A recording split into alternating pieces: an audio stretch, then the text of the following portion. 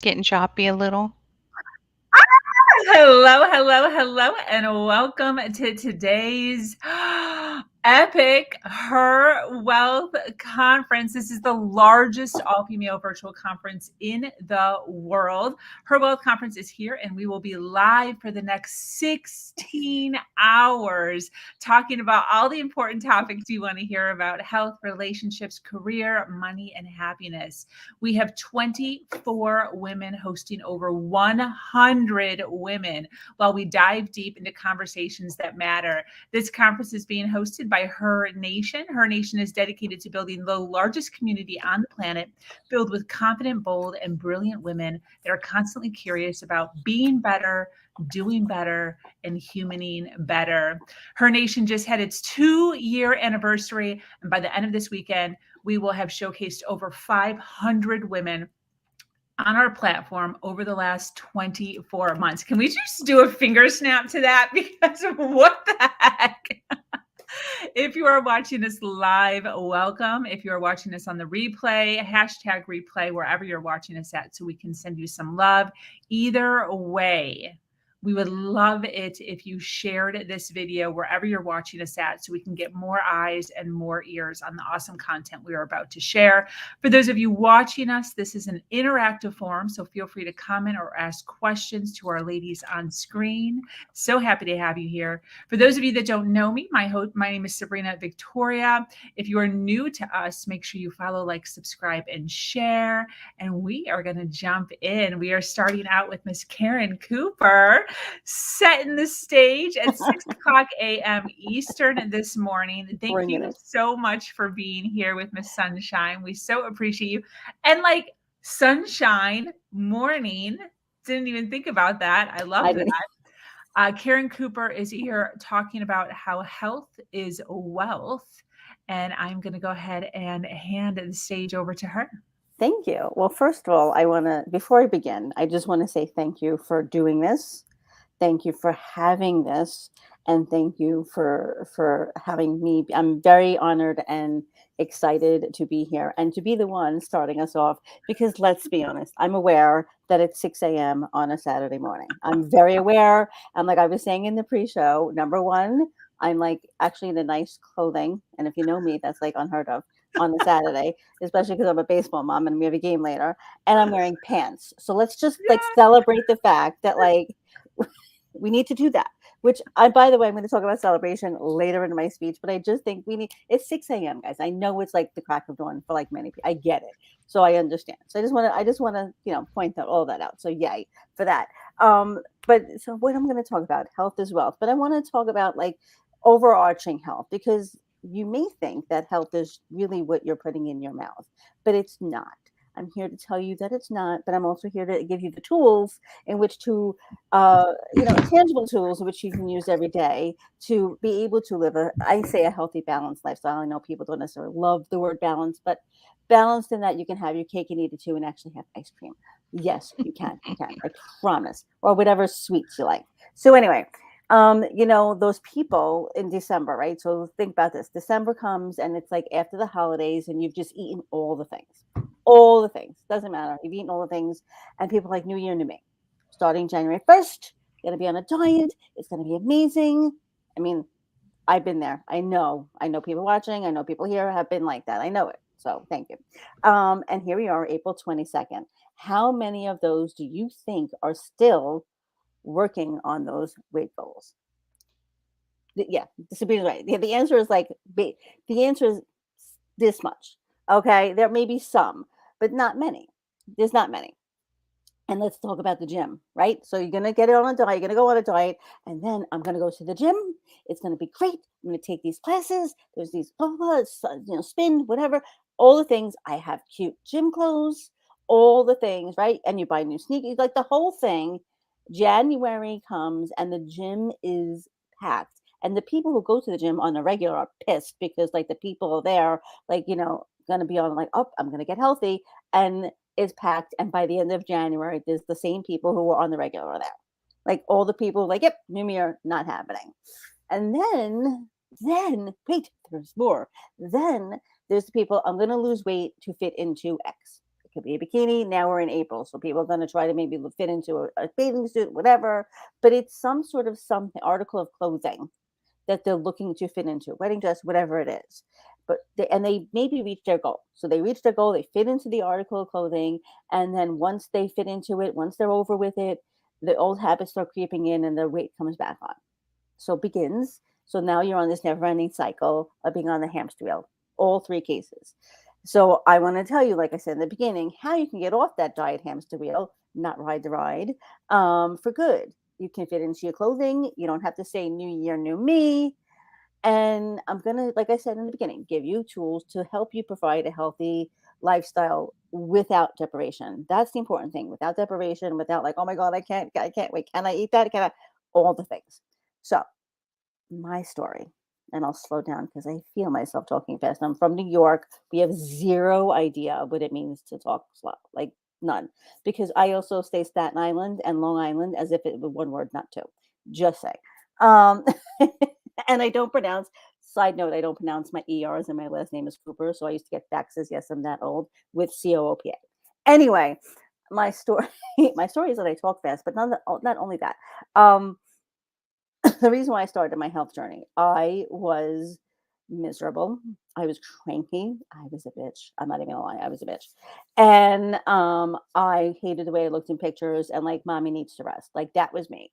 I was a person who's like, I have two kids. They're 21 and 17 now, but 7.5 years ago they were not. And they were when my daughter was in softball, my son was in baseball, and I was working in corporate America. And I was just tired all at 24/7, literally 24/7. And I was working out with people who were doing this weight loss program, and I thought they were insane and out of their ever loving mind and drank some weird Kool-Aid.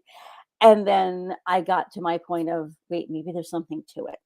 So I said, you know what, let me see what's to this shake thing. And 3 days in, I'm not even lying when I say 3 days in, I felt like a fog had been lifted. I had no idea that you can actually feel like a human being.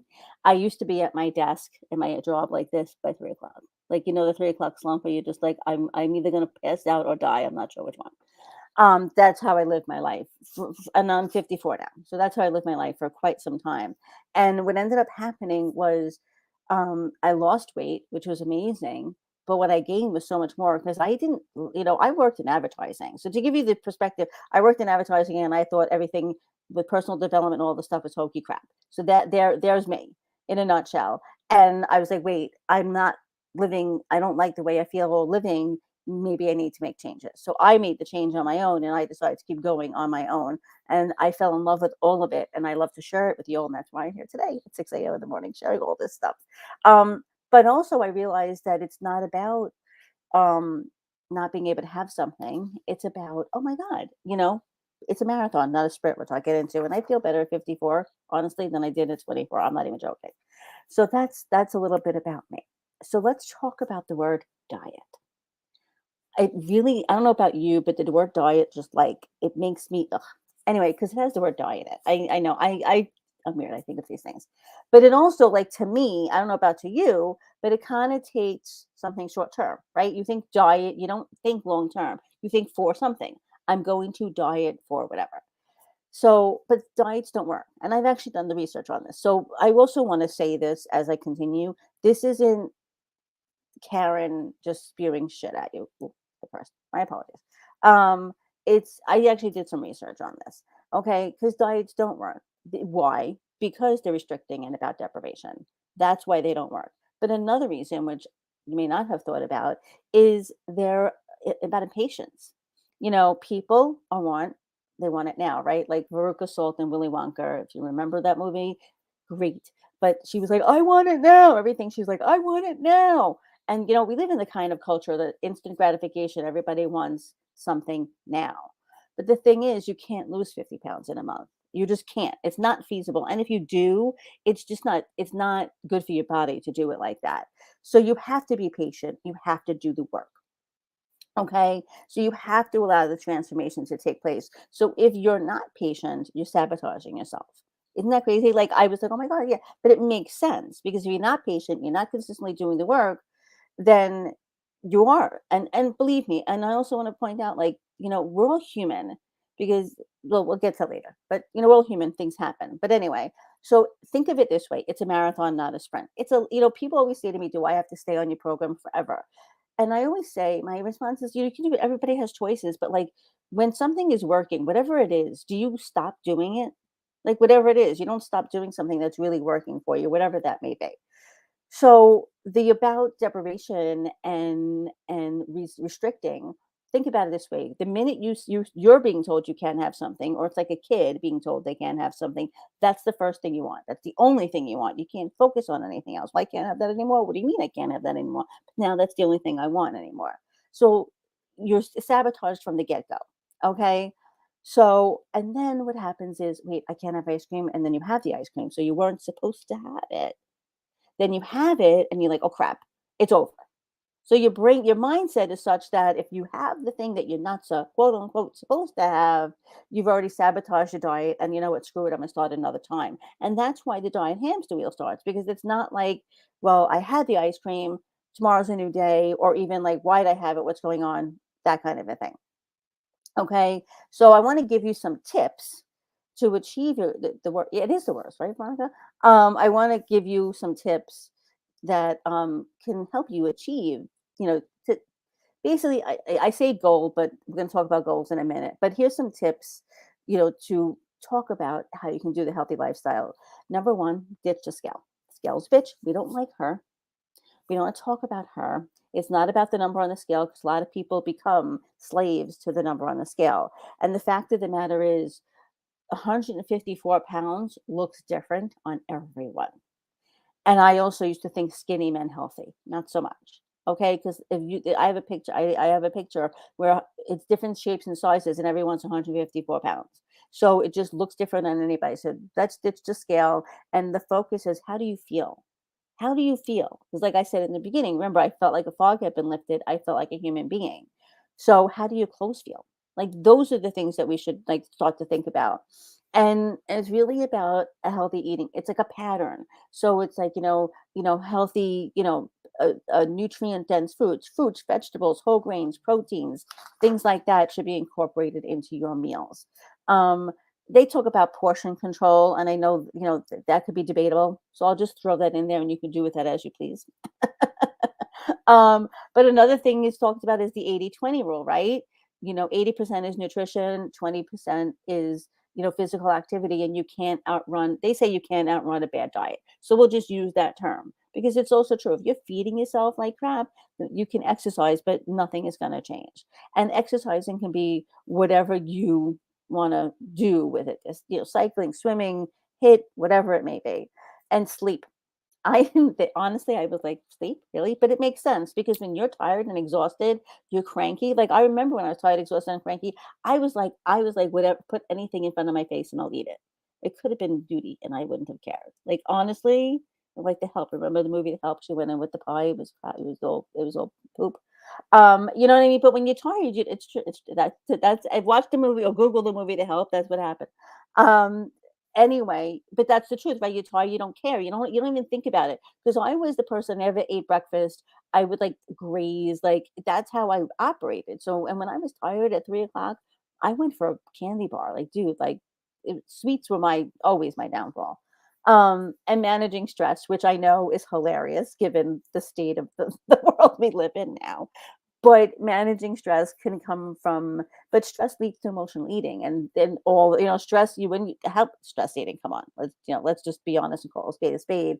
But ways that I've now found that help me that I didn't do before, um, help with stress, other than, some of the products that I use, are meditation, deep breathing. I do alternate nostril breathing. So you breathe in one nostril, hold, and then breathe out the next. So that's always fun. Yoga and like relaxing. So any other kind of relaxation. There we go. Techniques. Um, and then support yourself with amazing humans like here in her nation.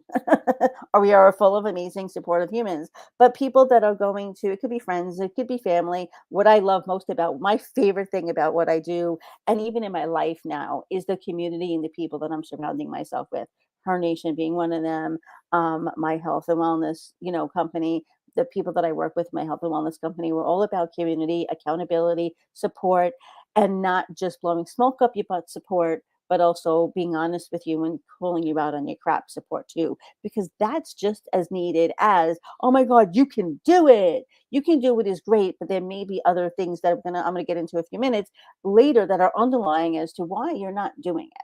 Nike says to just do it, but sometimes you just don't want to. Let's be honest.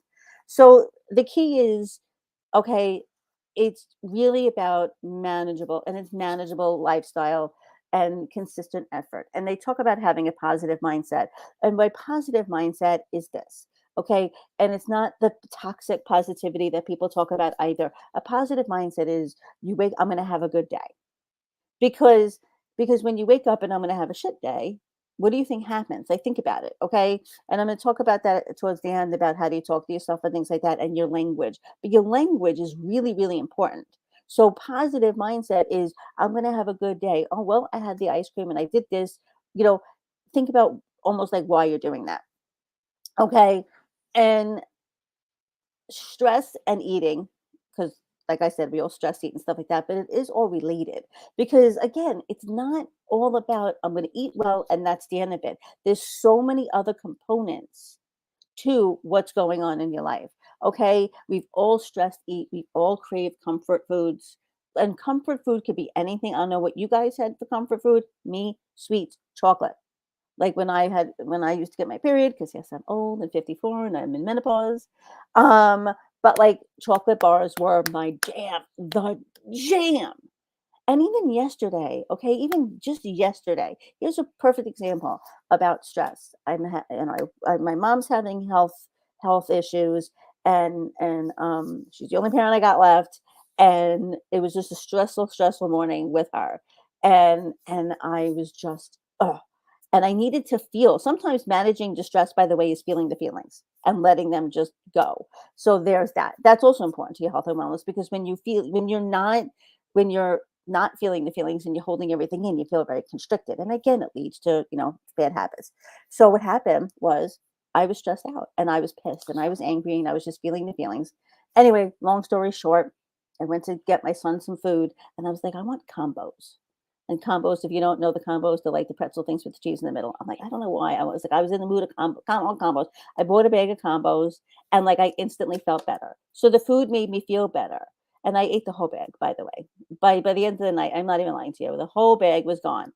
But I didn't, and it was freaking fabulous. It was amazing. That bag of combos made me feel, I'm not kidding you, made me feel so much better. So sometimes but I knew what I was doing. It was the awareness, okay, about what I was doing that was important. And I knew that was going to make me feel better. And I didn't feel bad about doing so. That's the important arch that I wanted to talk about.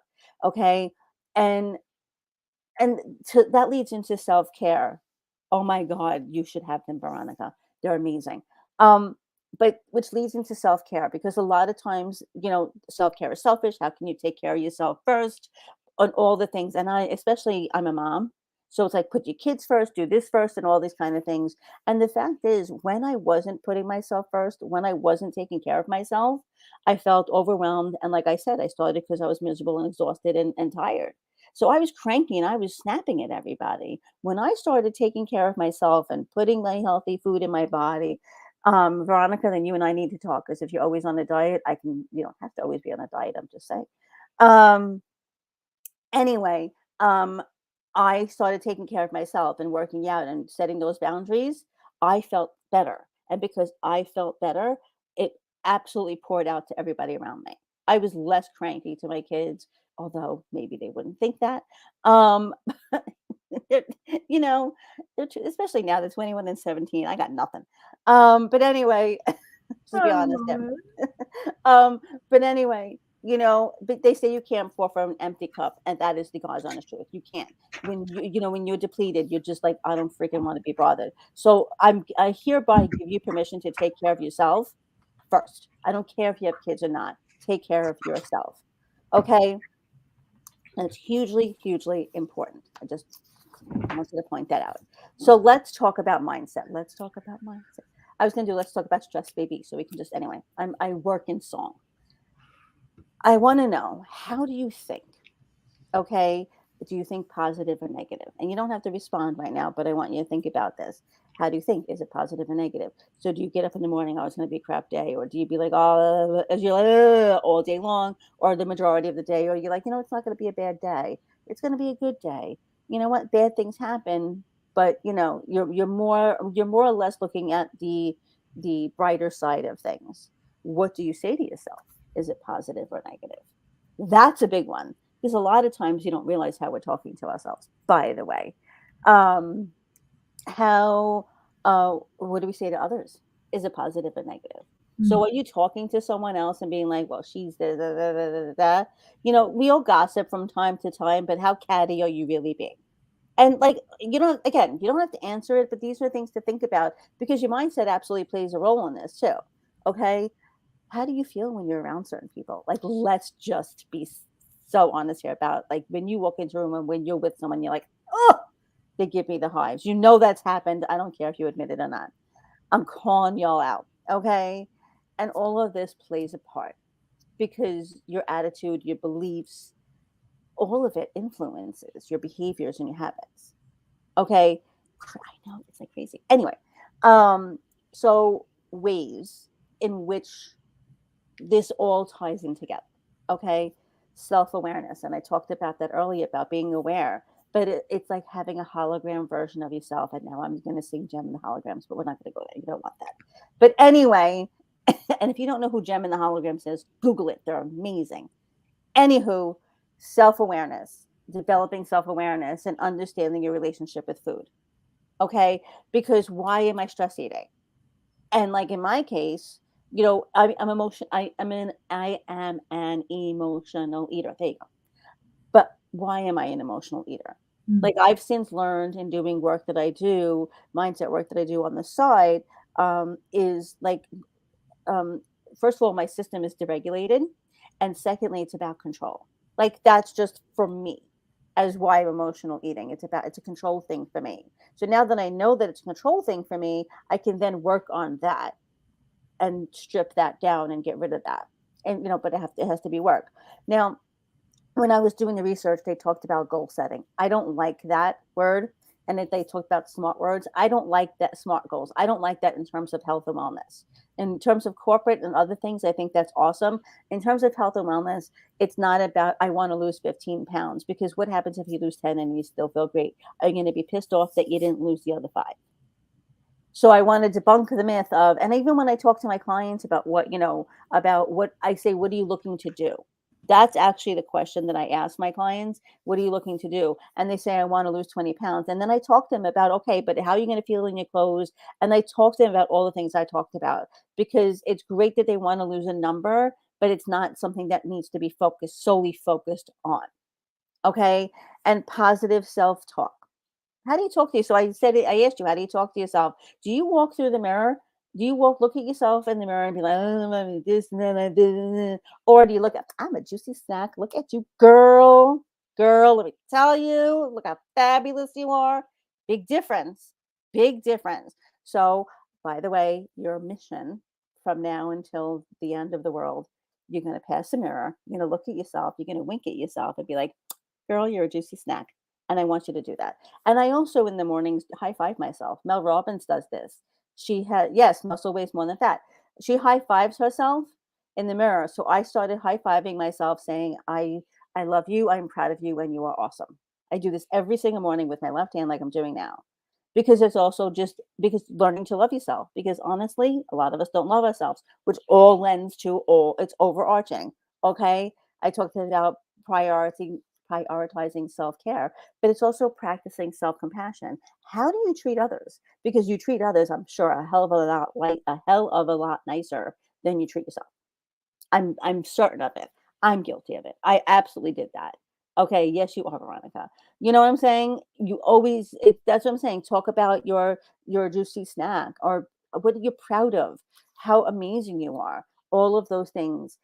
Healthy boundaries. I was so guilty of not setting boundaries and doing things for people, even though I said yes when I wanted to say no. We've all done that too. I'm calling all you out about that too. But setting healthy boundaries means you're not going to be overwhelmed and overtired and over things, which lends to then I'm not going to eat well. But I'm going the thing is, I want to caveat all this too. Like you can have your cake and eat it too. You could be like, oh my God, I had ice cream. Like I even said to my son yesterday, okay, because he's pre-diabetic.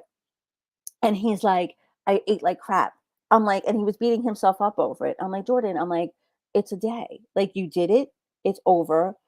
Don't beat yourself up over it. Why did you do it? And now today is a new day. You make new decisions and new choices. That's what this is about. It's not, oh my God, I had the ice cream and it's the worst thing in the world. Okay. Because Carvel ice cream cake with crunchies every year on my birthday, literally every year on my birthday.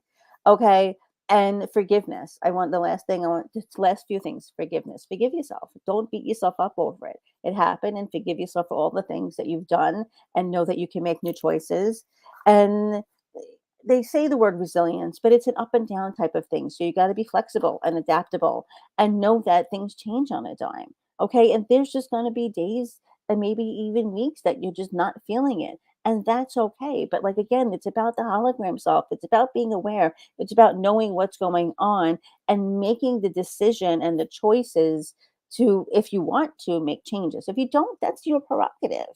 I'm not here to say, by the way, this is what you need to be doing all this. Again, these are just tools and things that you could use and you can do with it as you please. But this has allowed me personally 7.5 years to live a healthy lifestyle, to feel like a human being. And I'm going to be perfectly transparent before I end my speech in that, in the last year, I've had a lot of life happen to me. I'm not going to get into it personally. I did a live on this on Facebook the other day. I had a lot of life happen to me in the last year, and I absolutely let life get to me. And I've been eating like crap. Have I been doing my program? Yeah, and not to the degree that I used to be doing. And I don't feel great. And May 1st, we have a 60-day kickstart that I decided to join so that I could be with the community, be held accountable. But I knew I also decided that enough was enough.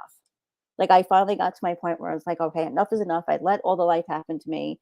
And now I'm aware of what I was doing and I knew what I was doing, but I needed to do all of that. I needed to get through all of that. Sometimes you need to get yourself grace.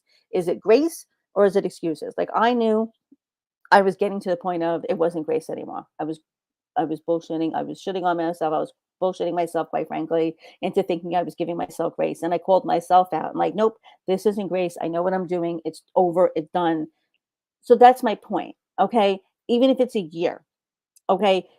It's about getting to that point and maybe not even getting to that point, but making the new decision to make it better for yourself. And that happens whenever it happens for you. Okay. So I want to end by saying this. How often do you celebrate yourself? Because we are so quick to celebrate others, okay? But not always ourselves. I talked about the self talk and all the things, but we don't, it's also about celebrating ourselves. And one of the biggest things I've learned along this journey is the importance of yay me's, celebrating yourself, but also gratitude. And when they talk about gratitude, by the way, it's not writing a list of I'm grateful to be talking here on Her Nation. You're adding a because into that. So for example, I'm grateful to be talking this morning to all of you guys and grateful to be part of Her Nation because I can get the word out about health and wellness and I can make a massive impact on this world. Feel the difference? Huge difference when you say the because and feel the emotion because the emotion ties everything into it. And it's the same thing like health and wellness. When you're consistent and you do the work, same thing with gratitude. When you're consistent and do the work and do the because, it sticks. It's not going to be like a list. Okay. And the yay me's is literally writing yay me's. Like you can't read my handwriting, but like yay me for listening to my body yesterday. Like, yes, I have a little notebook next to my where I work and I'm writing all the things down about this. And when I'm done here today, I'll write about what I just said. But it's also that because it helps. It really helps because what are you proud of? Again, you're talking to yourself, great, but be proud of yourself for things that you've done during the day. And it's like, yay, me for listening to my body. That was me yesterday. Those kind of things. And write it down daily. I'm telling you, it works and it's powerful and it lends to your overall health and wellness as well. And I just want to celebrate y'all for being here today. So thank you. This was amazing, and I've enjoyed every second of it. So, Veronica, I love that. I'm so glad that it resonated with you. Yeah, I really like that too. Add the because. I've never really heard that one before. So, Yeah. yeah. I don't take credit for that. That was I work with see, the beautiful thing is I surround myself with amazing badass humans like yourself, and Tracy Litt is another one, and that's from her mind magic course. So I'm going to give credit where credit is due. That is not a Karen thing. I love That is a Tracy Litt thing. Yeah, and that's really what these events and conferences and podcasts are all about in her nation is just, what are the things that you've learned? What are the things that you know that you can then share to be able to help other people rise? It's like Mhm. we retain and we take in all of this information, and then where in our life, unless there's a platform like this of some Right. way, can we just go around spouting off all of the things that we know? Right. That is a nugget that somebody can take with them to really help them elevate in their life. And I think it's about too, like one of the things I've realized lately, especially now, it's like not even just about sticking together and really empowering one another, which you do so well here in her nation, but it's a matter of we're looking for solutions. Whatever those solutions are, excuse me, we're all looking for something. And especially now, I think also we're looking for community. We're looking to be part of something. And so this allows us to do something like that. Something like today, 16 hours of women talking about so many various different topics I mean, it's and it, and it's a beautiful thing because it's presented in a way of not you have to do it this way and this is the way you do. You know what I'm saying? It's our learnings, our impartings, what's worked for us, and we're just like I said, do with it as you please. I mean, I get it. You may look at me like you're insane, and by the way, I am, and I'm okay with it. Fun fact, but like, and that's fine. I did that. I was that person. So, like, to the people who are watching this and be like, "Yeah, you're crap," and you're or skeptical and all the things. Okay, that's awesome. I was like that too. I legitimately worked out with people. Like I literally would do Zumba with these people. I, with my own eyes, had watched them transform their bodies, watched them Mhm. make a lot of money sharing the products and all the things. Literally, it wasn't like it was being told to me. I was looking at them and I thought they were insane. Like I was there doing Zumba with them, and I thought they were out of their ever loving mind. So, like, it would just, it's all this to say is sometimes you have to get to a point in your life where it's either you stay the way you are, and that's fine if that's what you choose, but it's a choice. And I never really understood that. But the fact of the matter is, it is a choice because you can choose to stay the way they are, you or not. And then you can do the work to make the changes. That's completely up to you to do that. Okay, I have a question. So, how do you get started in something like this where you're really focusing? Like, for the first time in a long time, have thought, okay, I need to get on a diet. and I do have my high school reunion in July, and that kind of kickstarted. I'm like, okay, I have 2, 3 months. I need to really start focusing on what I'm doing, what I'm eating, what I'm putting in. And yeah, so yeah, what's a good way to get started in being healthier, with a goal in mind too, of course, this summer. But You call me. That's the first thing you okay, do. You talk to me because I can share with you about what I do and see if it's a right fit for you. And if it's not, then we can at least do your research. Okay, so yeah, that's the first thing I tell people all the time. I mean, I sell a health and wellness product, and okay. isogenics. I'm full I transparency was at what I do. wondering. Yes. I Okay. figured that was So gonna come Jenny, out at some point. So I thank sell you. isogenics. You're welcome. But like I always say, this is how I say it, and this is the truth. I'm proud of what I do. I love what I do, and all this is because of what I do. But we have the conversation, no pressure. Maybe it's right for you, maybe it's not. I think it's awesome. But I also tell people to do your research. So how do you get started? You and I'm gonna reach out to you separately.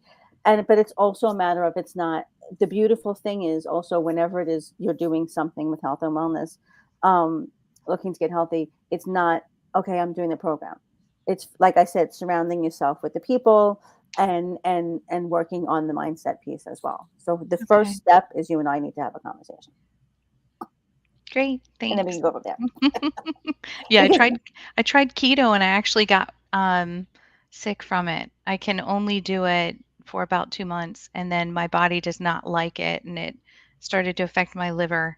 And so I realized I can't do that because 'cause you're doing such high fat. It was creating like a fatty liver. So I had to get off of that. Yeah, it worked Interesting. well, lost lots of weight, but yep, I went to the doctor and they're like, "Hey, just yearly checkup." Didn't have any symptoms, but it was really showing in my yeah, in my body putting that much fat. My body didn't like it. So Is definitely the keto the word one diet, I have where no clue. you're eating mostly meats and fats? Yep. Yep. Hmm. Yeah. And you lose People. weight. I even Mhm. yeah, I got a breathalyzer that even tells you you're in ketosis, right? The acetone and it releases as it's burning fat. And it was working well, but yeah, the high fats, my liver, I started to get part of like fatty liver. And if I kept going, that could really have damaged That's so interesting. part of my liver, and I had to let it go to heal. Yeah, for some reason, my system can't process that much even good fats, but it's a lot of fat and no sugar. Oh, wow. I'm good about 2 to 3 months, and then I start feeling sick. Yeah, and I have to get off of the diet. So I don't did it twice. I just did it to test again and did some actual blood work with my Wow. physician. And sure enough, I'm like, I don't feel well after a couple months. And yeah, and so they ran just my regular blood work. It was all just part of my liver processing all that fat. Hmm. Wow. I've Yeah. Well, heard keto. I've heard. I didn't hear anything like that. Wow. But Hmm. I had heard that it's not sustainable. That's what I had heard about Yeah. keto. Is that it's great and it's awesome, it's wonderful, but it is not sustainable. That's why I like what I do. I mean, and to be perfectly transparent, is because it is sustainable. Yeah. It is a lifetime sustainable type of thing. So I'm glad you. Thank you for sharing that. By the Thank way. you. Yeah, and I wrote that down. So we'll talk. Okay. I love Okay. it. Does anybody else have any? Oh, hi, Lee. Anybody else have any questions? I know we have like a minute or two left. No, I so appreciate you being here and hanging out and giving such awesome insight on some things that we can do early on. And I think that everything you said, it hits right on with how humans work as far as, we start out January and we're all hung go, and then it falters, within 60 to probably 30 to 60 days. And we kind of, fall back into our Hmm. own, our own habits, whatever that is. So I think it's great as far as, what you're saying about um, creating healthy habits and not listening to the scale and really paying attention to your body and how it works. I really like what Veronica said or the reminder of Hmm. muscle weighs more than fat, Hmm. and then your example of how different bodies are different sizes, they're different heights. So every height is a different weight. What is, 140 on one person might be overweight, but 140 on another person might be anorexic Exactly. because of their height. So I so appreciate that. I thank you so much, Karen, for being here, Yep. for hanging out, for open us up this morning at 6 a.m. We so appreciate it. And we are going to go ahead and switch gears. Sunshine is already on screen. So thank you, Sunshine, for being here. Sunshine is here to talk about Let Me Introduce You to You. So I'm going to hand the stage over to her. Hi, good morning, ladies. I'm so glad to see you. I love all these faces. I have a big screen, so you're going to see me looking. I love it. I feel like you're right here. So my name is Sunshine Griffin. I'm from Northwest Ohio. I'm an analytics architect for General Motors, but also a published author, suicide prevention educator, and business and personal life coach for over probably 15 years. Hopefully, you can hear me okay with this. Yeah, okay. So, we're going to talk about finding happiness with our true identity. And I would like to introduce you to you. It is so true that sometimes, we don't. we don't know ourselves, we can ask someone else and they can almost explain us better. But we go through life and we wear different hats. We do the things we do, beginning our journey. There's no roadmap. We try things, some work, some don't, and we follow our dreams, ideas, and that we think are the way to go. And sometimes we fail and we try again or even try something new. And as we do, we collect these titles and labels. And I'm really going to focus on that today because, some from our own words and some from other people, family, coworkers, when someone speaks something over you, or they're talking about you, or they introduce you to another friend, um, there's honestly things put out there that we kind of attach ourselves to these names. And being a life coach, whether to an executive or a woman striving to be better, I've come across a huge population with identity crisis like never before right now. And I'm such a nerd. I love definitions. So I'm going to tell you the definition of identity crisis is a period of uncertainty or confusion in a person's sense of self or place in the world. Have you ever felt like, where do I fit in? I mean, it's healthy to think about once in a while, right? But it's when we get stuck in that and we try to become what people want or think that we should be. And so there was a study conducted by Cigna, which is one of the largest healthcare providers in the US. They found that 1 in 4 Americans feel misunderstood. 2 in 5 feel their relationships are lacking meaning. We're so on the surface that we don't let people in, we don't go deep. And 53%, which I was very surprised by this, and it was, I think, 47% before COVID, in like 2018, but 53% feel alone in life. And, that's just seems to be steadily increasing. So as we go through stages of life, our adolescence, motherhood, middle-aged, grandparent, and then retired, we have all these different stages. I think they said there's like 8. And it's even a healthy question to think about our beliefs and rethink things, our values, and things change. Our friendships change as we grow, career, meaning, and reason for life at times. But what I'm finding in so many people is they just are getting stuck. And there's this inner turmoil that's happening, of who they are. And most people cannot solidly answer the question when I ask it. And I kind of tested it yesterday, with, even just one of my teenagers, I'm like, who are you? That's such a hard question. Yeah. Like, what do you say? And a lot of people pause and think. You'll watch them think and process. And then the funny thing, is, other people can answer it much easier. So I'm like, okay, who do you say I am? And so, so here's how the conversation went. And they're like, oh, then of course I go by my name as well. But they're like, okay, she's an analytics architect at GM, right? Mom of 3, author of a book, writing a book, youth leader, suicide prevention educator, influencer, personal professional coach. All of these are good things. I'm a GM Women's Connect coach now with 5 proteges there, for GM Women in IT, public speaker. But then here's where it gets interesting is, but did you know also this about her? And I've actually heard people say this in their introductions. And I'm going to do something visual here so you can so you can see it. Um, but did you know also that she was abandoned as a child? Right. So there's this label, and we listened to all this, right? Lived on the streets as a teenager, so homeless, right? Um, I was also beaten, by my parents, and I also had rape occur, in my time on the streets as well. Broken, depressed. That seemed to come in different times. I felt rejected, you know, Did you know I had these things? Or I previously was a cutter. I used to cut.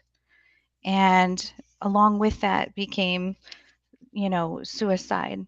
You think about, and then not only that, did you know that, she was divorced, right? And abused by babysitters growing up. So we get all these things. So not only the good things, but we get these bad things that, they're part of us. Yes, we've experienced them. But when someone asks me on, it could be a certain day, I could pick any of these things to say. I could say the positive, or I could say the negative. I could pick one of these. So it depends on how I feel about myself. And I get that from people. One day I can ask them who they are. They're, one of the first things like, survivor, or, oh, I was a street kid, or, and so this is where some women I've been encountering are stuck believing the second half, and they're wearing these. And you feel, imagine walking around the store this way. If I went to the grocery store right now, the shame that we carry, we think everyone can see this, and we live that way, and we walk around. And, so these women that feel this way, and this, this used to be me. I would hide. I wouldn't have share my voice. I felt like I was less than other people, damaged beyond repair. So I would stay in silence. And I felt like everybody knew my stuff, right? Isn't that so funny? We go places and we're so scared in these social environments, they have no clue. We feel like they can see all this on us, right? We carry these blankets of shame that aren't even ours. These weren't mine. I didn't ask for these things. And I had this truth pivot, is what I call it. It began when I became a Christian, and this pivot had totally undone me. It had unraveled my thinking. I had to unlearn and relearn everything I thought about life and myself. One thing, I didn't know anything for certain, but I knew I was a mess and I was unhappy. I needed to sift through who I truly was with all these titles and labels that were placed on me, as a woman in this life. Because I tied my identity to my circumstances, I lived through the labels because they were familiar. The suicidal thing, I thought, well, I'll always have a way out. So I didn't want to give that one up, you know? Um, so we hear so many people that, that for instance, like lose their job, and they plummet into not knowing who they are, or they go through a divorce after 25 years of marriage, and they let that marriage define them, and then they're lost. So many of us lived that way, including myself. I was believing what happened to me defined who I was. Abused, abandoned, divorced, these offenses happened to me, but they're temporary. That's something we don't think about. We're the same person born, right? It's we're walking through life and things happen. These are temporary things. I had let it define me and become a living victim of these temporary offenses, as if they were happening daily. I was wearing them around. And what happens when we do this is I gave myself permission to behave badly, and I justified it by my past. I was like, oh, I'm going to hold grudges because I made a vow not to let anyone hurt me again. You do one thing and you're out. That was the way I protected myself. I would sabotage relationships and friendships and hold on to that. And then I'd make excuses saying, well, I did this thing or behaved this way, or got so 0 to 60 angry because I was a street kid. I didn't have parents. No one taught me. So it's okay to act that way. And I realized, you know what? I was living believing out of those lies. I felt unlovable and I felt like no one stays. My parents left, my husband left, my friend forever left. So I was self-sabotaging relationships by not getting close to anyone, and I would try to even leave first. I'm like, "Oh, I think they're going to leave." And I would honestly go first. I'm like, "Nope, I'll just, find a reason, start a fight, and justify it." But what if all these labels and titles and circumstances and things happen to us were stripped away?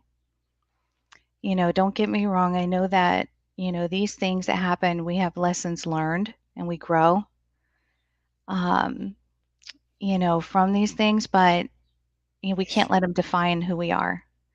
So deep down, when you think about who are you, stripping away the things um, that you put your hands to, your successes, your failures. I'm like, oh, I'm a published author. That's a thing, but that's a thing that happened, right? Our gains, our losses. So I learned my true identity by the one who made me. I sat down with a pen and notebook one day and I said, okay, I'm a new Christian. I said, if we're supposed to, I had no, one thing when I realized faith and I found Christ, I was like, okay, I don't know how to live. I don't know what's good or bad. I don't know what to do. And I said, but I know that they're saying we're supposed to be more like Jesus. So I got this pen and paper and made a list of who Jesus is. So here's me with my notebook, and I'm writing down, holy, pure, righteous, Son of God, blameless, innocent, um, faithful, loving, full of mercy. All these good things, image of grace, spotless Lamb of God, sinless, image of forgiveness and healing. And then I ask God this one question. I get done with my list and I'm like, okay, how do you see me so that I can make this transformation?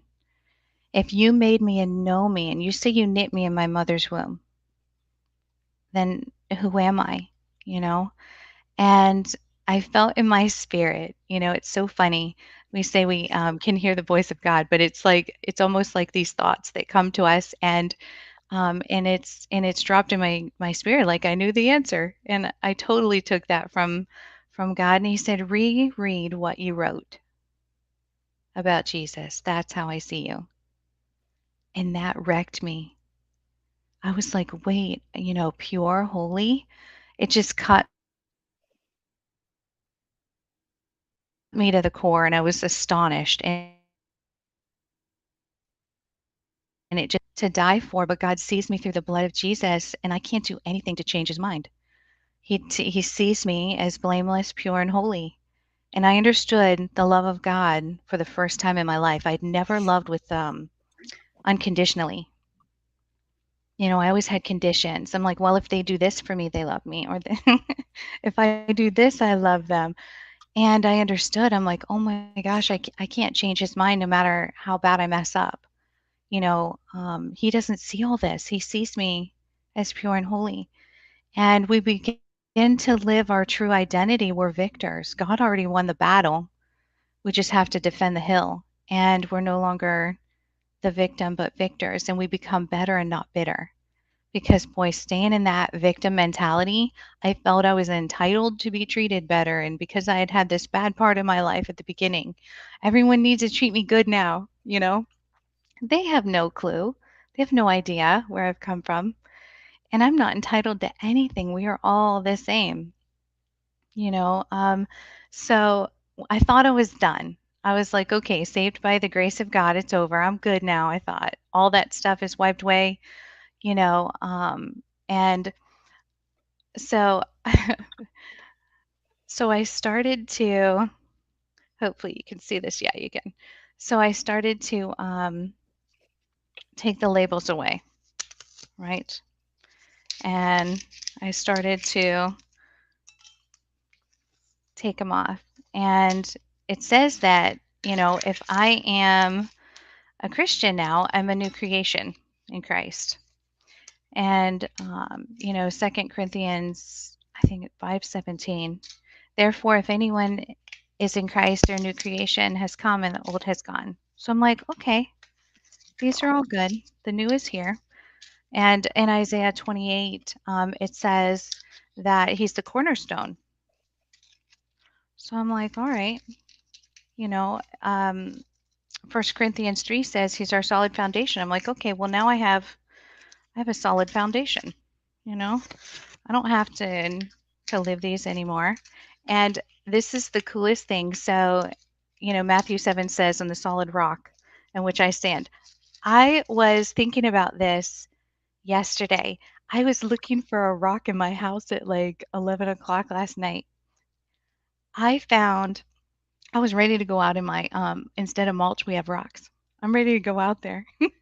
And I was asking my daughter, she had some things that have been sitting for like 2 years, and I don't know what made me think about going through this bubble wrap in this extra room we have in this little rock. I don't know if you can see it, but it has a little cross on it and it has a little bit of paint. My grandfather that I found, because I've been on my own since I was 13, found my grandfather um couple year well, it was several years ago. He had passed away now. But anyway, I just met him for the first time. He painted rocks and polished things. He had made this for me, finding out I was a Christian. So this is so cool because look, there's the solid rock, right? I thought, okay, so now there's Jesus. Now everything's covered under the blood, right?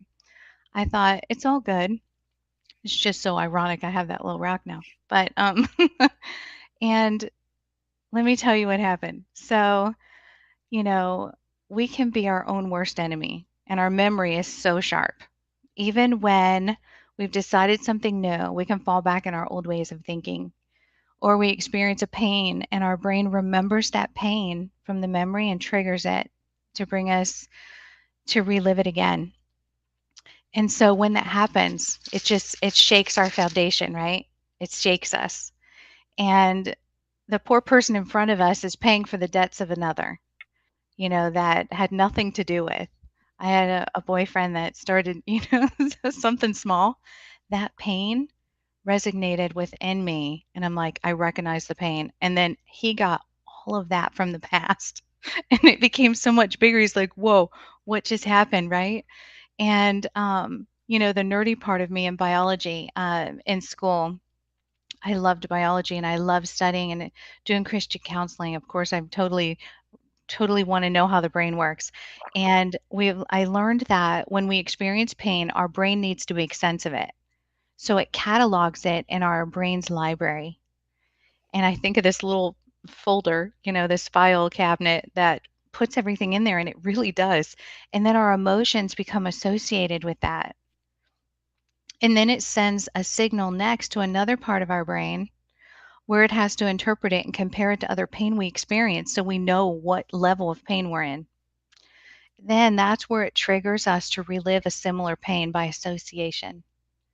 And then the next thing you know, we're crying over something from 20 years ago. It's the craziest thing. Sometimes I wish I could erase that part, but it keeps us safe, right? We're supposed to be this way. And so, but when that happens, right, it shakes. So I realized, okay, all of these labels, where's the rock? When that got shook, I was shaken, right? And things happen. I'm like, wait a minute. I can't see it anymore. It went all the way to the bottom. All I can see is the labels. And I thought I was done. I thought I was Christian, it's all gone. But there's always this day of reckoning that comes. And so, how can we avoid this trap? By the doubts that'll come. And we have an enemy that'll remind us who we used to be. And our mind will remember these labels. And we have this confrontation with our new identity. So before digging in to get the rock out of the bottom, I went and I made a list. This was something I kind of needed to do, a list of who God says I am. And so I have this, of course. I keep it with me, but I'm only going to read a couple, but I have 40 biblical truths. And I'll go through just a couple. But I'm saved. I am complete, lacking nothing. I am forgiven. I am a new creation, a child of God, redeemed. I am light. These are all the things. And light, I used to be afraid of the dark and all the way up because I was abused at night and it made me afraid of the dark. And I got to tell you, when I realized that, God is light, and if I accepted Him in my heart and I have light inside me, I'll never be in darkness again. these little truths set me free to be able to turn the light off and sleep in the sleep at night. Just simple, simple thoughts, but I'm justified, full of peace. I'm free. I am holy. I'm more than a conqueror. I'm God's temple. I'm called with purpose, created for good things, safe, protected. He commands his angels over me, guarded in heart and mind by God's peace. I'm free. I'm accepted. I'm healed. I'm beautiful and loved. I'm his beloved. Fearfully and wonderfully made. I'm a miracle. Written on the palm of his hand. I'm strong, an overcomer. Of sound mind. I am a victor. And I'm not alone. That's just, I don't know, maybe 20 of them. There's 40. And they all have scripture behind them so that I couldn't make them up. I'm like, okay, this is what it says. I can do that. I need discipline. So I need something. Um, So here's how to get to your true identity and happiness and learn to stand firm on who you are. You unpack them one at a time. So things like abandon. I was abandoned as a child. And, you know, so like 1 John 3:1 says, we're called the children of God. I'm not alone. Deuteronomy 31 says, He'll never leave me or forsake me. So I can speak that. So I can so what I did is I took these out one at a time and I took them to God. I'm like, okay, cutter. He says I'm healed. Psalm 32 says I cried out for help and you healed me. I'm like, amen from that. Beaten. This one says Psalm 91, I'm safe, protected under the wing of the Almighty, and He's my shield. So when you go through, think about those things that used to be or things that happened. Rejected, when you feel rejected. God says, I'm accepted. Romans 15:7 says, accept one another as Christ accepted you. I'm like, I'm not rejected anymore. The things that, and it can creep in sometimes, broken, depressed. Jeremiah 29:11 says, I give you a hope and give us a future and a hope. So hopeful. So these little things I had to deal with one at a time because, like I said, whenever something small would happen, that would shake my I couldn't see anymore. All I saw was who I used to be or someone from my past. Oh, you did this or weren't you this girl or did you? And I'm like, oh, abused. I'm more than a conqueror. Romans 8:37. Yet in all things, more than a conqueror.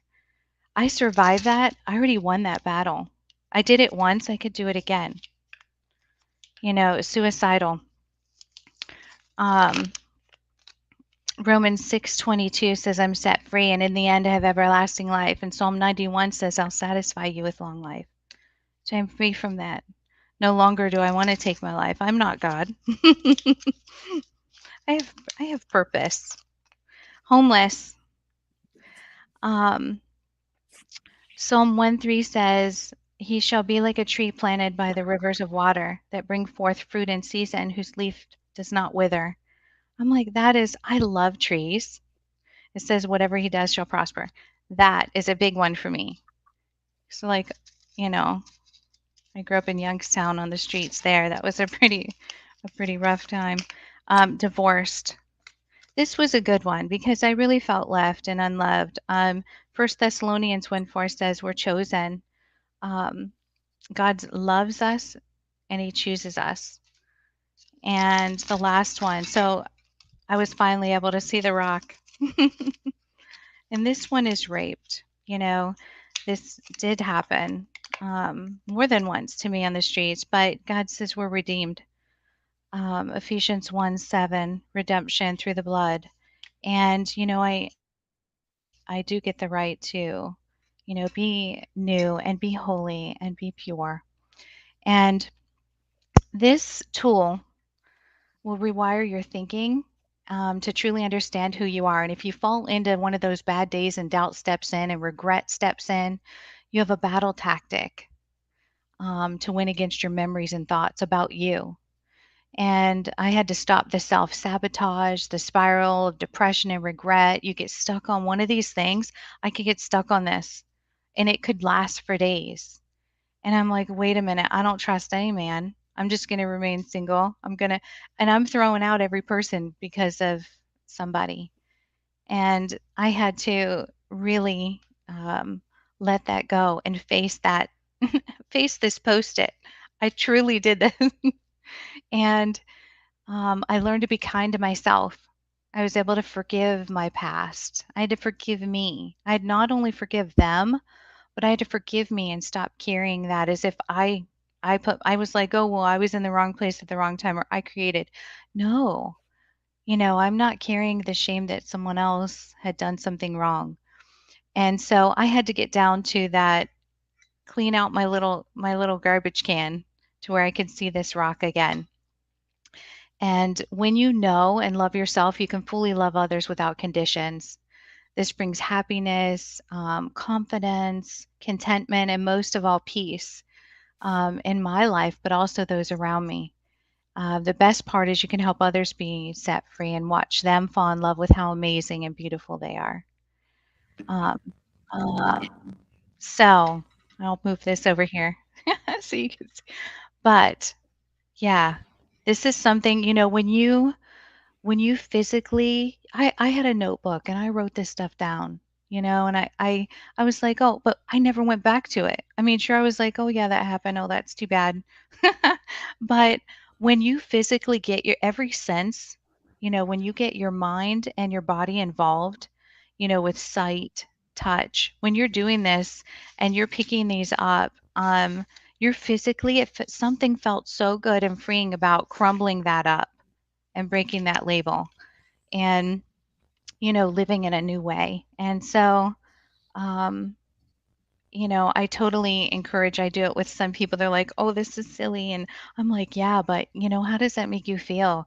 You don't want to keep that weight. It stays in the back of your mind."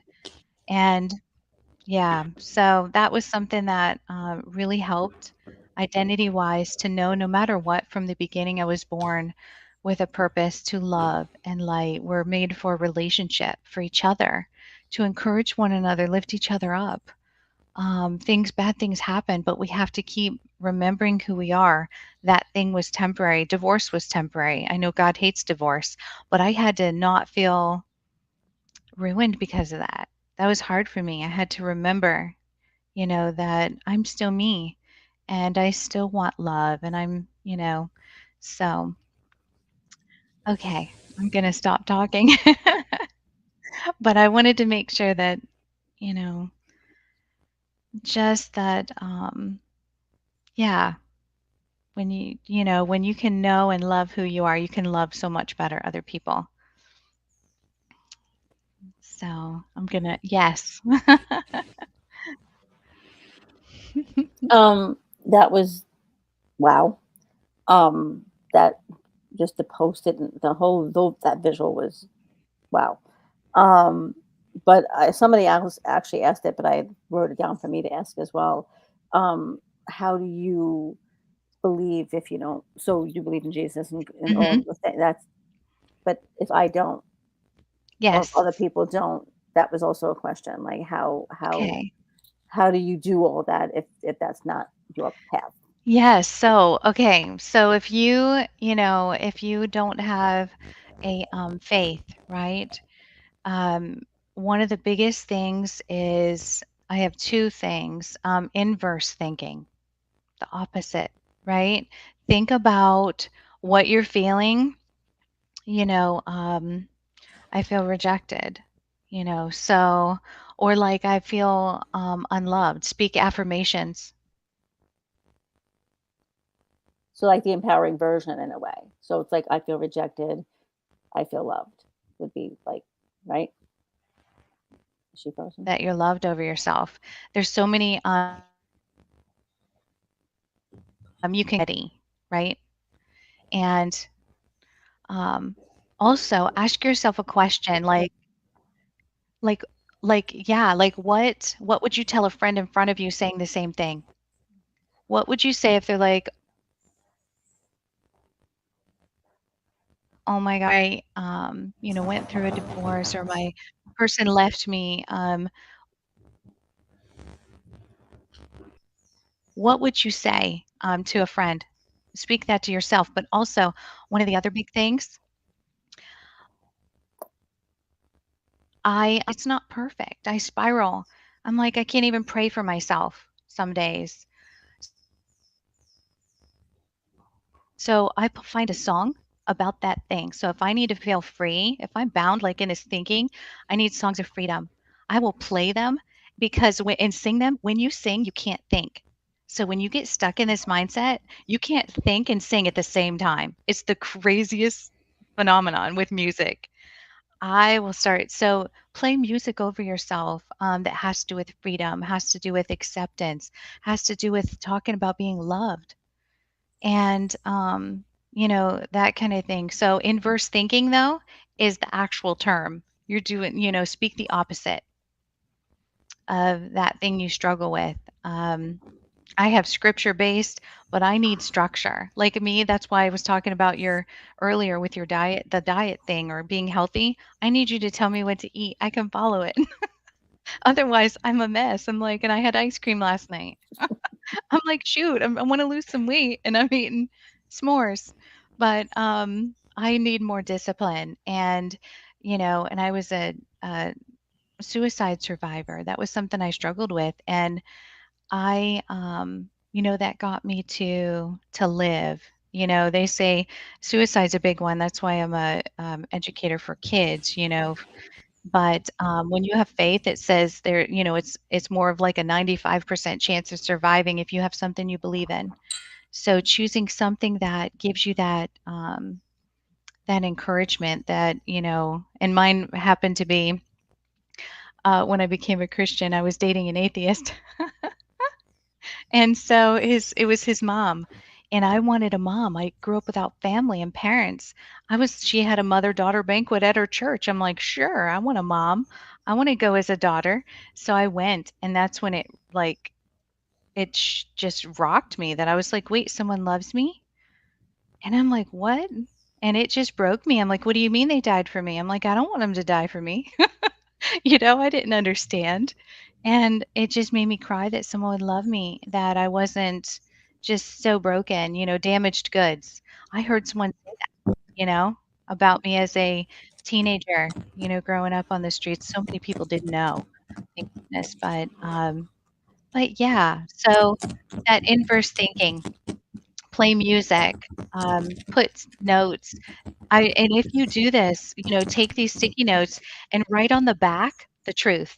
Keep them crumbly like this, keep them. They'll still stick. You get some good ones, they still stick up on there.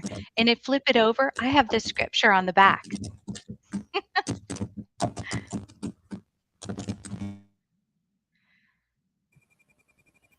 Good morning, sunshine. Good morning. Can you hear me? Yes.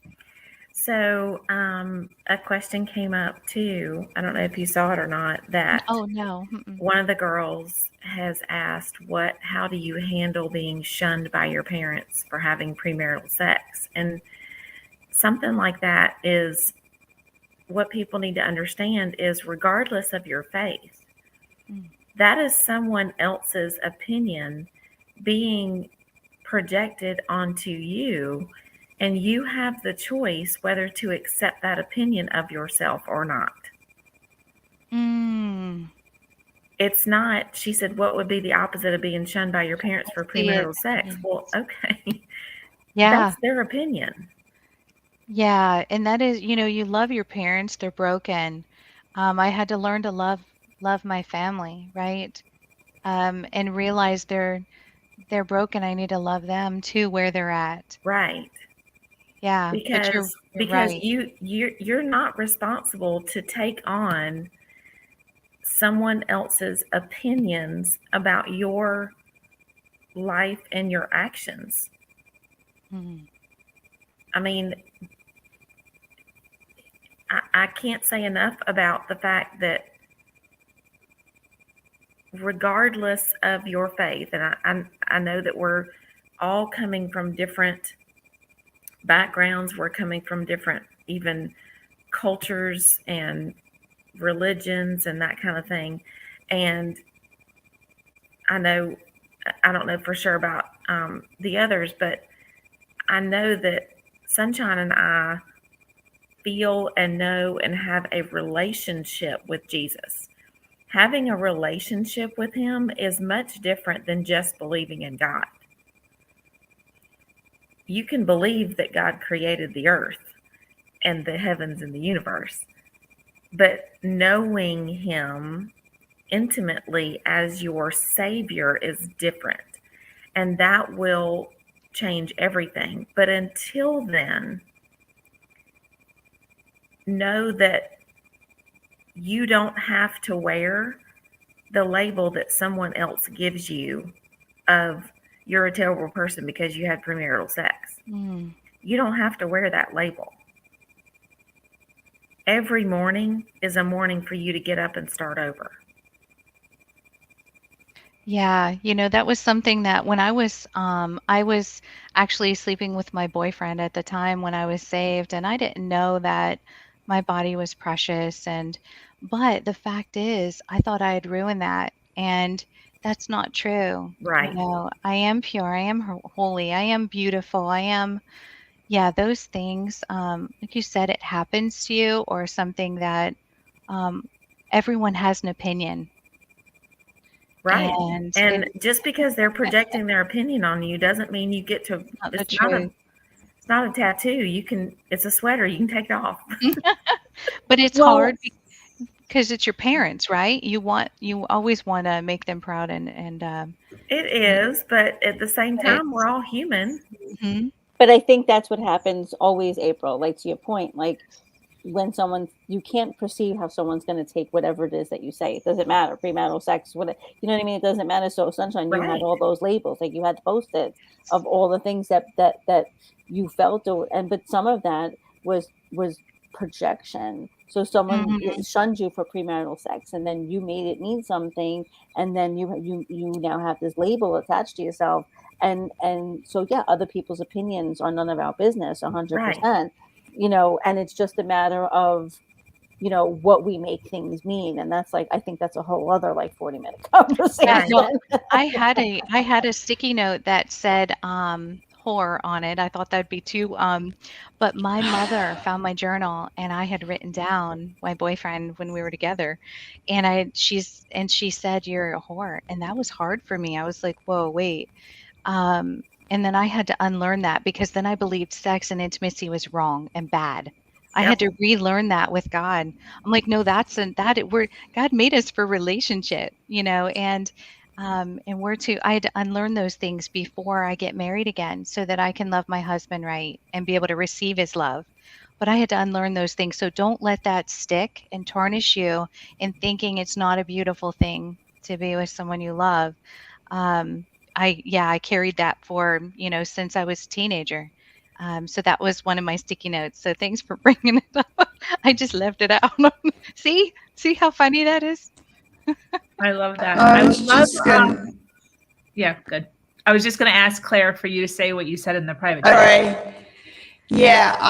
I was just gonna say, if you don't have to keep asking yourself that question of does it make you feel, and then just that make you believe about yourself. And always get the answer to this exercise immediately inside on how it makes you feel, and then you say the opposite been talking about here. But it is possible that somebody with faith would sit quietly and just be with that.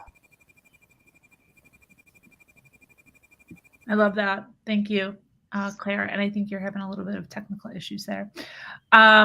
This was wonderful. Thank you so much, Sunshine, for all the goodness. I absolutely love that visual. Like it hit me right here in all the areas. I so appreciate you doing that, on camera and taking the time to write all that out and prepare that for us. It was absolutely beautiful. We are going to flow to the next host, which is Miss Angela Harvey. She is going to be speaking on ménage à trois, a necessary road to a wealthy relationship. So this is nice because it's flowing from relationship to relationship. This is going to be a nice flow in. And Angela, we will hand the floor over to you. All right. Good morning. Hi. I'm so excited. I'm going to see if I can calm down a little bit because I'm super high. Good morning, everybody. Yes.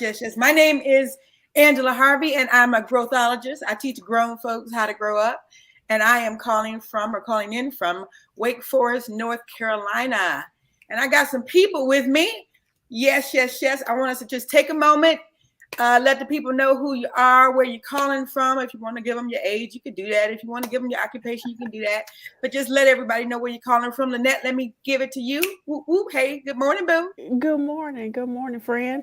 I'm checking in from Washington, D.C. I'm Lynette Daly-Reese, founder of LDR Next Level Consulting, and I'm happy to be here and a part of this great morning. Way to launch my morning today. Woo, get your ménage à trois on. Get your ménage à trois on. All right, then. Okay, we got Sunshine. Sunshine, you want to just let people know who you are, where you're calling from? Hi there. I am coming from, it's Sunshine Griffin, coming from Northwest Ohio. Oh, and you got two Cleveland natives on the line. Me and Lynette both from Cleveland. Come on. Okay, so I grew up in Youngstown. Oh, I know exactly where that is, for sure, for certain. All right, and we got, is it Corinne? Corinne Cooper, you want to introduce yourself? It's Karen. Karen, all right. I'm not that Karen because I don't spell it like that. That's okay. There you go.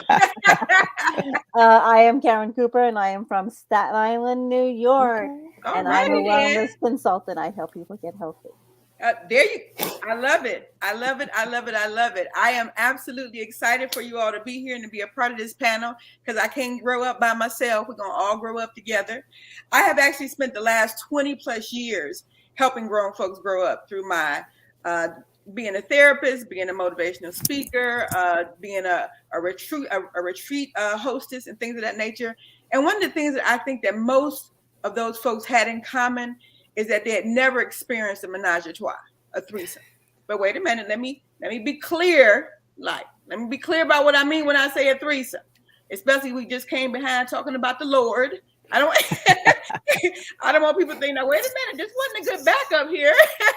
Let me be clear when I talk about a threesome. Now, typically, they define a threesome as a sexual encounter between three people. But in our instance, we're talking about the commitment and a relationship that involves all aspects of yourself. So you've heard it be said, me, myself, and I. That's a threesome, right? And then you got your mind, your body, and your soul. That's a threesome, right? In French, it meant a household of three. And as far as I'm concerned, our body is our house. And we actually house all three of those things. See how I worked that? Finagle that in. Y'all like that? How I did that? Yes.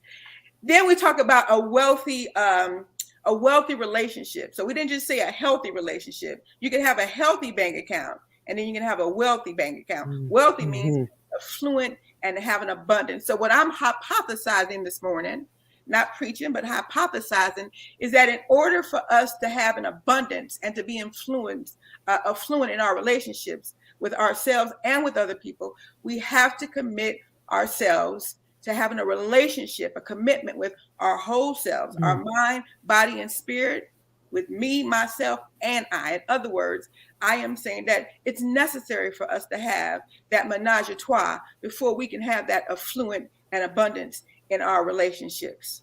Everybody got me with that? I'm with it. Y'all heard Beyonce talk about me, myself, and I. That's all I got in the end. I'm going to be my own best friend. And many of us don't grow to that place. We don't know to grow to that place. In fact, I think we were groomed in some ways to think that we needed to be a part of somebody else or of something else in order for us to be whole. I would hate when I would hear people say, my better half. Boo, guess what? I am my better half. I don't know that it gets better than this right here. But when you give that kind of power to somebody else or to something else, it actually is a distraction. So me, myself, and I, the norm is for us to put others first, especially as women. We were just taught this, I remember if you're gonna say, if you can't say something nice, don't say anything at all. That muted us in a way. You had to share things even when you didn't want to share. I'm a big girl. I didn't want to share my food and my candy, but that was that was something that people, made you do. So it made you not consider yourself. I'm a recovering codependent. So for 50 plus years of my life, making other people happy made me happy. At least that's what I thought, right? Or that submissive person who you'll be happy when they're happy, with the hopes that when they're happy, they'll make you happy.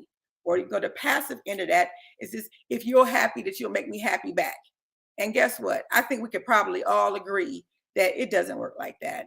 We wished it worked like that. But imagine if you could, if you had allowed yourself to be connected enough with yourself to be able to fulfill some of those things by yourself, you and your higher power. Because please know that I don't live my life without God, for sure and for certain. And these last 2.5 years, 3 years, it's been just me and him kicking it tough. I don't even know if he answered any of y'all prayers, because he's been full time on me, I'm telling you. And so know then that me, myself, and I is all that you have in the end, because I think all of us have gone to a place or grown from a place where people have disappointed us.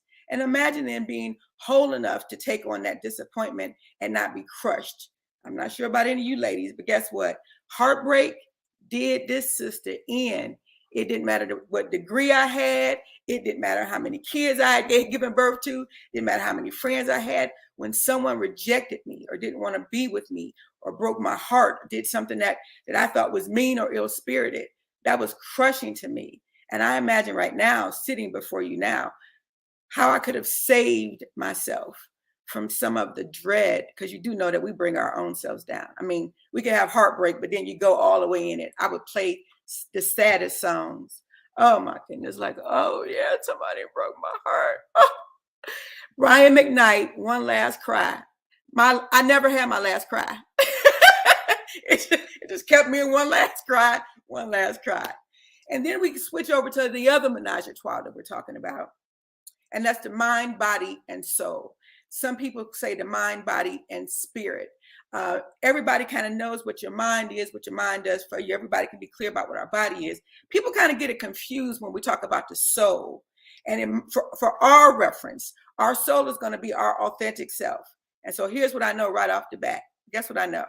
Most of us are not connected in that way. We could have our mind, and sometimes we can have our mind and our body. Have your body ever told you something that your mind was like, no, don't do that? But your body was like, come on, ain't nobody gonna catch us. We can do this, we can do this. Or your mind tell you something like, hey, I know what you're feeling, but don't grow there, right? But we did it anyway. The other connection is with our soul. And for me, that's gonna be our authentic self.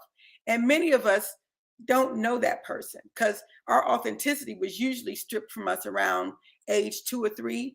You know, when your parents had you act and behave the way they wanted to, so that you didn't embarrass them, so that you didn't make them look bad. It was what was in our Bible. It was those types of things. And so us being authentic is not something many of us brought into our adulthood, because we didn't even know what that was. I tell people all the time, if you're not acting like a 2-year-old, you are not keeping it real. You are not being authentic. So imagine then, Lynette, I know you know a lot about that, because you got one authentic little girl. I got a little grandniece that is absolutely has learned from her parents, and they've allowed her to keep her authenticity. She can say and speak her mind without there being incident. She could say that she doesn't want string beans. Well, she probably wouldn't, but anyway, because she loves all kind of great things. It would be Auntie Angie that would go, string beans, what is that? But having those 3 things connected, your mind, your body, and your authentic self, is not something that we have known how to be in alignment with. We were either listening to 1 or maybe 2, definitely not 3. And I had a conversation with a friend of mine last night who said, Angie, well, you might not want to say that most of us have never done it, because I think all of us, yes, we do all have the ability, but being able to have that ménage à trois, the commitment to all parts of yourself, many of us have not grown to that place. Why? Because it's difficult work. First of all, you have to acknowledge that you're not your authentic self. And we don't go around talking about that, right? We are always keeping it real. We always keeping it 100. Yeah, but authenticity is you speaking your truth. I just lost some people with that one. Authenticity is you having boundaries. I just lost a few more people with that. Authenticity is you being able to say no when you mean no. I just lost most of my folks with that one. Authenticity is you putting yourself first. Well, there go the rest of the crowd. Right. I officially lost everybody, y'all. Yay. Keep that up. Keep that up. And then having not just being in alignment with, but there being a balance and you being able to trust yourself. Ooh, that did it hurt? Trusting yourself.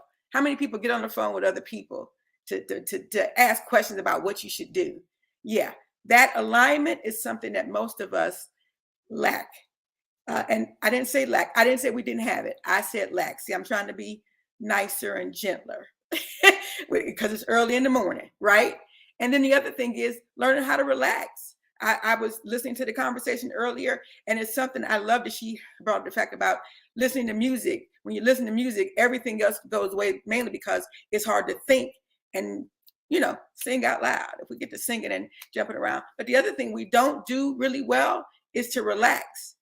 And we can't relax usually because our mind is not attached to our body, is not attached to our soul. One of those things is real busy doing something else that our other two things have decided, no, we don't want to do that. Or me, myself, and I, we are really usually tuned into me because we go, they hurt me. They did this to me. This happened to me. And that I and myself are things that we have to be responsible for. Yeah. I start doing this with myself. Every time I said somebody did something to me, I think about what did you do to yourself, right? I believe, and I'm going to ask my panel, because I'm not doing this by myself, what their thoughts are. But I believe that in order for any of these things to change, we have to do what I call bringing your A game, right?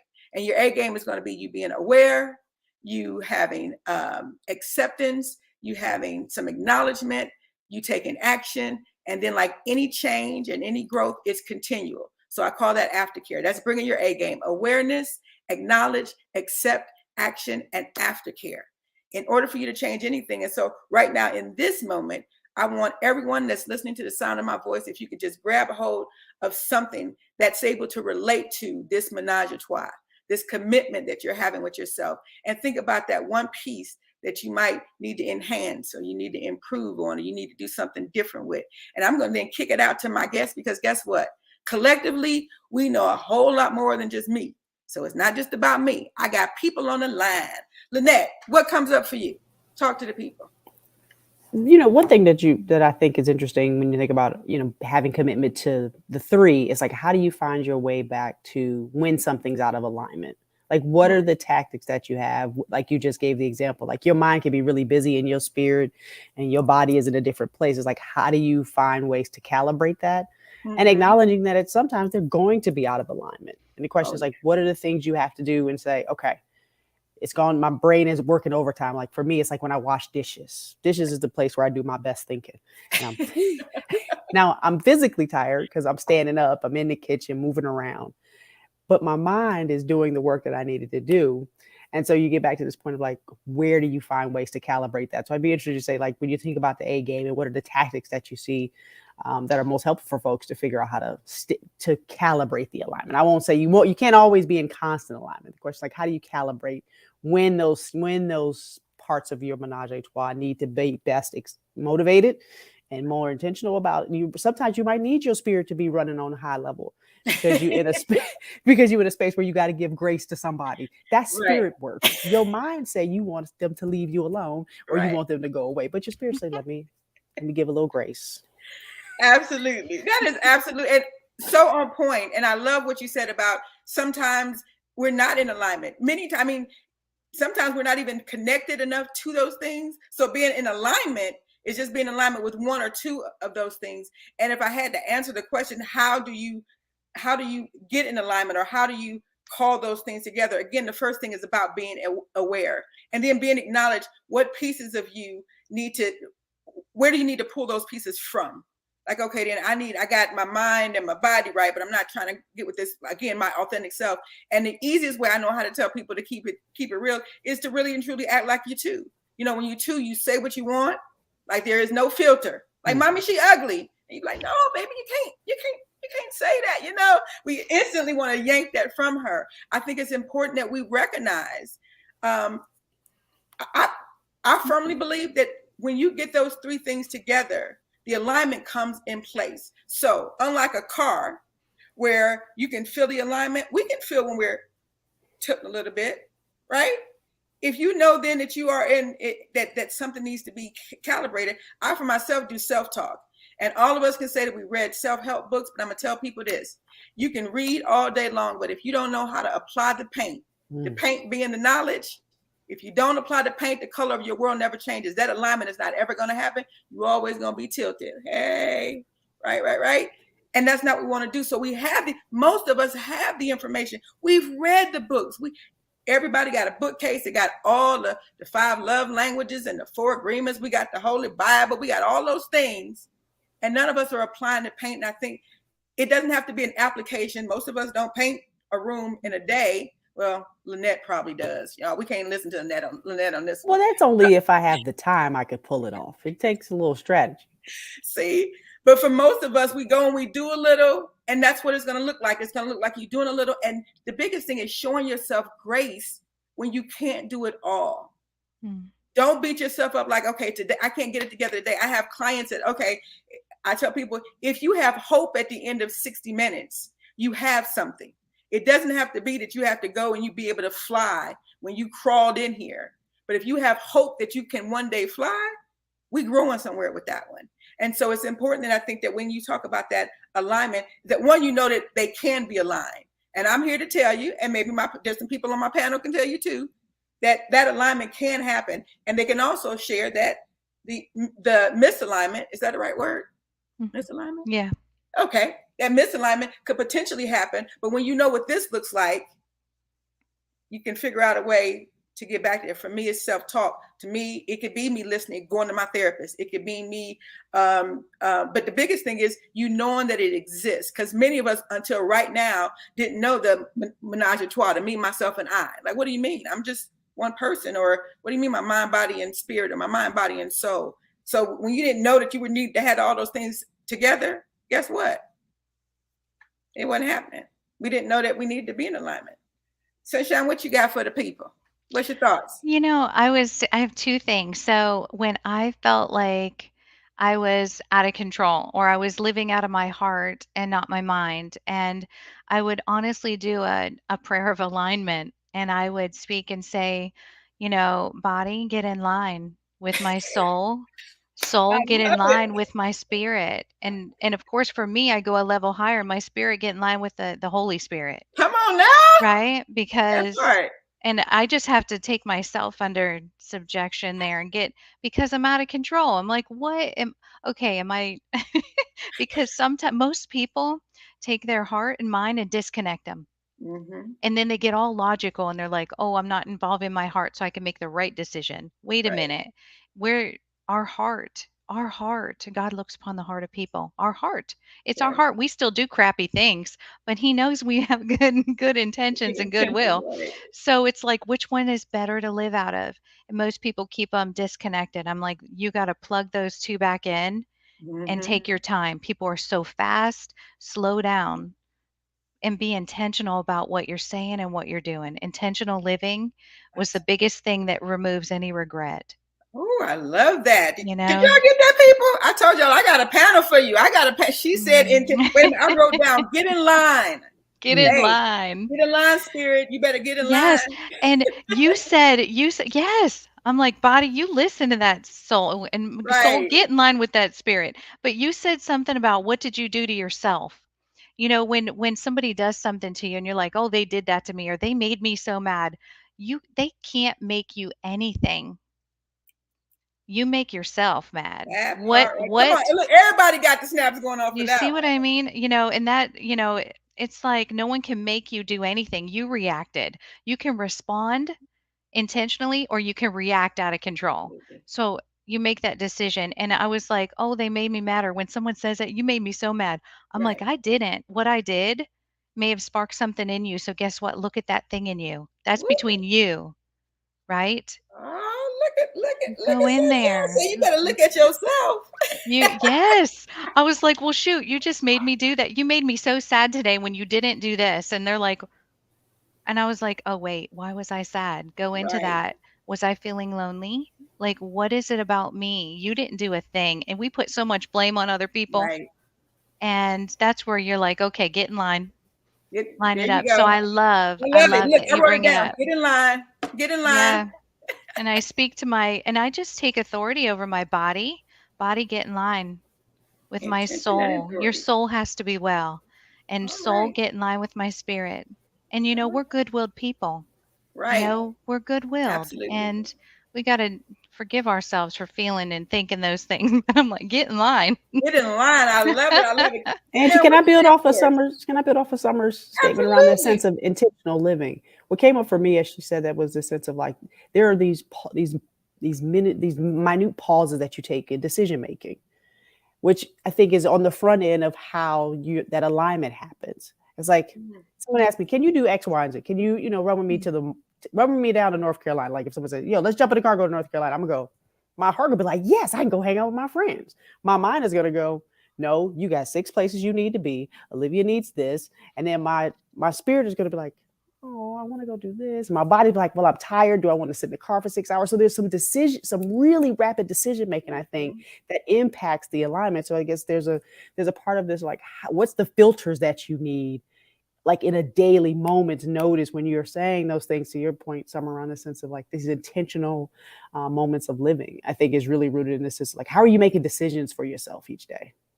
Absolutely. Absolutely. Oh yeah. That's I so love it. I good. love it. I love it. Karen, And what yeah. comes up for you? I'll say what come up for me, and Katrina also has a question. Oh yeah. Yep. Let's see. But when you were talking about me, myself, and I, and talking about yourself, or talking to yourself, and actually that's what I spoke about when I started the conference this morning, is about how do you talk to yourself? How are you? First of all, the me, myself, and I, the whole menage a trois thing, brilliant, genius. I'm insanely in love with it. Thank you. Just want to say that. Like I didn't even think about it, and to bring your A game, like wow, that was just genius. But the whole how do you talk to yourself piece was really, really resonant for me, and because I didn't for so long, and I think was, and I even said this when I spoke this morning, so often we're so kind and nice and much better to other people than we are to ourselves. And the relationship to ourselves is the most important relationship. I'm learning the most important relationship, because when you love yourself and when you take care of yourself and when you're all about you, because what's taught also, it's about you, and it's about ego, and it's about, you know what I'm saying? It's like braggadocious and all the other crap that goes along with it. When the reality is, no, we are freaking amazing human beings. We're phenomenal human beings. And because we are, we can then project that into the world, and it pours out to everyone else. So I Yes. absolutely love how you touched on the me, myself, and I piece. I think that is just genius. And I just want to just to lead into Katrina's question about what about the challenges that, because I think that's a great question. What about challenges that need more logical thinking? I'm gonna kick that one to Lynette, because Lynette in our little group is our logical thinker.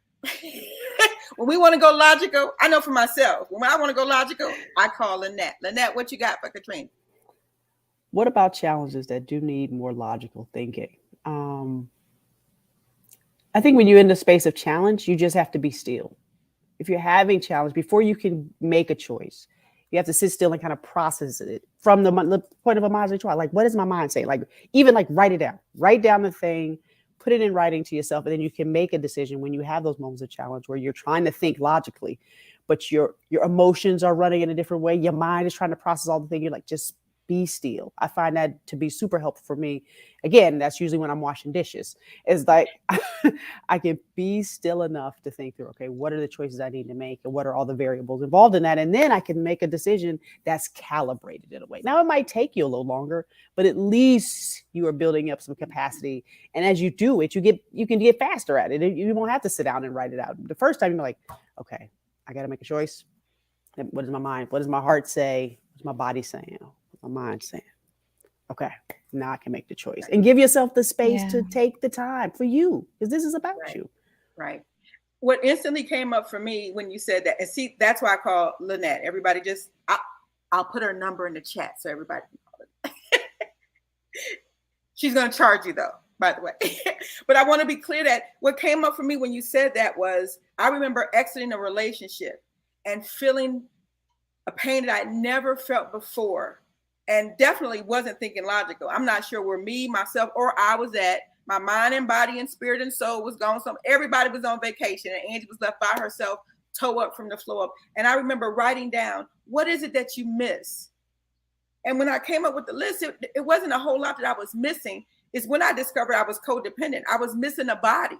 I was missing somebody, not that body, not that person. I was missing a body. But that took me having to really and truly, well, Angie, you're in pain because you miss what? And I remember a friend said to me, oh my goodness, another one of my friends, Red Summer, said to me, you don't miss what you had, you miss what you thought you had. And OMG, what she grow and say that for? And it made so much sense. So that alignment came that I was able to connect and have that menage a trois when I discovered, Angie, what you're feeling, first of all, was a lot of codependency. But the other piece was you were connecting to something every day, waking up with the potential that it might happen, going to sleep with, I'm going to make it happen tomorrow. And so a vicious cycle. So it took me, just like Lynette said, writing it down to go, okay, what is it that you think this pain that you think are missing? New Edition sang a song and it says, if it isn't love, why does it hurt so bad, make me feel so sad inside? And every time I hear that song, I say, because you codependent. It doesn't hurt because you miss that person or because that person did amazing things for you. Imagine you wanting something, and that's what happens in our relationships. You want something and you think that it's what makes you feel so bad and so sad when it doesn't happen for you.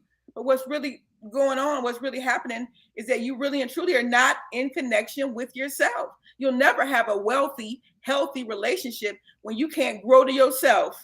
Wait a minute. She said, get in line. Isn't that what you said, Sunshine? Mm-hmm. Get in line, Yeah. spirit. Yeah. Get in line. So, hey, we need to be on one accord. This needs to be a united front. I can't have you sitting on the couch and the other person on the bookshelf. We got to all be in alignment. Well, who knew to say those things? Who knew to be able to? I didn't know, which is one of the reasons why I'm a therapist. Like, there's so much that we don't know, that we weren't given, or that we have to interpret, or people not sharing their stories or sharing their experiences. And this thing right here just happening with all four of us who, by the way, people, this is not rehearsed. We just flow in this way because that's just what growing folks do. We just flow and grow in that way. And so I absolutely love that when you said write it down, because I am one of those kind of people that really, you go in there in my mirror, my screensaver on my phone, sticky note on my computer. If I need to be reminded, I got a little note right here that says, you are not being overlooked, abandoned, left, or forgotten. You are being set apart, protected, preserved, prepared, and positioned. And God said, will you trust me? Right here. I keep that right here. And so, yeah, it's about knowing where you're trying to grow, knowing when you're not in that place, and knowing where to grow. Tell yourself to get in line. I love it. I'm going to definitely use that one, Sunshine. Get in line. That's so good. You know, Katrina mentioned she knows about her mind and body, but how does she check her spirit? And of course, you know, the best way that I can explain, you know, someone asked me, how do you hear the voice of God? Like your spirit, right? But it's a gut check. It's your convictions. Your spirit, when you're like, oh, when you pause for a minute and you think, should I do this or not? That is your spirit. What do you feel deep inside that, should I do this thing or should I not? When you do that, you have a conviction of right and wrong. We have our own convictions about everything. Right. But when it's, you know, you're making a conscious choice, that's the check in your spirit.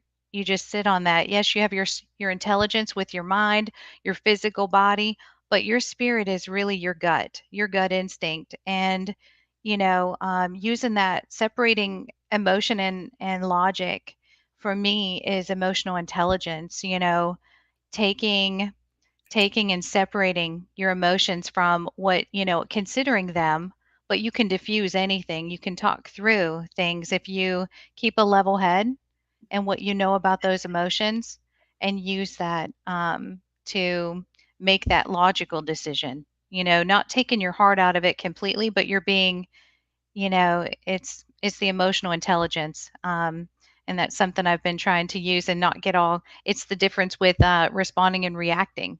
Absolutely. Right. Absolutely. So that spirit check though. Yeah, so that's your gut. And I always say that our gut is 99.9% right, and our gut is of God. And think about it. When you were 2 years old, 2-year-olds don't think a whole lot because it came automatic. But they Yeah. got beat down and beat down and beat down with it. Where Yes. now our pauses end up looking like weeks at a time. You know, like, okay, I'm on a pause. Like, is she frozen? No, she's just pausing. She's waiting. Well, literally, Yes.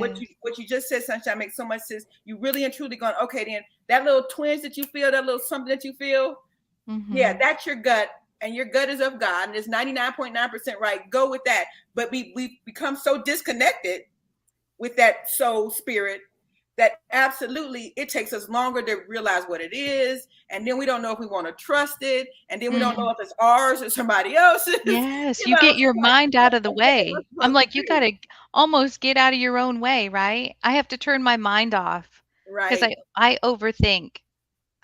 right. I'm an As my grandmother overthinker. used to say, devil, get behind me. Come on. Come Go on, with the gut. grandmothers. Don't think too long.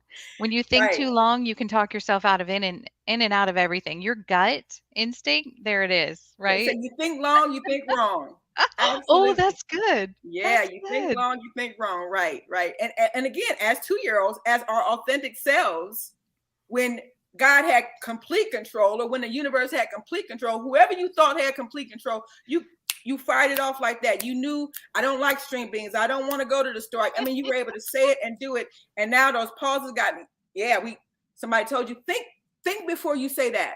You needed, and that's when we started pausing. Like, okay, let me think before I say, I don't want to share my gum. Like, I know I don't want to share my gum, but mommy said I should think about it.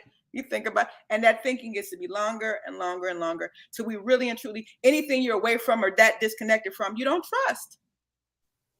You don't trust it, right? Yeah. It's good. That's good. The other thing, it brought up something to me when you said, I'm the friend you call for the logical conversations when we need to break something down. Like whenever we talk, it's usually supposed to be like 10 minutes. It ends Right. up being 45 because you have done a thing. And to Katrina's question of like understanding how to calibrate, who do you call? Like when I want to have a conversation about a mind conversation, I call Angie Harvey because we can do a little mind, body, and spirit. We're gonna do a little bit of both of them. Right. And then I have friends who I can really tap into my spiritual space with. Like who's your group around you that helps you to calibrate and helps give you, some different insights and thinking when you feel yourself out of alignment. I think that's absolutely a way to bring that calibration and bring that alignment closer together when you're like, I need to talk to, like before my grandmother passed, she was my spiritual alignment. I call my grandmother and I tell her whatever was going on. She said, baby, now remember back when you were struggling with whatever the thing was from your past, this ain't nothing. God got, like she would always bring me to this spiritual space of like, it's going to be okay. And then she'd pray for me and tap me on the head, send me on the way. Right. And so those, you have to be clear about who's the people around you that can really help you calibrate that ménage à trois. Lynette, I just have to say this. I think you bring up the most incredible point with that, because I think so many times we think we need to be doing this alone or figuring out alone and all those things. And 100% do you need that support from other people. And you have different, and you know what? The thing is too, in different seasons of your life, you may have different people for different things, and that's totally fine. But you absolutely 1000% need, in my opinion, you absolutely need the support system. And you need someone to go, like, who are you gonna call? I'm sorry, my brain is, who are you gonna call Ghostbusters? I'm sorry. Like I'm 12 and I need to like get it out. But anyway, you're absolutely right, because it's so like you can't, do you need to be introspective sometimes and figure things out on your own 100%. But at the same time, to your point, Angie, and to your point, Lynette, it's really about, okay, I'm feeling out of alignment, I'm feeling a certain way. You journal, you do all the things, and maybe you're still feeling that way. So it's like, who am I going to call to be like, okay, this is what happened, this is what I wrote down, this is what I'm feeling. And sometimes you don't even need the person to help you figure it out. Sometimes you just need to get it off your chest and say it out loud to someone else. Sometimes I call it venting. Sometimes you just need to vent to someone, get your stuff all out there, and then just be heard, just be seen and heard. So like, it's not even, sometimes it's not even a matter of calling for advice. It's, you know what, I just need to say this. I just need to get this out of my chest, whatever, or, you ask the person, like a lot of times I ask this with my kids now, I've learned this, like, what are you looking for? Because they're 21 and 17. So everything is, Yes. phenomenal. I say jokingly, what are you looking for? Because sometimes we're not looking for anything. We're just looking for getting it off our chest. Right. Absolutely. And I love that. I mean, look, this has been, at first I thought, oh my goodness, 40 minutes. What are we going to say in 40 minutes? This is float. I looked up, I'm like, oh my goodness, it's almost time to grow.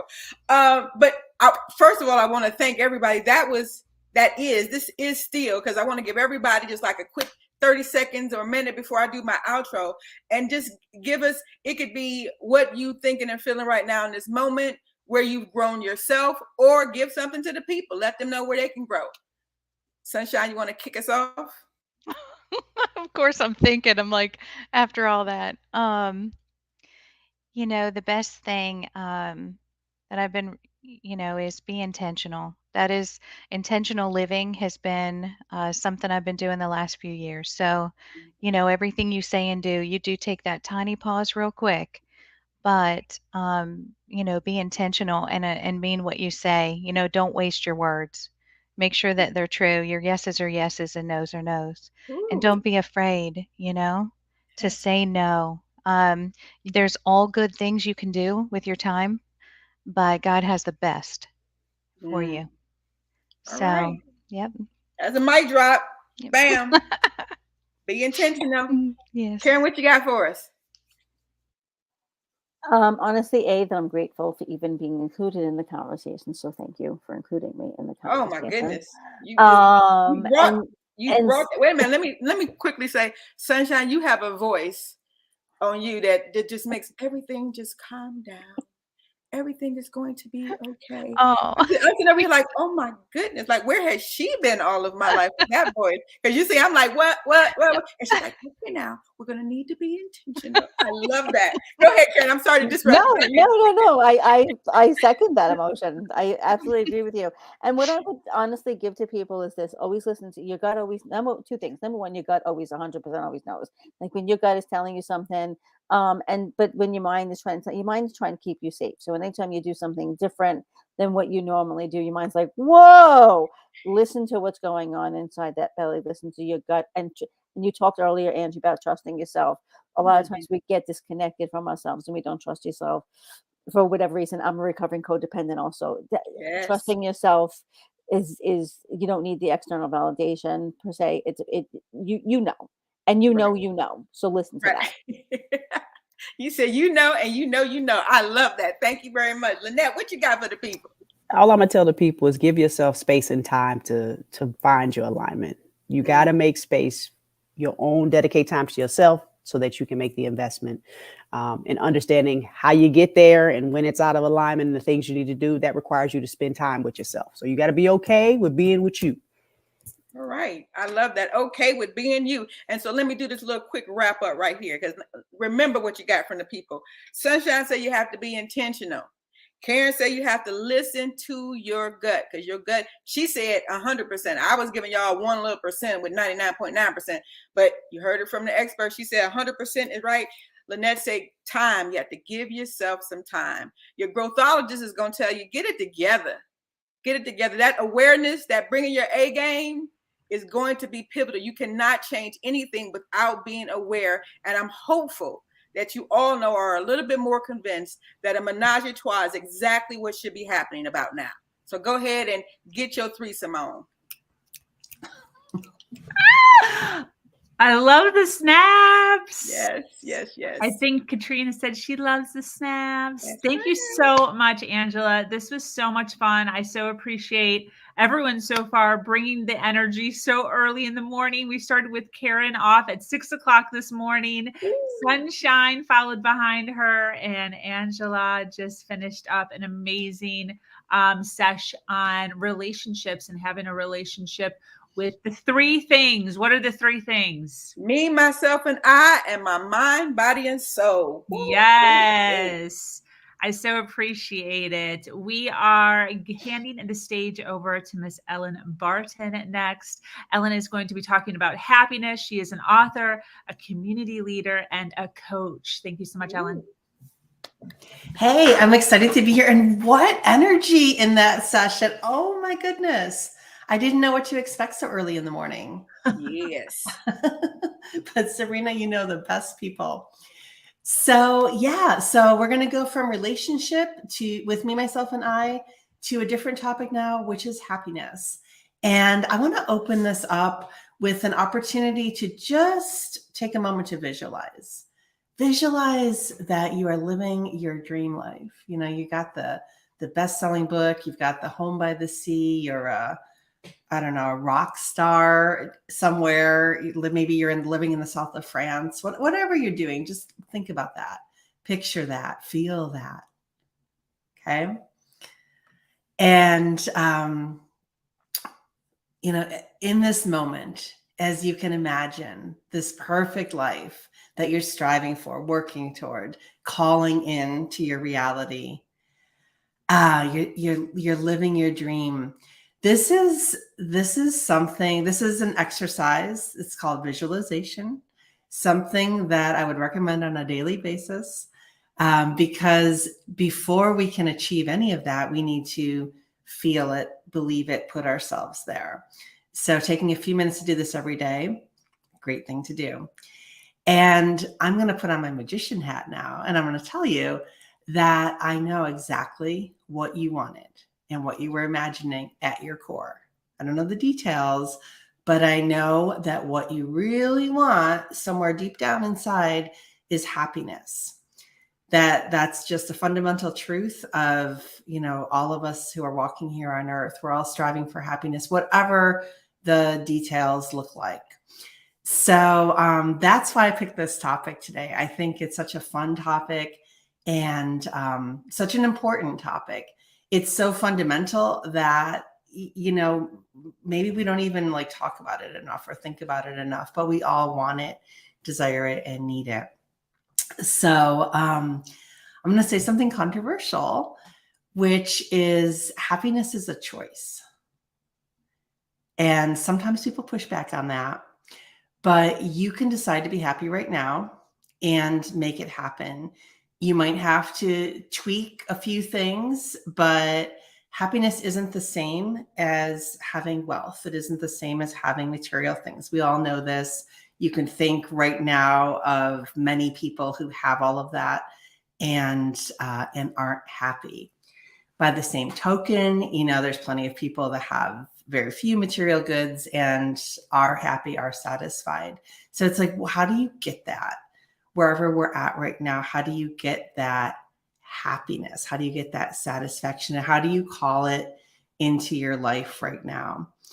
When I was much younger, I was traveling around Europe and quite a bit in Eastern Europe. And this was many, many, many years ago. Eastern Europe was pretty poor. The people really didn't have a lot of stuff. And for me, it was the first time, having grown up in the States, it was the first time that I really saw poverty and, really saw and felt it and lived it for a while as I was spending some time there and saw that you can be happy without a lot of stuff. So it was interesting that many of the people I was meeting really had very few things, but were so generous and so giving, and they would give you. And if you admired one of the few things they had in their apartment, they would typically be like, "Oh, here, you take it. It's for you." And of course, no, but there's something about the detachment of things and the willingness to be unattached from your things that I think is one of the fundamental elements of finding happiness. I think we can appreciate the things around us, but also, maybe not be attached to outcomes, be attached to things, be attached to other people's actions, words, thoughts, all of that. So, I wanted to present some ideas to you and then have a discussion about all of this. And and two, with happiness, there's something about living in the moment, being in the moment, being present, being appreciative. Gratitude's a big part of it. Seeing things through new eyes. Right now I have a puppy, and it's fun having it's hard having a puppy, but it's also fun. She's seeing like butterflies for the first time and birds for the first time. And it's really fun to go back to that place and go like, oh, this world is amazing. I also think that is part of the key to happiness, is this ability to like live in the moment, be in the moment, be wondering about how all of this abundance around us is possible. And I think that very few of us, maybe none of us, live in the state all of the time. So there's tools to get back there. There's meditation, there's taking a moment, to breathing exercises. There's all kinds of things we can do to pull ourselves back into the moment. But nobody stays there all the time. That's not the goal, because we're humans. We're living this life. We're walking this road together. And as I was contemplating happiness, it's really too about connecting with others, helping others, being of service, stepping into our potential, and finding our fulfillment. I wrote a book called Ready, Set, Grit. And this book is about the process of finding our purpose and our passion and happiness, really, by being willing to dream big and call in our potential, call in our purpose, and then walk that path. Take little steps, day at a time, to get there, no matter what our current circumstances. And I think that's another key to this, is your current circumstances do not need to determine whether you're happy or not. I hear oftentimes people saying, oh, I'll be happy when I move to that new place I want to move to, or when I get that new thing I want to get. And that's not it. You can choose to be happy right now, where you're at with what you've got. So yeah, it's a fascinating topic. And I think also a lot of times just the way to get there is slowing down and savoring life. Cooking a good meal, working in the garden, playing with the puppy, going out and having giving a few kind words to a stranger, or helping somebody. These are all shortcuts to happiness. So these are my thoughts about this. I would love to hear what you guys think. Sabrina. Thank you for being here. I so appreciate it. I think one of the biggest issues that I would love to dive into with you ladies is this misconception that, yes, we are in charge of our happiness. I totally agree with that. And we're not always happy. So this concept of, what we see on social media and the illusion that everyone's happy all the time, and because we're not happy all of the time, there's something wrong with us.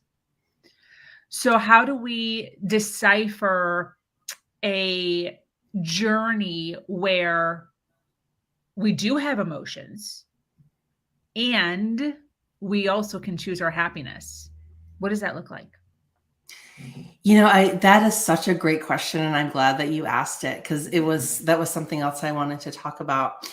I was reading something recently about, I don't remember exactly what it was, and perhaps this will spark something and you can tell me what it was, but it doesn't really matter. It was about, it's about time, and the fact that time is the one thing that we all have a limited amount of. The premise of this thing I was reading is, if we had unlimited time, it wouldn't mean anything. It's because we have limited time that there's meaning. And I think that there's something there in the contrast of not having unlimited happiness. Like if you're always in that state, you're not living the full human truth. You're not experiencing all the emotions. You know what I mean? You need to know the contrast. It's okay. There's no good emotions or bad emotions. There's just emotions because we're people, we're humans. So we all get to sometimes go into fear. We all get to sometimes go into sadness, guilt, the lower emotions that we maybe don't want to stay there. But experiencing that sometimes makes the happiness part all the sweeter. I think it's important to recognize that we need both of those things. I live in the Northeast, and our winters are really cold.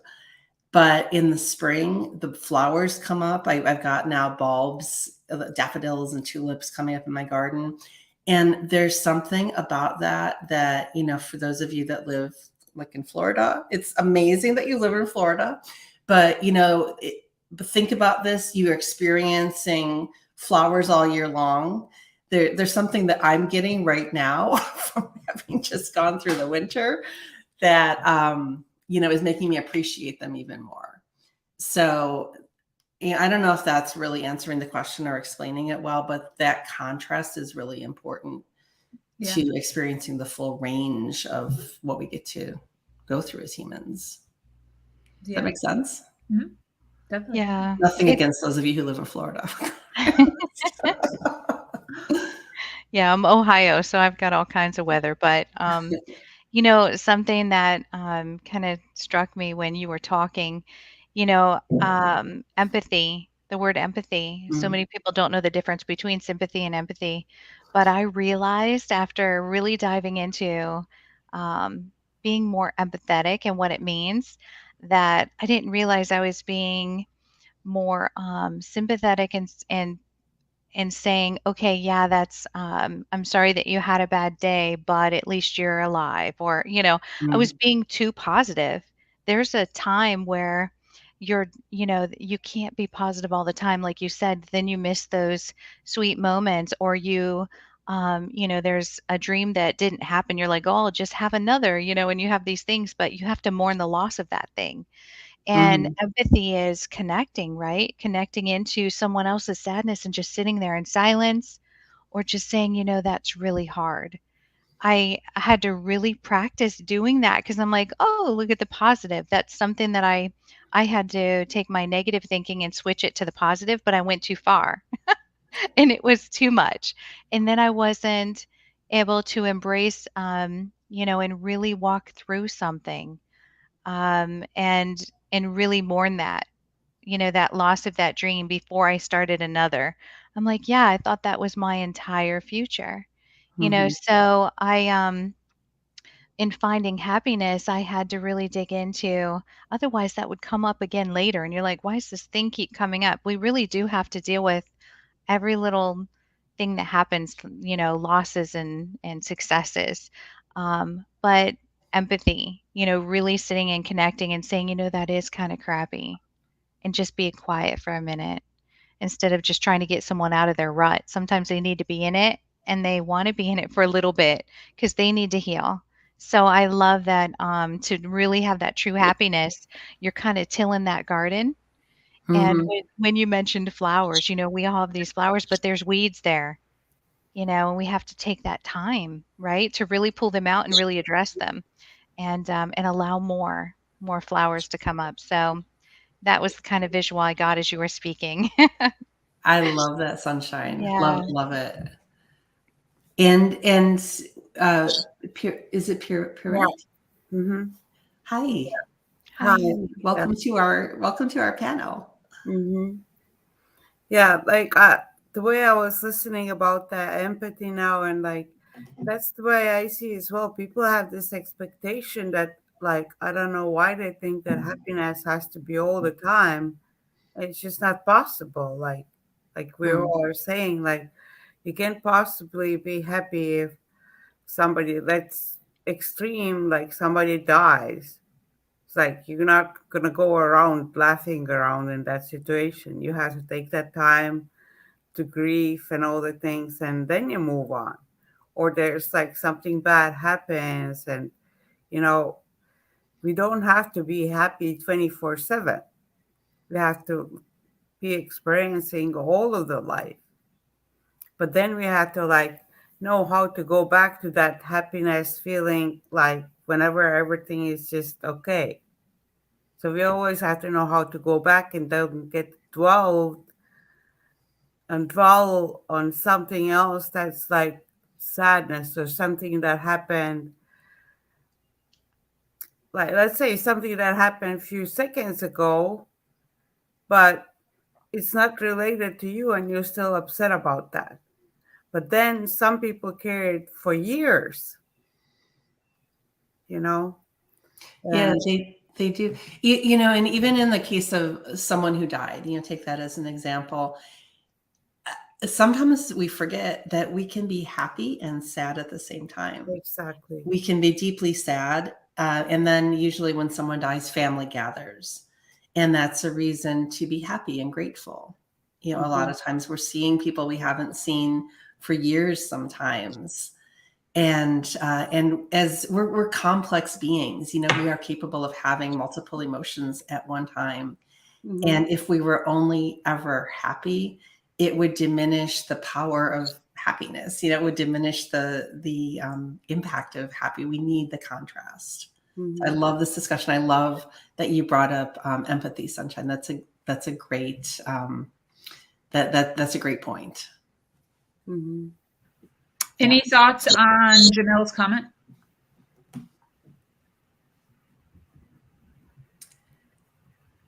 Empathy has to do with happiness and not sympathy.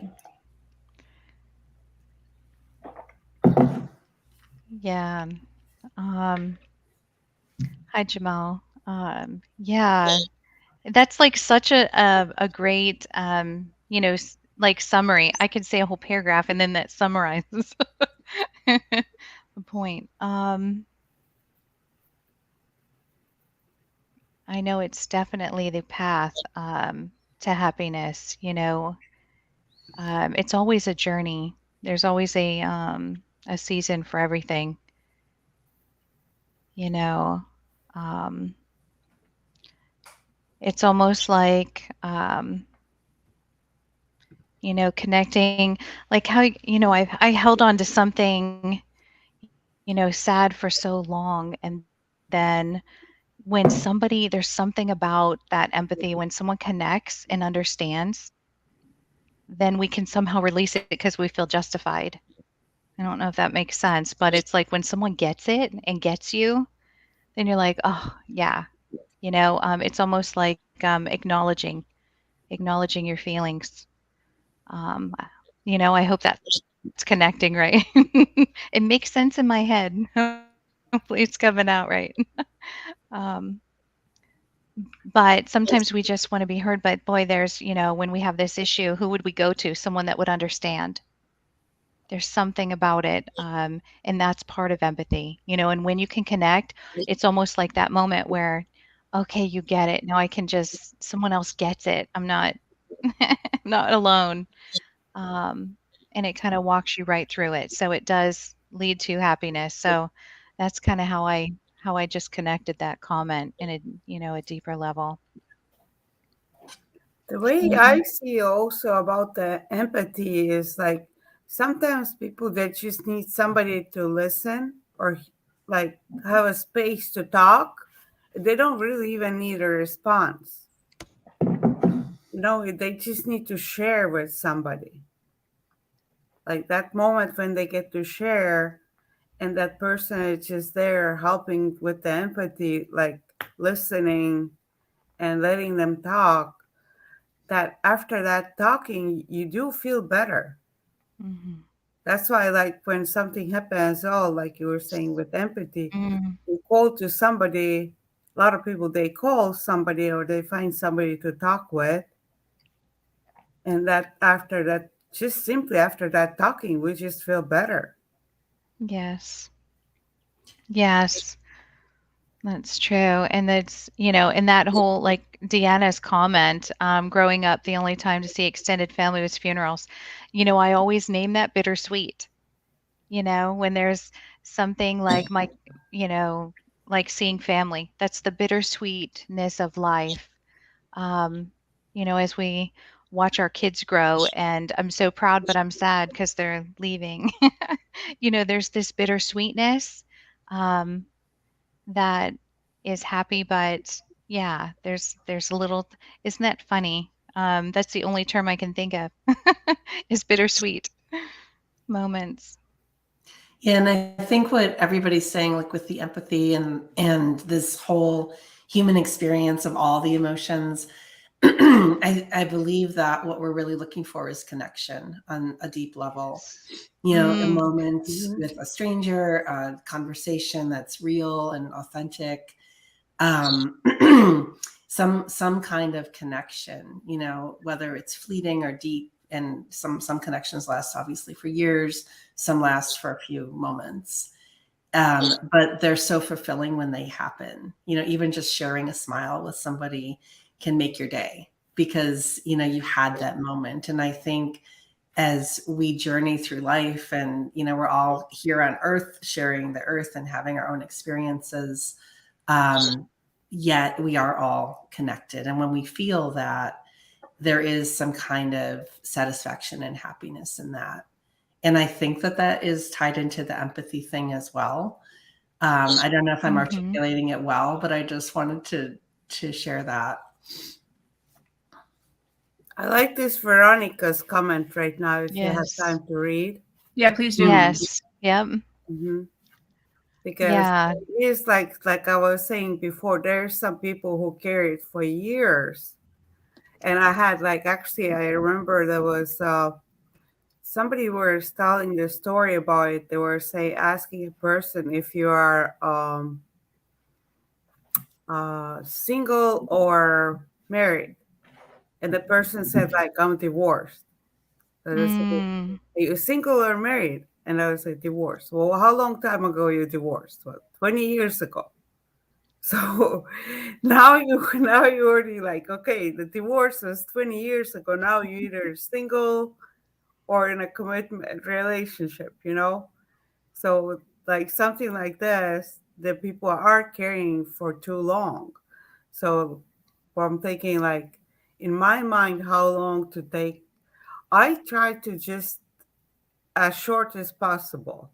Depends on the situation, but like mm, small thing, like if somebody comes and like is mad at me in a traffic or something, I just let it go because that's not my problem. It's obviously something they going through, or in a store somebody like looks at me or makes a bad comment. Like it's like, okay, that's not personal to me. They just going through something and they just took it off on me, and I just let it go. I don't carry it with me like, oh, this guy cut me off on the road like a few hours ago or whatever. It's like I just let it go right away. Yeah, that's a good point. Let me read this comment for people who mhm. aren't able to see it. Veronica asks, how do we know when it's okay to talk to someone about this? Sometimes it feels like people are milking the depression or sadness. How long should we wait till we say, come on, we need to move on and create happiness? And I'll share a thought about this too. Um, we you can't you can't make anybody else be happy. This is we can support them, we can help them, but it's a personal choice, is my opinion. You cannot force anyone else to accept happiness, even.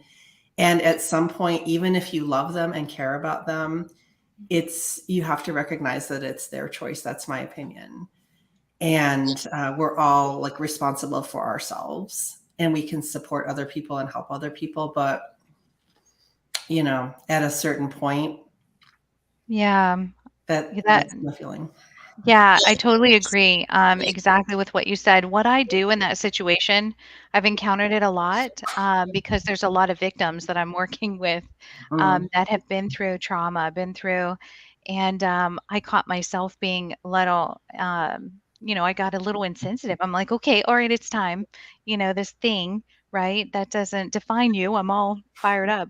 But the question I asked them is I listen and listen and listen, of course, and it can continue. I had one for like 5 years. I'm like, "Oh my gosh, I can't pray for the same thing anymore." No, I didn't say that, but, um, I asked the question, "What do you need to move forward?" And I'm quiet and wait because then they're like, when you see that hope, there's something that connects and they're like, and I'm like, "Is that achievable?" Walk them, step right into it. Let them vent, vent, vent, and you keep doing the same thing. You're like, "Okay, well, what would it take to move forward? What would it take to get past that and let yourself live again?" And and then be quiet and stare at them, honestly, and just stare. Mhm. And they feel a responsibility to really think about that. You're putting, and they try to shuffle it off. And I'm like, "No, no, no, no. I want answer my question first. I've heard this, and I understand how you're hurting, but I care about you enough. I can't let you sit in that. You can't stay in it." But it's a good question and leave it with them because you can't tell them what to do. You can't, like you said, it's theirs.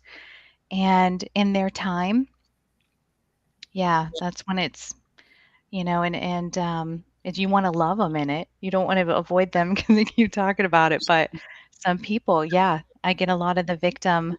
When are you going to step in? I said you could use all of that. You have now experience. I call it your resume. You've been through that junk. Now you can help other people. Let's use it, and you heal a little bit more every time you help someone else. So it's yeah, asking them, what will it take? I love that. That's empowering. Calling it a resume. Love it. Yes. What doesn't kill you makes you stronger is like the cliche that's coming to my mind. But it's so true. And giving it back to them is also empowering Yeah. because it's impossible to do it for them. Mhm. Yes, as much as we want to. I'm like, I want so Yeah. much more for other people. I have to step back. I'm like, "No, no, no." Well, Yeah. And Veronica's asking again, that maybe we should create boundaries around this person. What do you think about boundaries?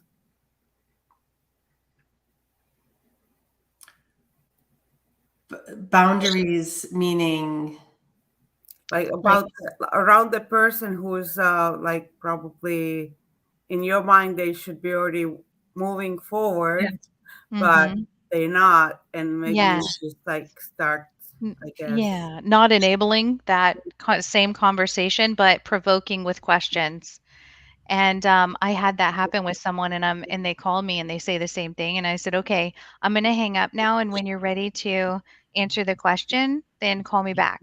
Now I Mhm. lost them for a little bit. I don't know, maybe like a month or 2, but then they came back because they kept thinking about it and they miss our friendship. "I'll love you in this, but I can't.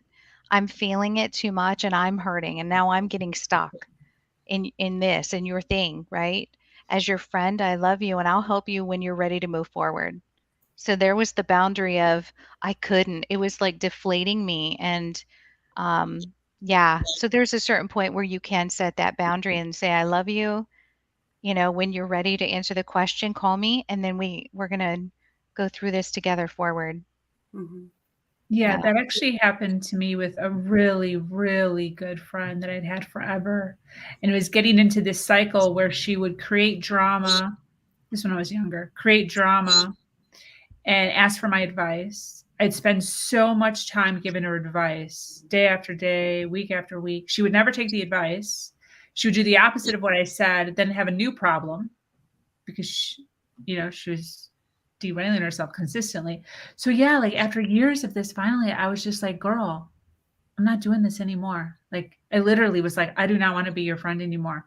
Like you literally just so much time wasted. There's just you're not this is not working out for me.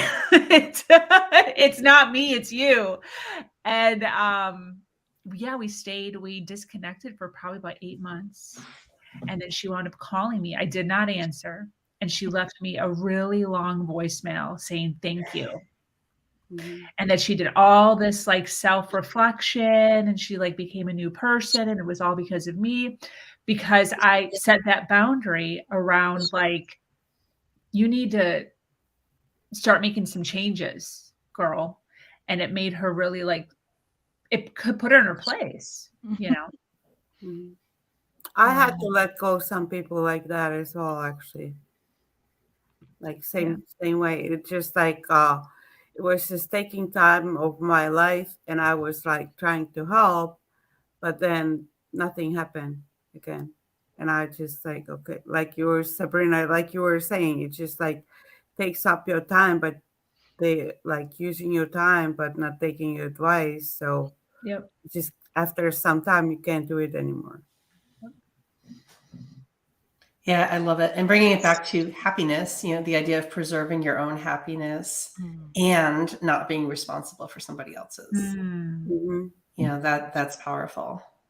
Hmm. definitely. Yeah. 100. Appreciate that. Yeah. Someone said, "You make me so happy." And I'm like, "Oh, that's great, but I can't make you anything. You Mm. choose. I can't make you do anything. Or there you I made you unhappy. No, you just made yourself unhappy." Hmm. Right? It's our choice. Yeah. Yeah. But What then do people what do say you that. ladies do as far as there exactly what you're saying, Sunshine. I'd love to kind of dwell on this for a few minutes as far as we individuals who do take on so much energy from other people's actions and other people can elicit them to be happy, sad, angry, depressed, and we end up on this roller coaster of emotion because of the people around us. I'd love to kind of dive in on that because I think there's so many people that live in that space and they're not even cognizant of how much power they're giving to other people. So maybe a little information on that. And then what do you do in order to stay in your own actual, real, you know, not personality. What is happiness? It's a feeling.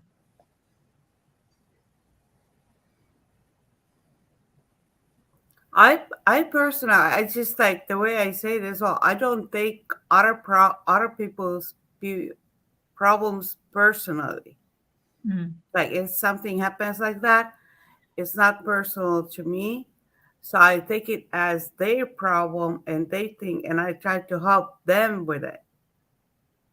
But mm, like you say, like it's with the empathy, sometimes it does get on you and you're trying to like help so much.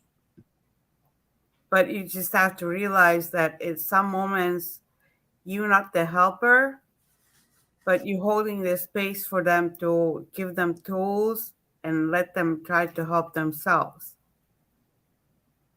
That's kind of like the Yeah. way I see it. Yeah, I think when like just even this little example of someone in the market, I'm at the checkout and they're treating me really bad. And I didn't do anything, of course, and watch so many people take that on themselves. I don't. I'm like, "You Mhm. know what? I didn't do anything." And I get up there now, I do make them aware of their behavior in a nice kind of way of, "I hope you have a better day," like, "What's going on?" kinda thing, and let them know that that's not okay to treat people that way, but it's also knowing they have chaos. There's a tornado in there, that I didn't create. Um, or not taking the when I there was someone that was I was working with that did not want to work with me, and it was really hard, and I thought I did something. Of course, we always take that pause and be like, what did I do? Did I not respect them? Did I say something? After doing our self checks, and I'm like, "Man, I'm gonna try something else." And then you try again and it's still bad. And then I realize I'm like, "Wait, why am I trying to this is not me. I didn't do anything." And it's keeping my own happiness and sanity of that's the whole point of the intentional living of saying and doing so that I don't have regret. My biggest thing is my fear is regret. So I'm really intentional about what I say and how I act So doing those self checks against someone that you feel like you made mad. You can't, when someone says you made me mad, and I'm like, no, you pissed yourself off because I didn't do anything, but there's something in them, and that's where they need to, right, look into themselves. But keeping that off of taking responsibility, I watch people around me take all of everyone else's attitude, and then they start having attitude. That there's that fine line. I think it's a matter, right, of not being a burden bearer is kind of what I call it. Don't carry everyone's crap. I watch my son hang out with his friends, and they're like little Eeyores. And all of a sudden, he comes home and he's like, "Oh, I'm gonna pin my tail on," like an Eeyore. I was like, "Oh my goodness, you just absorbed Yeah. all of that. Get it off. Get it. That is not yours." I'm Yeah. like, that attitude, right? So it's a matter of making sure how you respond and not react. You respond to people, and not react like, I can totally take on other people's stuff, but I make sure if I'm starting to feel like, oh, what just happened? I'm in this tornado, and I'm like, oh, I talked to that person, and they were in tornado. It's a matter of staying, you know, and it's knowing who you are, and you're in it, with a good heart and love, and yeah. And then honestly asking the person, like, at the checkout, I'm like, "Are you okay?" And they're like, and then they almost wanna cry, after they just treated me like crap, threw my stuff around.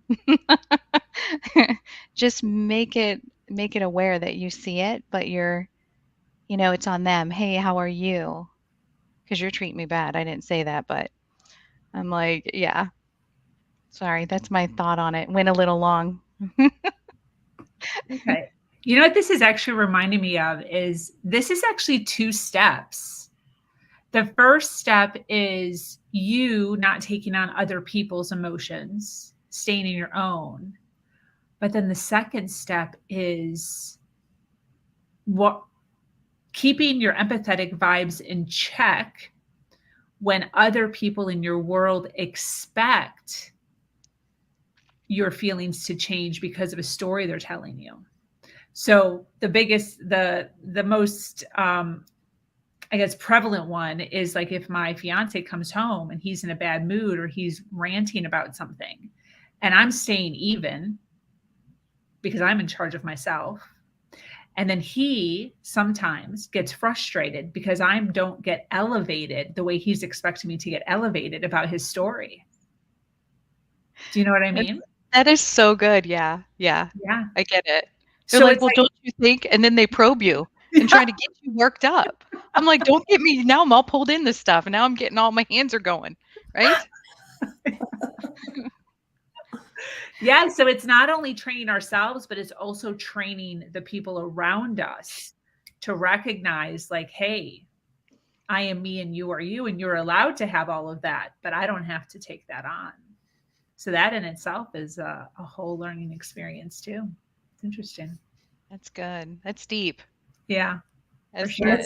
It's empowering. I love the intentionality of that. And that's really not just letting life happen to you, but, really stepping into your own power and your experience of how you're going through this. You don't have to just be passive in this whole experience. So I love that, Sabrina. Absolutely. Yeah. Any closing thoughts as we wrap up? This is great. Yeah, I love this conversation. I'm going to stick with happiness as a choice. Yeah. Boundaries are important. Yes. I love it. Fantastic. Empathy with boundaries. That was good. That was from Joseph. Thank you, Joseph. That's good. Joseph and Sunshine. That was teamwork there. Awesome. Thank you so much, Ellen. I so appreciate you being here, speaking on the subject of happiness. We are going to welcome some women on stage here. We have Miss Tina Kadish is going to be changing hands from Ellen. We are going to be handing the mic over to Tina. She's going to be talking about career change restarts. Hello, Tina. Hello, everybody. I love it. Yes. Hi, Stephanie. Hi, Yes. everybody. This is so great to be here. All So- right. So we are going to go ahead and shift hands and hand everything over. Thanks, Tina. All right. So I'm Tina Kadish. I'm a business coach, author, and I'm a speaker. From Job to Joy is my business. And I'm so passionate to help women go from their 9-to-5 job to finding joy by creating a business that brings them that freedom and joy. And a little bit about me, I was in the corporate world, I was a trainer in training and development and found myself laid off many years ago. And for the first time, there was a lot of uncertainty. I had never been laid off. So I don't know if anybody here who's listening has been laid off. I really was scared and I was angry because I've always been in control of situations.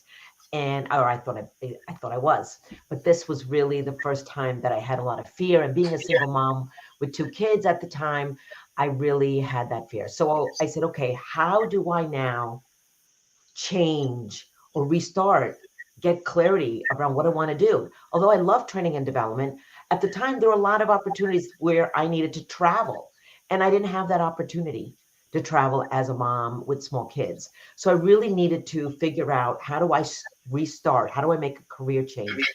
So I started networking and I learned of a tool that I still coach today. What I learned is that a lot of women are not happy with their careers. They're unfulfilled. They stay stuck. They stay in places because it's comfortable. And when I got laid off, I found myself uncomfortable for the first time. But however, when you're uncomfortable, you'll make changes.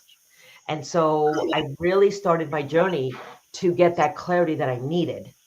And I really, through a tool that I now coach my clients called the passion test, I help women to discover their passions. Because what it is, and someone a few minutes ago, I heard the word intention.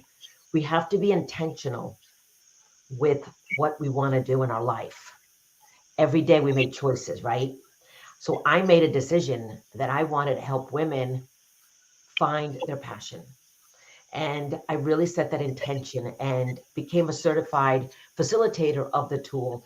And I started my business, formerly Life is Ideal was my business. Now it's From Job to Joy, because I really was passionate that I found that over 85% of women were just not making changes. They were just staying in careers. And so, and it could be whether you're working for a company or you're an entrepreneur. I chose the route of being an entrepreneur. So what did I do? I really wanted to help women. Okay, so there's 3 things to finding your passion. How do we get on that path? And I'm going to talk about in a minute about your why, because finding your why is the foundation of when we're looking for making a career change that we want to start. It's really tapping into, first thing is, what do you want to do? What excites you? What is it that you desire? And when I got on that path myself, I decided that I wanted to help women find their joy, find their passion. Okay. And so for me, it's knowing your strengths too. Like, what are you good at? What are your skills that you can share to the world? Okay. And also, I also believe in, you can't do this alone. I tried doing it alone, but I spent way too many years making mistakes. And it lengthened the curve to becoming an entrepreneur, because my desire was to become a full-time entrepreneur. But what did I do? I went back to a job out of fear, building my business part-time. And it was great. However, it wasn't the best way to do it. But it was okay for me, because here's the thing. We have to be ready too. Okay, the timing. Sometimes we're not ready to make that change, to restart a career. And that's okay. So when I went to my job, I was building my business part-time because of fear is what got me back to the job. Okay. And then I am happy to say that as of 2018, I'm no longer working in the corporate world. So I've been building my business full time for the past 5 years, but really building my business way before that, part time. So, when we talk about getting back to our career, it's really also setting goals. Like I had to set goals, what I wanted, what direction that I want to go. So when we're looking to make changes in our career, are you setting goals? And I mean daily, weekly, monthly, quarterly, yearly. What is your goal? So my goal was to leave that corporate world, and I was doing the activities every day, working my business part-time. Okay. So, but if someone here is right now contemplating leaving the 9 to 5, because that's who I work with. I work with women that are looking to leave, they want to make a change, or they're new entrepreneurs and they have no clue how to even start a business. That's where I come in. But it's really begins the foundation of finding your why and really getting clarity around that and being intentional and focusing on, that's the other thing. What are you focusing on? If you focus on the wrong things or the negativity, guess what? You're going to get more negativity. So I was focusing on getting out of my corporate job. I was focusing on building my business. And I, every day, was doing those activities.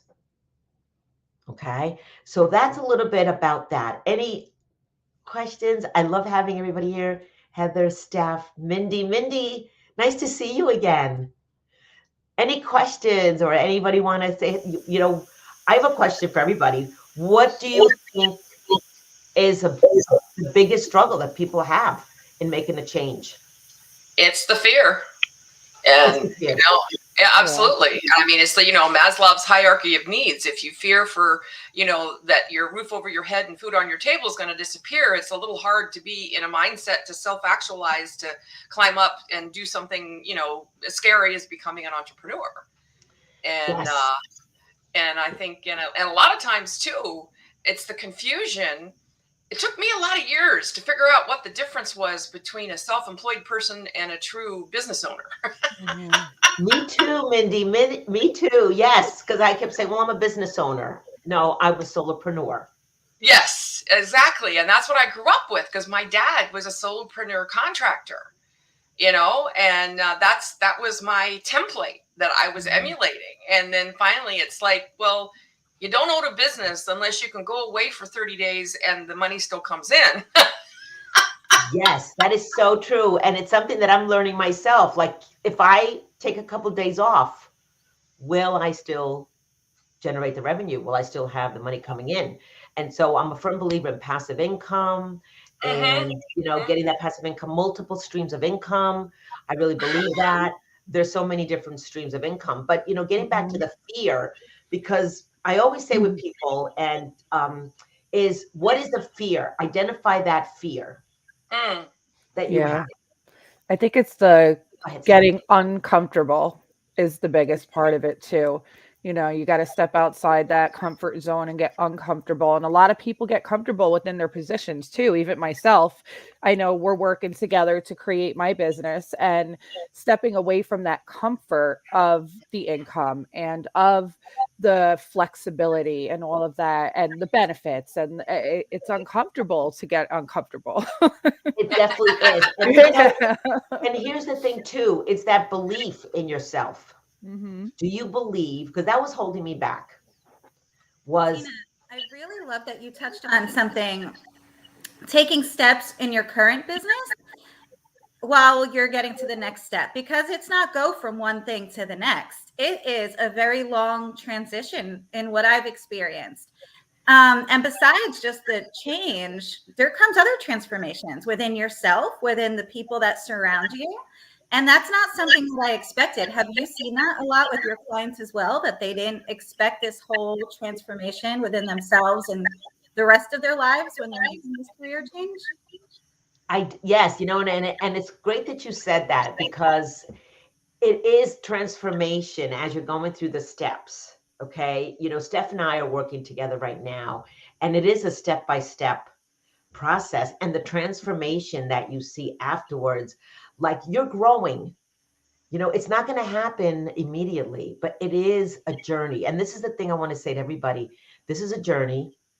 It's trusting the process, trusting yourself that you can do it. It goes back to what I was saying, belief in yourself. But Heather, you're right on spot with that, because it really is so true. Okay. And you know, when we are comfortable, we don't make change, like Steph, you were saying. And that's why I was saying, that's why I stayed in my job longer, because of fear. But it was the fear, and this is the biggest fear I had, besides not believing in myself, is I was carrying the health insurance in my family. And I believed I would never be able to afford health insurance if I left my corporate job. So I stayed longer than I had, because a lot of times we have this, begins right here in our mindset. My mindset was telling me, you can't leave. It's never the right time. It's not the right time. And I was making excuses, because that's what we do a lot, is make excuses why it's not the right time. And it might not be, okay? I was planning it. You know, I never recommended anyone to leave their 9-to-5 job and start a business tomorrow, unless it's really detrimental to their health that they need to. Otherwise, it's a step-by-step, okay, process. It's a plan. It's really moving the needle one day at a time. What are you doing every day to get closer to that transformation that you desire? Because the transformation is so huge. And that's really, you know, the transformation that I provide my clients is that they have that clarity, they're empowered, that now they're like, oh my God, I know what I want to do. I really know what I want to do. And now I have a plan. I have a structure. I have direction. You know, and all of that is so important.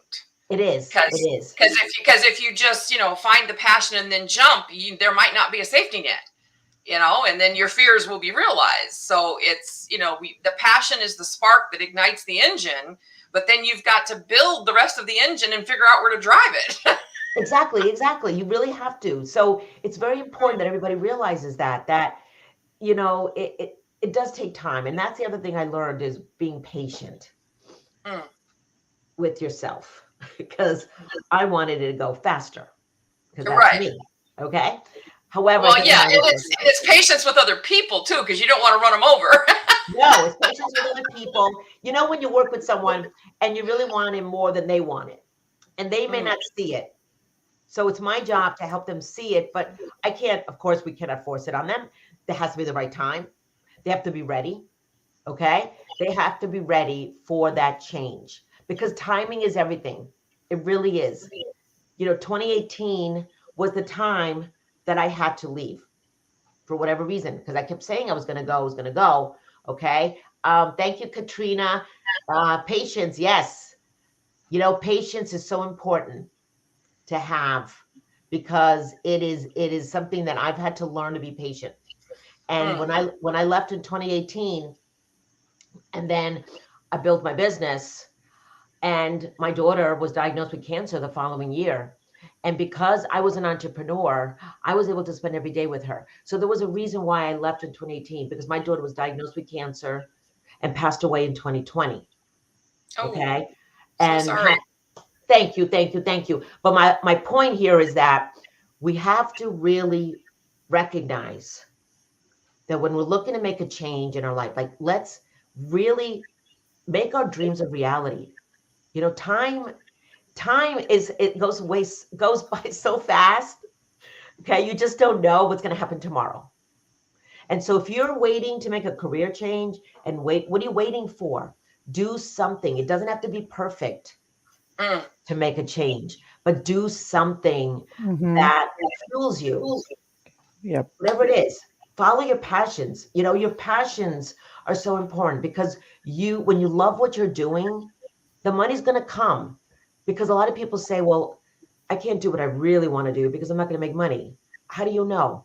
Have you even set goals? Yes. Thank you, Suze. You have to see it before you can seize it. A lot of times we'll believe it when it happens. No, you have to already see it out there that it's going to happen. Yeah, the vision's so important. the vision is so important. That's something that I help with, in my process, is really creating a vision for yourself, creating a vision for your business. Where do you see it going? Where do you see yourself going? So whenever, go ahead, Mindy. And then there's always the other half of it is when external forces force you into it. Yes. Okay, because I spent the first 10 years of my career in Australia because I married my writing professor in college and immigrated to Melbourne, sight unseen. Look at you go.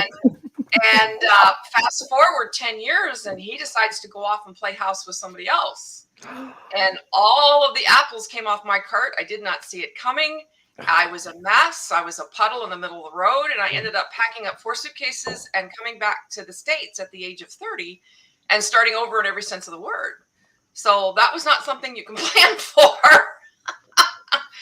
But then when I got here, I found out that I was not cut out for corporate in the US. I got so spoiled by the working conditions in Australia. I mean, the first year I came back for a month and everybody thought I'd quit my job. And it's like, no, you get 4 weeks annual leave from year one, no matter what industry you're in. The working conditions over there were just absolutely amazing. I've heard. To come back here and get into this whole pink slip, fire at will mentality, I just couldn't deal with it. I lasted about 3 months. And so I bailed out onto my own, and I have been out on my own since 96. Congratulations, because I know when we spoke previously, I heard your story about that. And, it brings to me the courage, because it does take courage to step out. You guys think that it's easier when you're forced into it in that way, as opposed to making the choice and carefully tiptoeing out? I feel like for me, I contemplated setting myself up to get rid of all the stable income so that I'd be forced to do it. I decided that's not the way I operate. That's not smart. But I think had something like that happened, had I been laid off or not been able to make money any other way, I would have dove in headfirst even quicker. So what is your guys' perspective on that? Do you think that's easier? Because as women, when we have our backs against the wall, we make things happen.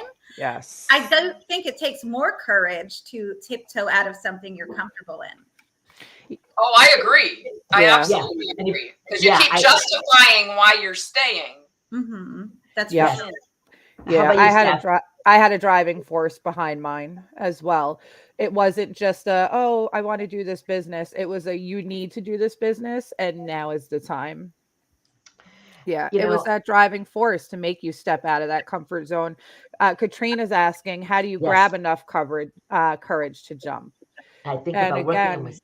Yeah. Anybody want to answer that? Because Katrina, because we were just talking about courage, Katrina. Yeah. How do we have the courage? Anybody want to share about that? I'd like to talk about that just for a sec, because I think you nailed it. It's maybe not jumping. I decided for me, it wouldn't be smart to jump because I'm a very practical person, but I wanted to follow my passions. So for me, it was a happy middle to start laying down the foundation, taking the steps and planning to get out of it. While also being comfortable. And for me, that was the right move because I still had some money coming in, and I went from bartending to the coaching world. So in the coaching world, it's not like you're making all your money the day you start your business. No, you're not. So it was comfortable for me. And it also changed my energy with my clients going forward because I always had my bills paid and I was never desperate.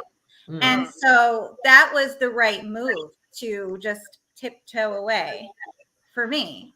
But the that works beautiful for you. And the other point is if you have a partner and with whether or not they back you up. Because I didn't have a partner. And so that became my partner, that easy income. Right. It's on me. If I screw this up, I screw this up. Because I'm with my second husband now, and he was always supportive of anything I wanted to do and not threatened at all. But now he's stepped away from corporate and he has his own business now. So we're, both working from home, and we did that all the way through COVID, and we managed not to kill each other. So that's a good thing. I'm in that same situation. My husband and I are both self-employed, but when I was working at my job, he was self-employed. I was the one carrying the consistent paycheck, and I was the one that was paying the health insurance. We were empty nesters. It was just me and my husband. Okay. And let me tell you, he was the one telling me also, it's not the right time. Right now, it's not the right time. Let's wait. What are we waiting for? Well, he was happy with what he was doing. I was not. I was building my business part-time and working full-time. So I made a decision. I said, hello, it's about me. Mhm. Okay. Because a lot of times we have those driving forces, those external forces telling us, oh, it's not the right time. You gotta really go tap into yourself. What again goes back to why you want to do this? What do you desire? What excites you? When Steph, you were saying now is the time. Why is now the time?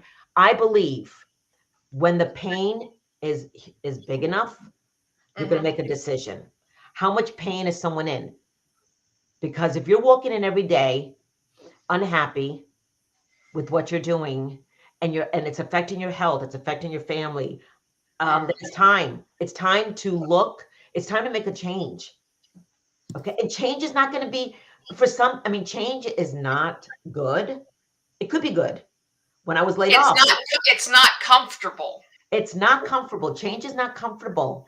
But you know what? When we're uncomfortable, we talked about this. When we're uncomfortable, we're going to make a change. Because we got to move through the fear in spite of it. Face everything and rise. Face it. Move through the fear. And it's going to be uncomfortable while you're going through that fear. Mhm. You're moving through the fear. You're moving in spite of the fear that you have. And another point to Katrina's question too, get yourself a circle of people who support you. I would have never had the courage if I didn't meet Tina. So I have a circle of people that are supporting me through networking. And without them, I don't think I would have the courage to jump and do what I'm doing right now. It's very important, and one of the things I was going to say is, getting a mentor, getting a coach. Mhm. And Yes. I'm a coach, but it doesn't have to be me. It could be, find the right coach, because that's the other thing that I want to share with people. It's finding the right coach. Mhm. I've gone through multiple coaches. I have let go some of the coaches. Okay. Because no. Okay. What are some of the things I should have in place before I jump? Obviously money. What else? Well, that's a good question, because one of the things that I recommend is create an emergency fund. Start putting a plan in place of what expenses do you have? What can you cut out? What can you pay off? Okay. What can you save? Because I created an emergency fund. I put away some money to prepare, to have a cushion. Okay. During the time that I was planning. Okay. So money, yes, money. Also really having, really writing out like, what do you desire? Having a plan in action. Okay. In terms of when I say having a plan, it doesn't have to be all laid out, but really, what is it that you want to do? What excites you? What are things that you think you would be good, that you're good at? And write down what are your skills? What are your strengths? Okay. And why do you want to make this change? Why do you want to be an entrepreneur, Katrina? Where are you right now?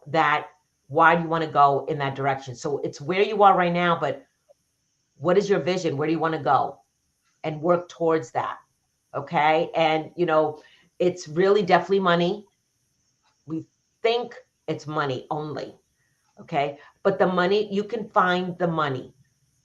How bad do you want it? This is the thing that I always tell. It's prioritizing. How bad do you want this? If you really want it bad enough, you'll find a way. How many of us have been in those situations? I don't know where I'm going to get the money, but I'm going to find a way.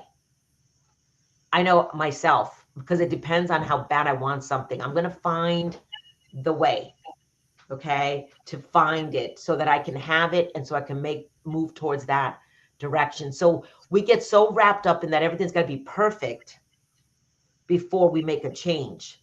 We have to start. We have to have a plan, okay, in place, but don't leave yourself with no life jacket, no life raft, okay, because you need to have something to back up. That's why I put money aside. I created, I paid off some debt, and I took care of some things so that I'd be in a better position when the time came.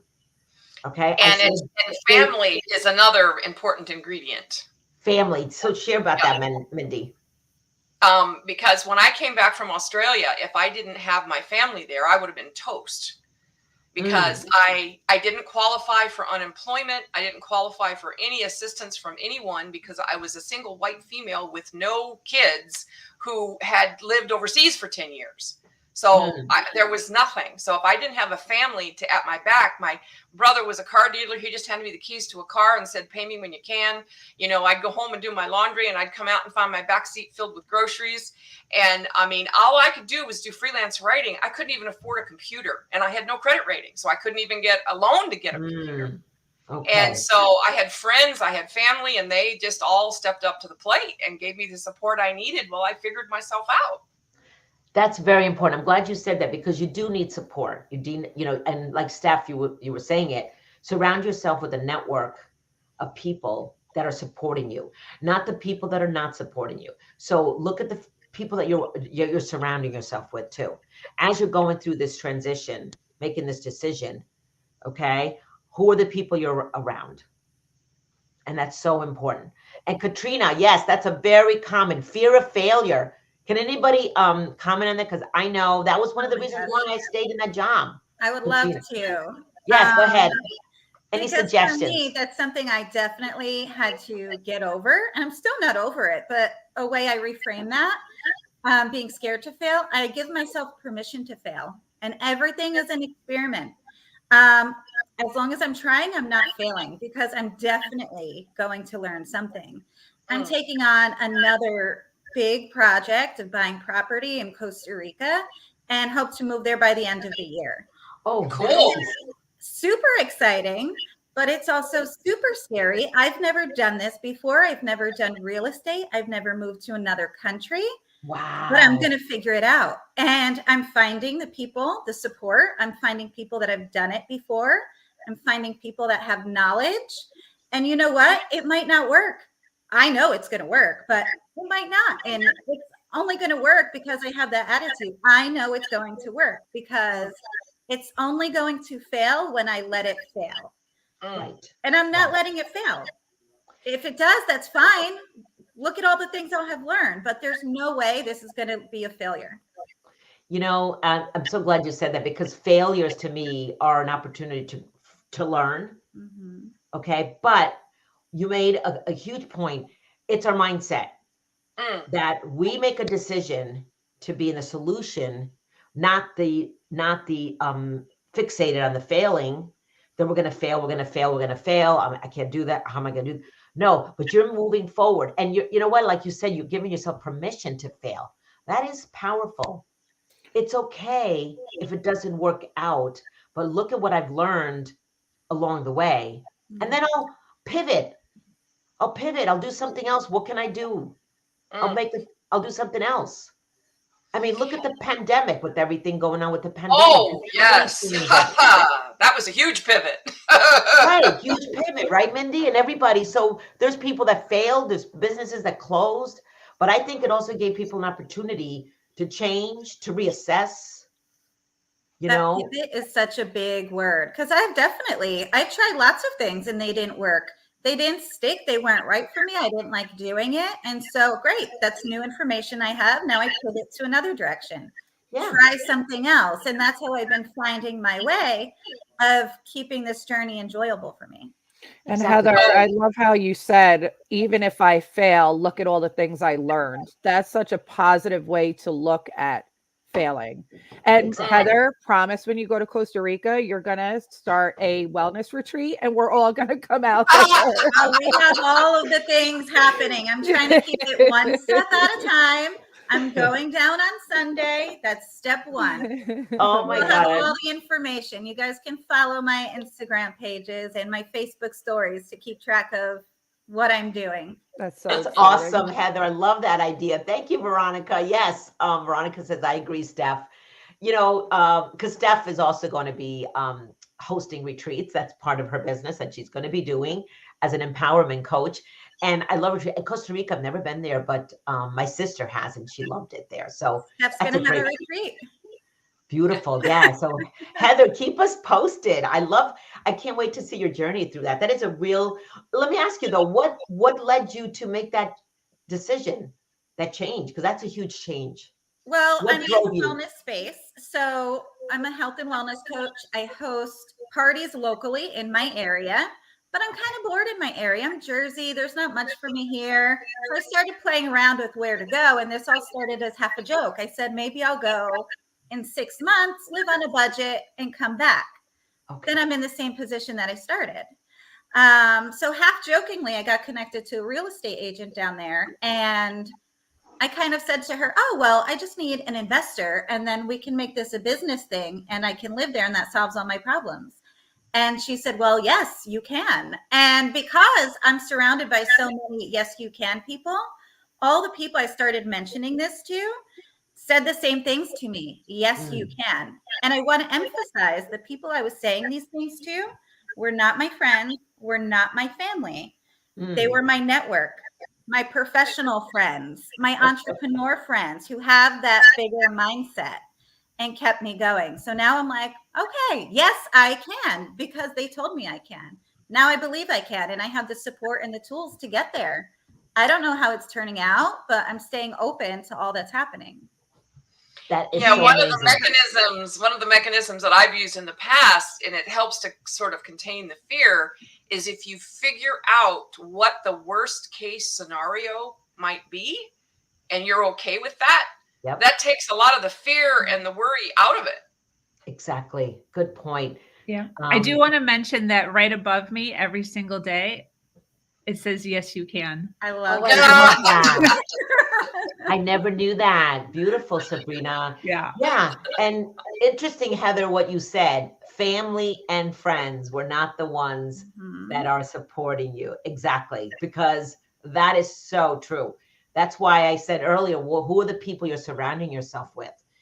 And if you're not surrounding yourself with the right people, find your network, find your connections. And this is an amazing community right here with Sabrina, what she's creating here in this, her nation. Okay. And having this community today, meeting some, brilliant women. Heather, I have never met you, but it's such a pleasure today to have met you and connected with you here. Oh, same here. I'm so excited to have met you all. Yes. And definitely you have to tell yourself the right things. You got to change your wording and hang affirmations and do the I cans, I will. Remove the I'll tries. Get rid of the word I'll try. I can, I will. And just hang them. And whatever you're focusing on, write it down. I will own my own business. I will be successful. I will make $1 million. Whatever it is, hang it up and say it to yourself every day. Yes, absolutely. It's reinforcing it. It's having that vision, but using the language, the words that you use every day impact you. What words are you using? Listen to Yoda. Do or not do. There is no try. Right, do or not do. There is no try. Thank you, Veronica. Veronica said, powerful, Steph. Oh, it is thank so you. true. Yes, it is. Affirmations changed my life. Yes, me too. Yeah. I have so many affirmations in front of me, in front of my computer here. And every day, just, when you're dealing with the challenge, get back to, what are you saying? Your thoughts, your beliefs. And you're going to have those bad days. Oh, yeah. You are. Okay, you are. And I have them, every day. There is always something. And I have to redirect my thoughts, my words, and be grateful. And this is another thing I want to share. Are you grateful every day for whatever you have? And it may be something very, very small, but still wake up every day grateful. So align with what Steph was saying about the words, the affirmations, but also it's really the being grateful is important as well. Yes, this was really great to have this conversation. I don't know how much more time I have while we're talking, but we can continue sharing. Anybody have any more questions here? I like seeing the questions. I hope we've answered the question about the courage. I think we have. Yeah, something I wanted to mention about that too. I think another important thing to remember is you're never going to feel completely courageous going into whatever it is you're going into. It's not like, oh my gosh, I'm so brave. I'm ready. Let's do this. It's kind of like, or for me anyway, it's kind of like, all right, I'm going to do this and I'm going to tiptoe over to it. It's scary, but I'm going to go in anyway, like one toe at a time into the water. It's not this big, bold act, even though that small act is. For me, it feels a little less sure. So it's taking that chance and being brave about it. I think the definition of courage is having the fear and going in anyway. Yeah. Where bravery is not feeling that fear.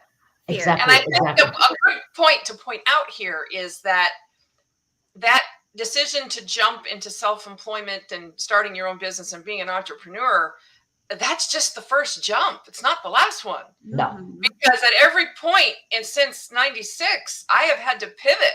There's been, like I started out just doing home improvement. I fell back on my childhood where I was part of my dad's work crew, and I just needed to go out and make some cash, and then, COVID completely shut down my in-person marketing business, and I had to pivot.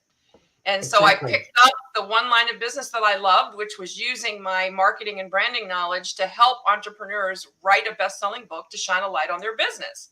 So I decided to niche down and just focus on that, because at my age, the thought of restarting an entire marketing agency was just too much like hard work. Right, that's right. So I do want to answer Veronica's question. What do you all do? So why don't we go around and share what we do, because we have about 5 minutes left. Steph, do you want to go and share what do you do? Sure. So I am an empowerment coach. I'm going to be working with women who need a self-esteem boost, maybe have been in toxic relationships, or domestic violence survivors that need to know how to get their worth back. And I'm also going to be hosting retreats and sistership circles. Ooh, fun. Yes, she is. Awesome. Heather, how about you? I'm a holistic health and weight loss coach, and I host wellness parties in the New Jersey area as well. And I'm on my fun endeavor of going to Costa Rica to have the space for Steph to hold her retreats. Awesome. Awesome. How about you, Mindy? Well, yes, as I shared before, I'm now a publisher and ghostwriter from a branding perspective, but I'm also launching a new community, Center of Influence community, and doing Center of Influence anthologies as a way for someone to, from a time and money point of view, spend this much to become a best-selling author. That's great. Great. That's awesome. And I am a business coach, so heard a little bit about me, Veronica. I empower women to connect to their passions, to really start a business, create a business blueprint. So I work with new or aspiring entrepreneurs that want to really create that business that brings them that prosperity and freedom. My book is all about finding freedom, 7 steps to thrive in life and business. And it's doing the inner work, okay? Because there's barriers. We talked about some barriers today that affect you to go in that direction. So I begin with the foundation of really doing the inner work. And we talked a lot about it today, because you can't just jump into a business. You got to be prepared. You got to have some, you got to have a plan and action. I think we talked about that, but this was really great. I love the comments we've gotten, and from everybody, the comments, the engagement that we're getting here, and we're going to be here all day. Not me, but Sabrina's going to be here 16 hours, and it's amazing what you're doing, Sabrina. Yes, thank you, Sabrina, for holding this space for everybody. This is fantastic. Yes. And as Tina said, we will be here all day. So feel free to jump in, jump in the comments, and really hold space for the women who are taking time out of their day to share some awesome value and some awesome content for all the women listening. Right now, we have 96 people online listening live. It's been going up and down since this morning, 6 a.m. Wow. We started with Miss Karen Cooper talking about health and wellness. So I appreciate you being here. Lessons learned, Steph. To get out of that comfort zone and jump in the fear. Yes, Heather. That community is so important. You have to keep it strong. Yes, Her Nation. Just a little plug. Mindy, what you got for us? Oh, well, definitely. I'll second the motion with the community, because that's what, if your family lets you down, your friends let you down, your network won't. And if you build it solidly and you give as well as get, then you have something that's going to, last your entire lifetime. Yes. And Thank you. Miss Tina. Lessons learned here is what a great community here. And I love sharing about career change, and because I've been through it so many times, and I love all of you here. And thank you, Lauren, for saying amazing conversation and all the comments here. Sabrina, you've created a great community here. It's been a pleasure knowing you for the past couple of years. I think we've known each other for a few years now. Yes. Yes. You've been with me since like the beginning when I had like 13 followers. So yes, I know, right? Yes, and look at what you've created. yeah, Thank you, Sabrina. It's been crazy. You know, people, ask me all the time, like, how did you do it? And it's like literally just dropping cold. I mean, I'm pretty sure I probably reached out to Tina cold just one random day, just asking like, hey, I'm doing this thing. Yep. I'm building the largest all-female community. She did. And there was women who heard it and were like, you know what? Yeah, cool. Let's do it. And they've been here with me now for a really long time. So appreciate the Tinas of the community who have been here since the beginning, who saw the brightness and the light of what I was envisioning, and they're here now watching it grow in real time. And I'm so excited for year 2 and year 5 and year 10, and just to really watch women support each other, bring more women towards us in order to hold space like this, where we can come on and we can step into our power and we can really speak things that are important to us and learn how to hold space in an atmosphere like this. This is what we need to learn to do as females. Yes, we do. Thank you so much, Sabrina, for having this here. Yes, 100. Thank you so much, Tina. I so appreciate you. I am going to be handing the mic off to Miss Katie Benway. Girl. Hello. Tina is going to be talking about the powerful connection between spiritual courage and your happiness. Take it away, Katie. Hello, and thank you so much. I was listening to the group before me, and you all were just talking about courage. And so this pivot is glorious and amazing and well-timed. So thank you so much for having me. I am Katie Benway. I am a psychic, a medium, a certified life coach, and author. And for almost 15 years, I have journeyed with tens of thousands of people all across the world through the darkest parts of their lives. My job is to stand on that line between here and there, this side and the other side, and walk with people as they're moving through existential crisis, as they're moving through experiences where their humanness meets their soul. And in my opinion, these are the moments in our lives that really transform and define us. These are the moments that catapult us forward and call us to be who we're truly meant to be. So our topic today is about the beautiful connection, the powerful connection between spiritual courage and happiness. So let's start with a working definition of spiritual courage.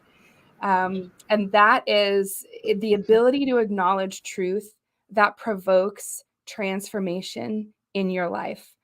Big transformation, small transformation, medium-sized transformation, and then the ability to take an alignment step, an action step toward integrating that truth that you've discovered.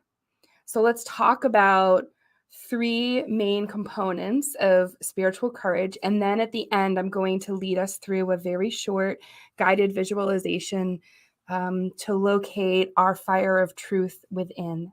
And then I'll open it up to our beautiful panel and we'll talk so much about happiness and spiritual courage. So let's start with the first step, which is acknowledging, accepting, surrendering to the fact that your truth is always calling you. That each of us in our souls, in our bodies, in our being, in our energetic field, in our cells, in our blood, in our bones, there is truth living, breathing, pulsating, calling us to acknowledge it. And in our society, in our wounding, in our conditioning, in the world that we live in, we are routinely given permission, given plenty of excuse to ignore truth. And I would even say that a lot of us are not given the kind of education and support that we need to get comfortable with our truth, to live authentically, to be comfortable fully integrating our truth. And so there is this dissonance because our bodies, our beings, our souls are aligned with truth, are calling out for us to acknowledge truth. And we live in a society where that is often disavowed, that is often pulled away from us, made separate. And so our journey as human beings is really to integrate what we know is deeply true about us, to reckon with the fact that we live in a world that doesn't always want us to be in that truth, and to find our inner courage, to find our inner power, to transform through that and be who we're meant to be. So step number one is, and it sounds simple, but it's not, it's accepting and acknowledging and essentially surrendering to the fact that your truth lives within you.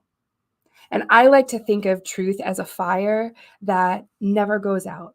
And sometimes that that fire of truth looks like a small blue flame that's fierce and determined to stay alive. Sometimes it looks like an enormous bonfire when I'm fired up and believing in myself. And sometimes it feels like it's weak, but it needs, logs and tending to. That fire doesn't go out though. And every single one of us has a fire of truth that lives within, that is connected to us as humans, us as souls. It transcends our human life, moves into our spiritual life where unseen forces live and operate. And so when we take that first step of surrendering to and acknowledging that this truth exists, it is always calling us to its side, to its home. It's always going to talk to us, even if we numb it or ignore it or feel deep pain about it, even if it's inconvenient, even if it would upend our lives. This call to acknowledge this truth is always there. And so I think there's so much power in being able to surrender to that as part of living, as part of what we have to walk through and journey through, feeling that sometimes there's this huge request from this fire of truth that we give up the things that make us comfortable or make us safe, that we take steps that terrify us. But acknowledging this truth, acknowledging that this exists, that this call exists, is really our first step. Our second step is creating emotional stamina. And I acknowledge that this is far easier said than done. And this is why spiritual courage is a practice. But so let's think about our call to truth as a fire, and whatever that might be for you, right? Like a campfire, a bonfire, a small flame. When we think about coming toward a fire, coming toward like a campfire, for instance, we get quiet, we get contemplative. Maybe we feel drawn to sit down and rest. And building emotional stamina when we come toward this fire of truth is much like a giving of ourselves over, sitting next to a fire, getting contemplative, getting quiet. The emotional stamina comes when we allow that truth that's burning within us to tell us about it. And usually when we come to acknowledge a deeply held truth, that truth is profoundly inconvenient. Sometimes it's not. Sometimes it sets us free. Sometimes it feels really triumphant and easy. But a lot of times it's not so easy. A lot of times it's hugely inconvenient. A lot of times it will provoke profound transformation. It will trigger us and bring up fears around safety or money or relationship or structure or family or system. So often our own personal truth asks us to give up or leave or release a lot of what we've created in our lives quite unconsciously that keeps us safe. And so that reckoning between what's true, what we're called to do, what we're called to be, or what we're called to leave behind, and then what we're willing to do, this is the space where we have to create the emotional stamina. And it's normal to feel terrified. It's normal to take a look at a truth and be daunted or exhausted or terrified, and to throw the lid back on it and look away. The thing about this truth, though, and we all know this, is that you can't unknow it when you know it. And that's why it is really brave to acknowledge truth, because often when you come to it, it will change you even if you pretend you didn't see it, even if you go like this. So that developing that emotional stamina where you're able, and even if it's for small bits of time, you're able to feel the feelings that get invoked by looking at your truth. That emotional stamina is about maybe you can touch in and sit with it for 5 minutes and then you don't think about it for the rest of the day and then come back tomorrow. Or maybe, and I'm a big fan of this, I like my Friday night cry fests.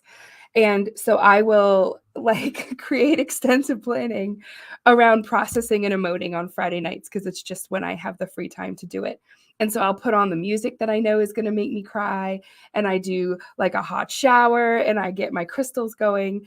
And I set aside time to grieve or process what I need to experience or feel around the truth that I've been engaging with that week. And let me say this, and as someone who's gone through some pretty powerful life change over the course of the last few years, I sometimes just acknowledging the truth and then giving yourself permission to feel the feelings it creates, the sort of like the schism or the gap that that perception of incongruence between where you are now and where you need to go, between what's not quite truthful about where you're living and what would be robustly and amazingly truthful. Living in that gap and experiencing that, you don't have to make announcements about that. You don't have to make promises about that. You get to have your space and time to feel that. And there was a profound life change I was going through over the course of the last few years. And I gave myself that space. And so I didn't tell a lot of people about what I was going through. I didn't make announcements. I didn't make promises. I, would drop my kids off at school and cry on my way to work, or journal, or say prayers, or set intentions. And it was my personal space, my emotional personal space, where I was acknowledging a truth about where I needed to go. And I was grieving what I knew I would have to give up and the Katie that I knew I could no longer be. And I was processing fear and excitement about who the new Katie was going to be. I knew she was in there. But I developed emotional stamina in this gap between what was true and where I currently was. And I took stock of the leap that was required and then that emotional content underneath. And so what I want to honor and acknowledge is when I give you that example, that doesn't mean that I'm some expert. That took 3 years.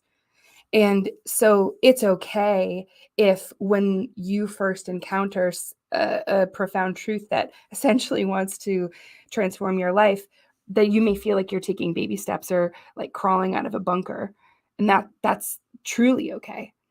But our ability to honor ourselves and sit next to that fire of truth and feel what comes up and perceive that incongruence and give ourselves permission to move through that emotional process, that's the building of emotional stamina. And that's what invariably in the end gets us to the place where we take a leap of faith. And so that brings us to our third component, which is developing spiritual stamina.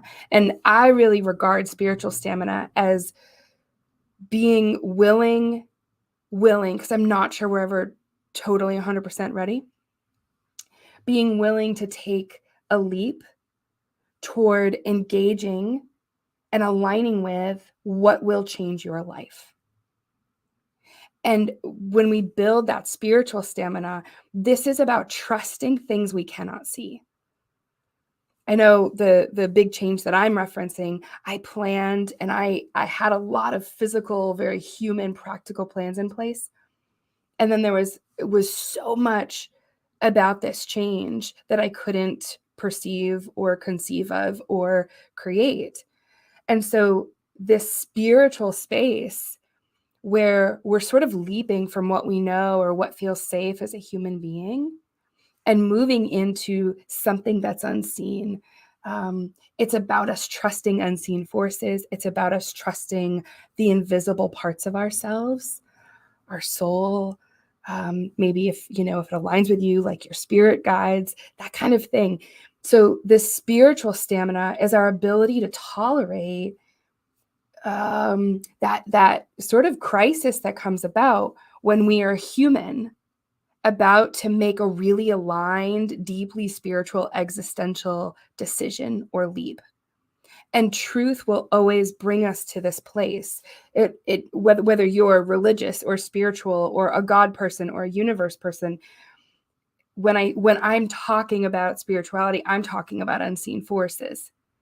And the call to acknowledge our truth as a human being is always going to bring us to that precipice where we're acknowledging what's unseen, we're acknowledging faith, we're acknowledging love, we're acknowledging a belief that there's something more.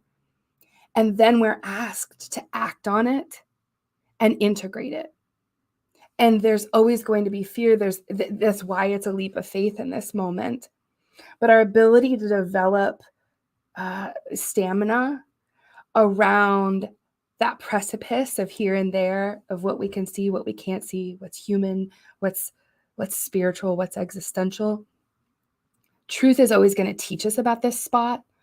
And I think truth teaches us that this is the most powerful, the strongest, the most transformative parts of ourselves. And so these components of spiritual courage, acknowledging that you crave truth, your whole being craves truth, developing the emotional stamina to sit next to that truth, developing the spiritual stamina to acknowledge what you have to do to change your life, to transform your life, and then taking a step. This is what creates spiritual courage. And remember, spiritual courage is just about us acknowledging where we're being called, acknowledging the pain of incongruence with that, breathing into that, feeling it, and then finding the space of alignment and faith where we can take one right step forward. And sometimes that right step is a leap of faith, and sometimes it's a nap, or sometimes it's a lunch with a friend to talk about the change, or sometimes it's making an appointment with a therapist. But that step of alignment, that's what defines spiritual courage. And don't compare big, small steps. Spiritual courage is found in these moments to trust where we're going more than where we've been, and to increasingly trust what we cannot see versus what we can see. So I'd like to take a moment to just drop us in, because I really want to give you the tool to go sit next to your fire of truth. And so let's just take a moment and do a guided visualization and drop into our bodies and find our fire of truth. So I invite you to close your eyes and just take a few deep breaths in through your nose and out through your mouth. And allow that breath to carry you into your body, bringing you into peace, stillness, quiet.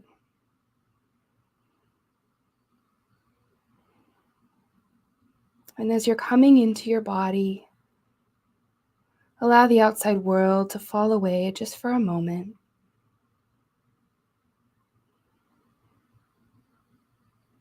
Breathing into your body. Come here and find, with gentleness and ease and curiosity, your fire of truth. Breathe into your body and allow your awareness to settle on your fire of truth.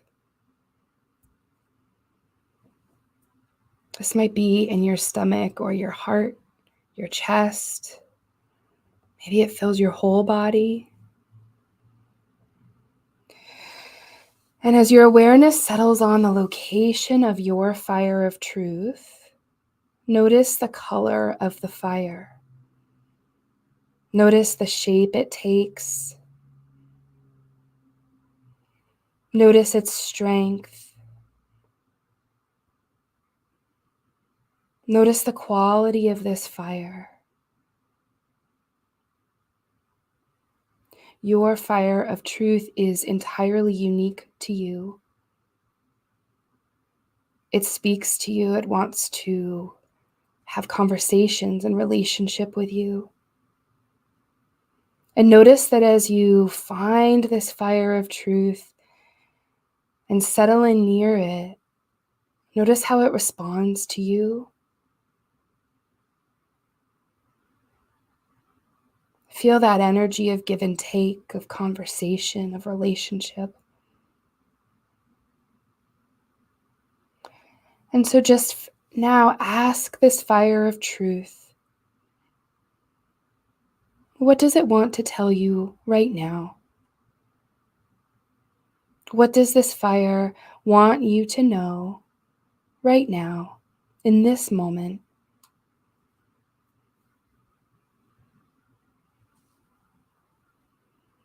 And can you, as you receive this awareness or this message, take a deep breath and just accept, receive,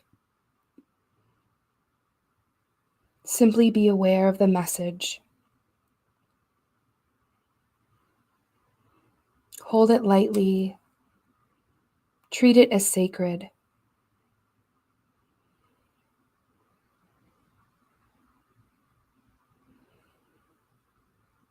And when you're ready, extend gratitude to this fire of truth for showing itself to you, for communicating with you, for always being here.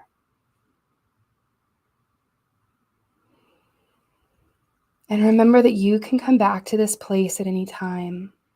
You can have short conversations, extensive conversations. You can have ceremony here. This belongs to you. This is your space to develop and cultivate.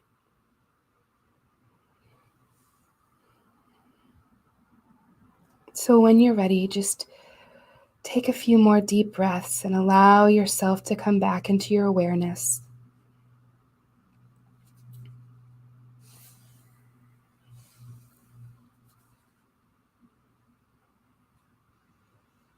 And so the last thing I'll say is that meditative process obviously could be longer and more extensive, but it can be as simple as having a small conversation or doing a short visit.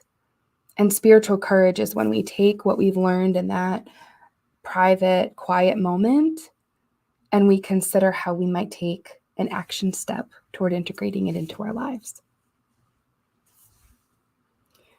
So I'd love to welcome our panel now. We have Nicole and Jess and Pirit. Pirit, I have not met you, and I hope I'm saying your name properly. It's lovely to see you. So let me toss it over to Nicole, who's going to introduce herself, and feel free to share, talk, comment.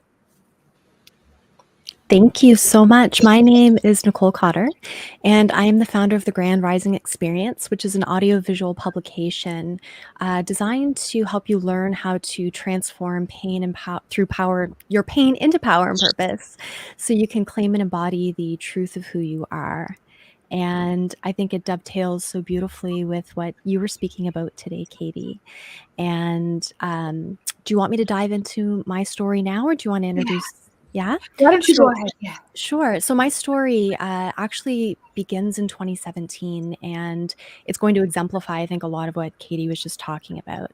So in 2017, when I finally admitted to myself that I was deeply unhappy at my job and the impact that it was having on my life and the impact that that particular role was having on the world, even though I had that truth and I was finally admitting it to myself, it took crippling burnout, a 5-month wellness sabbatical and hundreds of hours of research and self-experimentation for me to really find the courage to make the changes that my higher self and my soul were begging for.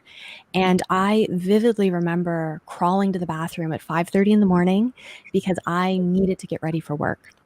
I wasn't sure how I was going to get to the office, how I was going to spend the next 14 hours at my desk, and I didn't even know some days how I was even going to stand up. I just knew that I needed to get to work. And on top of the excruciating back pain that I was experiencing, I was also battling insomnia and an increasing volume of panic attacks, and I was just a mess. I was a total mess.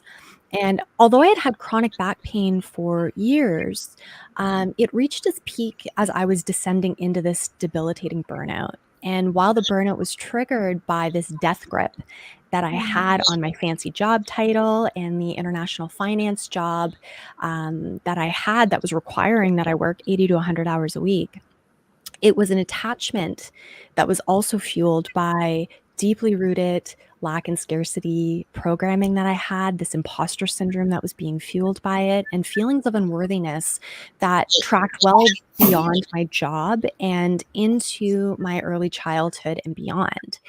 And this dedication that I had to appearing, strong and pushing through the pain at all costs, while it made me this exemplary employee within the environment that I was in, the harm that I was inflicting on myself during that time, by ignoring the warning shots from my body is actually now, looking back, one of the greatest acts of self-betrayal I think that I've ever experienced.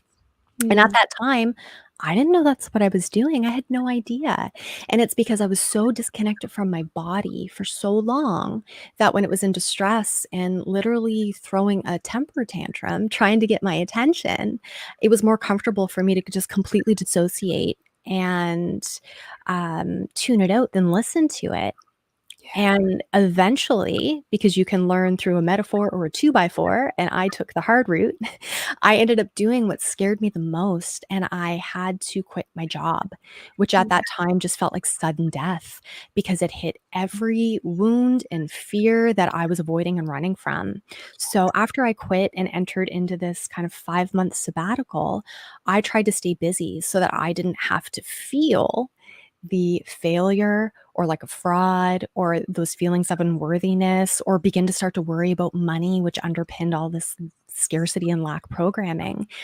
And I did that for about a month and a half until I just could no longer avoid the hard truth that I was the only common denominator of my life and that whatever I wasn't actively changing, I was choosing.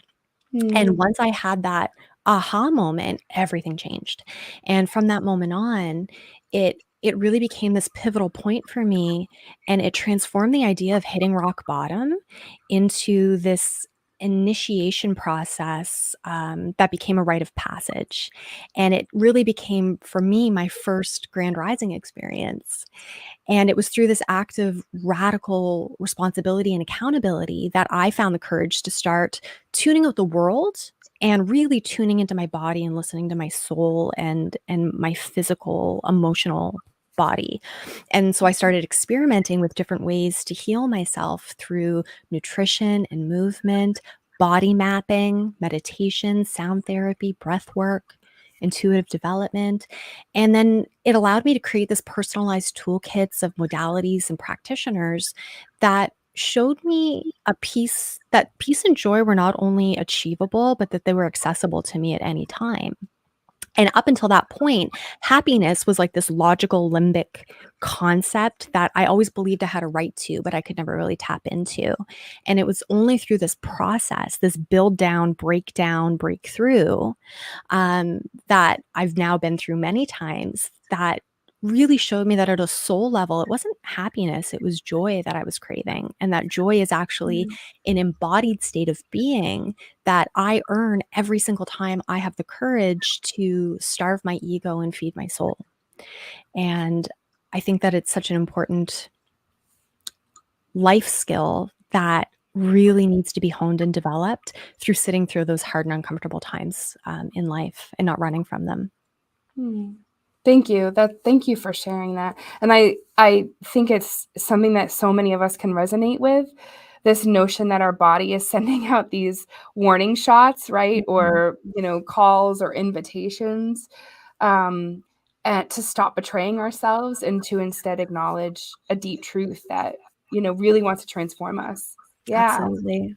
Jess, I know that your story relates to this. So why don't you go ahead? This is Jess Galvin. Yeah, hi. I'm Jess Galvin. I use pronouns she and her.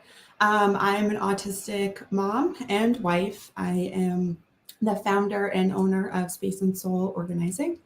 And yes, I can totally relate to having a deep truth within you that you're just searching for. From a very young age, I felt very different than everyone else. That carried over into my younger teenage years, my older teenage years, and into my 20s. I had my son at 25, got thrown into motherhood. And through all of that, I kind of was able to look back and process things and be like, I still feel so different from the rest of the world, from my friends, my family, the people I see on the internet, how people process and go through things. I started really diving into research about neurodivergence and was diagnosed with ADHD at age 27. That was the start of me understanding that, okay, yeah, my brain was a little bit different, and okay, going through that. But there was a deeper truth in me. There was a deeper knowing that I was like, there's something more here. There's something more. I don't know what it is, but I do.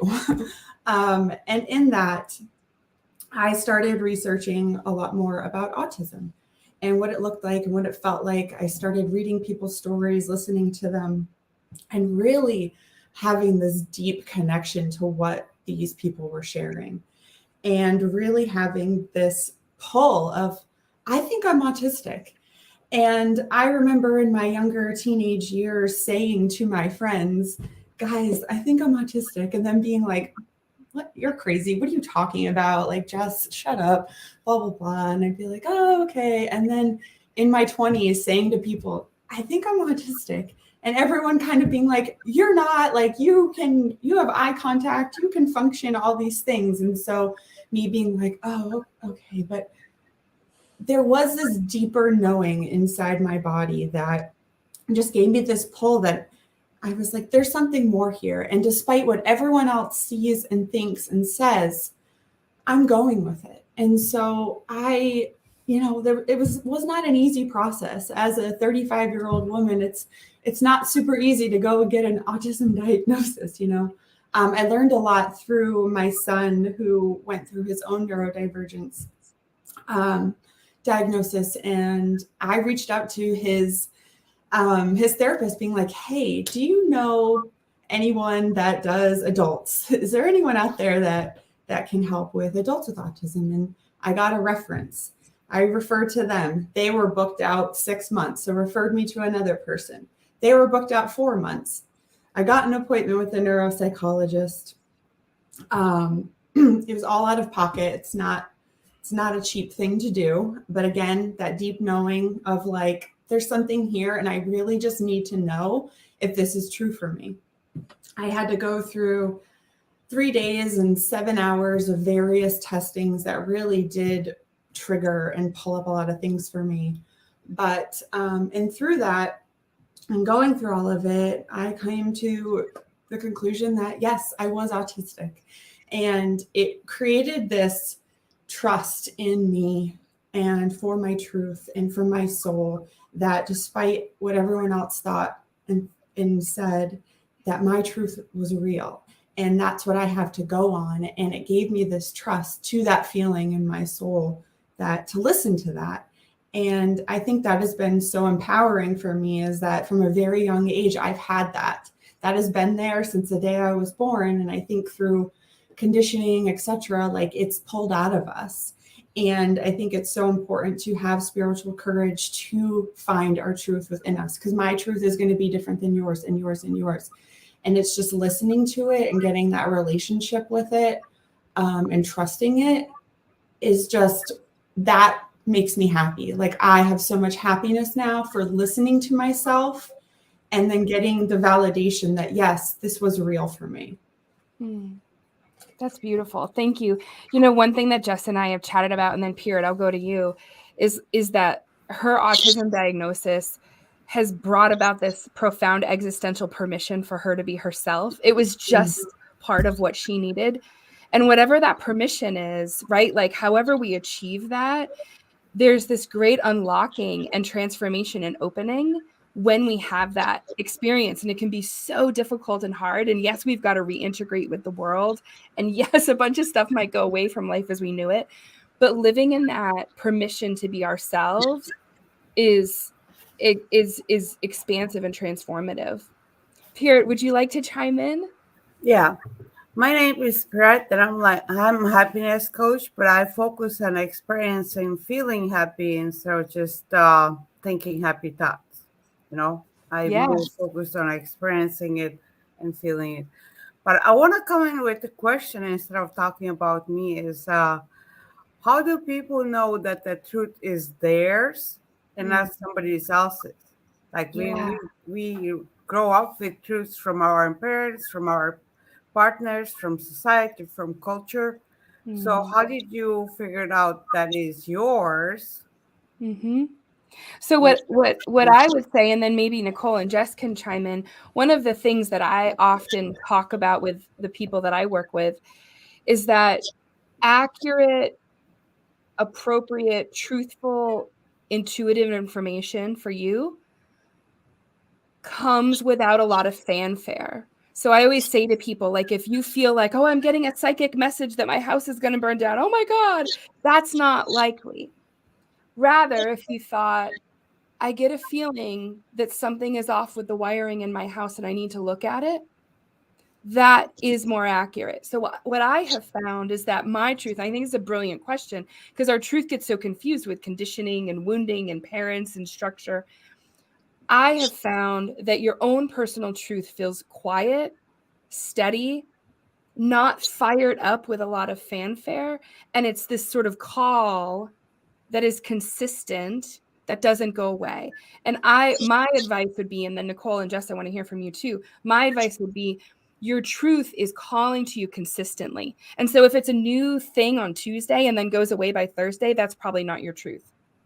But if it's with you over some period of time and you just keep returning to this sort of simple feeling or awareness, that's something to trust. Nicole, do you want to chime in? Sure. For me, truth is a byproduct of trust. And we can only really get to it when we truly learn how to trust ourselves. And we can only begin to trust ourselves when we can be deeply honest, radically honest with ourselves, learn how to accept that we're meant to be here, not over there or anywhere else, and accept that we can't change where we've come from and the road that we've traveled. We have to learn how to embrace it. From there, we have to start building loyalty and learn how to show up for ourselves, keep promises.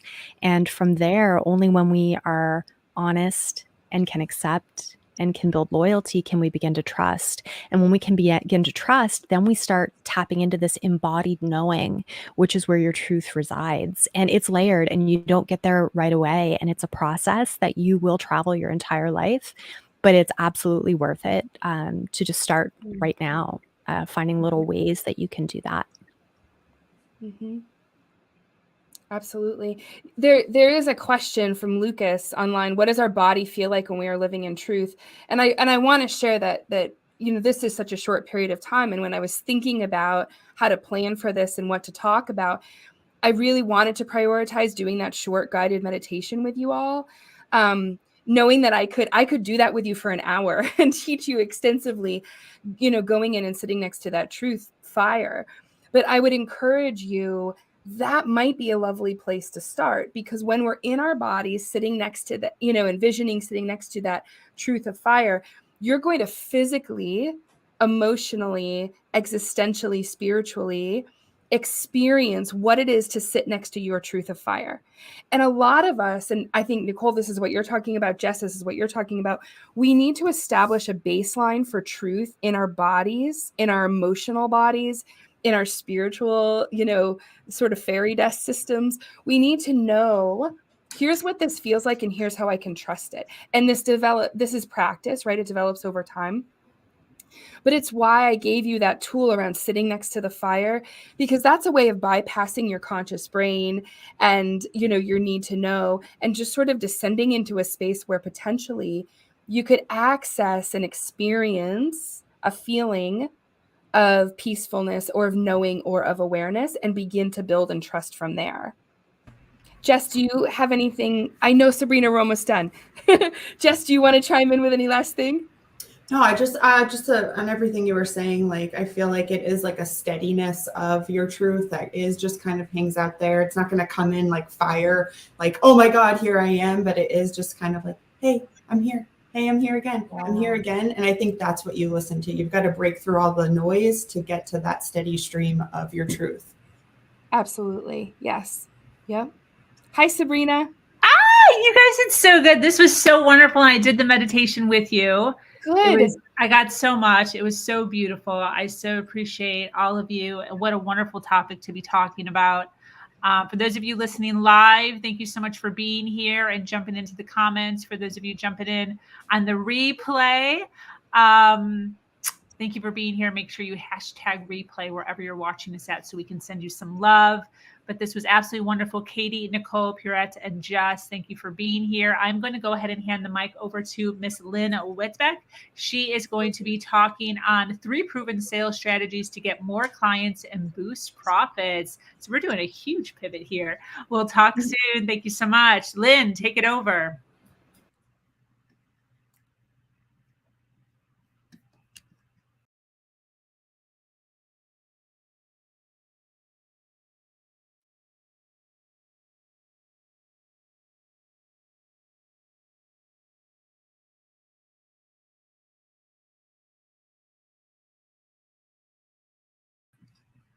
We can't hear you, Lynn.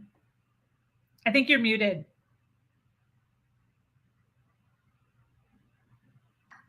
I think that with the transition, something happened and my mic stopped working. So I'm just pulling it out, guys.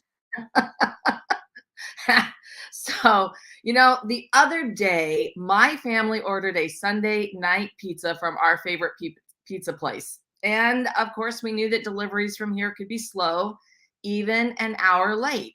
Now, we don't often order from this place. And, now they have all these different ways to tell you that your delivery is on the way. There's emails, there's texts, there's text with links to a Grubhub delivery update, and then the web page, and it just keeps going on.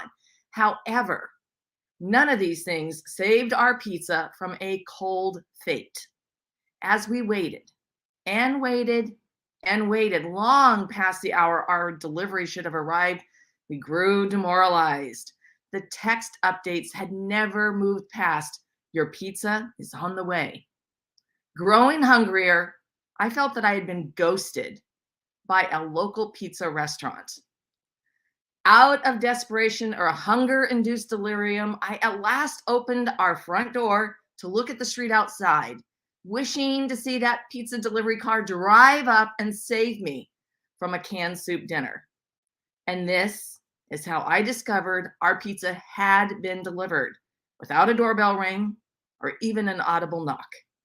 Yep, our Sunday night pizza had been abandoned on our stoop and the 40-degree weather and left alone to face the elements of our Pacific Northwest winter.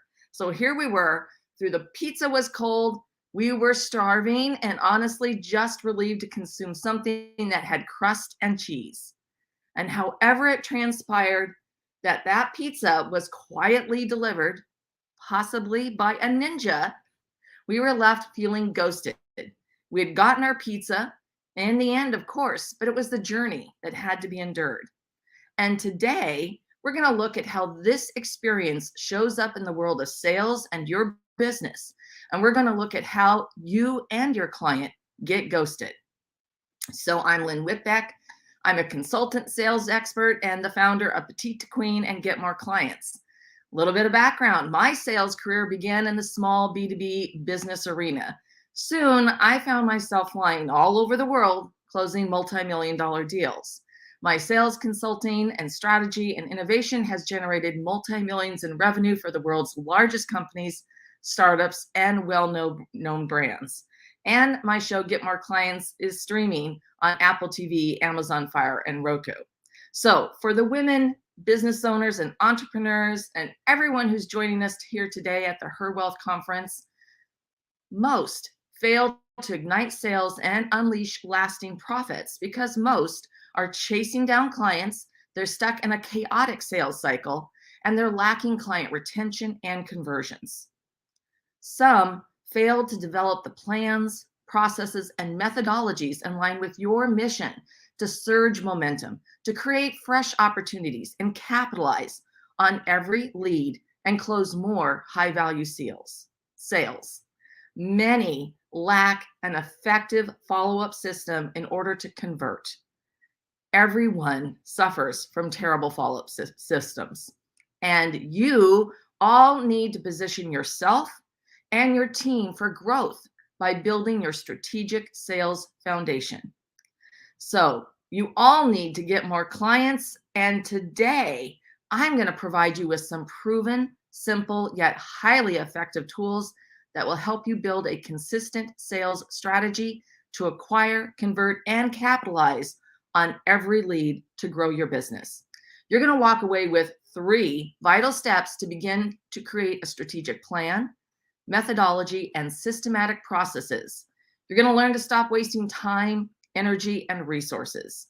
And you're also going to have the opportunity to connect with me further to see how I can support you beyond today. So, did you know that almost 27%, it's 26.9% for those who want accuracy, of sales professionals list buyer ghosting as one of their top 3 things that actually negatively impact their motivation. So it's a motivation killer. And I have to ask you, is it just me or has anyone else been ghosted? I mean, throw up your hands in the chat.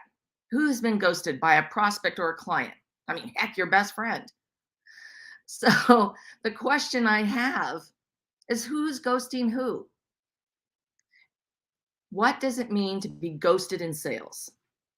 It means the client, your prospect or client, does not respond to your calls, emails, or messages. Now, there's another important definition. The salesperson, the business owner, the entrepreneur, does not follow up in a timely manner with relevant information. Ghosting results from the lack of a consistent, value-driven follow-up process. Other factors include not having a compelling buying need, business pain, or opportunity to justify a sale. When a prospect goes dark, it can be traced to one of these 7 reasons. They're busy. They're busy, busy, busy. And this is the primary reason for ghosting. Everyone gets caught up in the day-to-day and they miss out on numerous opportunities. Everybody, I want you to think of that one missed golden opportunity. And you know what that opportunity is. Throw it in the chat. We all have them. All right, number 2, nail it. You have not nailed the pain point, the urgency, or the value to push you to the top of the queue, and you failed to create the vision of the solution. Number 3, solve it. You've not answered why it matters to them. You haven't solved their problems so they can. And I always use this, but nobody buys an iPhone to make a phone call. All right? It's the latest and greatest video camera. It's more storage. It's whatever is new on there. Okay? The chain reaction of solving the problem is the key to converting the sale. All right, we're at number 4. Explore it. You're pushing too hard and have failed to honor the exploration phase. No one wants to be sold to. You know, anybody want to be sold to? Just throw it in the chat. I'd love to hear, but nobody wants to be sold to. They want a partner for a solution. So approaching with worthy intent and authentic selling has a higher rate of success. Simple truth. Number 5, they don't know how to say no. You have to create a safety net so you can get to the yes or no, and that's no for now, by giving them the opportunity to be upfront and honest. Number 6, you haven't earned the right for new or repeat business. Now, I want you to think about this. If you've worked with them before and something went sideways, you need to respect the recovery time needed if they've had a negative impact. This is especially true when you're working in a B2B environment and you need to get that in that recovery time.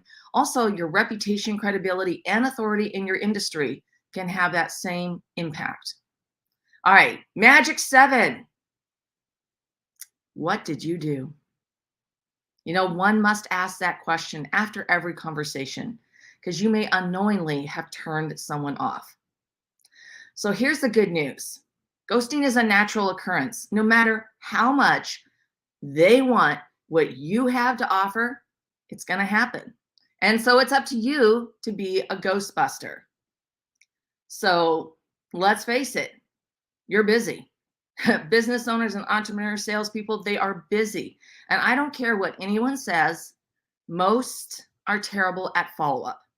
Now, I've been a sales professional my entire life, and I'm pretty dang good at follow-up, and yet I'm still lacking. Okay. It's just too easy to be distracted with existing clients, hot leads, day-to-day workload. I don't know whatever went on in my personal life. It's just, all that. So in order to be a ghostbuster, you need a strategic plan and process to eliminate the giant gaps. So here's the first step. You need to know why your client wants to buy. In the absence of knowing the desired destination, you're selling them what you have, not what they want, need, or lack. So this is how you get to that why. What concern are they trying to address? What problem are they solving? What benefit do they desire? How will the benefits serve them? Why does it matter to them? The bottom line is you need to know the answer to so they can. So they can what? What's the big outcome? What's the dream? What's the goal? What's the aspiration? Okay? Why the heck do they want that new iPhone? Okay? What's the big thing? When you reverse engineer their why into your strategy. So here's some examples. How are you thinking like your client to answer their top questions? All right? What are their top questions? Do you have a lead magnet that allows the prospect to bridge the gap between the problem and their goal? All right. How do you build rapport after your prospect opts in? Do you have a rock and welcome sequence leading them to the next step? Do you connect the messaging to your ideal client's feelings, emotions, and motivations? We're humans. Okay. What big promise do you communicate on your website, and does the process make sense to them? So here's what I recommend. An easy place to start to understand your client's thinking, if you're sitting there going like, whoa, I'm not even sure where to start, and to communicate effectively on all platforms, there's 2 tools. It's called Also Asked and Answer the Public. And the reason why you can really get into the client why with these is you can type in your topic, and they will give you a long tail searches that people are typing into Google. And that actually gives you the information of what people are looking for, what's in their mind, what are they thinking? So whether you're, healthy business coach or a healthy coach, or you're, why do I want to buy an iPhone or sales strategy, type that in, and that's going to give you that information, a great starting point. And you can leverage your client thinking then on your homepage, your social profiles, your lead magnet, and your follow-up status, right? All of that follow-up process, I should say. So let's talk about the follow-up and focus on the good, the bad, and the ugly of follow-up. Many times you fail to know what to send prospects as a follow-up to move the sales forward. So we need to be honest and agree that no matter how good you or your team in sales, or as an individual professional, a delayed or missed follow-up will occur. And the brutal truth is a non-existent follow-up strategy slows down and kills the sales process, resulting in lost opportunities. So follow-up is grounded in taking the lead in your client relationships, and it established the DNA of what it's going to be like to work with you. And I call it follow-up finesse. and it's always individually focused. Now, that doesn't mean that you're not going to use automation systems and tools and templates. However, it's imperative that the client never feel like an anonymous number. All right? It's human to human. So you want to position your follow-up objectives to attain a minimal actionable commitment from your client. All right? So that means a well thought out plan is going to get desired results. And your follow-up strategy will speed up the sales process and avoid the pitfalls of opportunities slipping through the cracks. Now, your follow-up cadence is a sequence of touch points with a prospect to establish a connection for an engagement or sale. So there's a lot of different ways to put this together. I personally have built a 13-step or touch point cadence, and it's spread out over 16 weeks. And the timing is paced to avoid prospects from feeling hunted, and it provides different methods and means to make that connection. So always throughout your cadence and the follow-up sequence, whether it's outreach or follow-up, they're sort of kissing cousins, right? One is before, one's after. Always emphasize delivering value with your follow-up processes. Make it worth your client or prospect's time. You want to connect positive associations and generate reciprocal energy. Now, map your follow-up lanes and methods. You're going to pinpoint tactics that fit situations, and then review and identify existing materials that you already have that can be leveraged, repurposed, or modified to meet those follow-up objectives.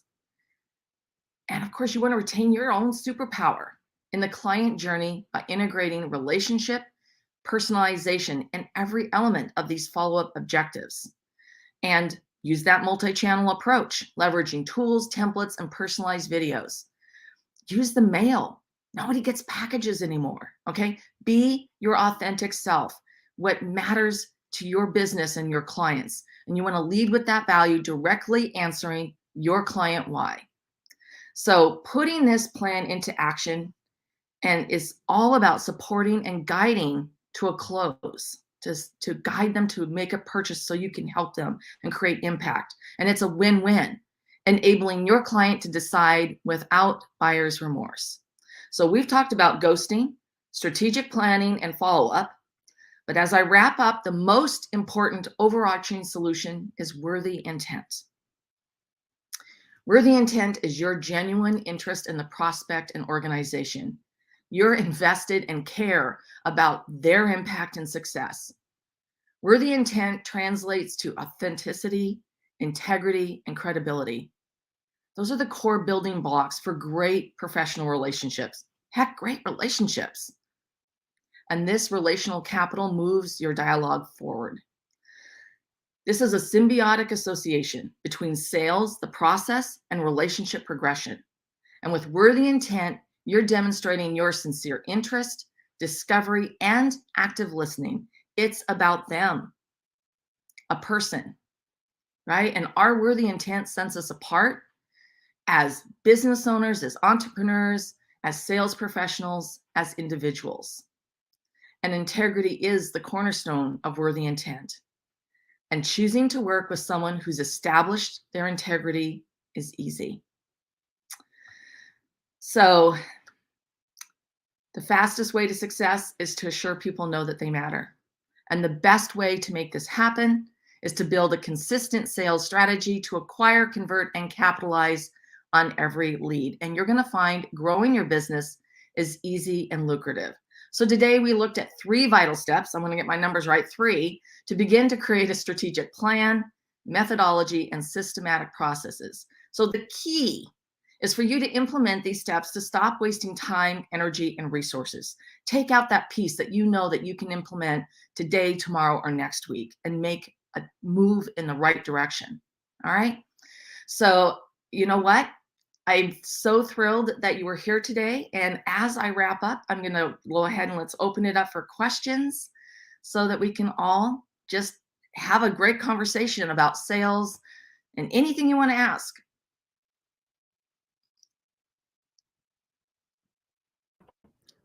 Lynn, I'd like to ask you a question based on my work, I deal a lot with people and their limiting beliefs and on all of that. Very heart-centered entrepreneurs, right? Where integrity and authenticity is so super valuable and important, and also being in that space of compassion.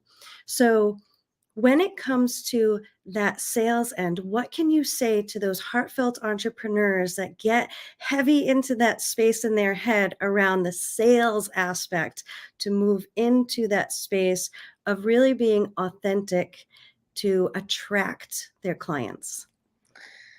Yeah, so here's the definition of sales. It means that you genuinely desire to help and serve others. All right. You're a partner in creating impact for them as an individual, for their business, for their community. And sales is the actual means so that you can then work with them and help them. So it's really a growth mindset exercise because you do have to get out of your own way. And when you have that genuine desire to help and serve, you've already got the worthy intent. You're there. You're halfway there. And people sense that. We all have really high BS meters these days, but it's guiding them to that conversation. And you need to take that sleazy slime out of the sales because you know what? You need to know the rules to break the rules. We don't have to act like that. All right. There is no room for that. That is short-sighted and it's not going to maintain a long-term relationship. Instead, this is how I can help you and the offer and, ask for the sale. So it's really more than anything else, that mindset that you have to shift and you have to recognize how much you can change their world. And when you really step into that, you're stepping into your own power. It really makes it a lot easier because you've got that confidence and assurance of knowing how you can help and serve them. Thank you, Lynn. That was perfect because I tend to see a lot of people that I work with have a lot of the, who am I to do this? Who am I to sell this? Who am I to offer this? And all I want to say to those people out there that are asking that question is just what you said. Hang on to why you're there, why you have a passion for doing that and helping other people, because somehow you had to get through it, right? And in you getting through it, you know some details that other people don't. So you do know more than somebody else out there who can utilize your help. So why not you? Get out there and help some people because you deserved it, and so do they, and they deserve to work with you. Yeah. And one thing is put yourself there, how you want to help and serve them. I mean, women, we all take on traditionally roles of caregivers, whether it's for our families and our extended friends. And that's the thing where you're taking on that role and you're really putting them in the forefront of how you're going to be able to serve them and looking at what that impact is going to be for their life, for their business, for their community. And when you do that mind shift, that really helps because it's no longer, you're not so caught up in your own head about you. It's about how you're serving them. So that's one of the things that I'd recommend. And Nicole, I know that you have so many amazing ways that you can help people with that growth mindset and getting through those blockers. And if you need to do that kind of deep work, absolutely work with someone who's going to help you, make that shift, because you can't truly have the impact to help people if you're still stuck in that imposter syndrome or, the negative Nelly who's just giving you all that crap in your head. You got to get out of that. And you absolutely can. And there's a path to get there. Can you give us some examples of some of the touch points that you have with your follow-up for your clients? Absolutely. So one of my favorites is a triumphant triangle, and I'm going to tell you exactly what that is. So I actually do pick up my phone. So this is after I've had a phone call, a strategic meeting, etc. And I will pick up the phone and I'm going to give them a piece of information that's going to help them. So I might say, Erin, I am so excited. We just finished this case study, and this is going to exactly showcase to you how you can move from point A to point B. Now, listen, I am going to drop this into an email so that you've got a link. It's just one click away. Oh, by the way, this is Lynn Whitbeck with Petite to Queen.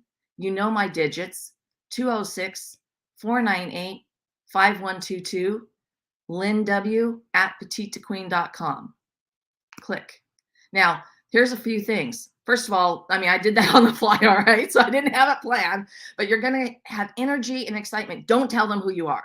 Give them the value. Why are the heck you calling them? Use their first name. At the end, when you switch to your name, that's when your cadence slows. How many of you had those voice messages where they drone on and on and on? And at the very end, they go, this is Lynn Whitbeck. And you're going, what the? You know, don't do that. Okay. Now you're already going to have this email ready to go, or a DM. Where do they primarily hang out? Okay. So now, and that should have been one of the questions when you talk to them. Where do they hang out? How do they like to be communicated with? All right. So now you've already got that written out. You hit click. That's step 2 of the triumphant triangle. So now you've provided that information to them. It's quick, it's sweet, it's to the point. It takes them exactly 30 seconds to skim the email and to click on that link, because you delivered value about what's going to help them move forward in their decision-making process. Now, step 3 of the triumphant triangle is generally 3 business days. Now, it depends on your industry. If you're in real estate, you can't wait 3 business days, honey. It's probably 3 hours. All right. But if you're in a traditional type of, business, you're probably going to wait 3 business days. All right. And the 3 business days allows them not to feel hunted. And what you're going to do is you're going to take that same message that you've already had. Now, if you send it via email, now you're going to DM it. My recommendation is to leave them a voice note. Have you ever skimmed, like LinkedIn, and you look at all the messages? How many voice notes do you have? 1, maybe 2. Let me tell you, you leave a voice note, the same voice note, they're going to see it, and they're going to click on it, and they're going to listen to it. You stand out from the noise. Same thing when you're leaving a DM in social, leaving the voice note. It makes a huge impact. So that's the triumphant triangle. So that's one method that I use.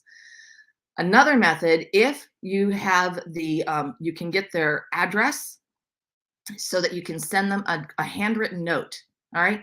And buy notes that really speak to what you do and who you are, and tell them how much you appreciated the opportunity to meet with them. And then just give them a simple quote as an inspiration for their day. And then snail mail it. Okay, handwritten address envelope. You get that in the mail, you can immediately recognize it's not junk mail. You're going to open it up. And that person is going to feel, oh, wow, they remembered me. This is inspiring. I want to call and tell Erin how much I appreciate this, or send her an email. All right. You can also send a package. Now, if the package is tied once again to the problem or the solution together, right? Something that makes sense. You don't want them going to war in their mind about why you sent them a silk scarf when it has nothing to do with what you do, right? So send them something that makes sense. So here's an example. Back in the day in my corporate sales, and one of my clients, they would go through these huge trade shows. And when we started trade show season, I would deliver every year something new to that entire team. And I would call them the trade show survival kits. And every year it was completely new. So one year it had like energy bars, and it had like a thing of Tylenol and, some fun stuff. I think I had like some kind of relaxing squeeze ball, but it was like a little package, and everyone on the team got this package. One year I did little cars, honestly, little metal cars branded with our logo. And they literally sent me a video of them taking them out in the parking lot and racing these cars. And when they would get stressed, they would all run out with these cars and do these little racings in their parking lot. So, but think outside the box, right? But where is it connected? Now that was directly tied to stress relief, because they're going through this trade show hack. So those are the types of things that you can do. And then you've got your other types of messaging. You've got your voicemail. You can leave a video. If you use a tool like SendSpark, It will allow you to create videos, and then you can customize the header and the footer so that when it comes to someone, so Aaron, it looks like it's been sent directly to you. Hi, Aaron. I think this is going to help you today or make a difference. Once again, I'm just spitballing here.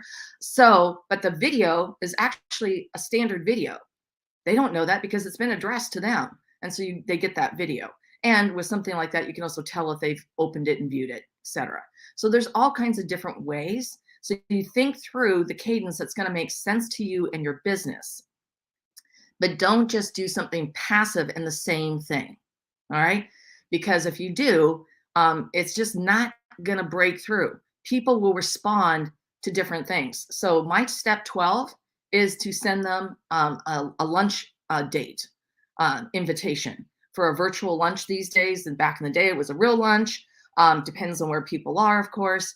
And I'll send them with a ticket, like a free ticket to get a lunch, like at Grubhub or Uber Eats, whatever it happens to be. Now, you'd be surprised how many people accept that.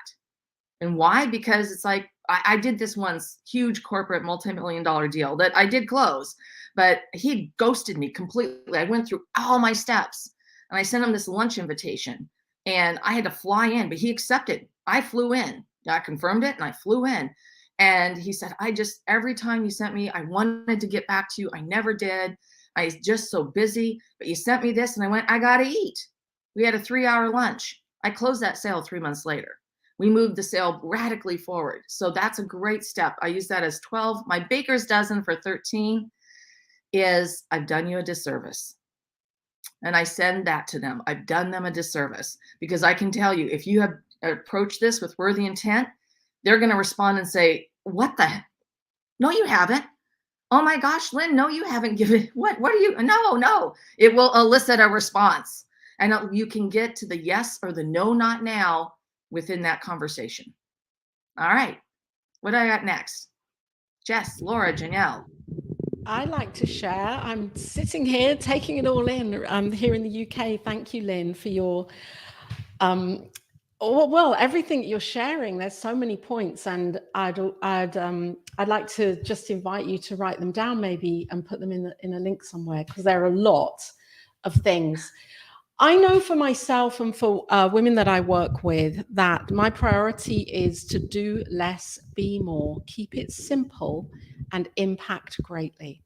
Because I know from my own experience of running around in circles, trying to get clients, make things happen, change other people's point of view, that just has impacted burnout for me, and not the response, the authentic response that I have really, really sought after. So this is an inside job. This is an internal piece for coaches and healers and visionaries to really become aligned first. And I think, Nicole, you touched on this, and I definitely believe this, that unless I am in alignment, I can do all of those seeming out there things, external things, calls, notes, all of it, whatever. Even if it doesn't feel like I'm selling or chasing someone down, if I'm not aligned first, then I might as well stay in bed. That's how I might as well stay in bed for the day.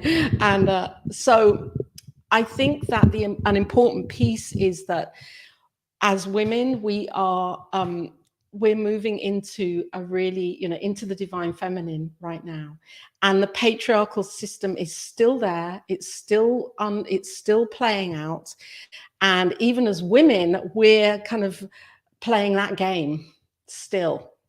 And I think it's really important for me, myself, to have a really embodied, authentic way of being with potential clients, with people that come along, so that I know I'm in that integrity within myself, and I'm not, and then if they do, they do. If they don't, they don't, because there's always someone else. And the no is an amazing opportunity for me to learn more about myself in this whole process of what I think is selling. Yeah. And there's this kind of opportunity, for me, I'm going to keep this in the eye, for me to really step up to how I believe I want to see the world now changing and transforming, especially for women, that we have this power. And this power doesn't mean that we have to even be blurting it, or it's just by being. And that when we tap into that frequency, like magic, miracles happen. Miracles happen. Yeah, absolutely. And an important point is too, remember, is that you're not going to just take anyone on. You need to know what your 5 core heck yeses are that prospect has to answer yes to, so that you know that it's going to be a win-win. It's going to be a great fit, not just for them, but for you. And so that's one of those things, is that working with someone of high personal and professional integrity. That's one of my 5 heck yeses, because I'm just not going to go there. Right. And so when you know that too, that helps you as you go through this. It's about thinking through the process and the strategy so that you can be more effective. Right. And I don't need to be on Pinterest. It's not where my audience is. I'm not going to spend any time or energy there. Right. It's knowing the things that matter and what your clients, your prospects, they need from you. And so that's the key, in my view, of why sales strategy is so critical, to really map that out so that you can be so much more effective and not have to deal with that overwhelm. Like, I have to do 65 different things. No, you really don't. You need to be working on 3. And it builds on itself. As you get one building block in place, things start coming and the growth starts happening and you start to scale. Well, now you put the next building block in place. It's not all or nothing. You don't have this whole thing in place. But you have the core building blocks, the 4 core foundational pieces of your client thinking, your ideal dream client, your client journey, and worthy intent for your relationships. When you have that in place, everything else you just keep building on.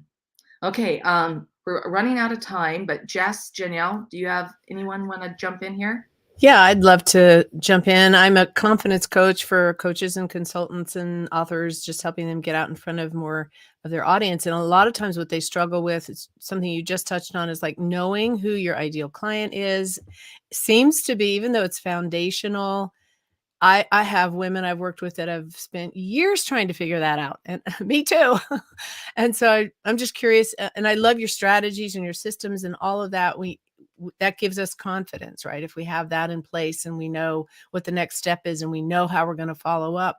But what about those entrepreneurs that are lacking that confidence because they don't even know who their ideal client is? And how do I figure that out? So I'm just curious what you would say to that. Well, I am going to let you know that I've actually done some of my TV shows, my Get More Clients episodes have actually talked about how to figure out your ideal client avatar. And it comes down to a number of things. First, you really do need to go through that client thinking exercise, because that helps narrow the field of who are you serving and helping, right? And then from there, you work on, it's sort of like the chicken and egg, right? But then you work on who is that client avatar. And you really want to dig into the psychographics. And when you do that and you do that work, then you're going to be able to identify who that individual is and where they hang out and how that's the right audience for you. Then you go back to your client thinking so that you can really tune in that right message, right? Because now that you really got a clear picture about who they are, now you can go back and just refine the client thinking exercise. Now you're ready to figure out, okay, so where do they hang out? Where am I going to be able to make those connections? And there's a lot of different ways that you can start to put yourself out there to build that confidence and assurance. I mean, a big one is certainly public speaking. All of us, many women and people, can struggle with getting comfortable with that. Yeah. So it's like taking baby steps. I don't know about you, but I have never, ever seen a baby go from laying on its back and suddenly leaping up and running across the room. They don't do that. They learn to roll over. They learn to get up on their knees. They learn to crawl and hang onto the sofa. And then they're walking like Frankenstein.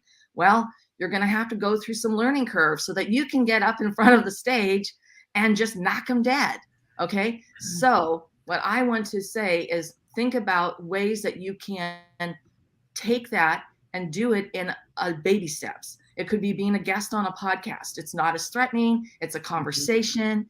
It's easy. So there's a lot of ways that and you can connect and be strategic about it. So you're connecting with the people who are going to be tuning in are that right audience, and that you can make those connections, and you direct them at the end when the host asks you to a lead magnet to get their email. All right. Something that matters to them. Don't just, throw them out there, get them to go somewhere specific, so that you can capture that lead. So Janelle, I hope I answered your question or added value. We're just at time. Yep. Jess, we didn't hear from you. You get the last word, just like Lawrence O'Donnell. Come on, honey. Hi, everybody. Well, thank you. This has been wonderful and magical. I'm excited to connect with you guys outside of here as well. I work with human design and the gene keys. I'm sure a lot of people know human design and the gene keys. And I think one of the most beautiful things about these systems is that they can help us to understand our personal code to success and prosperity. And what I've loved watching and observing is everybody sharing something a little different. Like, Lynn, you are very structured and you have the steps, and that structure and that system really helps probably to keep things aligned and moving for you. And then maybe Laura has a bit more of an intuitive and a feminine flow, and Janelle maybe somewhere in between. And I think, and Nicole as well, I think it's really important as we move into sort of this like new paradigm that we continue to explore and try on what fits for us from a sales perspective, and then recognize what doesn't. Because as Laura said, if you're not in alignment, things can get a little bit funky, but also systems and structures are important. So I think finding that balance between the two is really important. So. Thank you. All right, thanks, Sabrina, everybody. Take it away, sweetie. Yes, I love it. Thank you so much, Lynn. I was taking notes. This was phenomenal. I so appreciate all the insight. I love having you here in this community, sharing all of your goodness with us. So I so appreciate you and the women here who held space for all of us and asked all the right questions. Thank you so much for being here. For those of you watching live, thank you. We have 52 people watching live right now. So thank you for being here. For those of you that are watching on the replay, if you could do us a huge favor and hashtag replay wherever you're at, so we can send you some love. And if you could share this video wherever you're watching us, so that we can get more eyes and more ears on this awesome content that we are sharing. Her Nation, that is who is putting on this Her Wealth Conference this Saturday. It is our 2-year anniversary. And we said, hey, let's have it, take it out with a bang. We have 24 women hosting over 100 panelists, holding space today for each other and for our audience on all the topics that we care about, everything from health, relationships, career, happiness. I'm going to go ahead and give the mic over to Miss Lauren Lefkowitz. Lauren has been with me since the very beginning, like since I had 13 people in the community. So she is my ride or die. I absolutely love this woman. She is here today to talk about from burned out to tuned in. I'm super, super excited about this. Take it away, lady. Thank you so much, Sabrina. Yes, I have been here from the beginning. Sabrina found me and reached out, and here we are 2 years later with an enormous community of amazing, amazing, amazing women. So thank you all so much for being here. And I'm really, really excited for this conversation. Burnout sort of feels like this ick conversation that nobody wants to have, and nobody wants to talk about, and everybody thinks they're the only one who's burned out.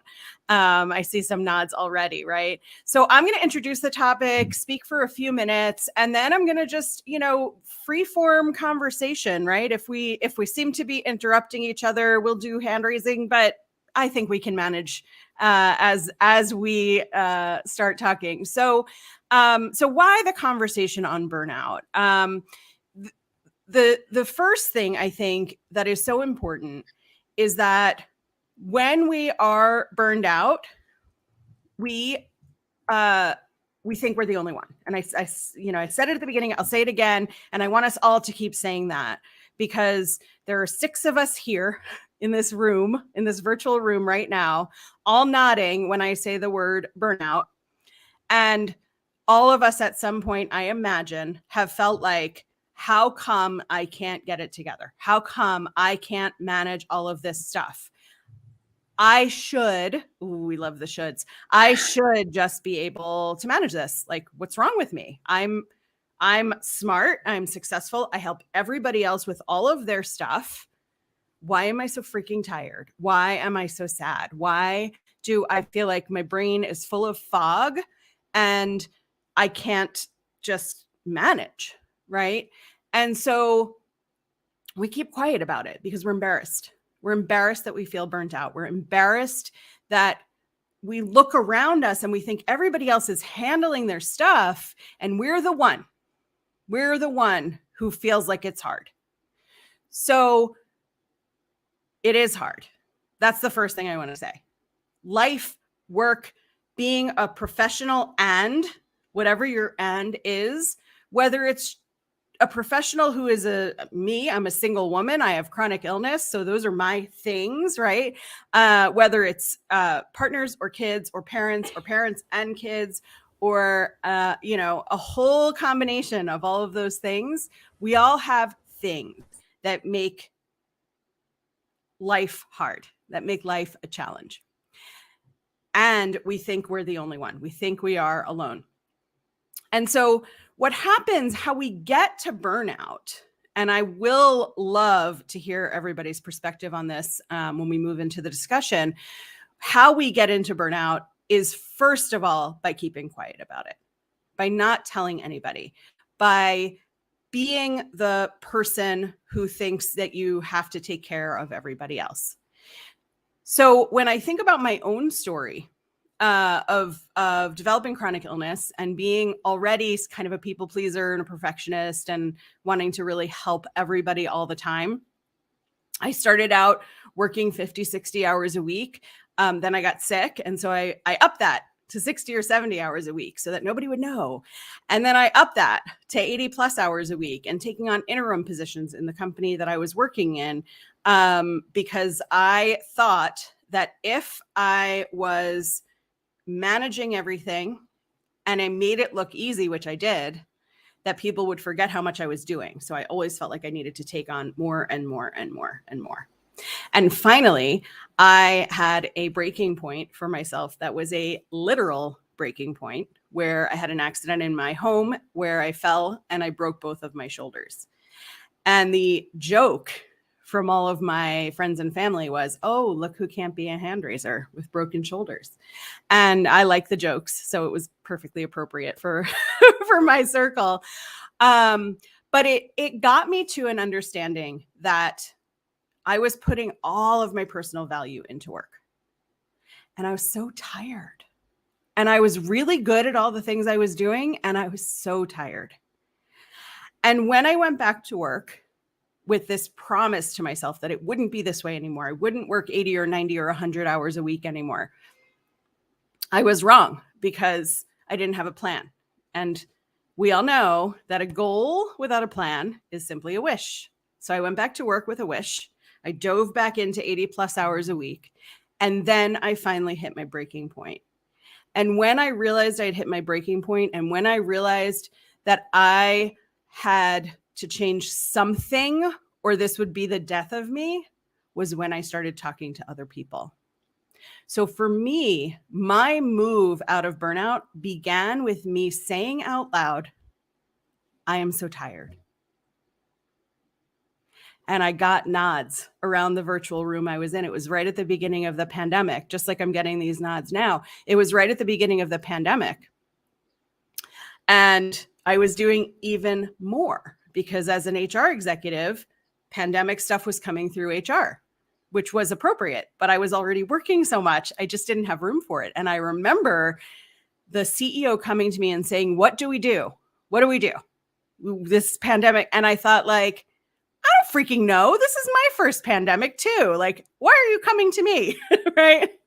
And I realized that for me, that was the point. That was it. I was no longer okay. And I went to a virtual networking event for people in HR, and we all had the same, like, sort of gray, sad, tired look. And that was when I knew it was possible to change, because two of the women in the group talked to me about how they had changed and how they had gotten support. So let's turn it over to the room now. I'm so happy that you're all here and that you're all nodding and nobody's looking around like, it's not me. Oh, I'm sorry for you all. This is not how I've functioned ever.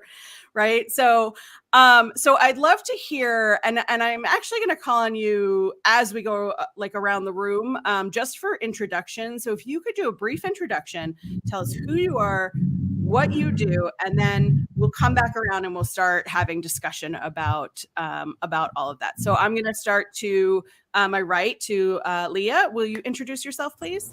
Absolutely. Thank you, Lawrence, for sharing your story. That was really relatable. So my name is Lee Tran.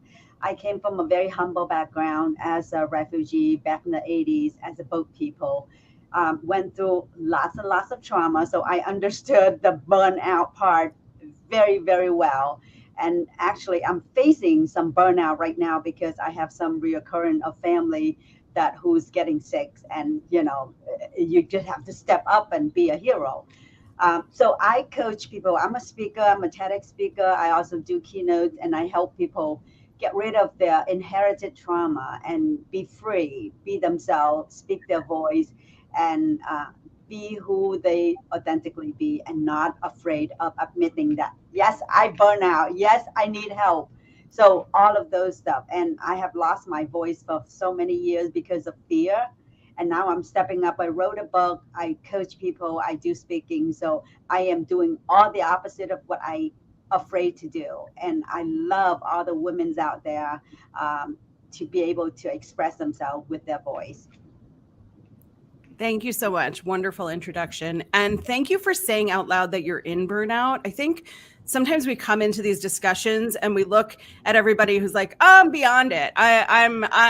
This is my hero story. And you can come out of burnout and be back in it. You can feel the effects of burnout for a very long time. And so thank you for sharing that. I can't wait to hear just more a quick about note I don't want to take, but this is the first night I have been able to sleep for 7 hours straight in 4 months. Wow. Good for you. So amazing.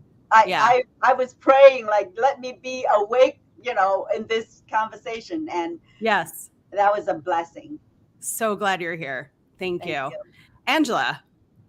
Hi, great to be here. Lauren, you were really resonating with me when you were talking about being a people pleaser and a perfectionist. I can absolutely relate to that.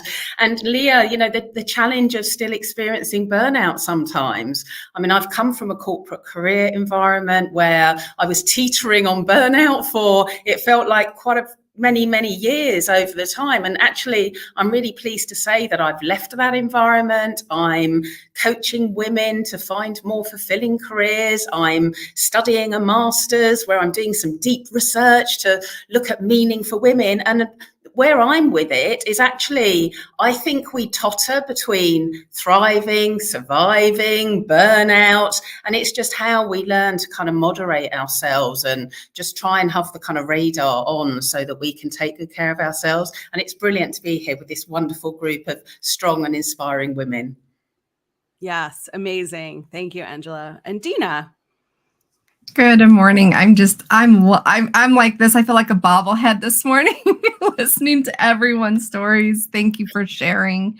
I'm Dina Adams, and I'm a breakthrough coach for entrepreneurs. And I help other entrepreneurs through this because I lived in it for so long, which is what created my burnout. And what that is taking yourself out of everybody else's box because it worked for them. And really embracing your uniqueness that a lot of times we're criticized for, those great things about our personality. So our people pleasing gets worse. Our perfectionism goes into overdrive, like all of those things. And we start juggling all the plates and we're in overwhelm and we can't see the burnout until emergency room or, something happens. And so I spent so many years doing that in my personal life, my faith walk, my business, working out of the home, all the things, raising kids. And I just decided, what have I really been helping people do all this time?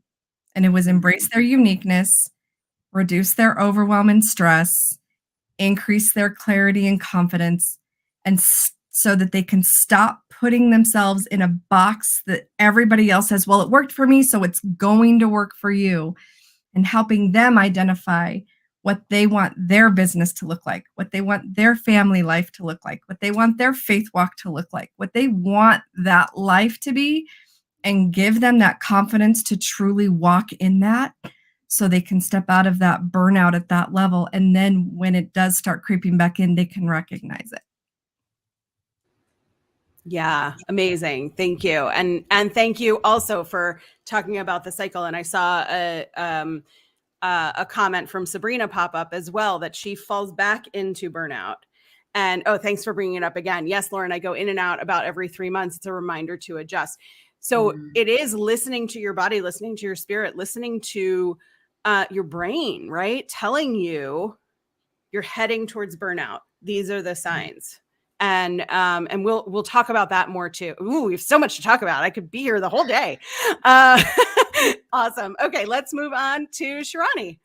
Hello, good morning, everyone. I am Sharani M. Batek, founder of the Fierce Authenticity Movement. And I just want to say, I also am a bobblehead right here with Dina, just like, oh my goodness, yes, yes. Also recovering perfectionist and people pleaser over here. I also like to say sometimes recovering control freak, because you know that hugely contributes to the burnout, is I think that I can control everything. And if it was just done my way and they didn't do it well enough, and so I'm going to go ahead and do it the best way, like my way, right? And that is like a quick ticket to burnout for sure. And Dina, I love how you talked about like taking yourself out of everyone else's box. That's what I'm in the midst of doing. I had my major burnout back in 2020. I have a whole story about it, but I won't go into it. I just appreciate how a lot of us started to see that year how things were not sustainable and weren't working for us, right? And so the box I'm working myself out of right now is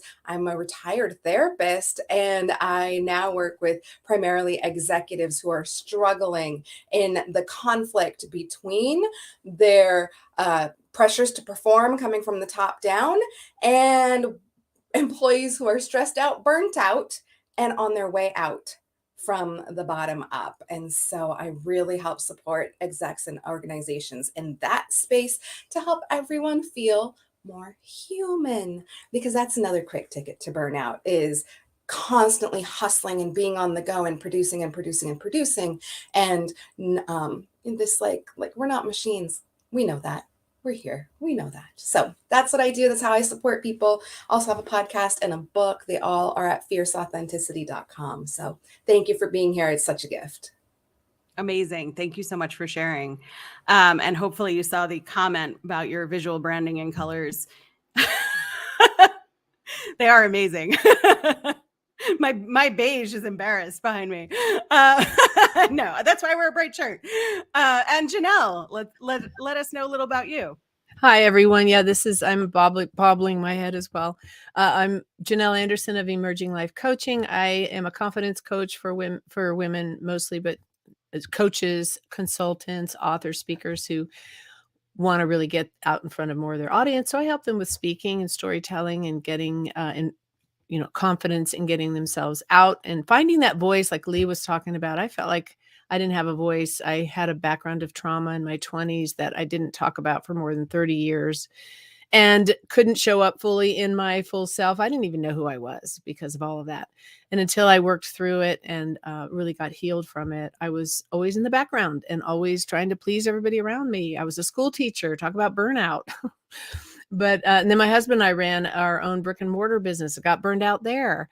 And then I started my coaching business 8.5 years ago and trying to do everything myself because I know the best way to do it. Like Sharani was just saying. And it's interesting that this is the topic right now, because just in the last few days, I'm like, okay, I need to take a step back. I'm doing all this stuff, and what am I really doing? And I think we do get caught up in our goals and our achievements and our quarterly goals and what we want to do and all of our programs we're running and we're speaking. I'm an author as well and trying to help our clients and marketing. And I'm just like, I've got to take a step back. My dad passed away this past June. I'm the executor of his estate. It took me 6 months to clean out his house, sell it. I'm still working through his stuff. And I just realized, oh my gosh, I'm totally burned out. I'm trying to run my business. I'm trying to sell my dad's estate. And this stuff happens. And I just see this so often in my own clients that, there's so many things they're trying to do, and they're trying to make it happen. And then stuff gets in the way, life happens, and then they feel like total failures. They feel like imposters. And I'm just realizing, even in my own life, like there has to be this time to step aside, take a break, reassess, and just spend some quiet time. I don't remember the last time I did that, because I get up and I jump right into work and my to-do list and busy, and doing, and on podcasts and summits and speaking and interviewing and working with my clients and doing this next thing, And so I'm really glad this is the topic right now, and I think for women, as women, we are always trying to help everybody around us. And we definitely, leave ourselves kind of on that back burner. And it's interesting because I work with my clients around this all the time, taking care of themselves, and I'm not doing it myself. So thank you for bringing this topic, but that's who I am. And I love the conversation here today and all these powerful women. So amazing. Yeah. So I love that during our introductions, we all talked about what burnout is. So, and we only have 20 minutes left. I know it goes so fast. So in our next 20 minutes, in our next 20 minutes, I'd love to talk about emergence, right? So there's this concept that we get into burnout in a really gradual way, right? We don't dive into what gets us into burnout. It's this gradual thing. And there's this old story about if you throw a frog into a boiling pot of water, it'll jump out. It feels the shock, it feels the horror, and it's out. If you put the frog in tepid water and you allow the water to boil slowly, it will not notice that it's happening until it's too late. To me, that is burnout. To me, that is how we get to it, because it doesn't happen suddenly. If you walk into your first day on a job and your manager slaps you across the face and screams at you, you're going to walk out. But that's not how it happens. It's gradual. It builds. And then one day you wake up and you're like, I can't anymore. So when you hit that point, when you find that point, that turning point that is often hopelessness and helplessness of like, oh my gosh, I'm stuck here forever. This is how my life is now. What is some advice that you have for starting to find your way out? This is not about fixing, but this is starting to emerge from burnout. What do you all have? Go ahead, Leah. If I can share. So yeah, I love the analogy of the frog, because I think we all been that frog in a warm temperature for many years. So me, it's decades. Trying to be the oldest in the family, trying to save everybody, save my parents, come to America, didn't understand anything, but I'm stepping up. And it creep up on you. It creep up into my scientific career. I was a scientist for a number of years, and then I step out to have my own business. And my advice is, like, when you realize that if you cannot take the situation out of you, you need to take yourself out of the situation. And that's what I did. I just move. I just start fresh. And recently, like I said, I have some problem. My husband just got into a stroke 2 months ago, and I was doing everything great. And then that's the shock as the frog in the hot temperature. So I stop all the activity. I stop everything cold. And you got to take care of yourself first. And so that's what I did. I cut out myself from every yes, and it just say yes to me. And I think that the best thing is ask for help, because sometimes we're so proud. Like you said, we want to be able to handle it all. And that was my first time I cry out to my family. It's like, I need help. I need emotional support. My friends are backing me, and I'm slowly coming out. And being here, it's such a great joy, because, oh my God, this is exactly everybody goes through. No matter how much you prepare, you're going to get to it from time to time. And you just have to know how exactly to pluck yourself out of the situation. And I think that's the first response, is take yourself out of the situation if you can. Yeah. Say no to other things so you can say yes to you. Absolutely. And asking for help for a people pleaser, a perfectionist, a high achiever, so hard. It is so hard because we are the helpers.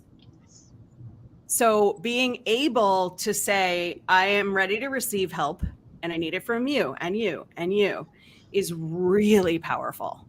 Yeah. What else do we have? Can I jump in? I Yeah, just go wanted ahead. to piggyback on what Lee said, because having been through this with my dad this year, it was the same thing. It was really hard for me to ask for help, and I tried to do it all on my own, and I couldn't. So yeah, asking for help was hard, but it was wonderful once I did it, and people did step up to help me. One thing that I did through that was to break everything down, and I love the saying yes to you and saying no. So I started saying no. I had to put a lot of things on my business on hold. And just, I had to be there. I had to move in with my dad because he got sick. He was 98, moved in with him 24/7, and everything just kind of had to be put on hold. And, I was okay with that because I knew, the priority was my dad. And then going through his things, like I had to break it down and give myself permission for today. I'm just going to focus on this one thing. I'm going to go to his house and clean out one room or one closet, and that's it. And eventually it will get done. And those times where I looked at the whole thing and thought, oh my gosh, there's so much more to do. It's going to take me forever. How can I do all this? And I'd start to feel that overwhelm. I'd bring myself back down to look at how much you've done so far, and you're making progress. You're doing one little thing at a time, and you're not trying to do it all. And just giving myself that grace to, okay, that's all I'm doing today. And actually, I'm going to take a few days off from my dad's house, and I'm going to go do something else. And that really helped me so much to keep from completely losing it. And the wonderful thing about it was that even though some of my business I had to put on hold, when I was able to start doing things again, it was still there and it was still functioning. And my people were there because I was telling them. In fact, when my dad got sick, I was in the middle of an online event and I had to close the event down. And it was the event where I offer my high ticket program, but I said, look, my dad's really sick. I have to take him to the hospital. And they were all like, that's okay. We're with you. We're for you. And I kept in touch with them, told them what was going on, and then came back around and had a follow-up with them, and ended up 2 people buying my program. And they loved my authenticity, and that I'd open the curtain to my private life saying, hey, I need your support. This is what's going on. So I learned a lot from that as well, that just like Lee said, giving yourself permission to say no to some things and saying yes to you, and just, not trying to do it all, and just narrowing, cutting that down into what you can just do right now, just today, what you're doing right now really has helped me a lot. Yes. Breaking down into steps, right? Not sort of swallowing the whole thing at once is so important. And you used a word that a lot of us shudder at, which is vulnerability. And but it matters, and people are waiting for you to be vulnerable. That is a sign of authenticity. Angela, I saw you had your hand up. Yeah, definitely. I think it's really interesting that when we start to feel that I always sort of think of it as a traffic light system, like red, amber, green, and we start to feel amber and you think, oh, beginning to feel a bit uncomfortable. And if I'm not careful, it's going to go into red. And I think the thing that is so interesting is we always feel that we should be thriving and surviving most of the time. And then if we're lucky, maybe 2 to 5% of our time, we can be in restoration, and we can be doing things around our self-care to really help ourselves. But there's a lot of research around athletes, as an example, and actually for them to be in peak performance, they're actually resting 90% of the time. Now, whilst I wouldn't suggest that we would do that, I think there is something about actually giving enough weight to our restoration, our self-care. And if you've over a week, I mean, just hearing, we've got books, we've got podcasts, we've got clients, that's a massive workload. And it's actually saying, I need about 1 day a week to care for myself in order to stop the burnout happening. And it's almost investing in yourself as much as you would care for a loved one. Mm-hmm. So that's my perspective. Yeah, absolutely. Yeah. So I'd like to share, I love like everything you guys are saying. It so resonates with me because one of the things that I found was so important for me to recognize in burnout was it all starts with me. I'm the common denominator, right? I'm either my biggest support or my biggest obstacle. So I'm either going to continue to live reactively out of obligation to everyone and everything else in my life, or I'm going to choose which actions I am and am not going to participate in my life to attempt to shift that trajectory.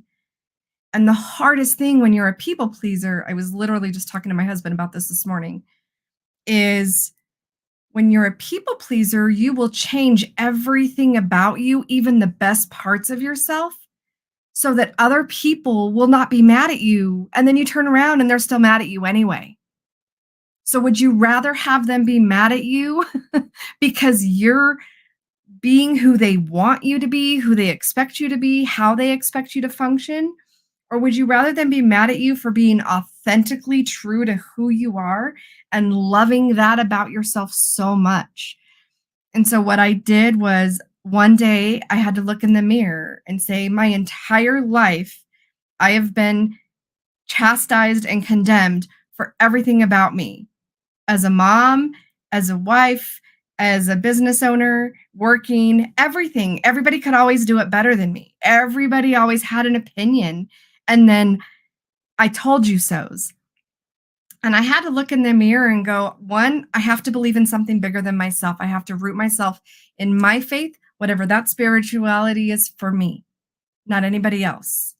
And I have to be able to look myself in the eyes and say, I love you. If that is my one goal, is to start here and recognizing what am I doing out of obligation to others and what am I doing that values and honors myself, that in itself, I can start weeding things out and shifting and moving no matter how scary and terrifying it is. Just honor that in yourself and that one space just to start there. That I think that's an amazing place to start. And I'll hop in real fast. Thank you so much. Everyone's has been like spot on. And I have this saying that came up as I was listening to everyone. I like to tell people that a loving no to someone else is actually a loving yes to you. And as I'm listening to everyone, like this theme of just really like being able to learn the skills to prioritize ourselves, which we're not taught to do as women. And here's the other part that I was thinking of as I was listening to everyone, that it's about micro actions. You know, we think it has to be this big burning bush type thing, like this big dramatic action. And that's usually when you're at the like bottom of the burnout, you know? And I liked how Angela talked about like the red, yellow, green, like, or green, yellow, red, however we want to put it, because to me that's a part of tuning in. You know, our session is about like from burnout and tuning in, and to me it's about learning what signals is our body giving us, learning somatic awareness, somatic practices, so that we can know, oh, I'm starting to feel that way. Okay, I need to recalibrate to come back this way. I need to take that break. I need to say no to something, you know? So for me, that's what it's really about, is learning what are the signals and the cues our body is giving us. Because when we're on a path to burnout, or when we've been living in burnout for so long, we're so disconnected from all of those cues that we're receiving. And so I'll stop there so we can continue on. Yeah, amazing. So just pulling it all together, I heard so much about getting willing to ask for help, which is vulnerability. And I think there was sort of a common thread that nobody said out loud, which is we are all powerhouses, right? We are the people come to. And you can be both capable and vulnerable at the same time. We often think we cannot, and you can. Yeah. Okay. So we have time for one more topic, which is how do I find my people?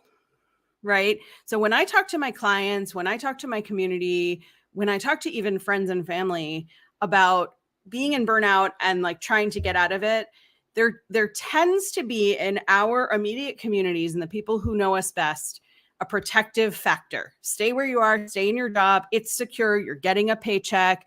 Maybe talk to your boss a little bit, but don't push the envelope too much, right? So we have these protectors in our family and friends who try to keep us in this comfort zone, or really familiar zone, right? It's not even comfortable, it's just what we know.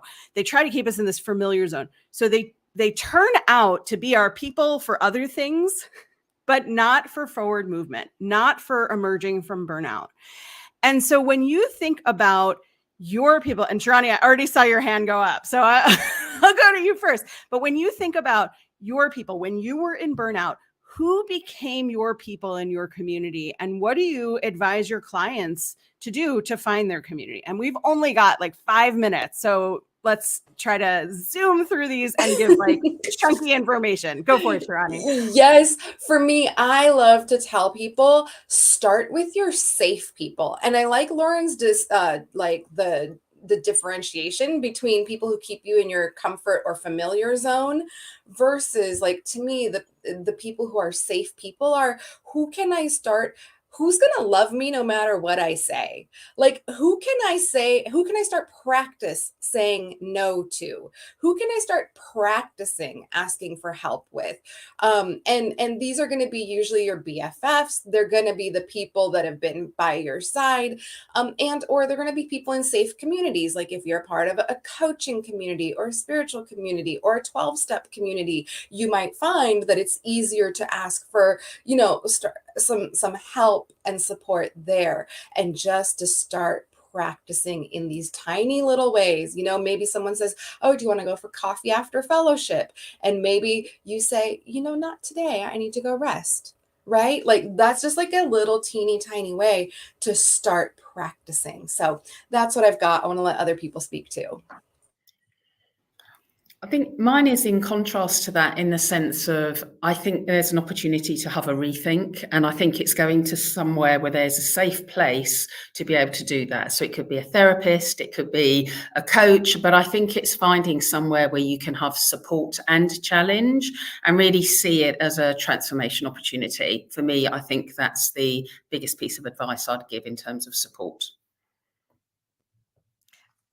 I think that's awesome too. I love all the perspectives. And one of the things that I tell people is, and I do for myself when it comes to looking for support, is one, it's important to ask the people in your life, are you able to support me in this way that I need? Are you capable of that? Because not everybody can be all of the support that you're expecting. Therefore, you think they don't want to support you, or they don't support you when they're just supporting you in the only way they know how. And so if you don't have someone in your circle that can support you in maybe the top 3 ways you need, look on YouTube, read a book, find something to start pouring those things into yourself, and start there while you're searching in your community for an actual person, because sometimes that person isn't in your circle yet. You may not know that person yet. So give yourself space to find ways to pour that into yourself first, while you're learning, how can my husband actually support me? Or how can I really ask this of a friend?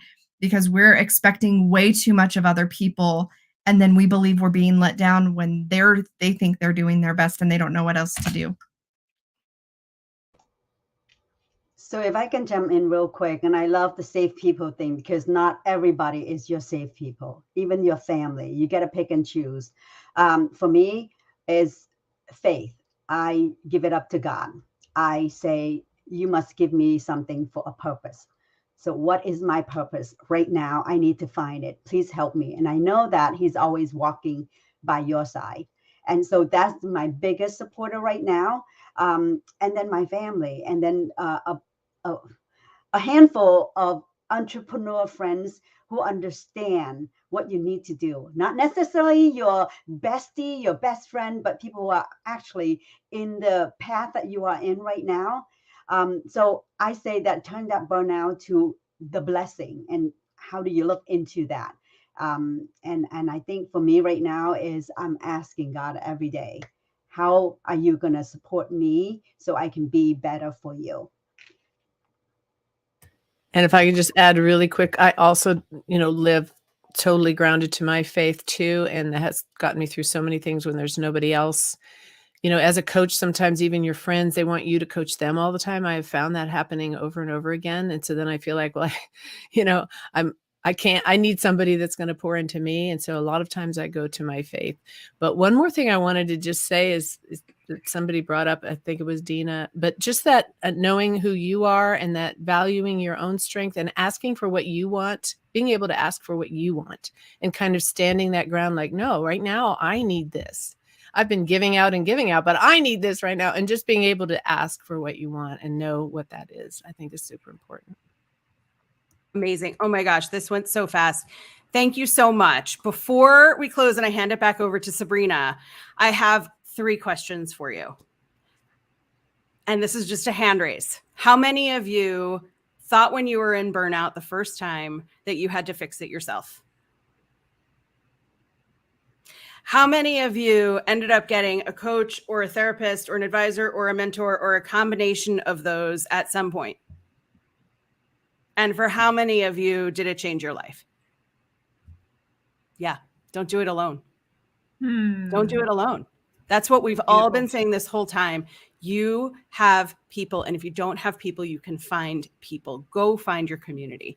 Sabrina, thank you so much for hosting us. And panel, you are freaking amazing people. We're all talking in the chat about how we're going to get to know each other after this is over. So thank you for being here. I love it. Thank you so much, Lauren, for holding space for all of us to be able to speak and share all of our goodness today. For those of you that really resonated with the women here on the panel, make sure to check out the link in the ticker bar. Get into the chat, connect with everyone, and really reach out to the community here that is willing and ready to help heart-centered women here. This is Her Wealth Conference. We're doing 16 hours straight. We've been going since 6 a.m. Eastern, and we are going until 10 p.m. Eastern. If you're watching us live, thank you so much for being here and all of the awesome comments. I have so many coming through. I'm not able to get to all of them sometimes. If you're watching us on the replay, make sure you hashtag replay wherever you are at so we can send you some love. If you're watching this at all, anywhere, at any time, if you could share this video and help us get more eyes and more ears on this content, we would be forever grateful. This is an interactive forum. The ladies are here. They're speaking to each other, and they're also speaking to you. So if you are watching live in the audience on either Facebook, YouTube, LinkedIn, or Twitter, feel free to jump into the comments and actually interact with the women on screen. I'm so happy to have you here. We're going to go ahead and switch gears. Thank you so much, Lauren, for all of your goodness that you shared. I have Miss Elena coming on. She's going to be talking about cultivating confidence for career and success. So we are going to go ahead and do a swap. Hello, Miss Ronti. Hello, hello, hello. I think you're muted, lady. You are right. Hi, everyone. Hi, Lynn. Cindy. Nice to see you, ladies. Hi, Elena. Hi, everyone. Nice to see you, everyone, and meeting you. Hello, Dr. Fumi. Hello. Hi there. Hello. Nice. Okay. Oh, wow. What a great panel. I'm so excited to be here. Excellent. Okay. So I'm actually going to share a few slides with you. So we're going to talk about this topic, and we're going to focus on the slides a little bit just to help us out. So let me just share that. Okay, can people see that? Okay. Yes. There you go. So awesome to be here. Okay, let me just make this big. Excellent. So welcome, everyone. Once again, I'm really thrilled to be on this panel. We're talking about this really important subject, especially for women. Just as a quick introduction, I'm a trainer, speaker, and writer. I have 15 years of HR background and also psychology. And I'm a women's empowerment coach and co-founder of Empowered Women Now Enterprises. So my business partner, Eva Baltova, and I offer pre-leadership training and coaching intensive program called Soar Beyond Your Limits, Self-Empowerment Essentials for Women at the Workplace. And we collaborate with progressive organizations in Europe and North America who see the value in investing in all of their female staff at all levels, because we have found that women who value and believe in themselves are more engaged, speak up, and show up in a bigger way in life and at the workplace. And of course, that's really important for all of us. Building confidence is the foundational course of our 12-week program. So that's why we start with it, because we believe it is the most important thing that we can teach self-confidence. So, Austra, hello. Yvette is here too. Nice to see you. Okay. So let's go on and talk a little bit about what is self-confidence. Because everyone suffers from doubt from time to time, but self-confidence is the belief in oneself and one's abilities. And we have found that this is a continuum. So self-confidence is not an either or proposition. It's not you have it or you don't have it, but it does run along a continuum, also really depending a lot on your competence in a particular area of expertise. But according to research, confidence can be more important than ability when you're trying to get ahead at work. So this is really something to pay attention to, because when we aren't confident, we cannot see what we could be doing, the levels that we could actually reach, or the satisfaction we could have. So without self-confidence, we can't fully contribute to a system that is really in great need of female leadership, as I think we can all agree on. Now, the reason so many women suffer from lack of confidence is because of their negative conditioning. So let's talk a little bit about that, the negative conditioning of women. Our research shows that when compared to men, generally speaking, women tend to perceive themselves as less confident, even if they're not. They behave in a less confident manner, even if they're not. And they downplay their competence even when they're proficient. So there's a lot of doubt and self-criticism that women engage in on a regular basis, which is what holds them back. So self-confidence can be built. This is the good news. It can be built and maintained, much like a muscle, but it does require knowledge, effort, and time. So let's talk a little bit about why so many women suffer from a lack of self-confidence. We have found that many women in really most of the cultures in the world are conditioned since infancy and throughout their lives as to the roles in society and also various aspects to their lives. So basically how to live their lives. We're deeply conditioned since children. So there's a lot of self-confidence saboteurs that are happening for women. We have negative gender stereotyping and disempowering conditioning, such as people pleasing. So we're always fully focused on pleasing others as opposed to really shining our light a lot of the time. There's self-limiting beliefs, fear and anxiety, also self-protective behaviors, such as playing small and not speaking up. We are often obsessed with perfectionism and self-criticism, and we also compare ourselves to others a great deal of the time, as well as having a lot of self-worth and self-criticism, as we've said before. So the sad result is that many women never discover their own inner gifts and talents and never develop the confidence to come out of their comfort zone and try something new and really embrace a more empowering mindset. And this is, of course, where our program really does come in. So let's talk a little bit about the subconscious versus the conscious mind, so we can understand how these beliefs form, these negative beliefs that so many of us are fighting with. How do they come about? So the conscious versus the subconscious, I'm sure some of you have seen this graphic already. The conscious mind, which operates kind of like at the very top here, this is like the iceberg graphic. This is the mind that you're listening to me with. It's conscious awareness, it's decision-making, the planning, willpower, and also the goals, where we set goals, scheduling. Really, it organizes our lives, right? So we have short-term memory here, And it is slower with limited capacity because when we focus onto something, it really does take all of our power of our conscious mind on the one thing. Now, most of the time in the background, so 90 to 95% of the time, we have the subconscious working there. So this is kind of like a voice recording app. It just downloads information, and there's no logic, no rational thinking, and no judgment. No discernment that happens here.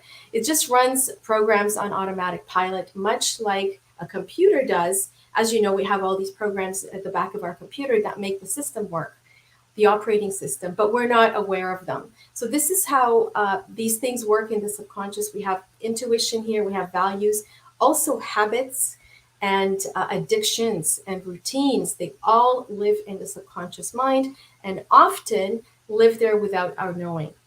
So this is long-term memory resides here, and it's a super fast, this is a super fast system that just keeps running constantly. And let me just tell you that until the age 6 or 7, this is how our minds work.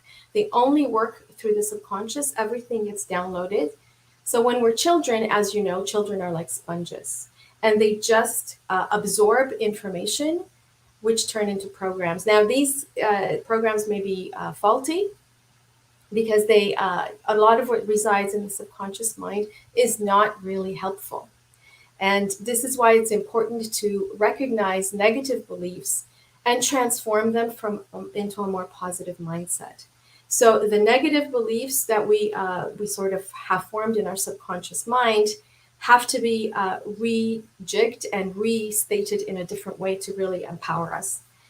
Because as we said, we are kind of caught in this trap that until the age of 7, we're just absorbing everything without any filters. And this faulty programming that sabotages women's self-confidence can often be created by various unfavorable life experiences, such as, setbacks or rejection, when we're humiliated, when we're ridiculed, when we have situations that are very painful to us, when we're sick, when we have emotional pain that is happening. All of these things can translate into negative beliefs that get just downloaded because they're connected to an emotion. So let me tell you a quick story about that from a personal experience, just to illustrate how this is actually happening. I once lived with a friend just name her Susan. And one night I said to her, I'm going to make my mom's world-renowned chicken soup. This is going to be dinner. And she said, well, I don't actually eat soup. And I found that a very strange statement because it was so black and white. And I said, well, what do you mean you don't eat soup? She said, well, once when I was 11, I got very sick and my mother thought it was the soup I had eaten. I said, okay, so was it a particular kind of soup? Were there some ingredients you're allergic to? And she said, no, I just don't eat soup. So I said, okay, well, I'm going to challenge that. And I'm going to make the soup and you're going to have some and let's see what happens. So because she trusted me, she had some of my homemade soup. And, she loved it so much, she wanted to eat the whole pot, but we did kind of negotiate around it. So I got some of it myself, but her entire perception and attitude about soup did 180 degrees because we discussed this belief that was just kind of sitting there. She was peripherally aware of it, but she didn't quite understand it. So we brought it to light and we started to talk about it. And that's when things really shifted for her. And now her and her partner make amazing soups all the time, and they actually experiment with ingredients. This is a very small example, of course, about soup. But you can see how these things operate in the subconscious when we're not in, when we don't know what's happening inside of us. Okay, so let me talk about 3 ways to increase your self-confidence. Having gone through the explanation of how these beliefs get formed, so the number one thing we have to do is reprogram the subconscious mind. Because if a thought or an idea or emotion or belief, they remain at the bottom of that iceberg, we're not aware of it, so we can't be working on it. So it's crucial to bring to conscious awareness unhelpful beliefs like, I don't eat soup because I think it's going to make me sick, and begin to transform them into something that is more empowering and positive. So self-awareness is your superpower. This is what I call it. always becoming self-aware of what's happening in the background. And then rewriting these beliefs into more empowering ones is definitely one of the ways to shift your mindset from unhelpful one to one that supports you in your life. This is a huge quote I absolutely love. Jim Rohn is a well-known entrepreneur and businessman. And he says to work harder on yourself than you do on your job. And this is something we often forget to do, is to work on ourselves as opposed to on that job. This is the crucial thing that's going to move us forward. Oops, skipped one.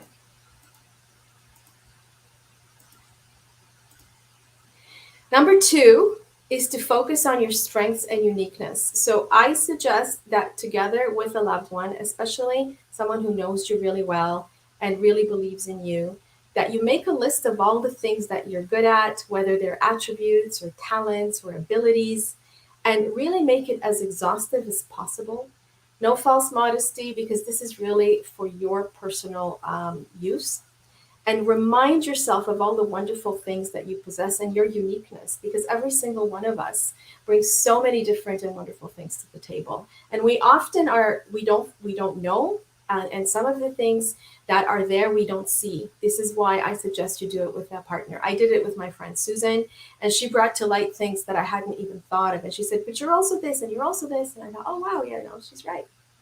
So lead with your strengths. I really urge you to lead with your strengths, ladies, and focus on your strengths as opposed to really working on the weaknesses, unless they're very important weaknesses. So if it's something that's really going to change your life, I would really encourage you to do that. So I'll just give you a quick example from my own life. 20 years ago, when I had my first business, I wanted to market it by speaking and writing. And this is in the day when we were meeting face to face, and we were doing networking events, and we had speaking engagements in public with other people. So I wanted to be a good speaker, and I had all the issues that most people have about speaking. I was really nervous. Had self-doubt. I was very self-critical.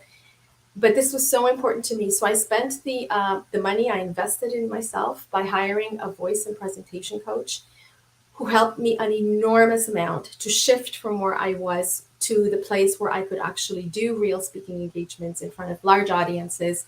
And then that propelled me into training. So I was able to train on cruise ships. And then, of course, the work that I'm doing now, doing empowerment courses and doing speaking engagements. So if it's something like that, that's really essential to your life and it's going to move you further ahead, absolutely turn a weakness into a strength. Other than that, always lead with your strengths. So now the next quote, which I love, is that true abundance isn't based on our net worth. It's based on our self-worth. And that's why we're always working on this confidence thing and really seeing ourselves in the truest possible light and shining that, because we often don't, because we put ourselves down and we don't allow ourselves to see who we truly are. And number 3 is tune out the inner critic.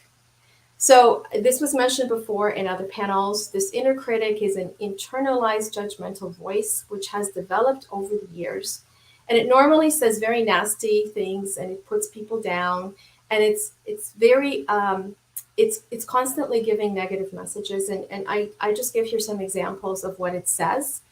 So what we need to do is really minimize this voice and not listen to its doom and gloom messages. Because if we don't, it's going to keep holding us back and it's going to hamstring us. And that's exactly what we don't want to see happen. We want to be able to, as I said, as Tyra Banks says, never dull your shine for somebody else. Always shine your light. And especially in today's society, today's world, we really need each one of us to stand up and shine our light as much as possible and really become the best version of ourselves, because that's what we came here to do, is to be role models for others and also to live a life that you really do get to shine, however that may be for you. So thank you so much. I'm going to stop presenting somehow. How do I do that? Stop, I think.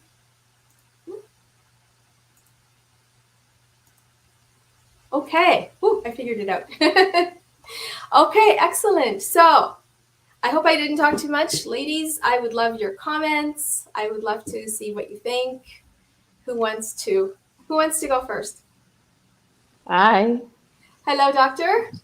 Thank you so much for that presentation, Diana. I really, find that very, very interesting, and that really resonates with me a lot because I had an experience at work, some years ago where, I felt put down, and that affected me negatively. And I found myself, engaging in limiting beliefs, actually. And I'm someone who coaches young people. I've been teaching them about limiting beliefs and how to, actually reprogram their minds. So, Excellent. yeah, so when I found myself in that situation, I could actually find that it's easier sometimes when you're teaching other people than when you have to practice it yourself. Yes, so Absolutely, it's easier to say it and to teach others than it is to practice yourself, right? Yes, so I had to actually reprogram my mind and turn those limiting beliefs, to tell myself that I can go out there and do it again.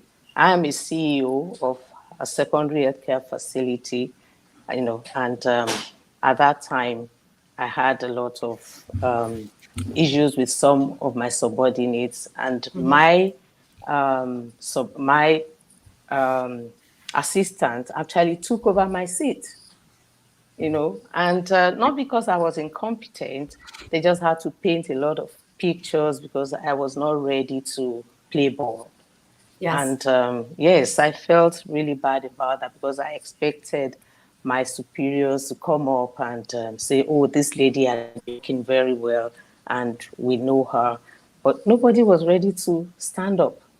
And that was what was the cause of my limiting beliefs. Yes. But now, what I did was to take on the challenge of saying, okay, I believe in myself. I knew I was doing what was right. Yeah. And reprogrammed my mind. I told myself, in fact, at some point, I told myself, impossibility is a word I must remove from my dictionary. Excellent. And I decided to go out and do something completely new. And that was when, yes, I took on a coaching program. I had a coach. And now I am an author, speaker, and coach. So doing something completely different from medical field. And I'm so much enjoying it. So I just want to encourage somebody out there today that if you're going through any such situation, just decide in yourself that that negative experience, you will turn it into a purpose fulfillment project. And I am so happy with what I'm doing now. Well, you're glowing, so you're definitely shining your light. Thanks so much for sharing that. Absolutely. Elena, sure. I am maybe a bit different. I still work in the corporate world, and I have worked in many countries. Currently, I reside in US, in Salt Lake City. Being a female and working is not easy, and many times we are our biggest enemies. We talk to ourselves and like we put ourselves down, we criticize ourselves, and we think that we have to be perfect. And I would like to share my experience. My career was not perfect. My career was not a straight line. And unfortunately, beliefs from what I have read was that a career should be continuous going up and continuous success because no one talks about the failures and what you learn from them. And I learned that having courage and not being a perfectionist and just progressing brought me where I am at today. And I can relate to many of you when I have done mistakes. I learned not to to choose my manager. I learned completely when I interview to choose the manager. That's extremely important. The leader that you work for makes a world of difference. Totally agree. And They can make you or break you, actually. yes, correctly. And I had these kind of managers that broke me, and I had panic attacks. Eventually, I got into Reiki Masters and spirituality, which I will say helped tremendously, because we all live around energy. And as an empath, and I believe many of the women are empath because that's how we are raised, and we think a lot with the right brain, we care about people. I will absorb all the frustrations, bad energies, and I learn how not to absorb that and be myself, like Ilana said, and not criticize, saying, okay, it's a mistake. Um, I'm going to learn from it and move on. And I will say that a career is not a straight line, not a continuous success. Don't be put down. Take everything as a lesson and progress. Have the courage. Courage doesn't mean being fearful. Courage means I understand my strengths. I'm going to use my strengths. I'm not going to lose. Not going to watch at my weaknesses. I understand what other people think, but I want to get there, and I will have the courage to learn, progress, and not be afraid of when I make mistakes. Excellent. And you know what? Courage is a huge piece of gaining confidence, because until we have the courage to take action.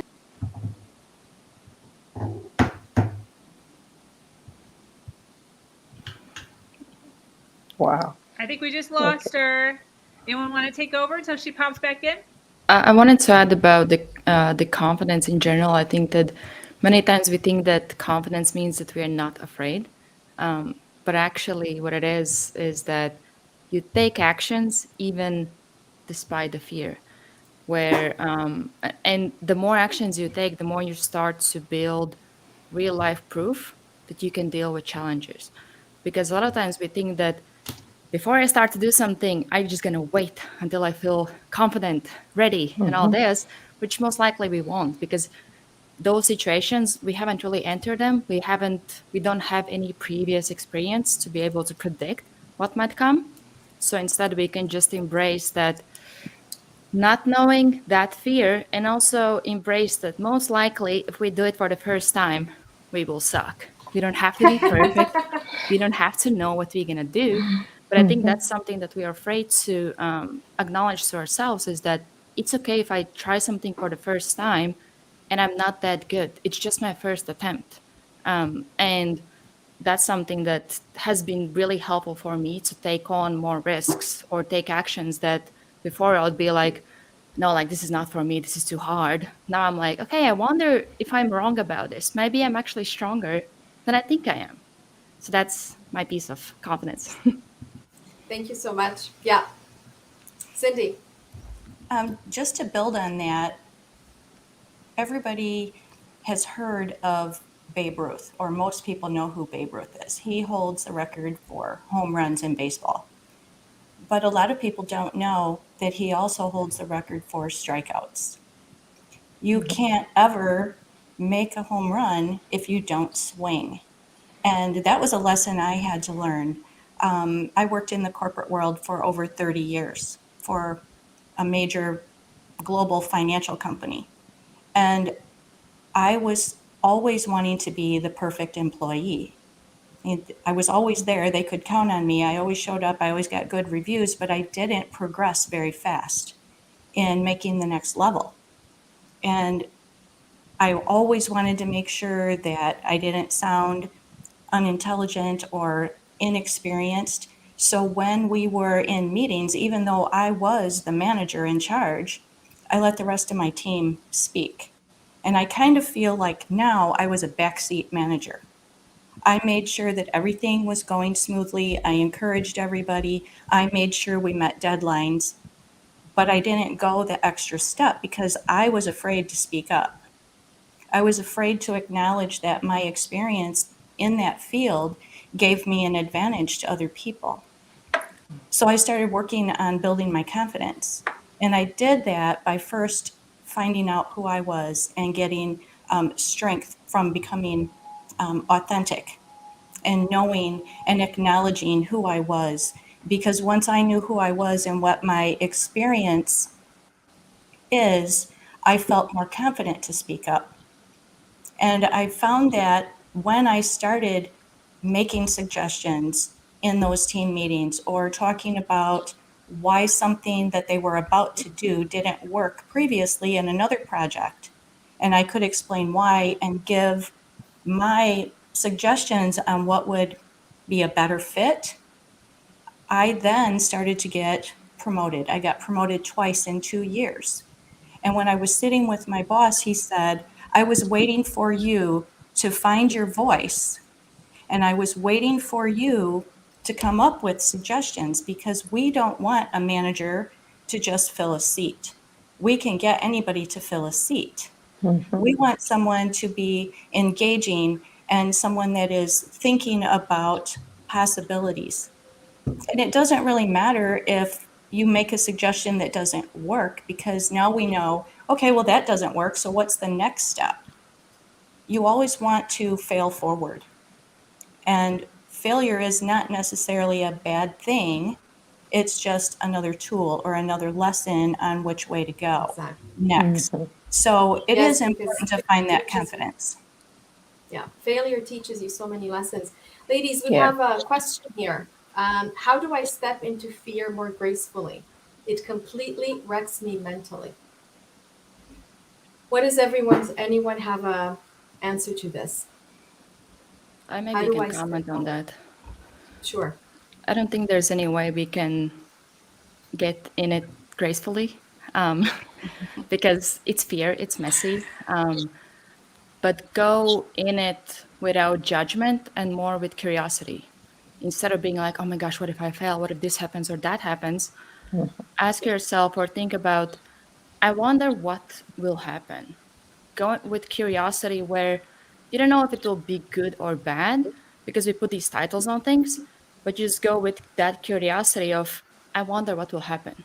And then you just step into it and embrace all the messiness that comes with it. Excellent. Thank you. Lynn. Well, I was going to point out that one thing that I do is I will go through and I'll look at, well, what's the worst case scenario? What's the worst thing that can happen? And then after looking at that and how would I respond to that, then I go with, well, what's the best thing that could happen? Then what's most likely to happen? And it's that mental exercise that helps you prepare. And so when you are facing something that's new or scary, it's outside of your comfort zone, that quick mental exercise will help you look fear literally right in the face and say, okay, I'm gonna, like my first guest podcast, I mean, it was absolutely cringeworthy. So what was the worst thing that could happen? Is it just, I just stumbled all over myself and I sort of warmed up about halfway through. But when I was done, I went, okay, I've been there, done that now. The next one will be better. And it was, and better and better. So when you go through that scenario, that really helps. And Arlena, I had a question for you, because one of the things that I've sometimes, wondered from people that I work with is, how do you determine whether you're in it or you're working with someone if they are just struggling with self-doubt and the negative Nellies, or are they a step further and they're into imposter syndrome? They're experiencing that. So I'd love to have your input on that. We do talk about imposter syndrome in our program, and this is something that a lot of people experience, including all levels of people, like in government, celebrities, CEOs. Everyone seems to experience that at a certain point, especially high achievers. So high achievers tend to experience that at the very beginning when they're starting something new. So this is almost an automatic response, but women tend to be more prone to apparently feeling that way. So when you're feeling this, just remember that so many other people do feel it. It is part of self-doubt and self-criticism. So that's why we work to kind of lower all of that to begin with. But the imposter syndrome sometimes shows up, and we just have to work our way through it. Get a community that supports you for sure. Surround yourself with people who believe in you, and if necessary, definitely get a coach, like a business coach or a coach to help you if you're in a manager position and you're not sure about certain things.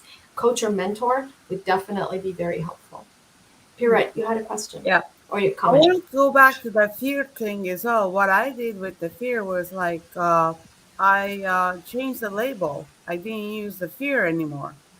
So when there was a situation, it was like in my mind, well, I before saying like I'm scared or like I have fear, I said like I started saying no, I'm not scared. I'm excited. So it's just like whenever it's like my mind That's a told me good that one. like I'm scared. It was like I'm not scared. I'm excited, and I was just like because the like physical emotion was the same, Mm-hmm. like your body is tense and all Yes. this. So I just labeled a different word, like we mentioned before, curiosity, or like I labeled it excitement. So when people ask me, like when I was doing something new, or they knew that I'm planning to do something new, it was like, "Are you scared?" Which they actually, I was not scared, but they were putting that fear on me, Right. making me like thinking like, oh, do I have to be scared? It's like I didn't feel the fear before they said like, are you scared? And I was like, okay, no, I'm not really scared, but now do I have to be scared? It's like, but No, you I don't. really like labeled it differently. So I started saying I'm excited, and that's how the fear like became different. I agree. And bringing in that curiosity that Austra was saying, bringing in the curiosity about trying something new and seeing what's going to happen with all of that and stretching yourself a little bit. Those are all really important points. Absolutely. And all of this, as soon as we take action, as soon as we do other things, that's going to increase our level of confidence, maybe in one area, and then that can transfer other to other areas because we remind ourselves, if I was able to do it this time, well, I'll try something else and see what happens with that. And again, it's the self-compassion. It's really if things don't work out the way you think they should, not beating yourself up and you're not feeling like I'm a failure and globalizing that kind of feeling, but saying, okay, well, nobody succeeds at everything, right? And that's the truth. No one is perfect and no one succeeds at everything. So, keep that kind of perspective and don't stop taking those risks and doing things that you're not used to. Absolutely. I think that when we learn to listen to our own inner voice and our own intuition, and we need to recognize that, we get a lot of answers. So I spend a lot of time, and I tell my clients to spend a lot of time sitting in your own feelings and your own emotions. And the trick to that is to like really reframe it. I loved that conversation about are you scared or are you excited? Because they carry the same type of frequency and vibration. It's just, are you putting a positive or rejuvenating spin on it, or are you using a degenerative or depleting emotion to get there? And I think it's really cool that you guys thought about that. So sitting in that quiet and learning to listen to your own intuition, asking yourself, how does it get any better than this? And your higher self will tell you. Thank you so much. Absolutely. Elena, did you have a comment? Yes. So many people tell me that I'm fearless. I am not fearless. I'm very afraid. Inside of me, the fear is immense. But what I learn is I learned to assess the situation and understand what I know and what I don't know. And what I don't know, I become very active. I use all my energy to learn what can I do about I don't know and how to make progress and resolve those issues and focus on resolving those issues. If I fail again, I reassess and I move on. And because of that, um, I am perceived as being fearless, but I'm not fearless. I understand I am fearful, but I learn what to do with it and how to use that energy to solve my problems and progress and be promoted and be a leader, inside and out as well. My family, everything I do. Excellent. Thank you so much. Lynn, you had a comment. I just wanted to reinforce that flipping your mindset. I loved what Pirette recommended, because if you look at it differently, like, okay, when, and I'm going to go back once again, when I started doing videos and things like that, I went, oh, I'm not an actress. I can't memorize things. I can't do this. And I went, well, wait a minute, stop. This is my negative Nelly. I don't have to be an actress. I don't want to be an actress, but this is a skill that I can learn. And it's going to be building blocks, and it's going to be baby steps, just like when you learn to ride a bike. You know, you didn't go and just jump on a bike. You first started with a tricycle, and then you had a bike with training wheels. Then you got that bike. And I know for myself, I would flip off the bike and scrape my chin and my elbows and my knees. But just like Captain Marvel, I got back up and I went, okay, I'm not going to do that again exactly that way. But this was what was working. And soon I was riding all over the neighborhood. So when you think and approach this, I want you to really open yourself up to saying, this is a comfort zone stretch. How can I do that so that I can make baby steps, but I'm going to get there? And I love that mindset shift. And I think it's so powerful. So that was my thought. Thank you so much, ladies. Great discussion. Sabrina. Yes, lady. Thank you so much for holding space on this topic. I loved the slides. So beautiful, and just really helped us just visualize exactly what you're saying. So thank you for putting that extra effort into us and those here and those watching live. We so appreciate it. That's great. Yeah. Thank you so much, ladies, for coming on. It was great. Yes, thank you so much. So we are going to go ahead and be flipping the script. Our very next speaker is going to be Tiffany Nickel talking about sex talks. Anyone who wants to hang out is able. This is Her Nation. We are hosting the largest all-female virtual conference on the planet, Her Wealth Conference. Here at Her Nation, we're dedicated to building the largest community on the planet filled with confident, bold, and brilliant women that are constantly curious about being better, doing better, and humaning better. Her Nation just hit 2 years, which is why we are doing this awesome conference. We have after this conference, we will have showcased over 500 women on our platform over the last 24 months. Just on this conference, we have 24 women hosting live, along with over 100 women over the next 16 hours. We started this morning at 6 a.m., and we are going all the way till 10 p.m. And this is an open forum. So anyone who is watching live in the audience, get into the comments, ask questions, share your thoughts, share your theories on what each topic is about. We love to showcase you on the screen. If you're watching us live, welcome. Those of you that have already dropped into the comments and said hello, thank you. If you're watching us on the replay, make sure you hashtag replay wherever you're watching us at. Either way, if you are watching us, we would love it if you were to share this video wherever you're watching us at so we can get more eyes and more ears on this awesome content. I am going to go ahead and shift Miss Tiffany Nichols. She is talking about sex talks. Take it away, lady. Thanks. Hi, everybody. My name is Tiffany Nickel. I am a somatic sex and intimacy coach and a kink educator. And I'm also a fine artist, and I paint body positive and erotic art. And that's just kind of like my little bit of background. I studied with the Somatic Institute, and I also went to, I've also studied at the Kinsey Institute.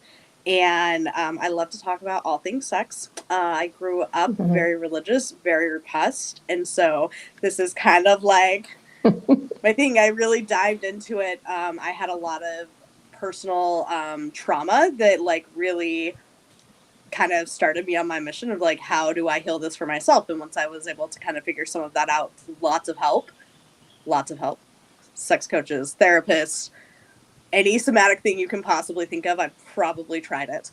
And like, I was really, really special. And so I kind of set out my specialty is in helping women who have experienced trauma, know how to be back in their bodies. And that's just, yeah, that's a little bit about me. As for what we're going to be talking about today, I really wanted to touch on communication during sex, because good sex, good relationships, like in general, is all about communication. And it's not only about communication when we're talking about like, this is what I like, this is what I don't like. Like those are super basic, which we have a hard time doing. Most of us, at least in my experience, most people have a really hard time communicating those things specifically about sex, because we don't really talk about it that much, right? Like for a lot of people, it's really awkward. It's super personal. Most people don't even know like the difference between like a vulva and the vagina, right? So the vulva is the outside of your genitals. The vagina is the inside. So just like different things, like we aren't taught that stuff about our bodies. And so it's really hard to talk about it. So I had some questions I wanted to pose to everybody, and you can type them in the chat. You don't have to answer them. I just want you to think about them for a few minutes. And we're going to kind of go from there. So my first question for you is, how many times have you said that you liked something that you did not? Whether this is in bed, like during sex, or maybe just in your relationship. I'm going to give you an example. I have a sister-in-law. She's wonderful. She really hates getting flowers. My brother and her have been married for almost 10 years, just under 10 years. And my brother brings her flowers every single week. And she hates it. We all know she hates it. And she doesn't tell him. Like, that's a super stupid thing to be annoyed about, right? But, like, it's that simple. Like, it's that simple. We can't say we like things and expect to be, like, fulfilled and satisfied in our lives, right? Especially in our interpersonal relationships. Especially when these are people that we sleep with. Like, those little things affect how their entire relationship is. So I'm going to pose the question again, and then I'm going to be silent for a minute while you think about that. How many times in your relationships have you told someone you liked something that you did not? Probably 1,000 times in my lifetime. Uncountable times. So that's something, like, for me, I don't do that anymore. I used to. Oh, man, did I used to. But I do not do that anymore. If I don't like something, I tell people. Like, my life is so much better when I tell people what I like and don't like. It's whether that's about sex or whether it's about just other things in my life. Okay, like, I'll give you another example. This one's a personal one from my own marriage. So my husband does all laundry in my house. It's like the most wonderful thing in the entire world, let me just tell you. Okay. But he's not great at helping with other things. Like, maybe I want him to do the dishes one day instead of doing laundry. But instead, at least for like the first year of our marriage, I would just always say thank you and just be like silently annoyed that he wasn't helping with other things, right? Everybody should be grateful their husbands does the laundry. I'm not like bashing on him, but like it was a really big tension point for me. And I would like explode over other things that had nothing to do with it because I was annoyed that he wasn't helping me do the dishes after I like made dinner 5 nights in a row. So there were just those little types of things. And then in bed, okay? Like, okay.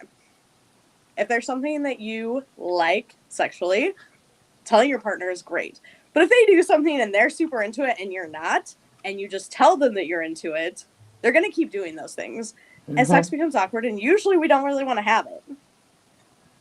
So that's kind of there. And I didn't see any questions pop up, so I'm going to move on to the next question. How many times have you faked an orgasm in your life? Honestly, never. That's excellent and not normal. Yeah, I actually know that that's not normal, but I like refuse to not. That's an excellent thing. So there are lots of reasons that we fake orgasms, right? Yeah. Maybe it's shame. Like we feel like we should have. So we fake it. Maybe it's because we want to help our partner feel better about their performance. Maybe it's because of fear or embarrassment. Like there's a lot of emotions that go into faking an orgasm. I have never faked an orgasm because I was super uneducated about sex when I started having sex. I didn't even know that you really could fake an orgasm. Like, why would exactly. It didn't like occur to me that was a thing that I didn't know that I could do that. So it just was I've never done that. But a lot of the women that I work with obviously do it regularly. Like, well, I just want it to be over. Mm-hmm. Do you know that when you want sex to be over, you can just say, I enjoyed myself, but I'm good. Like, we can just be done now. It doesn't have to end with an orgasm. And it's okay. I've done that lots of times where I'm just good. Do you tell them or do you fake an orgasm? No, I just tell them. I'm like, nah, I'm good. Okay. Like, I'm done. Great. And I don't need to do that. And that's excellent. But a lot of people don't do that. Yeah. To have an end, we fake orgasms. And so, like, these are things that make your sex life not super great and affect your entire relationship, even if you don't think that it does. It spills over into other things, and that communication is kind of what we're talking about.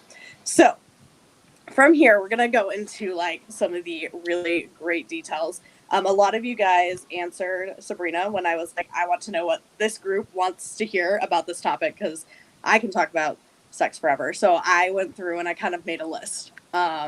So these are like things that we cannot get out of relationships or sex if we don't do them. So, and I want you to think about these. If any of them relate to you, you guys can like put a thumbs up or something in the comment, just so like I know. And if anybody has any comments on any of them, make sure to please let me know. So I cannot get what I want if I'm not in an intimate relationship with myself. And when I say an intimate relationship with myself, do you date yourself? Do you pick out foods that you enjoy because you enjoy them? Do you wear a sexy outfit because it makes you feel great? Not for your partner, but like because you love it? Do you wear colors that make you feel nice? Do you masturbate? Do you know what your body likes? Do you touch your own self? No. Okay, so all of those types of things are going to be things that make you have an intimate relationship with yourself and your body. And without that, it's really hard to get what you want in a relationship. So that's one. So I cannot get this kind of goes along with that. I cannot get what I want if I don't know what I want, right? So if I don't know what I like and don't like, that's really hard to communicate to somebody else. If I don't know that I like my neck like touched in a certain way, I can't communicate that to my partner. For me, 100% like internal stimulation is always going to be better than external stimulation. I do not love having my clit rubbed. It's kind of painful and not super great. Once in a while is fine, but like I prefer internal stimulation. If I don't know that, or I don't know how to say that in a proper way, it's really hard for my partner to like help me out with that, right? Maybe it's about oral sex for you. Maybe you want oral sex and your partner isn't giving it to you. How do you have that conversation? So you have to make sure that you know what you like for yourself and what you don't like. This one's a big one, kind of goes back to what we were talking about before. So I cannot get what I want out of sex when I'm only focused on orgasms. The purpose of having sex is not about orgasms. It is about a full body pleasure experience. 100% full body pleasure experience.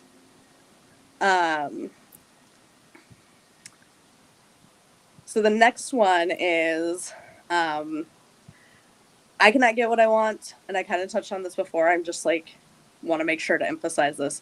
If I do not create pleasure for myself inside and outside of my sex life.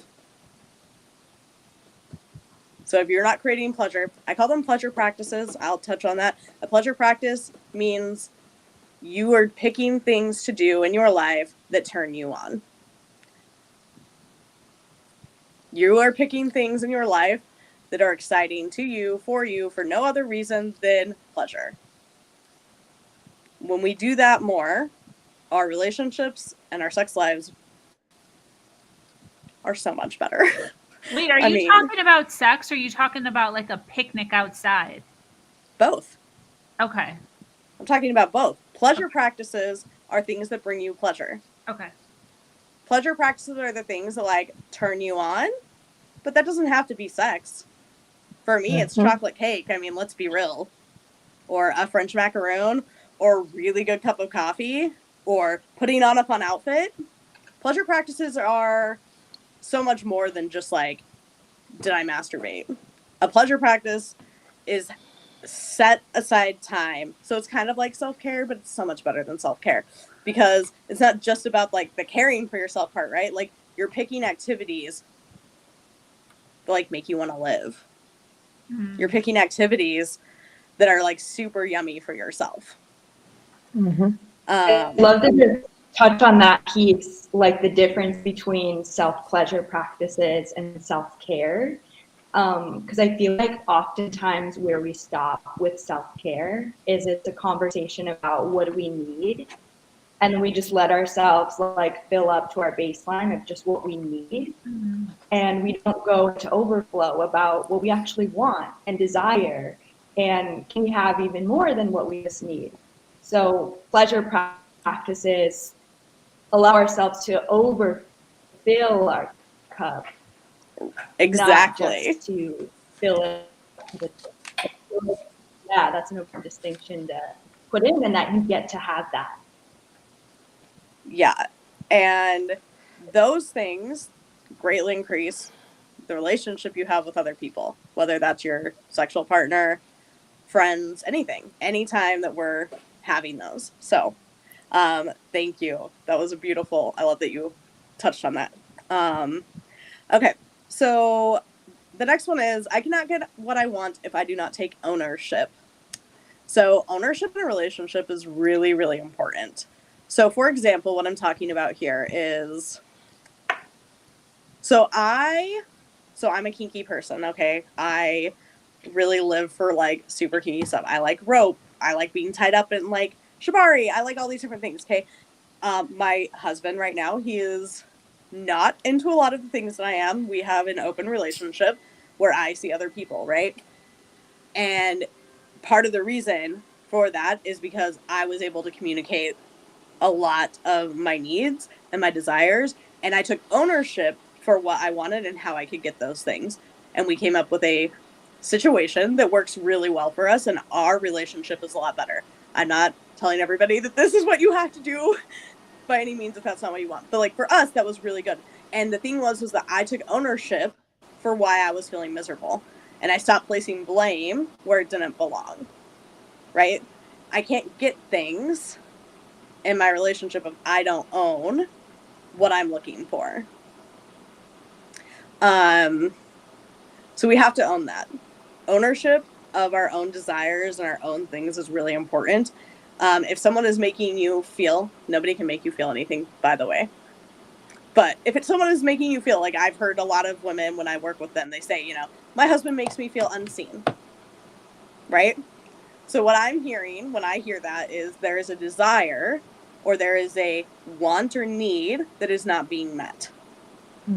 So instead of focusing on how it's not, like, I don't feel seen, like he makes me feel whatever, maybe it's that your partner watches tons of porn and that really makes you uncomfortable and you don't feel like you're getting what you want.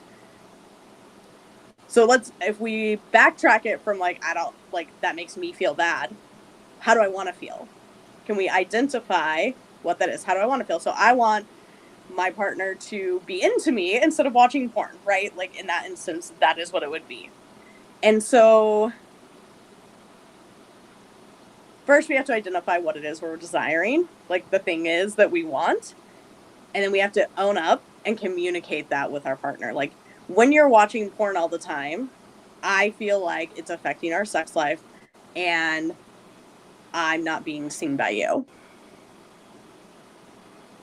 So Veronica, I saw that you typed, I want to feel sexy. Oh, go ahead. I would like to say something about, owning what you want. Because in a relationship, if there's a thing that you particularly want, you need to know how to communicate that to your partner. And in doing that communication, there's a right timing for it.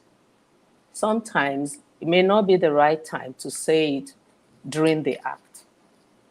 You actually may need to, like you were saying, how many times have you said it was okay, you enjoyed it when you actually didn't?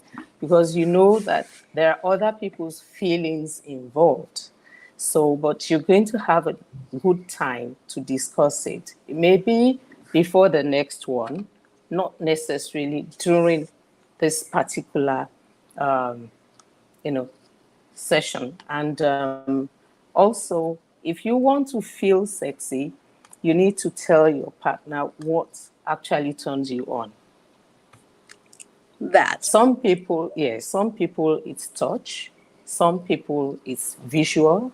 For some people, it is when you maybe not necessarily at night or any time that you want to do it. But I mean, it may be at a time when you're just having some normal discussions. You need to let your partner know, that this and this is what you would do that would turn me on as a lady. Or, so when your partner knows what it is that turns you on and they do it, you will definitely feel sexy. So these are things that come with relationship and communication. I think for you to have a good sex life, you need to have also very good communication between both of you. Yeah. So that actually goes into the next point, but I'm going to backtrack. So when we're talking about when do we tell our partner these things, it's probably not going to be right during the middle of sex. It's probably not going to be received well. Or maybe you guys are fighting or frustrated. That's not the time to do it. But when you guys are having a normal conversation, you can be like, hey, there's something I'd really like to discuss with you about our sex life or about how I've been feeling. I want to tell you this. When would be a good time for us to talk about that?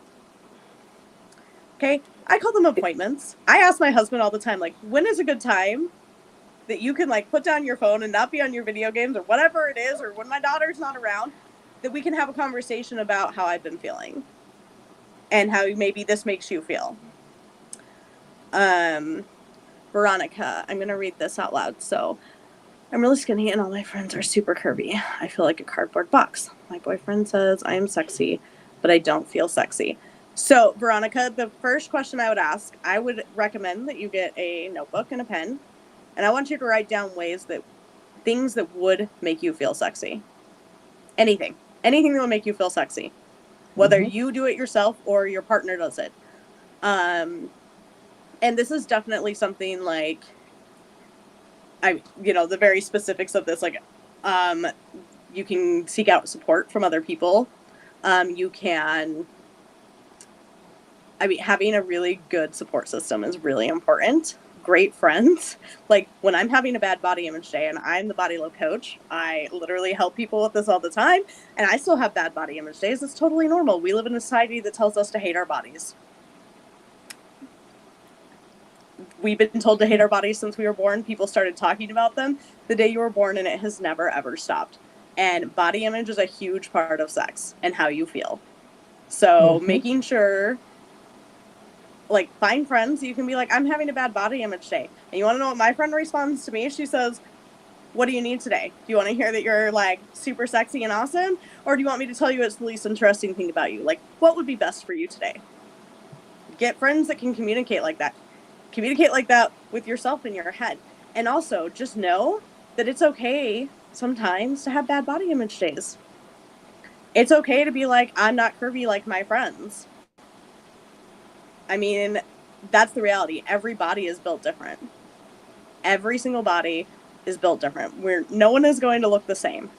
And this is something that your partner can definitely help you with when it comes to the body image thing, Veronica. But a lot of that's going to be a lot of self-work.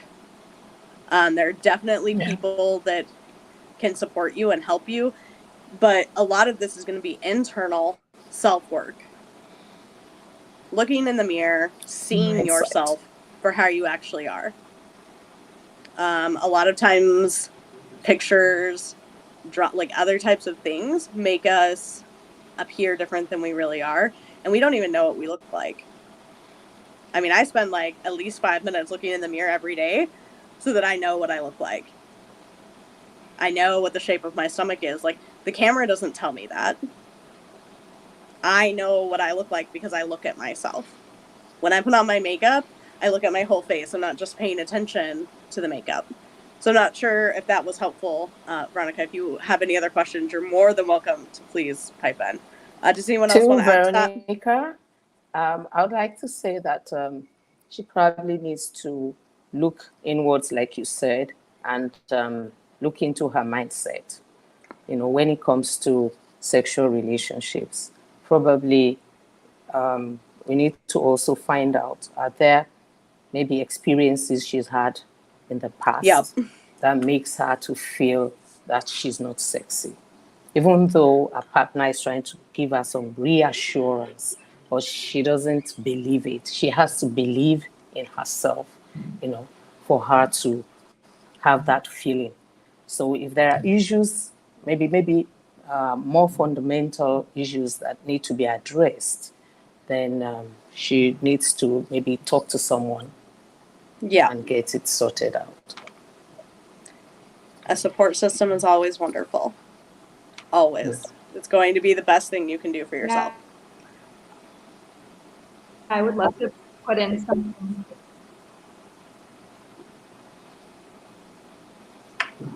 I hate that she's breaking Tiffany, up. earlier you were speaking about this notion of dating yourself. And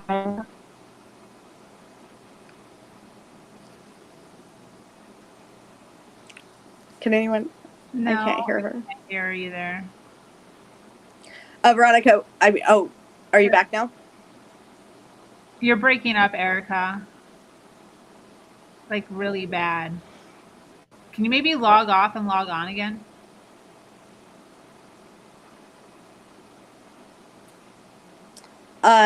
She was saying, I kind of caught a little bit of what she was saying. So like that notion of how we date ourselves. If you date yourself, that could be super, super fucking sexy. Like, buy yourself flowers, buy yourself a piece of chocolate. Whatever it is that just makes you feel super loved, you can give that to yourself. Most of the things we get out of relationships that make us feel amazing, we are also able to give to ourselves. Yeah, I thought I'd chime in here because, I'm wearing my green silk kimono because it makes me feel fabulous. And it's like one of those things that when I'm going to be on any kind of presentation like this, I really pay attention to what I put on because it is that energy. It's an inner energy for me. And so I don't know if I would necessarily say it makes me feel sexy, but it makes me feel good. And so there are things like that, whether it's, like a necklace, power statement pieces that you just put on and you feel fabulous. And it gives you an extra boost of confidence and assurance. And the same thing, I certainly know that back in the day with my late husband, when he was alive, there were things that I would wear that I know that made me feel very attractive, very sexy. And once again, it just made me feel good. And so that's, knowing like those things. And when you are feeling a little bit like, I can't believe I have to do this, what you put on, it sounds funny, but it's sort of like a costume, can actually give you an extra boost of energy when you show up. And so I don't know if that helps at all, but I wanted to chime in with that. Thank you. That was really lovely. I really do think like how we dress really impacts how we feel. The colors you choose, the outfits you choose. So that's definitely good.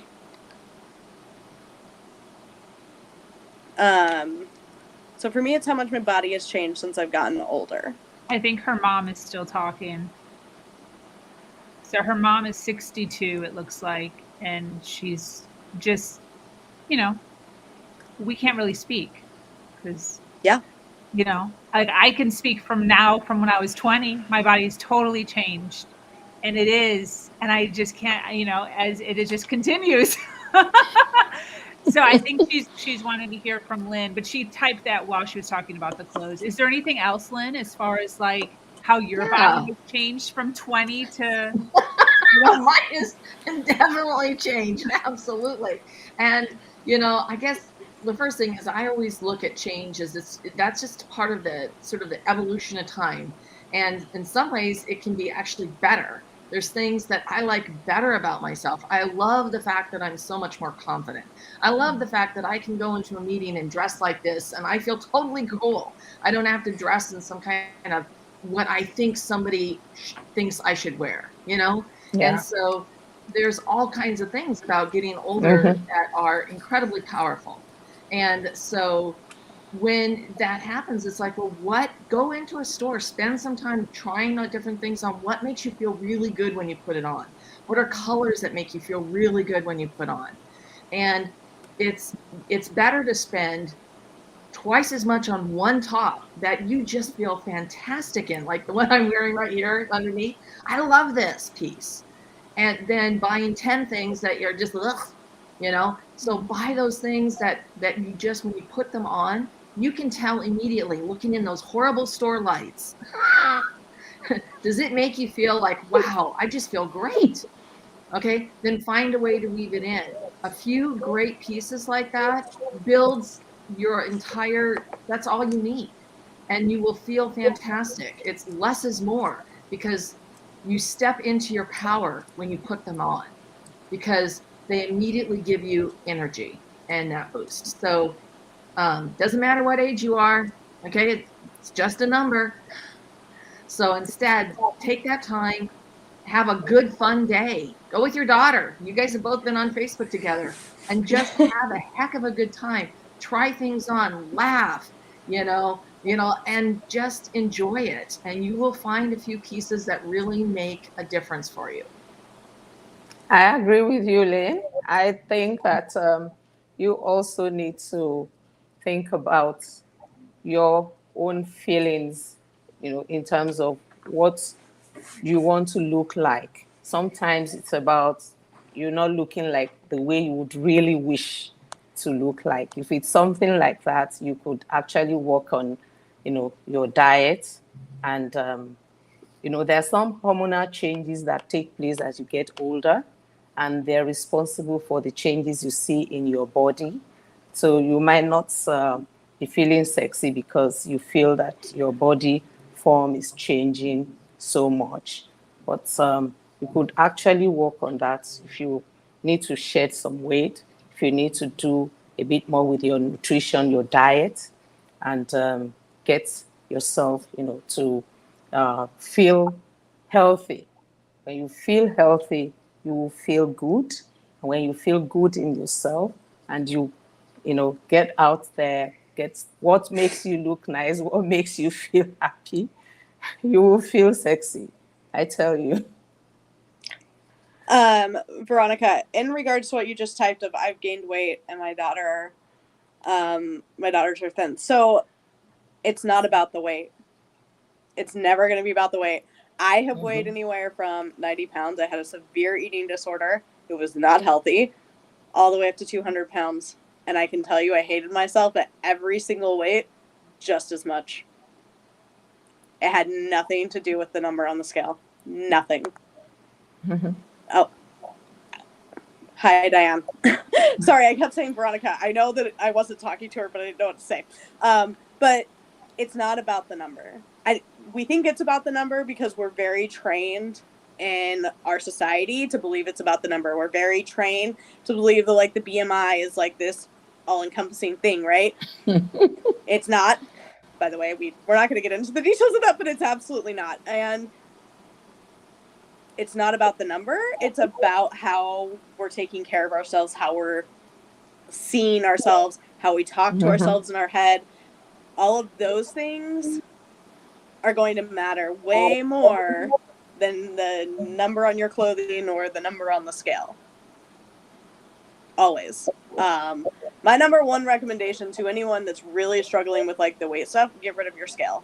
You do not need a scale. You do not need to step on it. You do not need to know. If that is a triggering thing for you, get rid of it. There's no need for it in your house. I promise. I got rid of mine 4 years ago, and it was the greatest thing I ever did. Because I get obsessed about those numbers, right? So it's not about the weight. It's about how you're talking to yourself. It's about how you're caring for yourself. It's about those types of things. I didn't see any comments pop up. Did anyone else have anything to add to that?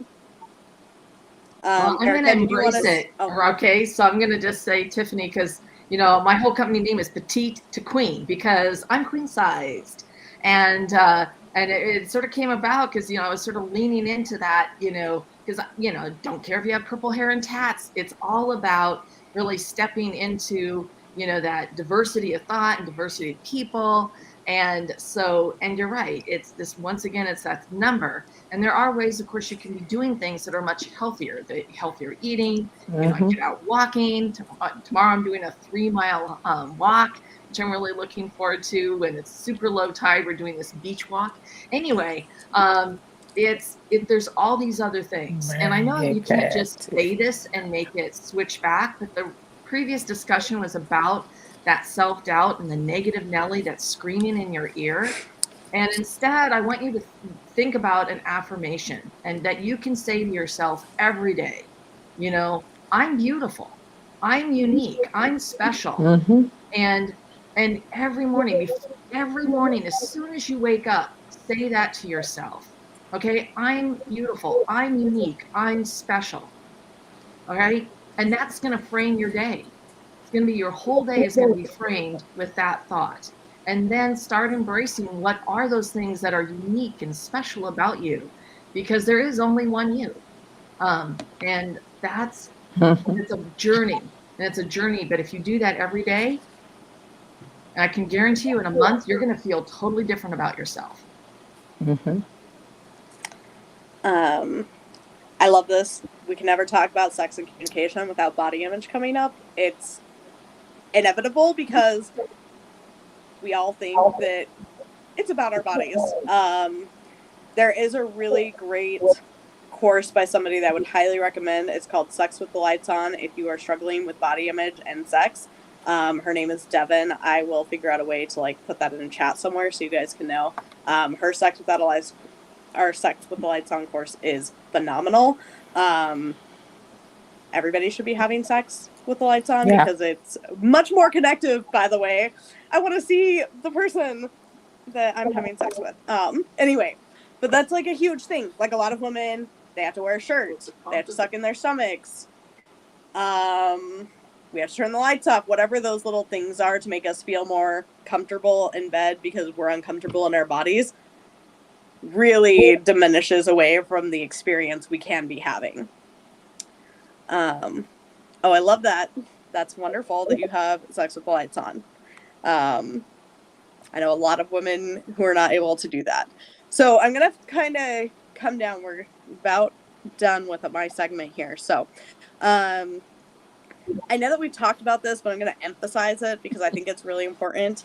You can't get what you want if you don't say what you don't want.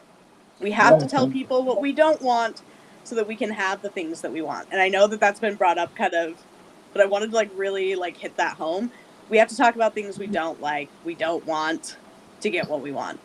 And I think that is, at least in my experience with the hundreds of women I've worked with, making sure that we're telling people what we don't want, what we don't like, is often a very misstepped when it comes to the communication in sex. Yes. And so I think that was kind of it. We have a couple minutes here. If anyone here on the stage wants to add anything, or if anyone in the audience has any questions for us, we would be happy to answer those.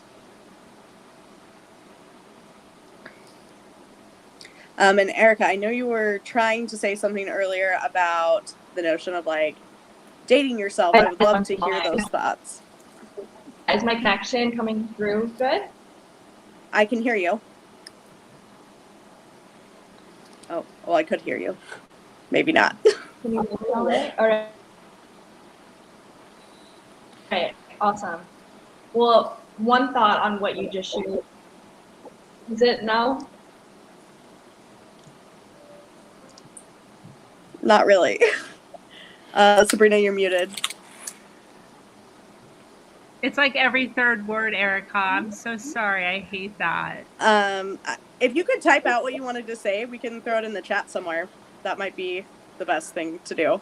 And I'm not seeing any other questions come up. So I'm going to leave everybody with one last little tidbit of like something that I have my clients do when I'm helping them with these types of things. And we've talked about it a little bit, but very specifically, I want everyone to think about a date they can take themselves on.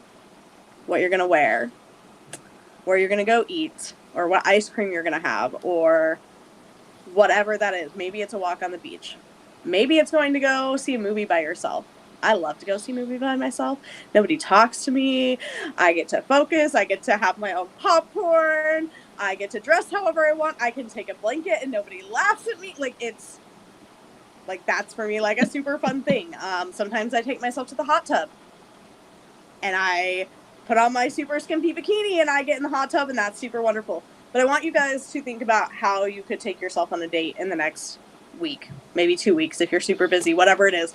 Can you set aside 45 minutes and take yourself on a date, just like you would with your partner? So you're going to dress up. You're going to do however it is you would go out with your partner.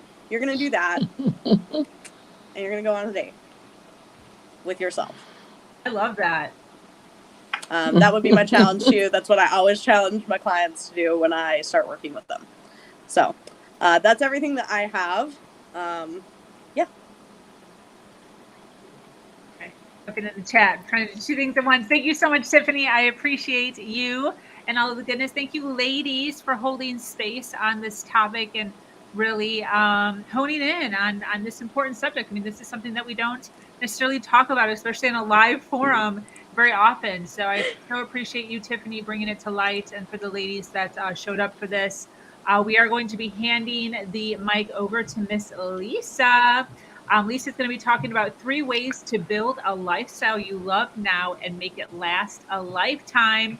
You are watching her Wealth Conference live. This is us 16 hours today on Saturday. We've been going since 6 a.m. We're going to be going until 10 p.m. And this is being hosted by Her Nation. Her Nation is dedicated to building the largest community on the planet, filled with confident, bold, and brilliant women that are constantly curious about being better, doing better, and humaning better. I am so excited for this very next session to take place. We are at our 2-year anniversary. And this is a big deal for us. You know, we're 2 years in. After this conference, we would have had over 500 women grace this platform over the last 24 months, which is a huge accomplishment for us. For those of you that are watching live and supporting us, whether it's here viewing or in the comments, we so appreciate you. For those of you watching on the replay, if you could hashtag replay wherever you're watching us at so that we can send you some love. If you are watching this video now live, you're here, you're hanging out. There's 73 of you right now watching live. We would appreciate you sharing this video wherever you're watching us at so that we can get more eyes and more ears on the awesome content that we are sharing today. This platform is interactive. So while you're here watching, if anything resonates with you, if you have a question, if you have a comment, if you have your own ideas or theories, please feel free to drop them into the comments. We are bringing them up on screen strategically. And we appreciate all of the energy. We appreciate all the energy. So I'm going to go ahead and pass the mic over to Lisa. 3 ways to build a lifestyle you love now and make it last a lifetime. Lisa. Excellent. I'm so excited to be part of this. This is awesome. And you're, almost 7 hours in, and I'm, 3 hours into my day. So I'm on the west side of the country. So my name's Lisa Sakai. Our company is One Vision Retirement. I'm going to start with just giving a couple little things about me so you know who is talking and why we're bringing this subject up at all. So I've had thousands of conversations about personal finance throughout the years I've been doing this. I'm almost into my 13th year of doing financial planning for people. I've helped hundreds of clients get their financial house in order to, get good money habits in place and how to stick with them. And that's the key, right? It's not just doing it once, it's how do we make it last a lifetime. I know some of our panelists here have some great experience with that. I got to see some of their great things that they're doing. I'm a SoCal girl. I grew up in Southern California. But 2 years ago, we moved to Arizona to live out one of our big dreams, which was to buy a house outright. And we were able to do that. So we're in northern Arizona. Funny things about Arizona that people don't know, it does actually snow in Arizona, and it snowed here a lot, actually. Not like Minnesota snow, but we got, a good couple inches multiple times this year. So it's nice and bright and sunny today, which I'm excited to get some warm weather.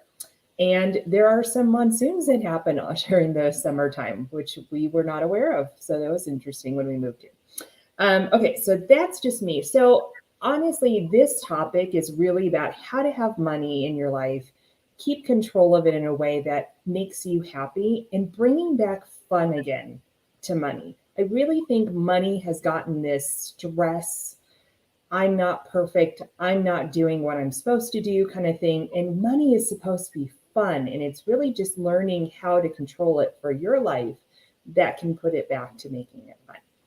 So I'm just going to go through the topic a little bit, and I'd love to open it up for discussion with panelists as they come in and out, and just kind of hear what we all think, because money is a universal topic. We all know about money. We've all had emotions about money. It's not like something like, climbing Kilimanjaro that only a small subset of us have done.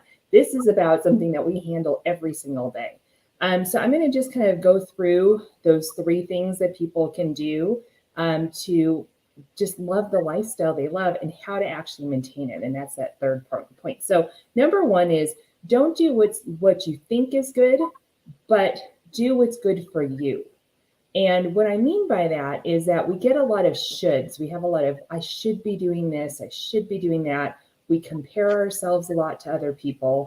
And comparison is natural. For me to sit here and say, don't compare yourself to everybody else, that's not going to happen. That's human nature to do that. But what we can do is start thinking about our situation and how is money, how are we doing the right things sometimes, and maybe there are things that we can change.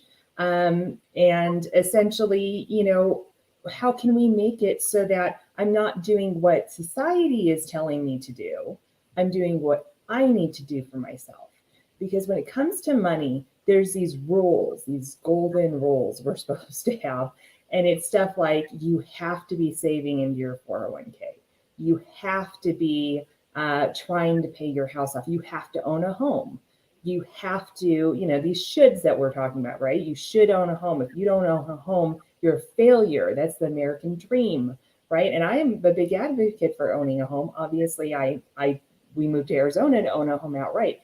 However, that's not for everybody. And if that's not one of your top priorities, you're never going to get there, because it's not really what's motivating you. You need to find what's motivating you and what is going to create that life that you truly want.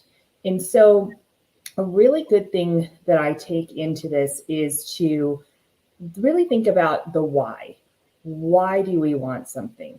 What are we going to accomplish from that? I do what's called bucket list planning with a lot of clients.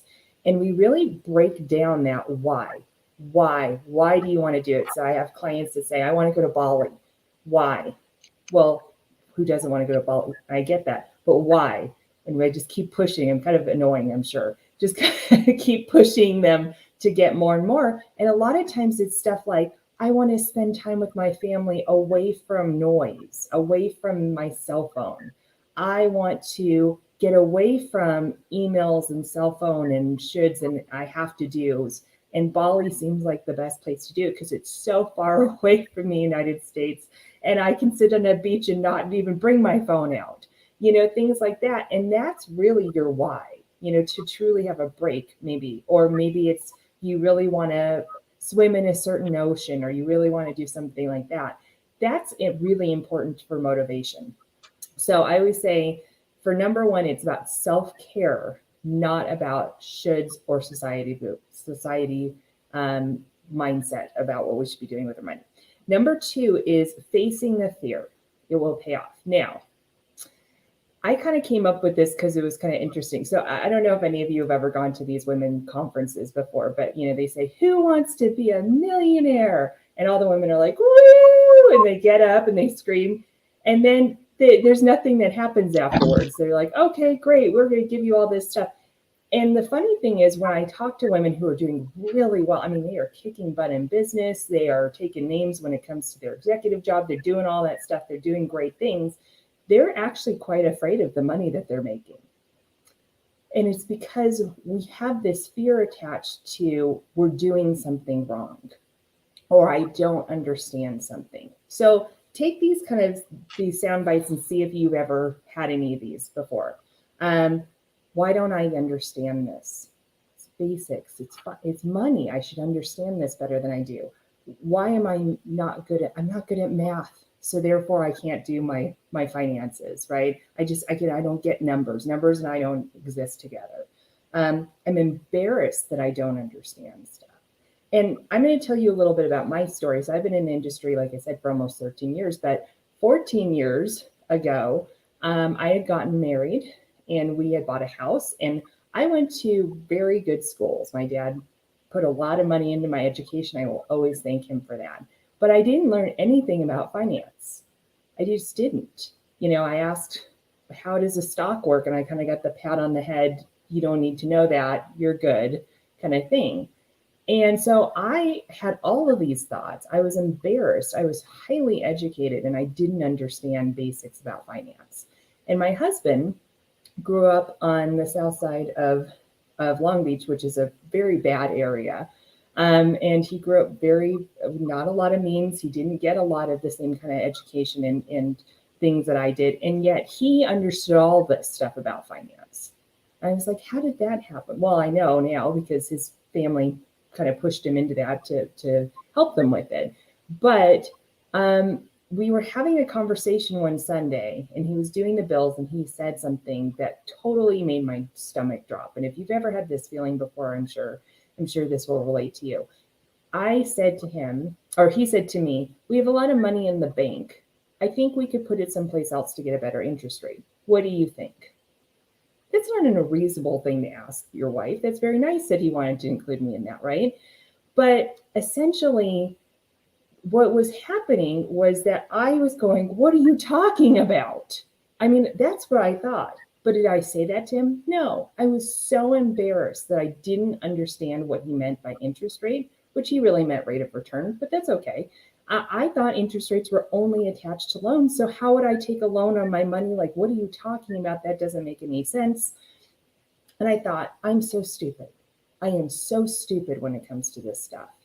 And instead of saying, I don't understand, could you please explain this to me? This is I just married him like a month before this. And I sat there and said, just leave it alone. And so was I making a decision out of knowledge or out of fear? I think we would all say fear, right? I was afraid of looking stupid. I was afraid of not understanding what his answer was going to be. I was afraid of a lot of things. And so I made a decision based off of fear rather than off of knowledge. And I think we let fear dictate things a lot for us. And when it comes to money, it can do that. So just as an outside, trying to get over the fear is one of the things that can help you with your lifestyle. The last one, and then I'm so excited to hear what our panelists have to say about this, is actually the things that you can do, because I just mentioned two really difficult things, right? I just said, you've got to know your why, you've got to get society out of your head, and then you got to get over fear, right? Those are two astronomically hard things to do. I am very well aware of that. You just don't wake up one day and go, I'm not fearful of anything anymore. It doesn't happen, right? So essentially, this is the thing that can actually start to make those steps for you. And it's about the small steps. Now, I always talk about baby steps. Actually, I have a piece, if anybody wants it, on our website, and I can send it to you if you DM me through LinkedIn, called Baby Step Your Way to Financial Independence. Now, why do I use baby step? Well, because most of the time as women, we go, oh, baby steps. No, that's not me. I take things on. I do it. We're women, hear us roar, right? And a baby step, we forget, is a miracle. This baby 9 months before could not even hold its head up, and it's got complete and utter freedom now. Baby step is huge. And each little baby step, I mean, we've seen babies, right? When they start stepping, they go fast. We're at a breath trying to keep up with them. They're everywhere, right? So a baby step is often looked at as a negative thing. And really it's that thing that can kind of keep you going. So what do I mean by baby steps? Well, there's little habits that you can start putting in place and start weaving into your life that will get you closer to understanding certain things that maybe you didn't understand in the way that you can understand it in the time you have, and can help you with the fear. There are things that you can do to start thinking a little bit bigger, starting to take care of yourself. Those are those first 2 points, right? So here's some examples that I mean by that. One is as simple as think about your financial week. So maybe on a Sunday afternoon or evening, you're having your tea, you're having your wine, whatever it is, and you're actually taking a second to breathe. Think about what's coming up this week and what you might be spending money on. And just approximate how much you think it's going to be. There's no judgment involved. There's not a should. It should only be $20, but I know it'll probably be $50 because I'm going to get a cocktail or two. You know, like we're not going to do that. We're going to actually realistically think about our week because it gets us conscious about the week. And then we'll think back on the week at the end of the week and go, how did I do? Again, no judgment. It's just watching patterns. Another thing you could do is look at your bank account while you're drinking your cup of coffee in the morning, right? Instead of going on Instagram, maybe we take a couple of minutes to just see how things are going. And if you're really adventurous, you can maybe look at your credit card statement too. So again, no judgment. We're not making changes off of that. We're just recognizing our patterns and making changes consciously if we want to on them. Another thing you could do is write down a financial goal. I always say start with one, right? Because we always have like a list of 20. Let's start with one and write down that goal 5 times a week. Just write it down. It will start to get into your subconscious, and it's amazing the little action steps you're going to start doing based off of having that kind of in the back of your mind if you bring it forefront 5 times a week.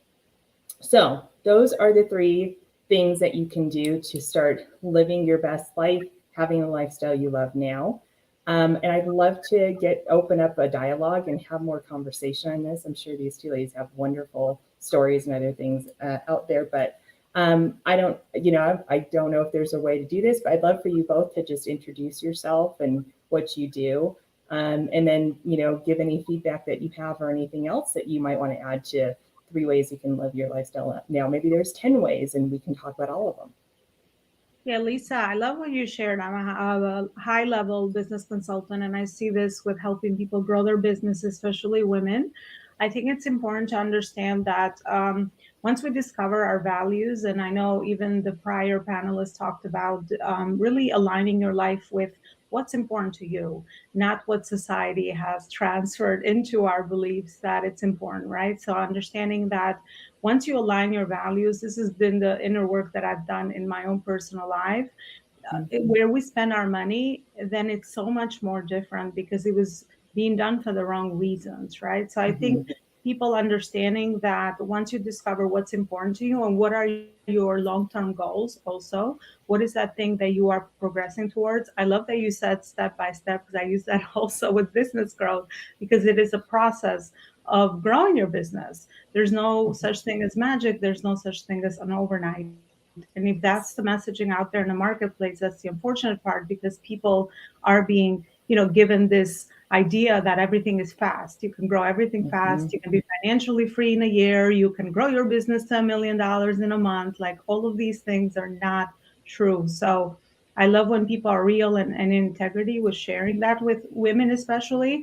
And I love that you said the power of intention, because I do a lot of that in my work as well, with purposefully working on the right priorities in your life and business.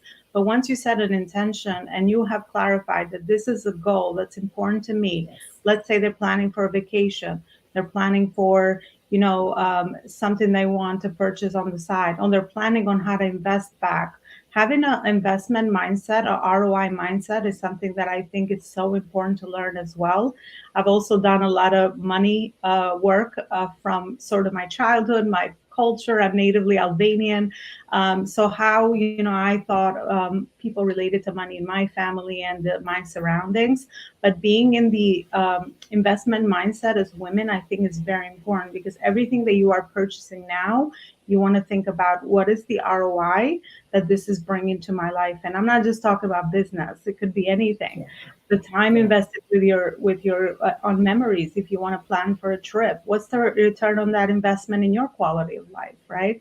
So thinking of things as a return on your investment, and absolutely baby stepping yourself into your purposeful goals. Once you have done the inner work of your value alignment, I think is always the right direction to go forward. So Absolutely. I totally agree with all of that. And I think I think it's great that you handle a lot of that with the business, with your clients, with business growth consulting and all that, because I feel like we're in a trend where we're trying to separate money and business growth, where we kind of hand that off to somebody else to do it, because again, we do that. I'm not good with numbers. I'm not good with math, but I like that you're bringing them together in an easy way for people to really take ownership of their numbers, because that's where growth, you really can see your growth and your patterns, right?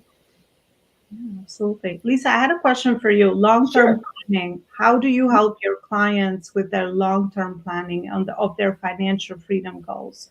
So if you could share like one or two things that you see as patterns repeating, because I always say patterns are there because they're obviously it's applicable to much more than one person. Yeah, absolutely. No, I totally agree with that. That's a great question. So obviously we start a lot with the mindset stuff, with the values and that kind of stuff. But when we get into long-term planning, so what I do is I do some bucket list planning, which is usually short-term planning, trips, goals, cars you want to buy. It's okay to be a little materialistic. It's fine. We want to enjoy our life, right? Those are the enjoyment things. The long-term side is actually fueled a lot of the times by the short-term side. So we have an overall goal that we're trying to accomplish, like retirement. Now, retirement's an interesting one. I'm going to go on my soapbox a little bit, even though our name of our company has retirement in it. Retirement, in my opinion, has such a weird stigma to it. I don't know if you ladies agree with this, but it's either like, oh, I can't wait till I retire, get me retired tomorrow, yesterday, get me there. Or it's, I never want to retire. What's wrong with you? I'm always going to work, right? And it's such a weird stigma. It's just funny. I just never thought of it like that before. And so essentially retirement, in my opinion, is when do you want to have the choice to be done with something if you're currently doing it? Or another way to put it is, when do you have financial independence, right? So I was talking to a prospect the other day, and she's a higher up at one of the pharmaceutical companies.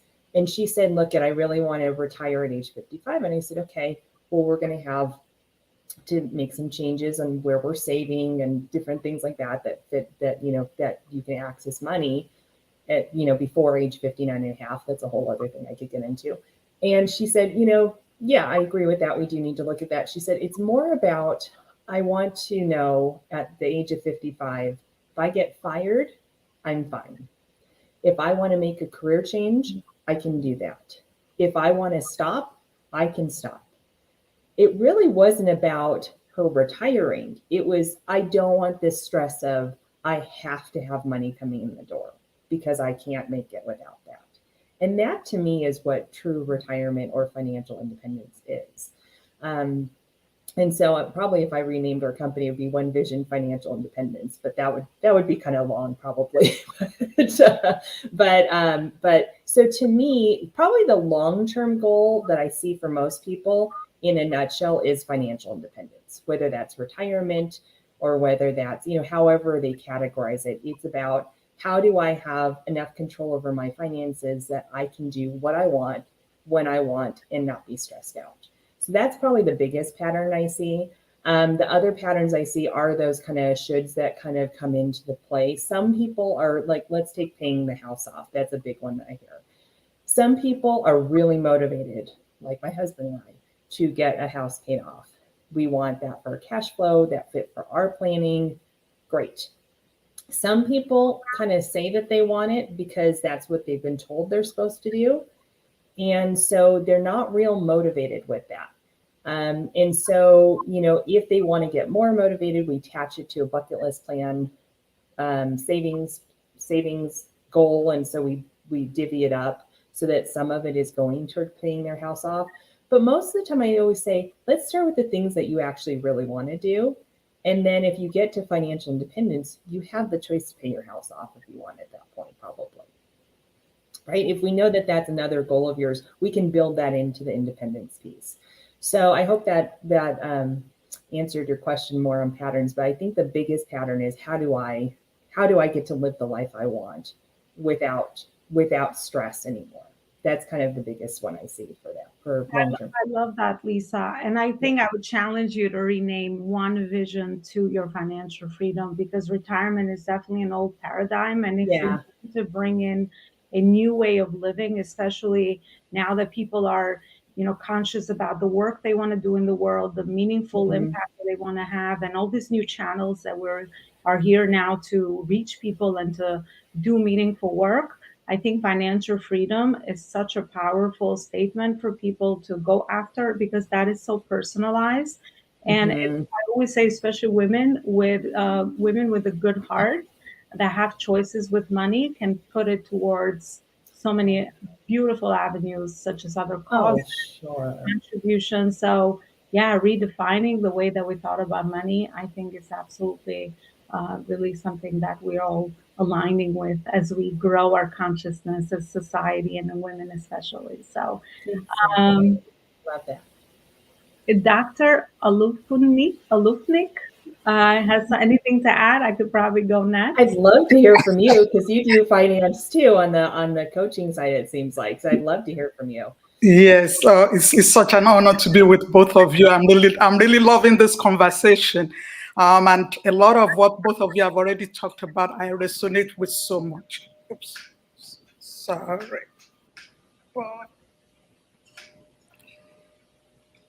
Okay.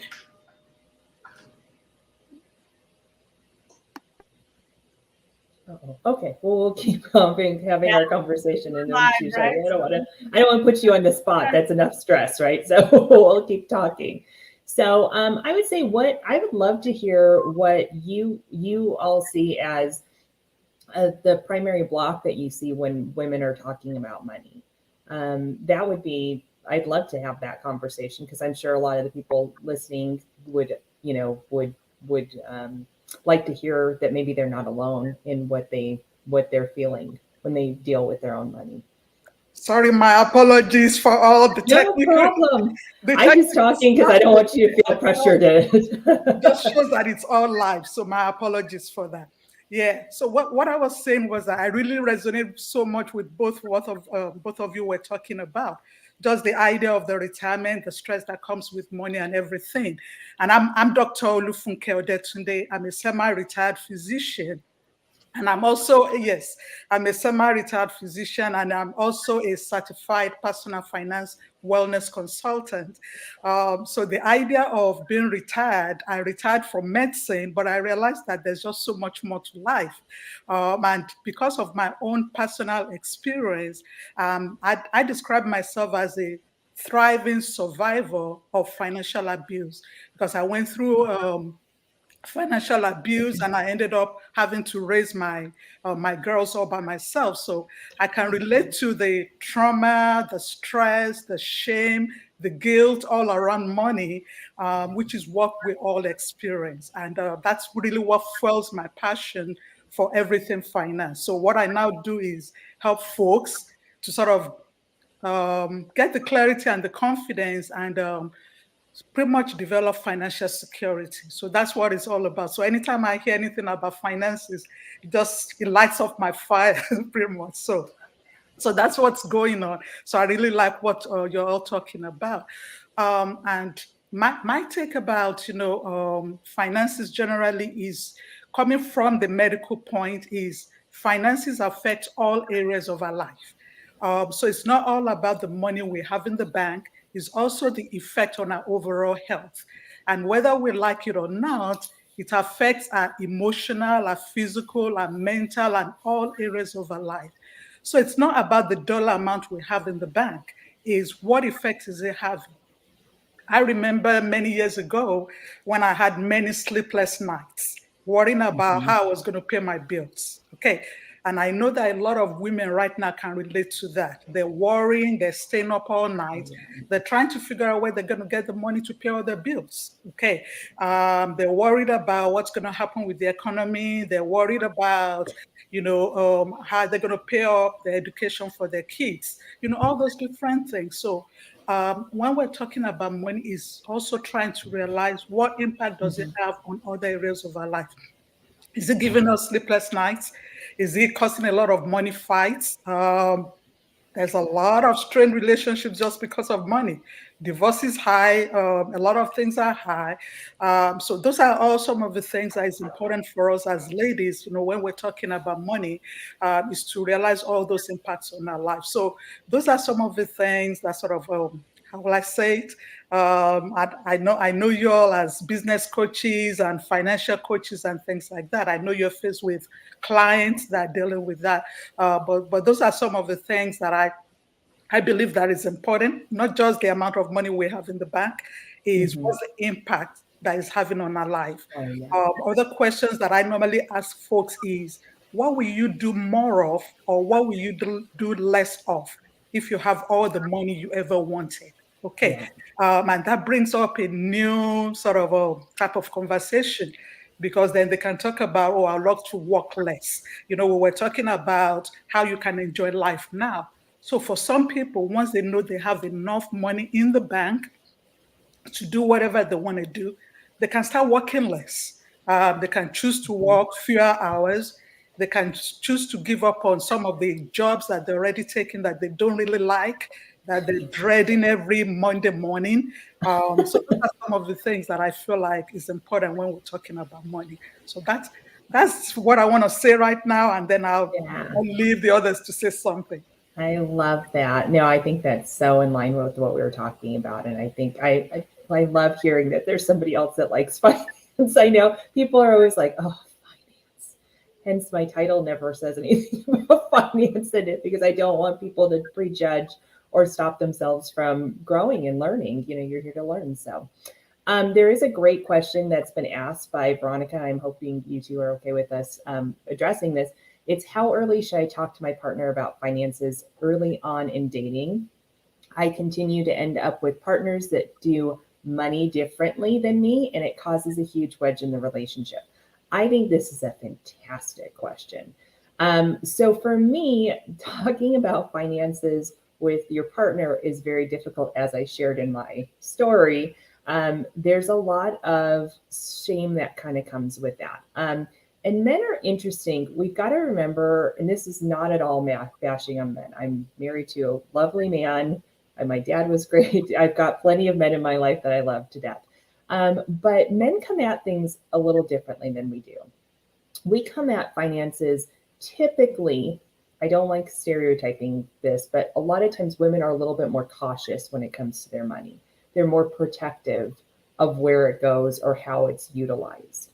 Men tend to be a little bit more throw it on the wall and see what sticks, just a little bit more. They tend to get a little bit more aggressive in stocks and bonds and that kind of stuff. They tend to be the enthusiasts on cryptocurrency and stuff now. I don't hear a lot of women. I mean, there's some, I have a couple that really like it, but there's mostly men that are really intrigued by cryptocurrency. A lot of women are scared by it.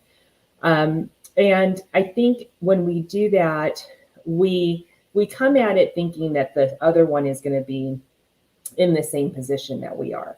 And I was listening to a really famous money coach out there. And his name's Ramit Sethi. I don't know if anybody's heard of him. He wrote a book called How to Make You Rich. Now, he hates people like me because he thinks financial advisors aren't worth it. But I disagree with him on that. Obviously, I think I do a lot of value for clients. However, he brought up a really good point, which was when he sat down with a marriage therapist right before he got married with his wife. Now, this is his life. He does money. right? This is what he does for a living. The therapist said, tell me what you think about what you feel when you hear the word money. And he said, growth, opportunity, everything like that. And she said, security. And he said he was dumbfounded that that's what she said. Just, it threw him out like off the loop, because he's like, how can you think that? Well, women do tend to think that way. We tend to think through things on what could go wrong, which I think is a great quality. But at the same time, that's where that education piece comes in too. So to get back to Veronica's question, I think actually the earlier the better in many respects, because you might not sit there on a first date and go, what's your 401k look like, or use it. But you can probably see some of the patterns that are happening. If he on the date just goes, it tends to be very open about his money and tends to like kind of show it off a lot, you kind of have a sense about that, right? He probably is a little ostentatious with his money. He's probably taking those bucket list items and checking them all off at one time, which is probably not the right way to do it. But I do think that conversation about, how much student debt do you have? Do you have credit card debt? That kind of stuff is very important. I think it's almost as important, which maybe people won't agree with me, but I have found this, is that you and your partner have to align on lifestyle too, right? So if he constantly wants to go out and party and have fun, and you just want to sit at home and watch TV or read a book, that's not going to work probably. There's ways that it could, but it's a lot harder to make that work. If you both are like, I love sitting at home, eating my fast food on my couch and watching a good movie together, that's going to align a little bit easier, and it makes it a little easier, right? So you just kind of need to know what your issues are going to be. If you're a saver by nature and he is a spender by nature, you're going to have conflict in there. And it doesn't mean you just write him off and say he's the horrible person, never going to talk to him again. However, you go in with an open eyes on the situation, and you are accepting that this is how he is. You are not going to change him.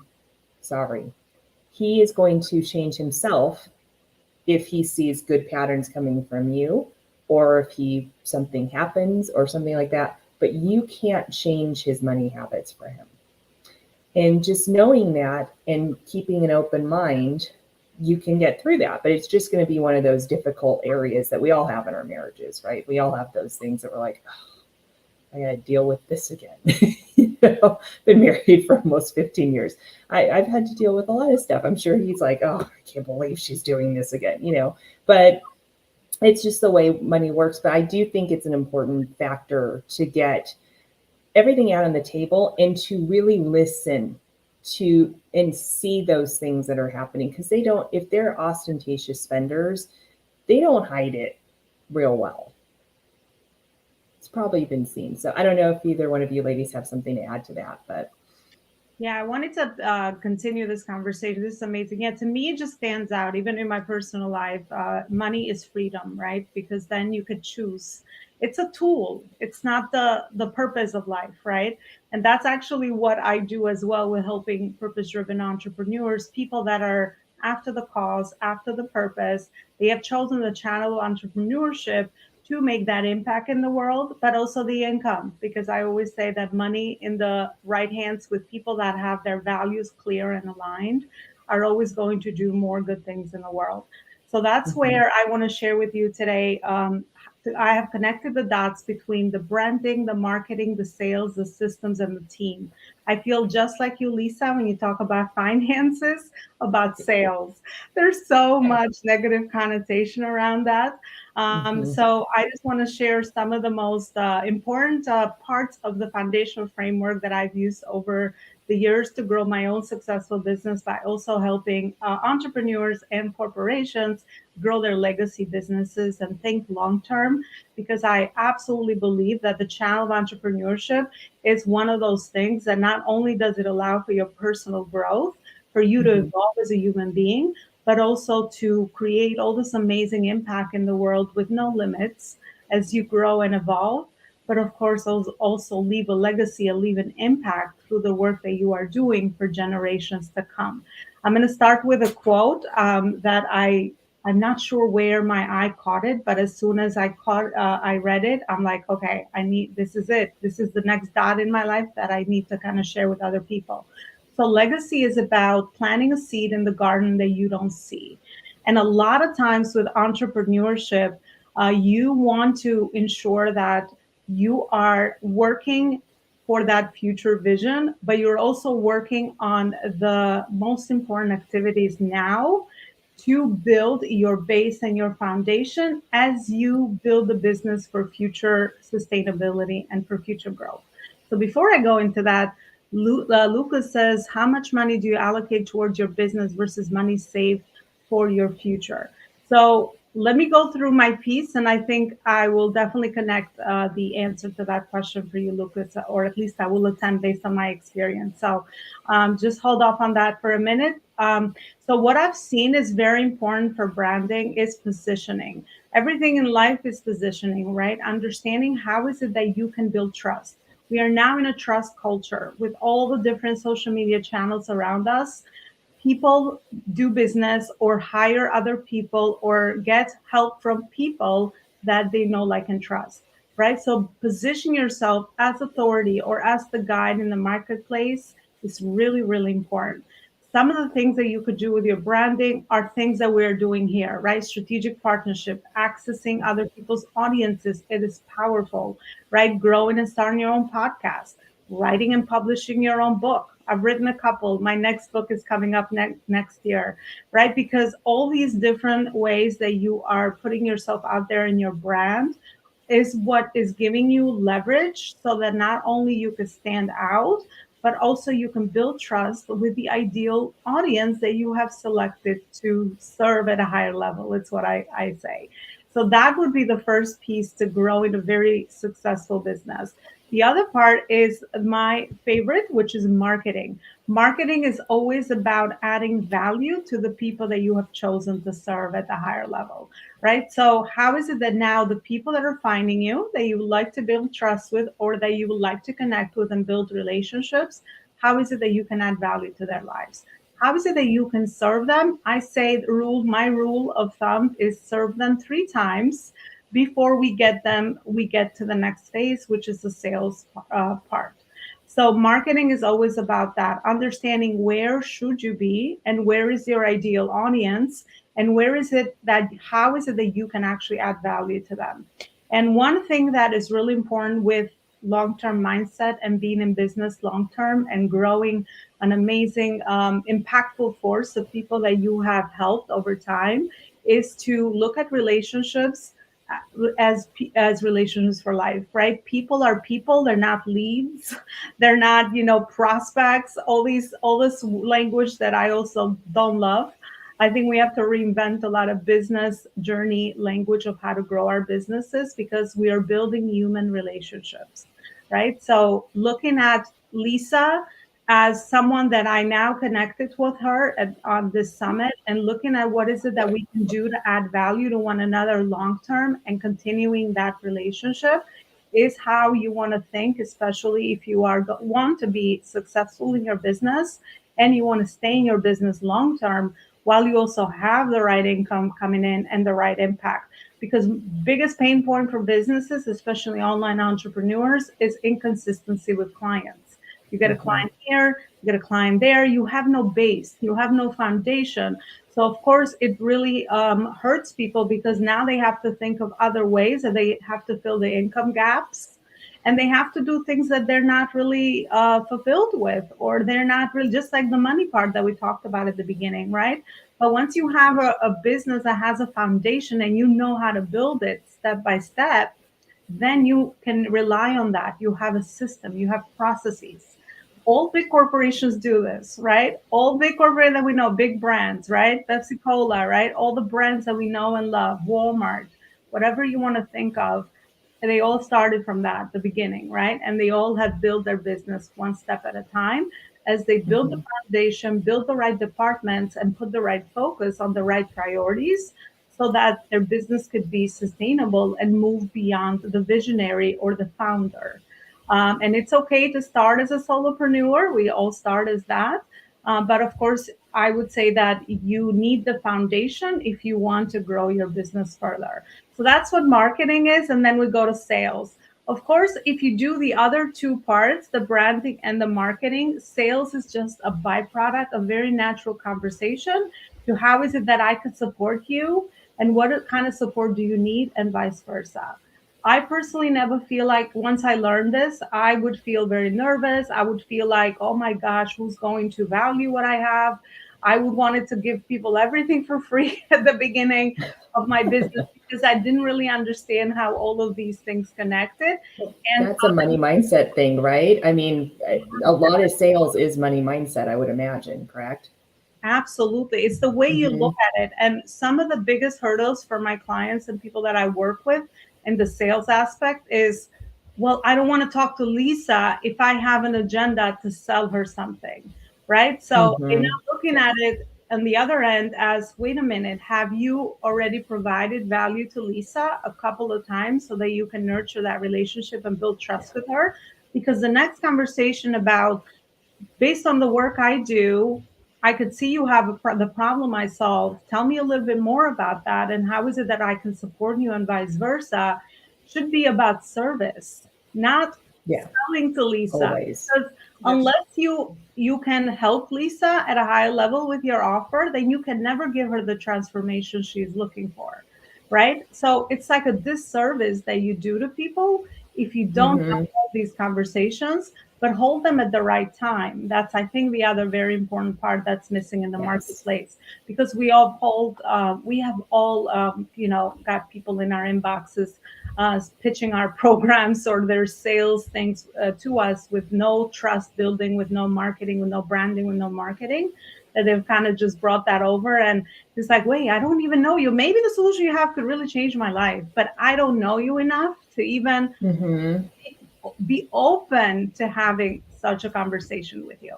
So that's what branding is. And then sales is the money in the bank. We have to do this very naturally, and we have to do the other two so that sales just becomes that process about closing your client and then understanding again how to even have a system beyond the people that you've already served and how to continue to help your current clients even further. As I say, that's the best people that you can help further because they already trust you. And if you've done a good job with building that, of course, it's going to be so important to continue the conversation and continue the transformation and the results that you can provide for your current clients as well. And then the other two pieces are as you scale. Of course, you create some systems, because without systems and processes, you're a slave to the business, right? So the first system I would say is get an email list. Build your list. Be so addicted with building your business outside of all the socials, right? Because you need a way to nurture relationships. If you don't have another way to nurture relationships, how is it that you can even have a chance to contact people or even offer them service, right? Through your content, through emails, through things that you are bringing into them. But of course, higher level systems require more than that, right? Understanding how to have other things in your business that are working on automation that can free up a lot of your time so that you can, grow the business. Otherwise, you're just going to be tied to the business, working as an employee and just, being a slave to the business 24 hours. And I think we all start our business for freedom. But if we don't understand all these other components, we tend to, the employee in the business, and we stay there. And then our business becomes our jail, not really the freedom that the channel that we chose to be free, to live from anywhere, to work from anywhere, to really serve people from anywhere. And then the other last part is my favorite, which is leadership and team. Of course, the dream to continue and build a vision that you want, you have to start getting some people involved in your vision and mission, which is your first couple of hires and the team that you can extend with. And I would say day one of VA is, the best return on, there's going to be your best return on your investment, depending on what your phase and stage of business that you are in, so that you can start, duplicating yourself, right? And once you have this foundation in place, then of course you can get that leverage to continue to build even further and stronger. And you have to get those first couple of people in the door. But I always say it starts with you as the business owner, because I know a lot of entrepreneurs also hire random things and buy random tools at different phases and stages because they don't have all the pieces together, or what is needed at your current stage and phase of business, and what are your business goals depending on your business model, right? If you are maybe just in the beginning, you need different things. From once you have your business filled with clients, then you need to look at a different business model that's going to help you in the business. So at every step, stage, and phase, there's different priorities, different systems you need to implement, different team that you need to implement, and also different branding strategies, marketing and sales strategies as well. So yeah, so just to like answer Lucas, then I would like to extend my question with all the new ladies. How much money do you allocate towards your business versus money saved for your future? I would just give my insight on service-based businesses. So I would say if you are a coach or consultant, if you have a service, I would say the first smartest investment to make is in a mentor, because the mentor could save you so much time and money with all the things that you need to start implementing your business. Without a framework, you could be spending money in the wrong thing at the wrong phase and stage of your business. Yeah, So that's I true. would say that's the best investment at the beginning for business wise, because obviously if you start offering service, then you don't need anything. You just need yourself and your social media channels to reach the right people. But you need someone to give you that framework that you can learn and then repeat and grow from, so that then you know, okay, what's the next right investment that I can bring in as you develop some cash flow, as you put some cash flow back in the business, and then you take that cash flow and then you invest it back on the other business priorities that you have. There's another resource, contribute. and I don't. Oh, go ahead, doctor. Sorry. Go ahead. I was just going to contribute to that in terms of answering Lucas' question. I'll ask you to use the acronym CASH, CASH. C. Just be clear about what your business and that your personal goal is. You want to have an idea of what goal am I exactly trying to accomplish with my business, and what goal am I trying to accomplish with my personal finances. So just be clear on that, and then assess where you are, because if you don't know what your goals are, then you really can't attach any monetary value to that. So be clear on your goals first. And then once you know what your goals are, then you can have an idea of, this is the amount I really want to allocate to that goal. Then after that, you can assess, where are you right now? What do you have in place? And after that, you can decide and say, okay, I want to start. What one baby step can I start? And then with the age, just to make it very simple, get help. Okay, but you need to be clear on your goal. You need to know where you are right now, and then ask for help. And that is going to help you out. Hopefully that helps you, Lucas. Yeah, absolutely. That's a great way. And I'm just going to give my little insight because I do have to leave it a little bit. But there is a book called Profit First. I don't know if any of the other ladies on the panel have heard of it or utilize it. I like the concept. Be careful on something like that where it's so strict on everything. It's got to fit for you and what you're trying to accomplish. But I do like the idea of having different buckets that you put money in and allocate for that, because I agree, you need to put money into your self-development. You need to put money into your business, but we can get a little overboard, essentially, for how much money we end up putting into our business, because we're always saying, oh, well, we need to put more and more money into our business. We need to buy this. We need to have this new AI tool. We need to have this. If you have a limit, which is what is in your bank account for that purpose, whether that's development, marketing, whatever, it helps you actually hold yourself back from going shiny object syndrome a bit. And so essentially that would be a book I would definitely look into, or I'm sure there's plenty of articles you could just Google and find out more about. But I do like the concept of having different buckets that help you kind of keep yourself to the point of, that you have, let's say it's 10% that goes into marketing. That's your budget for this year. If that's not enough, you can always add to it a little bit, but also keep in mind for your planning for the next year, because your business is going to be for many years. So that's something to keep in mind. All right, I'd love to have any of the other ladies talk about this too. Yeah, sure. So for me, I'm just starting my entrepreneur journey. So for me, I absolutely agree. Get yourself a coach. Mine is actually on this panel right now, Tina. That was my first investment. And right now I'm focusing on investing money into the business because that money that I'm investing into the business is going to create my future. So that's where I'm starting. And that's just, again, an opinion from somebody who's just starting. But yeah, I would always suggest, saving for your future while you're doing it, but you really have to invest in your business up front, and then you're going to plant those seeds and those seeds are going to grow, and then you could really start focusing on your future. Yes, and I'd like to say something. Thank you, Steph. I'd like to say something that you said, or someone said about getting a team, hiring people. When you're first starting out, the budget doesn't,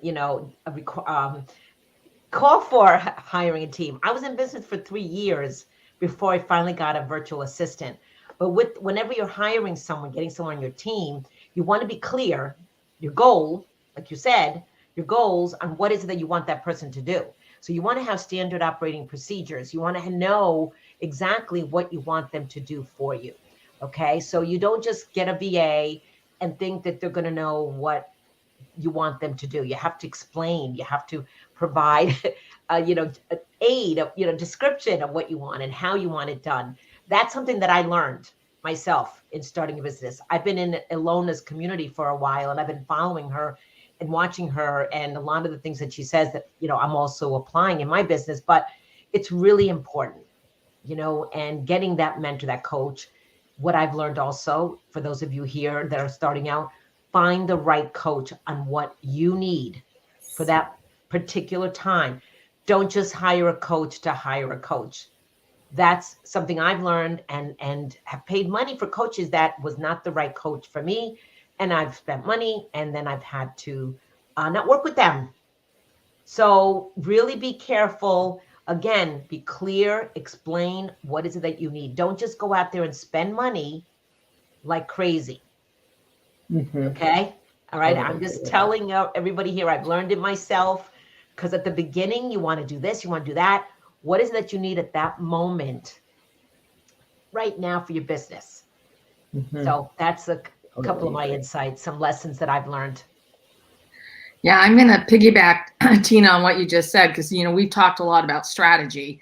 And of course, that's also that sales strategy that you need to build when you're starting your business, because long term, if you can't sell anything, you're not going to make any money. You're not going to stay in business. That's right. So having that strategy in place, and that includes building out those SOPs, because that enables you to grow and scale, and allows you to add team members on to do certain functions. But I want to add one caveat in there when you're looking for who you're going to hire to help you out. Definitely do spend some time doing your homework as to this person, and talk to other people who've worked with them. And remember, if it sounds too good to be true, it probably is. So I have absolutely, I'm the poster child of having been there, done that, and taken money out into my backyard, threw some lighter fluid on it and lit a match to it. So really paying attention to that is really important, because people will prey on the fact that you're looking for help, and that you want this magic thing. Well, unfortunately, that isn't the reality. And so I want to take that step back and have you question, and then say, okay, don't just jump in. Let me do my due diligence. Are they listed on Better Business Bureau? Who can I talk to who's worked with them? And not one conversation, but multiple conversations, and get that validation that also go with your gut as well. But you got to bring in some additional diversity of thought, so that you don't just sign up because it's the shiny object, that you've actually taken that extra time. And I love that CASH acronym, because this could be the same thing for who you go with, because all of us in this room most likely have a coach, and no matter where we're at in our journey, we need that mentor, that sounding board, that person who's a step ahead of us. But doing that due diligence, that helps you in your business in so many different ways, because that's the discipline that you need to run a successful business. So true, Lynn. So many lessons learned. So Great still all along what we're all talking about here, I just want to throw this question out to everybody out here. I know you've been talking about some of the mistakes that you've seen entrepreneurs make, but I want to turn it around a little and say, what's the common financial mistakes that you've seen business owners and coaches make? And what tips will you give to folks to avoid making those mistakes? Great question. Who wants to go? That is a great question. That is a great question. I will go because I'm going to have to take off in a couple of minutes. But I would say the biggest mistake is kind of what we've talked about, which is that kind of shiny object syndrome, that kind of not really having a focus of what we're trying to accomplish each year. And I think if you have a really good focus, almost a goal, I hate to put it that way, but a goal of what you're trying to accomplish every year, maybe it's scale, maybe it's this. If whatever that shiny object is not fitting into your plan, then that probably shouldn't be done. And it's kind of like, I'm going to take it back to personal finance because I do this a lot. It's kind of like that Amazon basket, right? The dreaded Amazon shopping basket that's out there. And we put everything in there and we're like, oh, purchase, right? What if we just saved it and put it in the save part? I tell you, I have probably saved thousands of dollars by just putting in the save because you forget about it. And if you forget about it, was it really something you needed? Or is it just more clutter that you're going to have to get rid of in 10 years and go, why the heck did I buy this thing? And we do this thing with ourselves where we go, oh, it's $10. It's $10. It's not a big deal. Oh, it's $20. Oh, it's only $100. It's not that big of a deal. And I heard another money coach say at one point, which I think is really good way of thinking about it, $10 million was built on $10 at a time. So every time we do these little justifications on that, oh, this is going to make me better. This course, I'm going to learn so much from it. It's only $49.99. That's what we do. I think that is, to me, the biggest mistake that not just a beginning entrepreneur makes, but over time, because we get so excited, we network, we hear about all these different things. AI is talked about now. There's all these AIs that are popping up that, are $10 a month or this and that, and so we're getting sucked in by sometimes trends that we think are going to push our business really fast. But we got to stay focused on what we're trying to accomplish that year. At least that's what's worked best for me. Don't get bogged down with all the trends and all the things going on and get sucked into that. And that's a financial mistake because you're just following other people, watching what other people are doing, but you're not really staying true to yourself. What is your own goal? What is it that you want to accomplish? What is your business about? It's knowing your business. It's so important. Yes. Great question. I concur. Sorry. I mean, the clarity and really thinking strategically and taking that powerful pause is very effective when you're making those types of money decisions, because then you can take that step back in the heat of the moment and come back to it. Because if it is you can just sort of question, is this the right fit for me now? Is this an opportunity or is it a distraction? And when you go through that conversation, and maybe it's a conversation that you have with your girlfriends with a glass of wine, or with your team, or with your coach, it's really powerful, because then you actually are putting some additional energy behind it, so that that you're making a decision with all the facts and figures, really presented to themselves. Because there are times where something's right, but not now. You need to finish what you're working on and get that finished so that you can then move on to the next thing. And so it looks like we have a question, Lucas. So to generate more attention. All right, so I'm going to give you a really good clue. All right, right now, I would invest in becoming a guest on podcasts, and I want you to think strategically about that. Oh, Sabrina's waving her hand. Yeah, Lynn, can you just read the whole thing for the audio? Oh, absolutely. Here we go. What are the first important things I should invest in to generate more attention? I have everything together, but just not enough people know about me. So this is my suggestion, is to go on to guest podcasts. Now, and there's a number of reasons why. First of all, it's an easy lift for you. There's a few things you're going to need in place strategically to make this successful. The number one thing is you need a landing page lead magnet that you can send people to at the end of the podcast. When the host asks you, how can people find out about you? You direct them to that page. Second thing you need in place is you need a welcome sequence. So then when people come onto their list, you welcome them and you let them know that you're going to be offering them free and paid offers because they got the one thing for free. Okay, so you need those in place. Now, the guest podcasting, think strategically about whatever it is you do.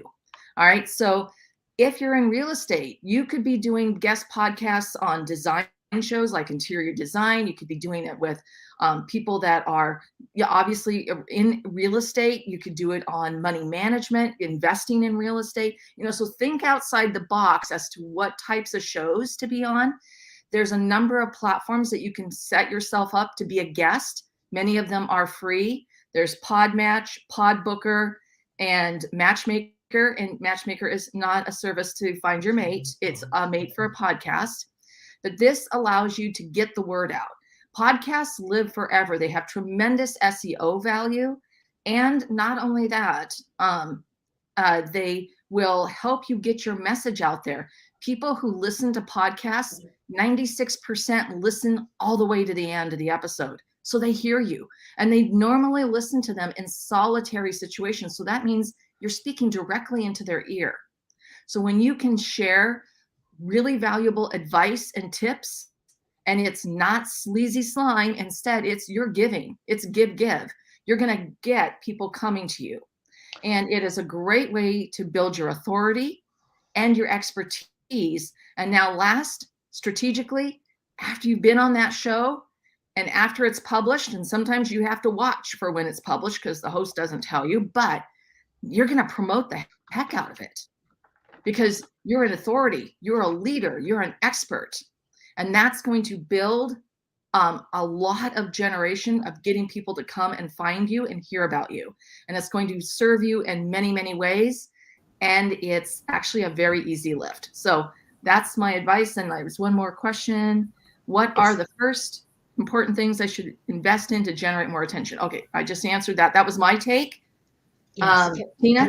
Yes, I'd like to share something. He also mentioned that he has a dog sitting business. It sounds like he watches and bathes dogs, and it's word of mouth right now, which is great, Lucas, by the way, because people know you. But what I would recommend is start showing up online, start networking with people, and let people know what you're doing. So I would recommend you get online, and whether it's Facebook, LinkedIn, I would say Facebook, perhaps maybe Instagram as well. Start showing up. Lucas, this is your business. You have a dog sitting business. Okay. You don't need a website right now. You're just starting out. Okay. You want to generate attention. You want to get clients. That's the first goal. I've learned this from other coaches myself. Your first goal is to get clients. Okay. And that's very important. So I would recommend that you start showing up consistently out there and letting people know what you do. What's the value that you provide? How do you help them? I know if I had a dog and I had someone that watched my dog, bathed my dog, man, saved me time.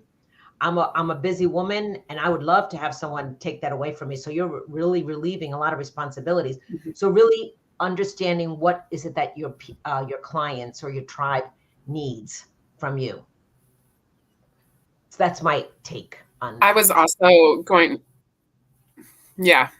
also going to suggest social media because you don't actually have to invest anything other than your time to get started there. And in fact, spending money on ads right when you get started with social is probably not the best way to do it. You can find a ton of free and low price options on how to teach you on how to do social media for a business, which is awesome. And Lucas, because you are doing work with dogs, would get on Instagram and make reels with dogs because they go crazy. People love seeing them. and you can get more and more specific to your area since you do have a localized business. But there's a lot of really wonderful opportunity on social media for your type of business that is free as long as you invest the time. Yes, and I would also recommend, I don't know, Lucas, where you're located, but this is an online platform. Alignable is another platform. I've used it a little bit, but I think it's great for business owners. You can connect, you can get referrals. It's not, you're not paying for that. Or at least I have the free version. Okay. But again, it's showing up, letting people know you. Okay. Right now, like you said, it's word of mouth, but if you want to grow it, you got to be consistently showing up online. I love events too. Any kind of events where you can go be a vendor, have a stand, get to know people, teach them what you do, offer something. People love free stuff. Free stuff will draw people into your booth. Offers, even if you bring dog treats and offer people's dogs treats, those vendor events that you go to are huge to get your name out there. I do them all the time. And you just meet people and you build those relationships and you get their trust. And then that's when they'll really start spreading the word about you and your business. Yes. And I love the fact that your mom said the same thing. And I love the tip. Take pictures. Yes, this is a visual type business. Take pictures of what you've done and share them. And people will see this is what you're doing. Yeah. And I totally missed the dog sitting piece. So I'm going to try it afterwards. Definitely videos, tips, advice, things that will garner intention. In that way, I'm demonstrating how you're going to actually take care of the pet when you're walking them, all those types of things. Your local chamber of commerce, there's a lot of local business groups, make those connections. And once again, they don't necessarily cost anything, but showing up to those kind of local networking events, also, stating what you do in a way that, busy people hire me to walk their dogs, to get the exercise they need to live longer and healthier lives. I mean, something like that is the way I would introduce myself, start those conversations. And if that person isn't a dog owner, they probably know a dog owner. And so definitely being super hyper localized is going to help, as everyone's been talking about. And there are a bunch of different ways to do that. Okay. Katrina has a question about babysitting. Can't put pictures of kids. Okay. However, again, still letting people know, Katrina, that you're babysitting, you have this service. And what are some of the things that you do as a babysitter? There's many different types of services that you can provide as a babysitter. Let people know about it. Okay, that's my 2 cents on this topic. Yeah, and for the babysitter, add value. I know she can't post pictures of kids, but she could post tips that she uses to help maybe during dinner time or helping kids with their homework. Add some value. Tell her to add some value around parenting, babysitting. Yes, because it's about value. It's not about selling, doing the pitch. It's about the value that you provide. It's that problem that you solve for your customer.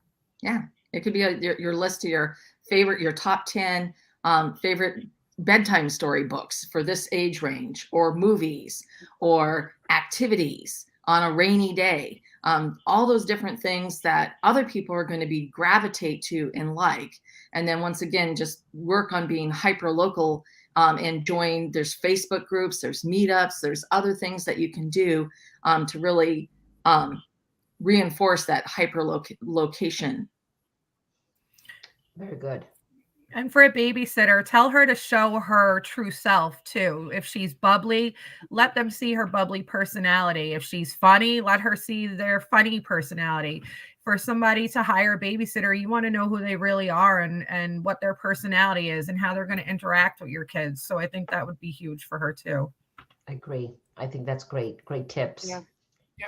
Awesome. Great conversation here today. I love it. All right. Anything else anybody has to say or comment or on this topic? No, huh? Yeah, very interesting session. It's so good to see it come from all angles and all the tips about marketing and sales and just putting everything together. One of the comments that I always make when I see my business coaching, entrepreneurs or business clients is I always like for them to make sure they have a solid financial foundation. Okay, because that's going to help them out in terms of their business success. If their personal finances is not solid, then it makes it very difficult to be able to focus on the growth of the business. So I just wanted to throw that in. Being a business owner myself and also being a financial coach, I know that they go hand in hand. So it's just making sure that that's also the case. So I just wanted to throw that in, but it's been a very interesting session. I was just interacting with everybody. I really love it. So that's good. I'm really appreciating, I know a lot of us here do online, a lot of us are online entrepreneurs. Just goes to show that it leaks throughout all. Dog sitting is not an online business. And babysitting is not an online business. However, you can easily turn those into online businesses.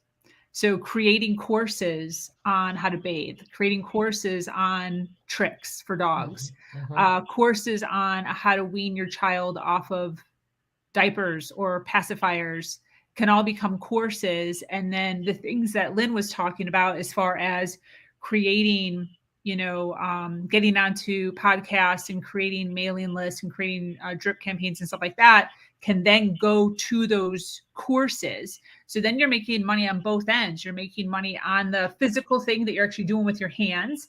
And then at the same time, you're taking the knowledge that and then you're making money on the back end. So you're actually doing a little bit better than us. I know. Yeah, and I want to add one of Sabrina's brilliant things is to make sure you're networking. Make sure that you're meeting new people. Yes. And when you do that and you come being, with your full value and worthy intent, you're going to make those connections and they will know people as well. And so that, and when you give an introduction, then ask for an introduction. You're not asking for a referral. That's different because you haven't earned the right for a referral for business. But you can always ask for an introduction and give and ask. And Sabrina, I want to thank you because that is part of her brilliance. And I very much appreciate it. Thank you. Thank you for that. Yes, very good, Sabrina. I love it. Yes, this has been absolutely fantastic. I so appreciate it. We are at, what are we? We're at 2:00 p.m. Eastern. Are we halfway? You're on till what, midnight tonight? No, what time tonight? 10. 10, okay. So it's 8 more hours. Oh my gosh. I think this is our halfway mark. Yes. Is it? Okay, yay. We made it through halfway. Yes, look at us go. This is so exciting. This is our 2 years. We've done so much in 2 years. This is after this panel, we will have over 500 women in 24 months. Wow. On this panel or on this stage, which is like, who would have thought? Wow. Well, you had a vision, Sabrina. Congratulations. She had a vision. And it goes back to what we said earlier today, having a vision. What is your vision? Do you see yourself there?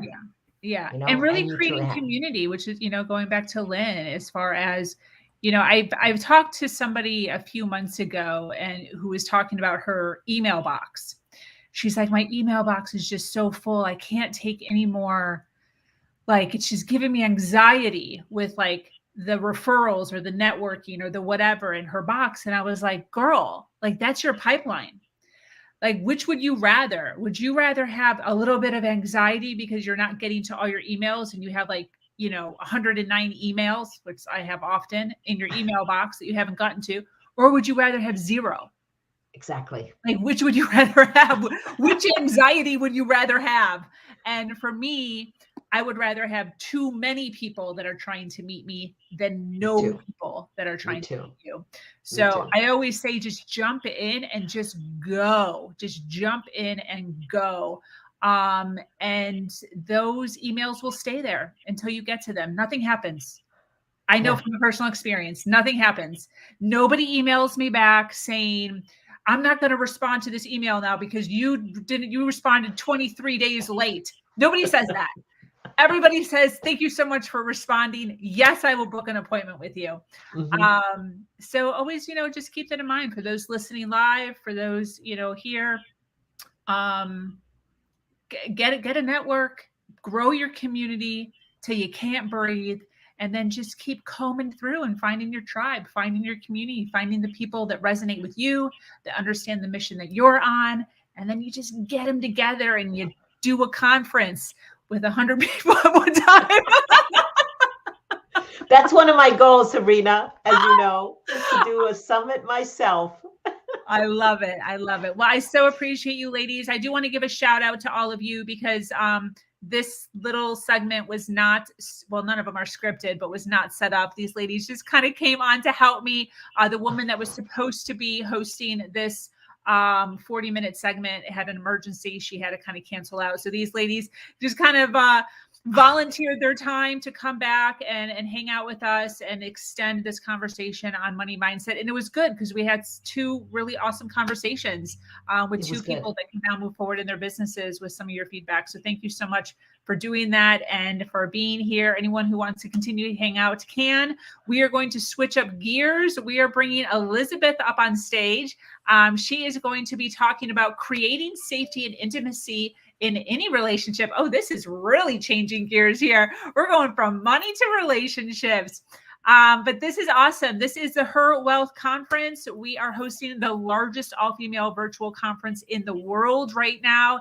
It is 24 hosts, over 100 panelists, over a 16-hour time period. This is our 2-year anniversary, and we're doing it with a bang. We're covering everything from health, relationships, career, money, and happiness. We're on this roller coaster of awesome conversations over the next 16 hours. We are running live, and we are taking comments in the comment section. Comments, questions, theories, ideas, thoughts on what the women are saying. Feel free to drop into the conversation at any time and get these women talking and chit-chatting. But this whole thing is being run by Her Nation. Her Nation is dedicated to building the largest community on the planet, filled with confident, bold, and brilliant women that are constantly curious about being, doing better, and humaning better in all areas of their life. So we have women coming on all day long to share their experiences, thoughts, ideas, and questions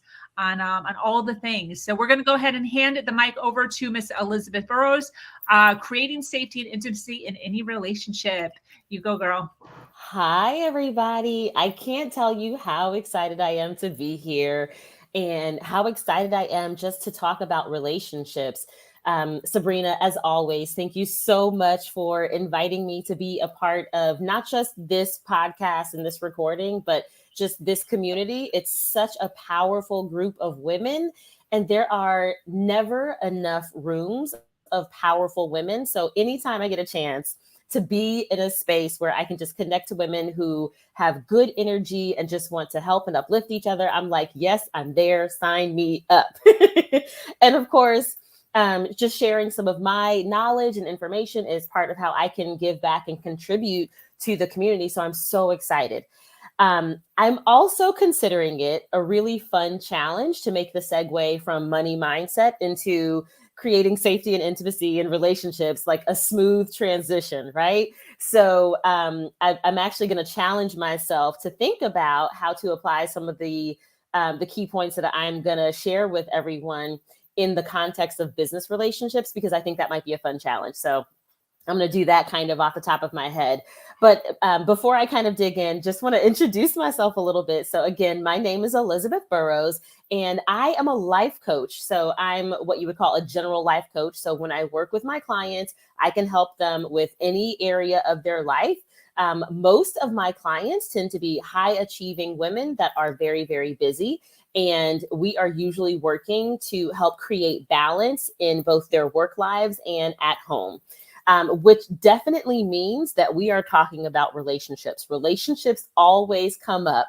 And one of the things about relationships is that, you know, because of the way we exist in the world and in society, as women, we have all different kinds of relationships with all different kinds of people. So when I was kind of preparing for this, I challenged myself to think, like, what are the main types of relationships that we have? And I thought about acquaintances. So the kinds of people that maybe we don't know very well, that we see in passing. Perhaps we see them frequently, but there's not a lot of depth to the relationship. And I think it's a fun challenge to think about creating intimacy with someone that you don't know very well. And it seems almost like it might be counterintuitive, but I actually think that there are great ways to create intimacy into any type of relationship that we have, no matter how deep or how, I don't want to say shallow, but how, just fleeting the relationship might be. I think there are always opportunities to work intimacy into those relationships. But in addition to acquaintanceships, we also have friendships. And of course, we have our work friends. Sometimes we have our friends that we've known from high school. If, you went to college, you might have a group of college friends, and, we might collect friends in the different organizations that we're a part of. And so we have those friendships where those relationships are really based on some type of common interest or common values. And we're not necessarily tied together by any formal obligation. So that's kind of how I would define friendships very loosely. Then we have our romantic partnerships, right? So those are the folks that we get booed up with, the ones where we're trying to create those partnerships, but there's the love and there's the physical element that is often involved there. And those can be short-term or long-term relationships. Of course, it includes marriage. And then I think there's also family. And so I actually like to say about friendships that friends are the family that we choose. Whereas, of course, what we typically call family are the relationships that we're born into. And just because we're born into a particular family or a family context does not mean that these are relationships that we would choose if we had the opportunity. And it doesn't necessarily mean that all of those relationships are helpful or safe for us. And so I wanted to just try to kind of ground this conversation in just that context, right? The appreciation that there are so many different types of relationships that we might be having.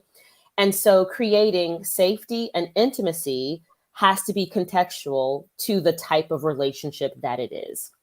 So I just wanted to start there. Now, a little bit about me and some of the relationships that I have. So I am a wife. So I've been married to my husband, just one husband.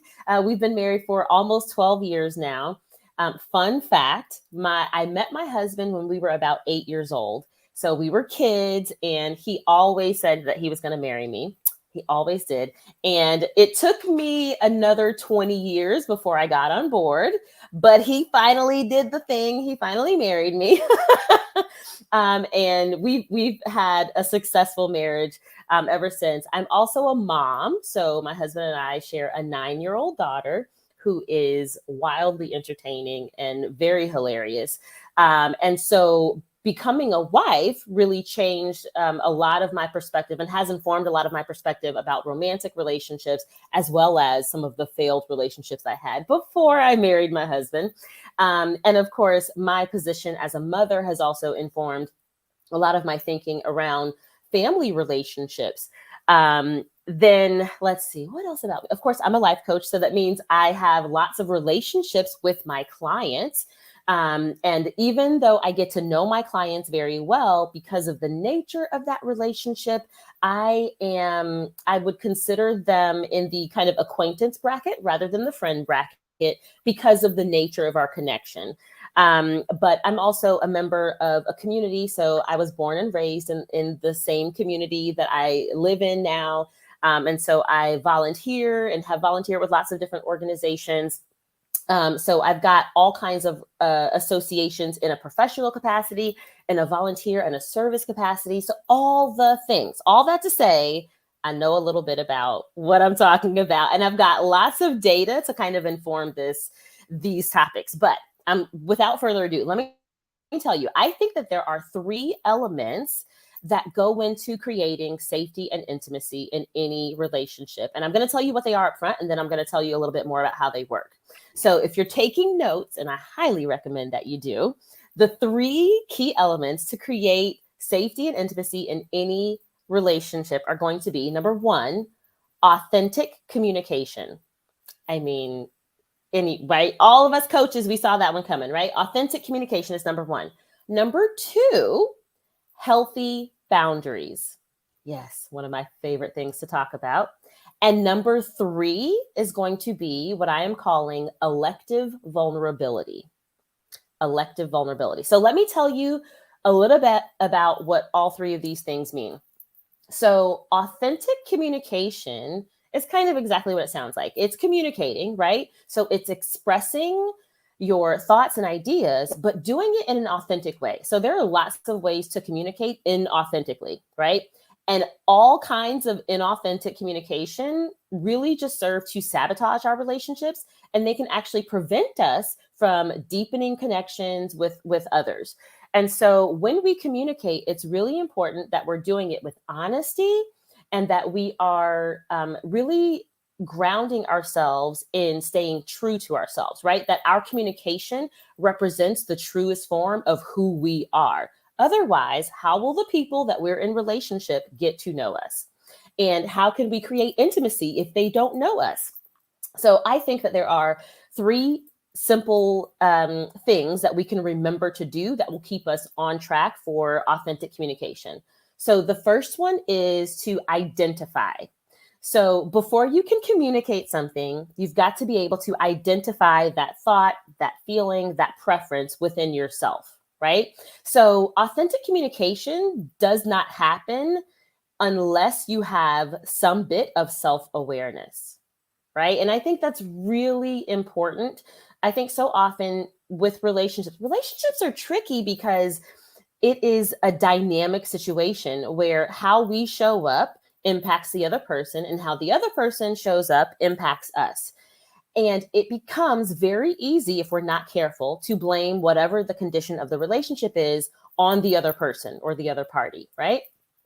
But because the relationship is impacted by, the inputs from both people, each of us individually has the opportunity to enhance a relationship, to make it better, no matter what the other person is doing, because you change whatever relationship you're in, depending on how you show up. So the first thing that you've got to really take responsibility for is knowing yourself and committing to staying true to yourself, right? So you want to identify what it is you're thinking, what you feel, what you like, what you dislike, and really obligate yourself to say those things, right? And to communicate those things. And it doesn't always have to be with words. It can be by, sometimes our physical actions, our body language. For me, it's facial expressions. This face gives away a whole lot of authentic information, right? So there are lots of ways that we can communicate. But communicating what is truest about yourself, that's one. The second part of authentic communication, I think, is to verify. This is so big. I love this point. So it's really important to verify your thoughts, your assumptions, and your interpretations of the other person in the relationship.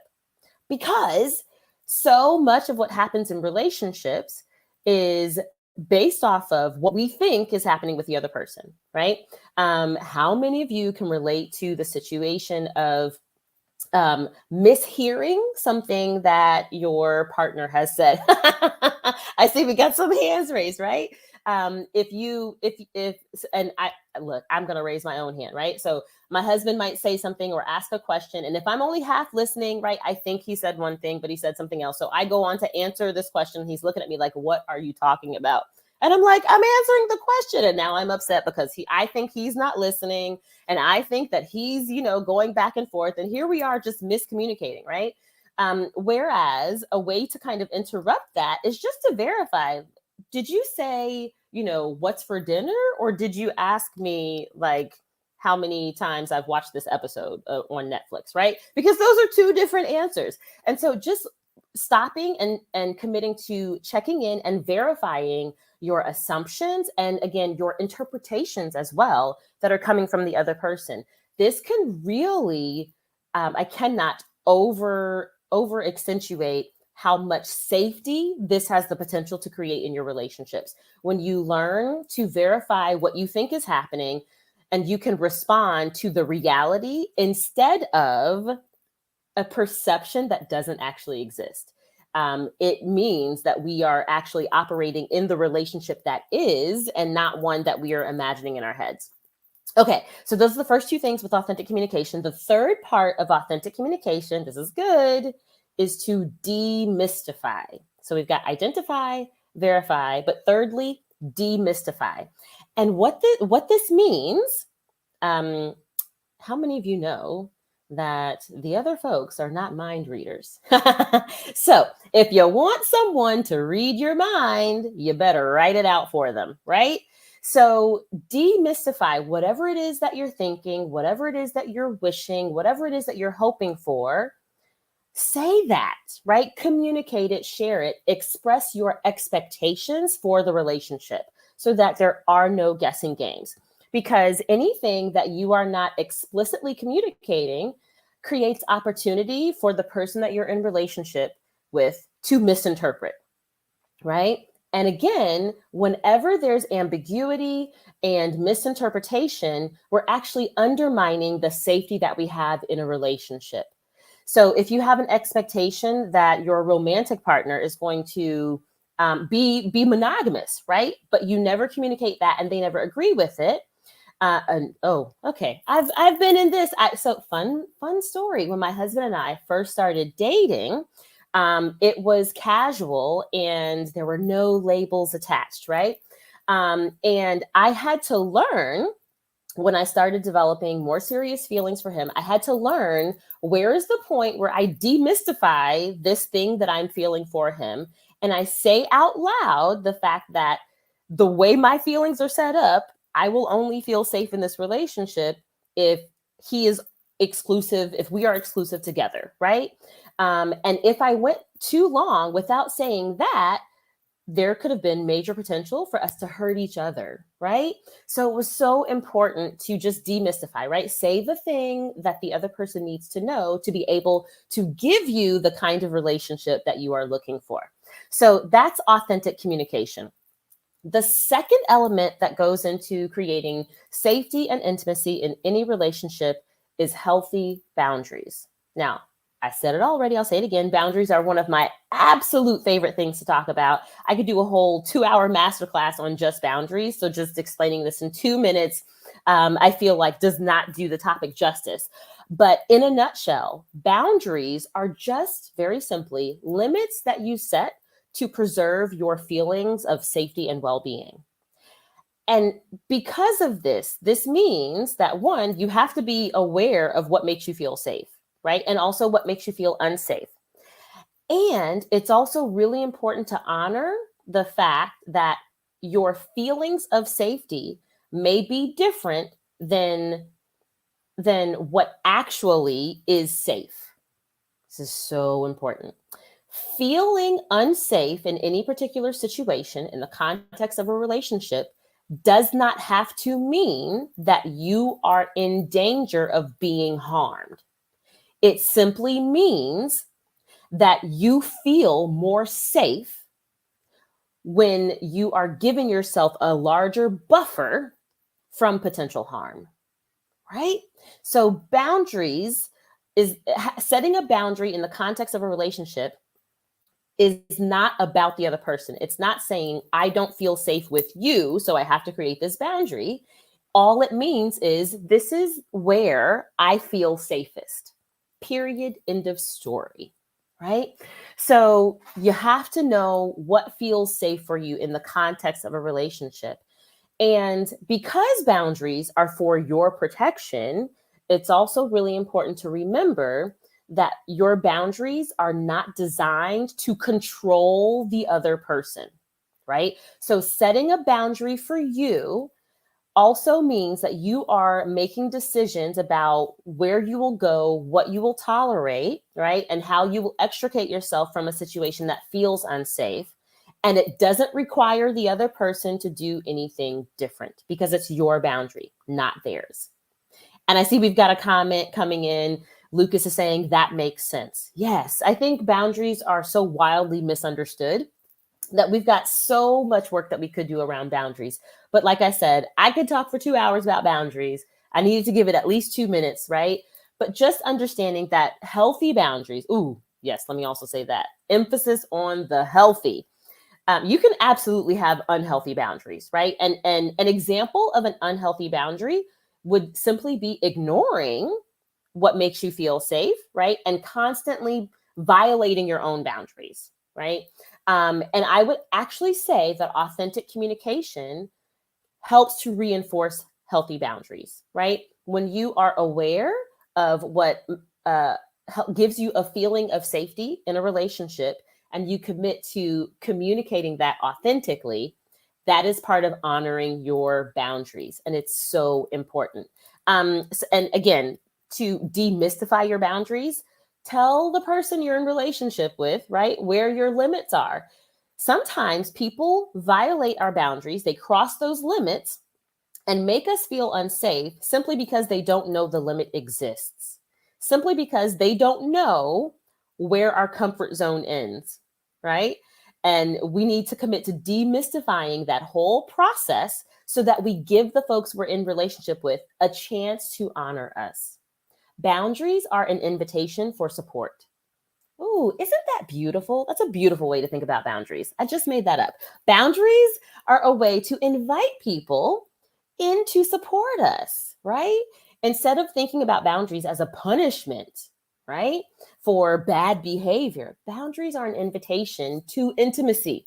I love that. Okay, so now the third element for creating safety and intimacy in the relationship is a concept that I created called elective vulnerability.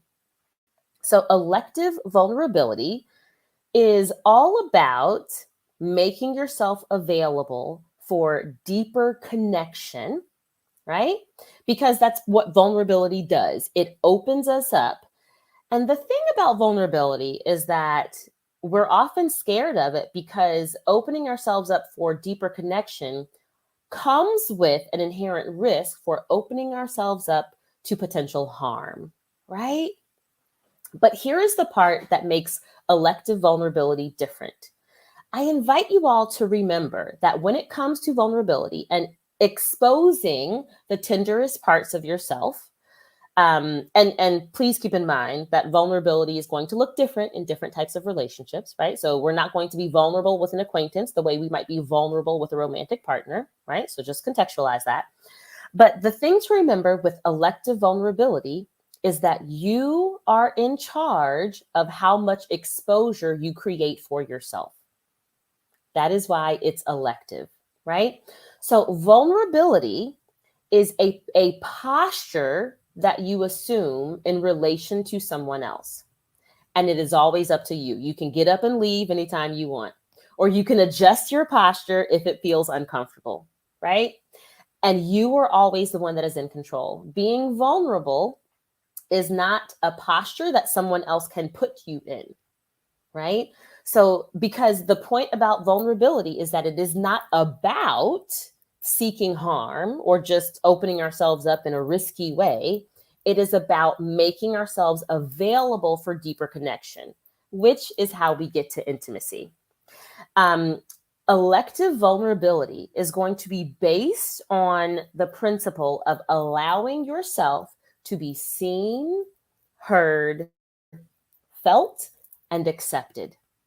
Right? Allowing yourself to be seen, allowing yourself to be heard, allowing yourself to be felt, and allowing yourself to be accepted, right? And all of that sounds just yummy, right? It sounds yummy when I think about feeling accepted by someone else, right? And it does mean that we are remembering that there's the flip side to all of that, right? So opening yourself up to all of those things does create the possibility of being judged, of being misunderstood, and yes, even of being rejected, right? But when the gain is being known, right, and being accepted, you get to decide how much exposure you want to create, right, to make yourself available to that gain. And it's going to depend on the context of the relationship. So let me give you an example of what elective vulnerability might look like in the context of an acquaintanceship, right? Because I feel like this is where we're like, how does intimacy play into an acquaintance relationship, right? So let's say you're at a networking event, right? And you've just met somebody. So they seem nice and friendly, and somebody random introduced you to the person they were talking to, then they walked away, and here you are in this 5-minute conversation with a stranger that seems nice enough, but how did we get here, right? An example of elective vulnerability might be saying to them, you know what? I'm usually at Starbucks on Friday mornings between 8 and 10, since you're in this part of town, if you're ever there, if you happen to see me plugging away at my laptop at a table, just come on by and say hello. It'd be great to catch up again, right? So that is an example of making yourself available for deeper connection in a way that makes sense, right? And you don't know how they're going to respond, but it opens the door for them to, when they see you again, they don't have to wonder awkwardly, oh, will they remember me? Should I say hi? You just told them that you want them to say hi if they ever run into you in Starbucks, right? An example of authentic communication in a similar context of meeting an acquaintance at a networking event might look like being really honest, right? Tell me your name again. I didn't catch it the first time, right? How many times have we been introduced to somebody, we didn't hear their name is, has a unique pronunciation that we didn't get right? But we're like, oh, I don't want to feel too awkward, this, that, the other. And now we see them every time we go to this place and we never remember their name, but now we feel like it's been too long and we can't ask them their name because that would be embarrassing, right? But authentic communication would just solve that problem. And guess what? It's going to create an intimacy. I always appreciate it when someone asks me my name so that they can know my name. That means you want to connect. Learning my name is a way of honoring me. What a beautiful way to think of that, right? So I just wanted to ground that. I hope that was so fun. Of course, I could keep going. We can keep running scenarios about what these 3 elements, authentic communication, healthy boundaries, and elective vulnerability look like in all of these different types of relationships. But I would love to talk to you all here on the panel about how you see any of these things playing out in any particular relationship that you have. And again, I told you, I challenged myself to think about how these elements tie into business relationships. I think that might be super fun to talk about. But I'd love to see if anyone so far has any comments. Go ahead, Dr. Iris. Hi, I'm so happy to be here and to listen to this. It's really interesting and fun and very recognizable because I've been with my partner for 27 years now. And I always thought myself quite self-aware, but I wasn't until a few years ago. Yeah, like I was, but not completely. And so in my relationship, we have a very good relationship, but I was holding back.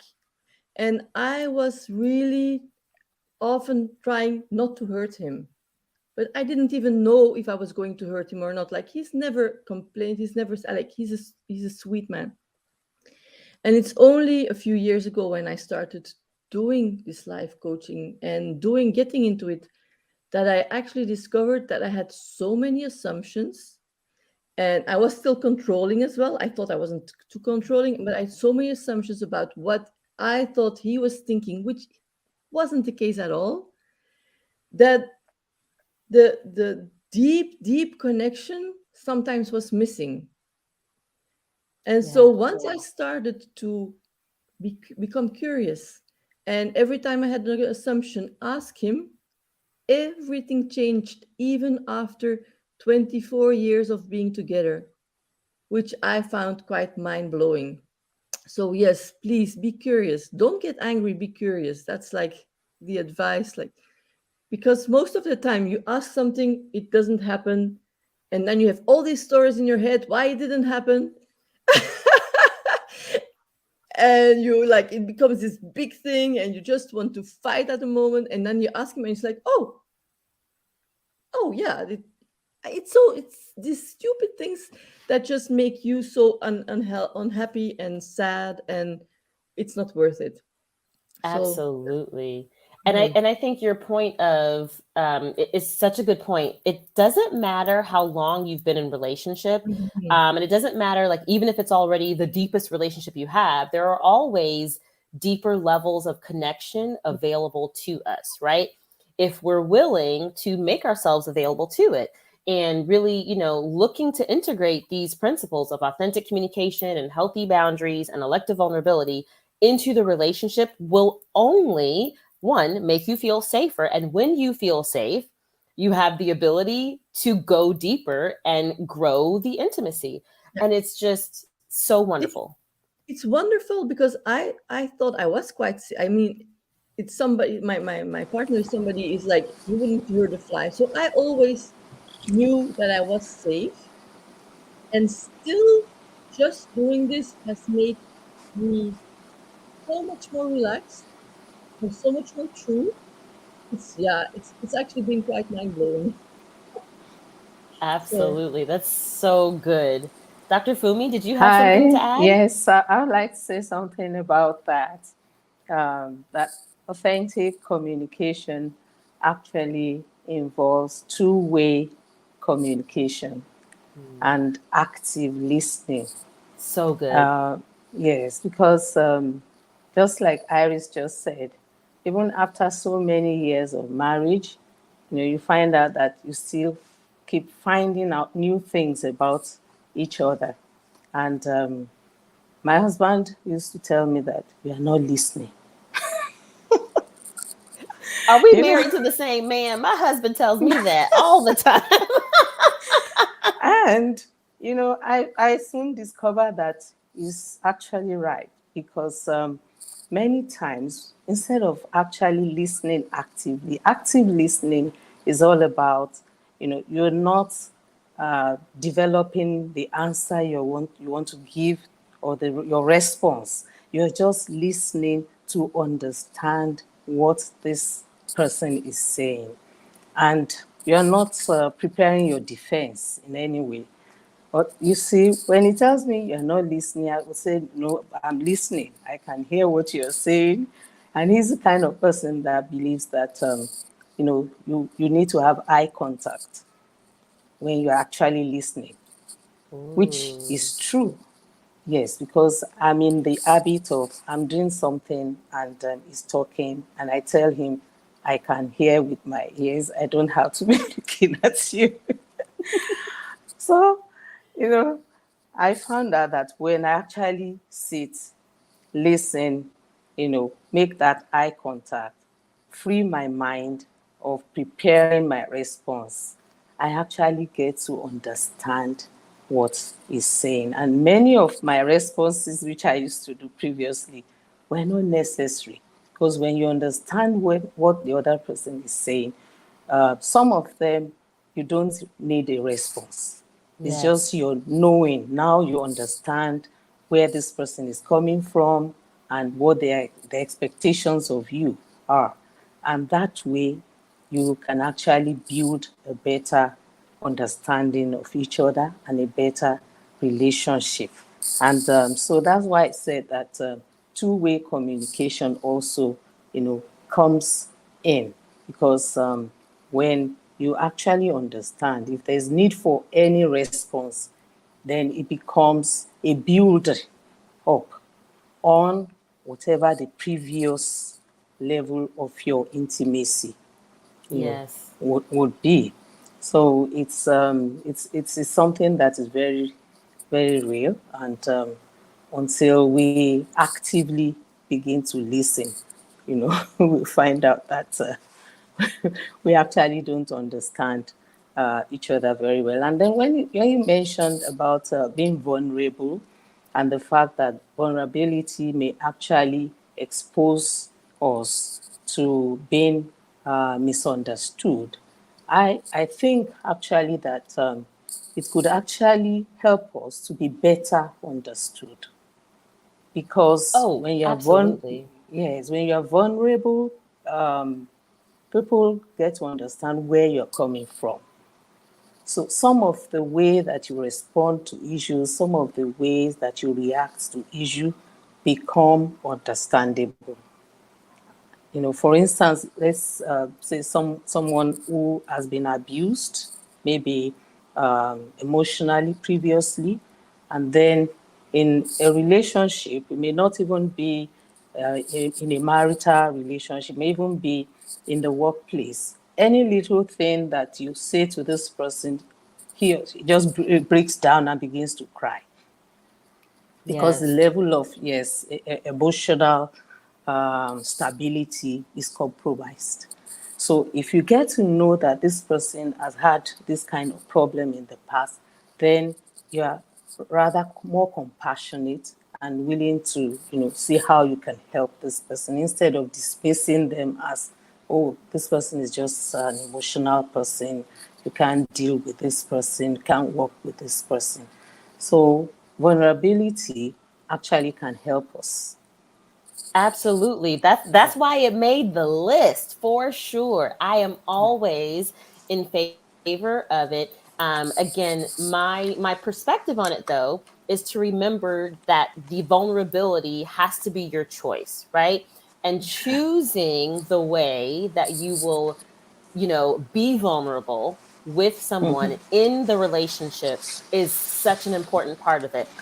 Being, kind of having a standard universal level of vulnerability that you bring to every relationship does not work because everyone cannot be trusted with access to all of you, right? Yeah, yes, yes. And so it's very important to decide what kind of vulnerable is appropriate given the relationship, given the person, and also given what you want the relationship to do for you, right? Yeah. So there might be acquaintances that I have at work that I'm not interested in being friends with them, outside of the office, right? So there's a level of vulnerability that I don't need to create because Yeah. it's not my goal for the relationship.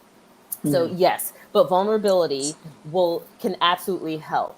Steph, did you have anything to add?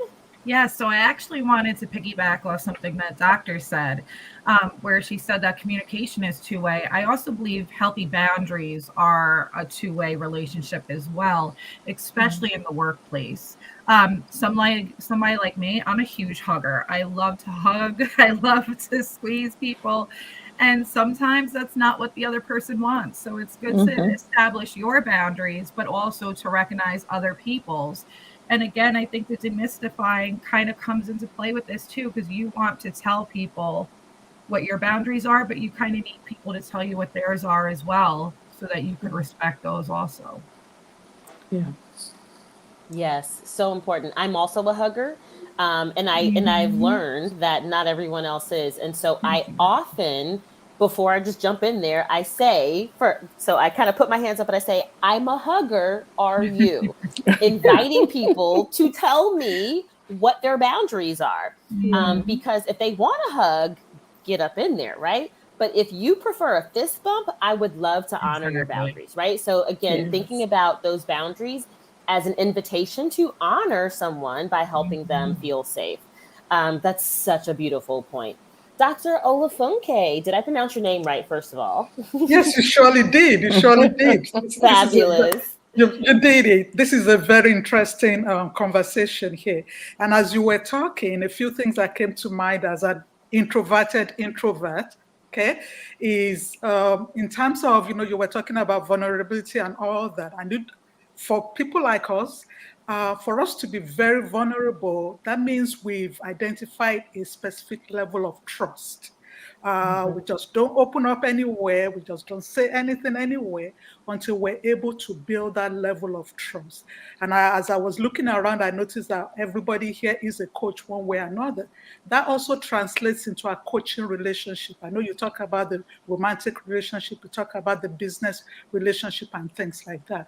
And I wanted to address it from that angle too, because that type of relationship, we might not find our clients that introverts like me open up during the coaching session.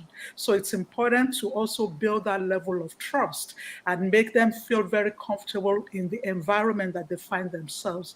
We need to hold a sacred space for them and let them be aware of that. And then that way they'll be able to open up and be able to take advantage of that relationship, because that's another type of relationship. So that's my 2 cents on that. Yes, that is so good and so important. I care so much about the space that happens in a coaching session. And so one of the first things that I do when I'm entering a coaching session with a new client is I reiterate to them, they would have heard it already, but I reiterate to them that the coaching session is a judgment-free zone, which means that I will not judge them. And it also means that I will interrupt it if I catch them judging themselves. Because a judgment-free zone has to be free of judgment anywhere in the mix, because judgment will block us from getting the work done, right? So that is one of the things that I do to help clients feel safe enough to be vulnerable. And one of the things that I absolutely love about coaching someone over a length of time is that as you have more and more conversations, the level of vulnerability has the chance to deepen, right? So clients get a chance to reveal more and more about themselves. And they are in control of how fast that vulnerability moves, right? Which is the other part that I do as a coach to create healthy boundaries within the context of the relationship.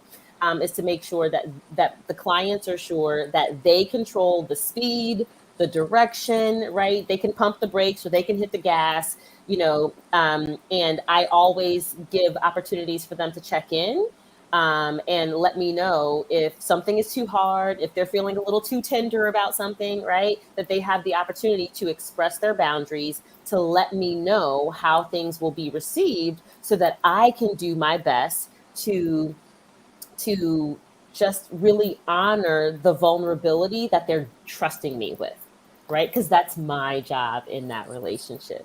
That is so good. Did anyone else have anything else to add? Yes, when you talk about vulnerability and having a judgment-free zone, I think that we should bring it into the family setting. I work with adolescents and their parents. I partner with parents and inspire, empower adolescents, to discover their potential and develop their potential early. And also, I help them to overcome emotional challenges and distractions, including social vices, so they can become successful adults and impactful influencers.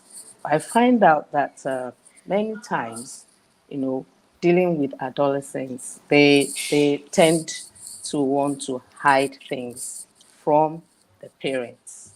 In fact, there's anybody that they're trying to hide from, most of the times, it's the parents, because they complain that parents, we judge them.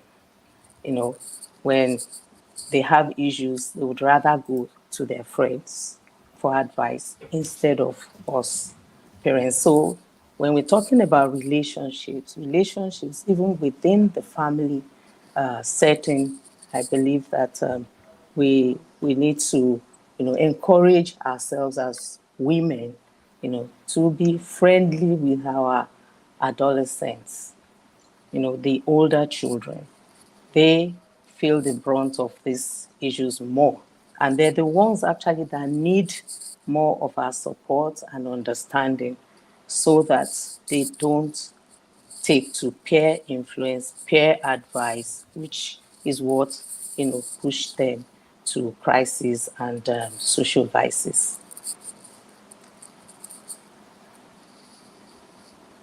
I don't know what your take is on that, but from my over 2 decades of working with Yes, these young it's such an people, important reminder that we women can be the barometer and the trailblazer in our homes. And so we can really set the pace for healthy relationships in our families, with our partners, with our children, siblings even. And I don't know about you, stage of life where I'm in which generation. I'm caregiving for my daughter, and I'm also having to help care for now my aging parents. There's all kinds of relationships, and I get to be intentional about the kinds of relationships I'm creating and maintaining every year, and as well.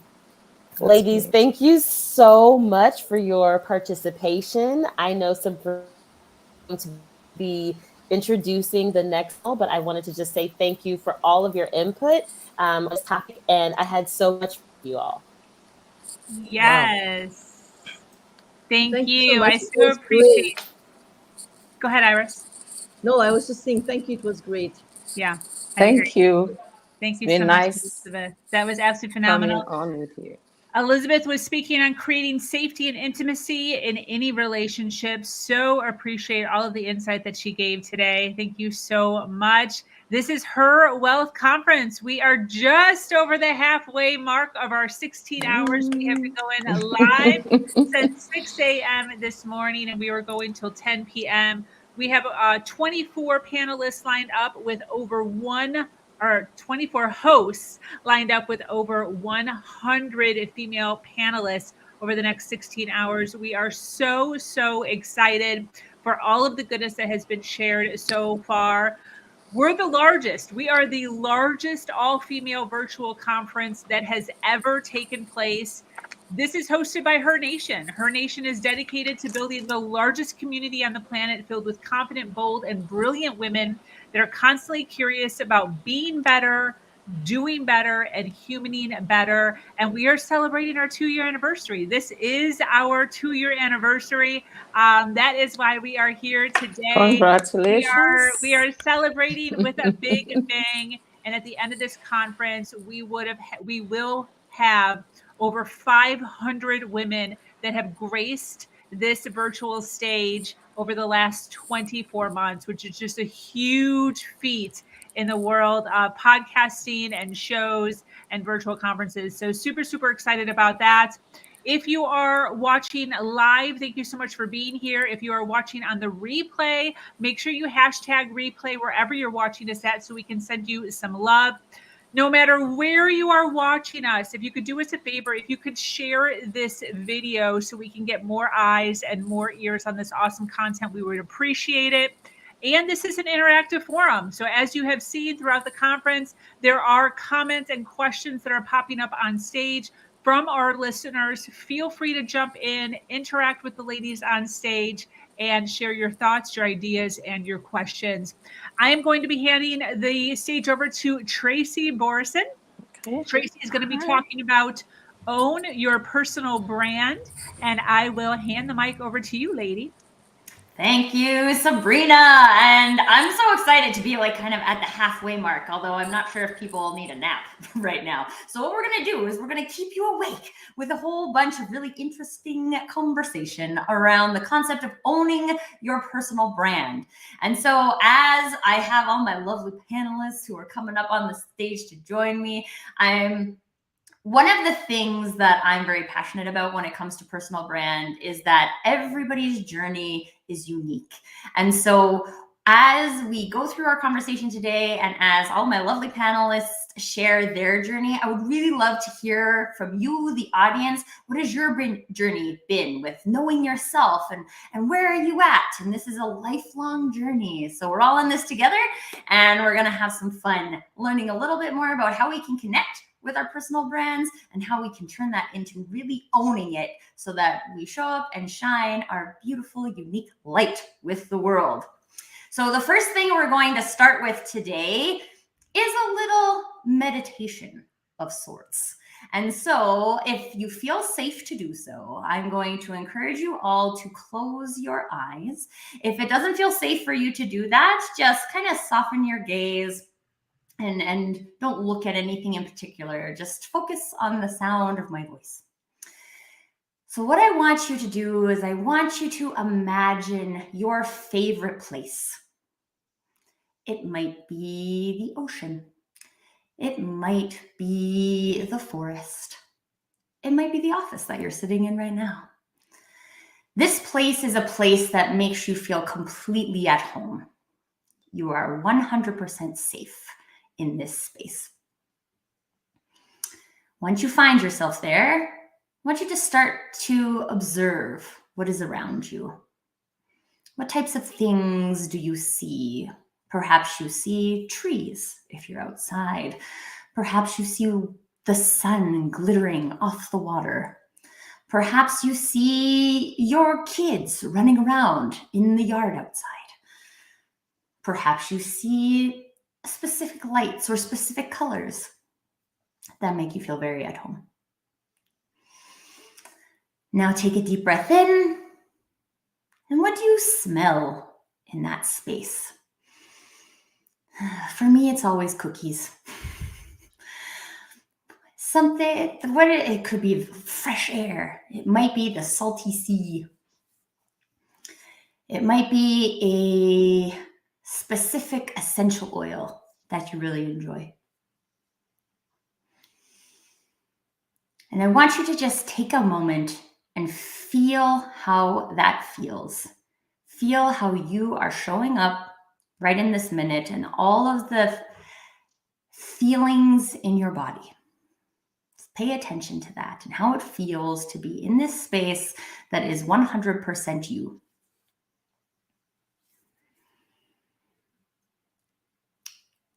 And now I want you to add some people to this space. The type of people who also belong in this space with you. And I want you to see what they look like. See how they're interacting with each other.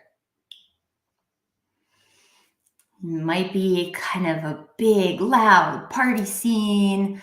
It might be just a few close, intimate friends having a deep conversation. There's no right or wrong answers here. This is your space. You get to decide. And I want you to imagine what those people are talking about. They are having philosophical conversations.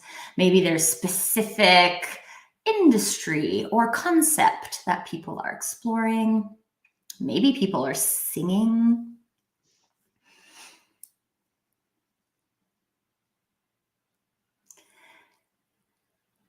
And now I want you to just stand there in the middle of that room, letting this experience surround you. And just feel what it feels like. How does your mind feel? How does your heart feel? How does your body feel? And I want you to take a deep breath in. And with your exhale, really allow that to sink into your experience.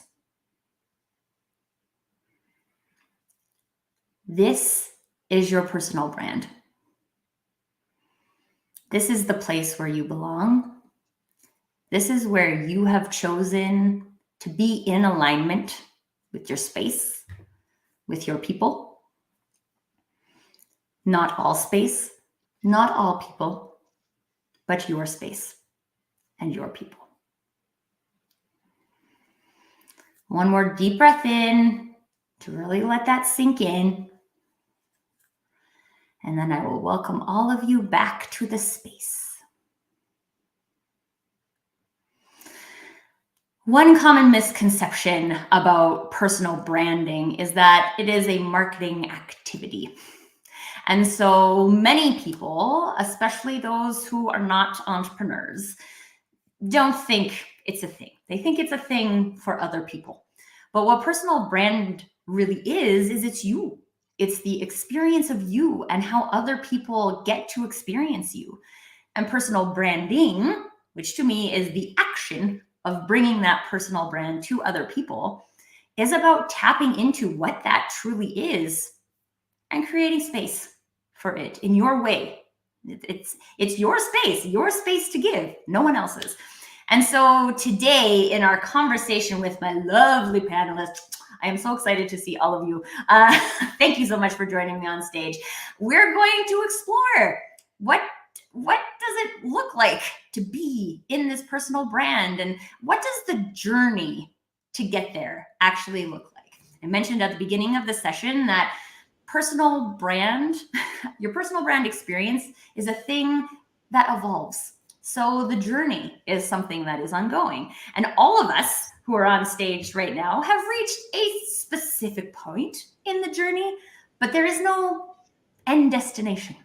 And so as we go through the conversation, you're going to hear so many different unique perspectives. And I encourage all of my lovely panelists to share in your words based on what is real for you, and if there's something spiritual, if there's something business, however it's coming up for you today, please share, because there's so many people in the audience today who are at different points in their journey and will resonate with different things. And that's why it's so beautiful to have so many of us using our own words to explain our own journey, to create space for people to connect to where they are in their journey, and give them an opportunity to be seen for exactly who they are. So the central question we're going to be working around today is, what can help us connect to our personal brands? And this is something that is going to be unique for all of us on stage, all of us in the audience. And so what we're discussing today is not one right way to discover your personal brand, but some things you might try on, as Azara might speak to, because she is a personal style coach. But some things that you might try on and see, does it fit you? Does it not fit you? If it fits you, cool, try it. If it doesn't fit you, cool, let it go. And this is an exercise. So for those of you who are joining us live, I encourage you to participate in the exercise. Listen to what people are sharing, try it on, ask yourself the question, would I do that? And if the answer is no, let it go. And if the answer is maybe, hey, maybe there are some things that we can try. So I am going to now introduce all of my lovely panelists, so that we can go on this journey together. I have the lovely Misha, Claudia, Ishani, Lindsay, Ilyana, Izara, and Nicole, who are joining us in this conversation today. And so I'm going to give the floor to you all, and give you each the opportunity to share. What are some things that came up for you on your personal branding journey? And I would love to hear specifically some things that resonated, and perhaps some things that also didn't resonate quite so much, because this is something that everybody is experiencing. So is there anybody who would like to kick the conversation off? Claudia. Hey, everybody. I'm so excited. Yay! This is such a wonderful avenue of not only your brand discovery, but your self-discovery. And as I evolved in my own self on my own journey, my brand is me 100% in every word, in every color I choose, in every song I'm dancing to on the sidelines. It's all me. And in those steps, each one, I found a little more empowerment and a little more of myself. So when I am looking for things to align with my brand and to bring more of myself out, it goes back to me and my own vulnerability, what I'm willing to show and what I'm willing to share. And the more I show myself, the more the right people are attracted to me, the more I step out of my comfort zone and jump into new things. And I love when you said, Tracy, the expansion of the journey and how it changes. There are so many things I would be that showed up because I allowed myself to be vulnerable. And in that spot, opportunities started coming my way, and more ideas started happening, and opportunities of possibility. and it just keeps expanding and thriving. And once you hit that go button where you're unstoppable and you just doing it your way, how you feel, it all starts showing up for you. I believe this is totally true. And I would love if any of the other panelists have that similar experience with the vulnerability aspect, because I feel like, yeah, Ileana, I feel like this is something that we're still maybe taught is a scary thing, to be overly vulnerable. Yeah, it's thank you, Tracy. I recently wrote an article that was published in Authority magazine about the power of authenticity and vulnerability. So it was specifically on this topic. And as far as I'm concerned, the two kind of go together, but you do have to be careful, as the last panel was talking about, how you show up with your vulnerability.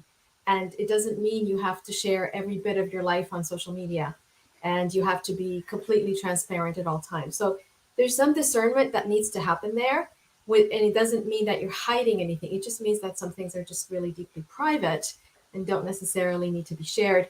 But really, authenticity, who you are, that's about really just not pretending and not being fake and not trying to be someone else, because really your uniqueness is what people get attracted to, right? Every single one of us has such unique abilities in who we truly are. So that's when your light shines, is when you're truly authentic. And the vulnerability, I have learned myself, it took me a long time to show this, but it's allowed me to connect to people when I teach and when I do the trainings. It's allowed me to connect to people on a very particular level, so that they relate to my experiences and vice versa. So there isn't really this trainer, facilitator, and participant. We're all kind of on a different, same level, learning from each other. So I totally agree with what Claudia said. Yeah. Yeah. And I think what you were sharing, Ileana, really ties into my definition of authenticity, which is say what you want when you want to. And that doesn't mean say all things all the time. It means if I'm called to share something because it's meaningful, it seems like it can have value, or even it's just my inner voice saying this needs to be said right now. The authenticity is in sharing that. It's not in sharing all things all the time, skeletons in your closet, what you had for lunch. Although if you feel like you want to share what you had for lunch, then you can share what you had for lunch. But that's I guess maybe the fun, but also maybe the complexity in authenticity when people are at the beginning of their journey and they're trying to figure out, well, like, what should I say? Especially if your journey does include social media, because you're like, oh, well, this person is being super vulnerable, but I don't feel like comfortable sharing all of my grief or all of my, and this is okay, right? All of it is good. I use the phrase often, permission to do you. But the challenge is we have to know what I would do. And that's the journey. That's the practice. Love it. Ishani, you had raised your hand as well to share. Good afternoon, everyone. It's such a pleasure to look some of the familiar faces and everyone else in the audience. I think you started off everything in a typical way that I come and share presence in my most authentic way is who you are right now. And just not create space, but also hold space, which is what I believe Claudia and Elena right now talked about. Sometimes it's creating the depth of who you are, and that may look and feel very different for each one when you're trying to hold space. First, for yourself to stabilize, because my journey, which is way too many deep faceted, and I'm not going to speak about that, has revealed to me that not associating with any identities within ourselves is what truly frees up. So whether I was a life coach full-time for a while, spiritual healer, energetic healer, I didn't actually know how to term myself. And I knew what was my gift.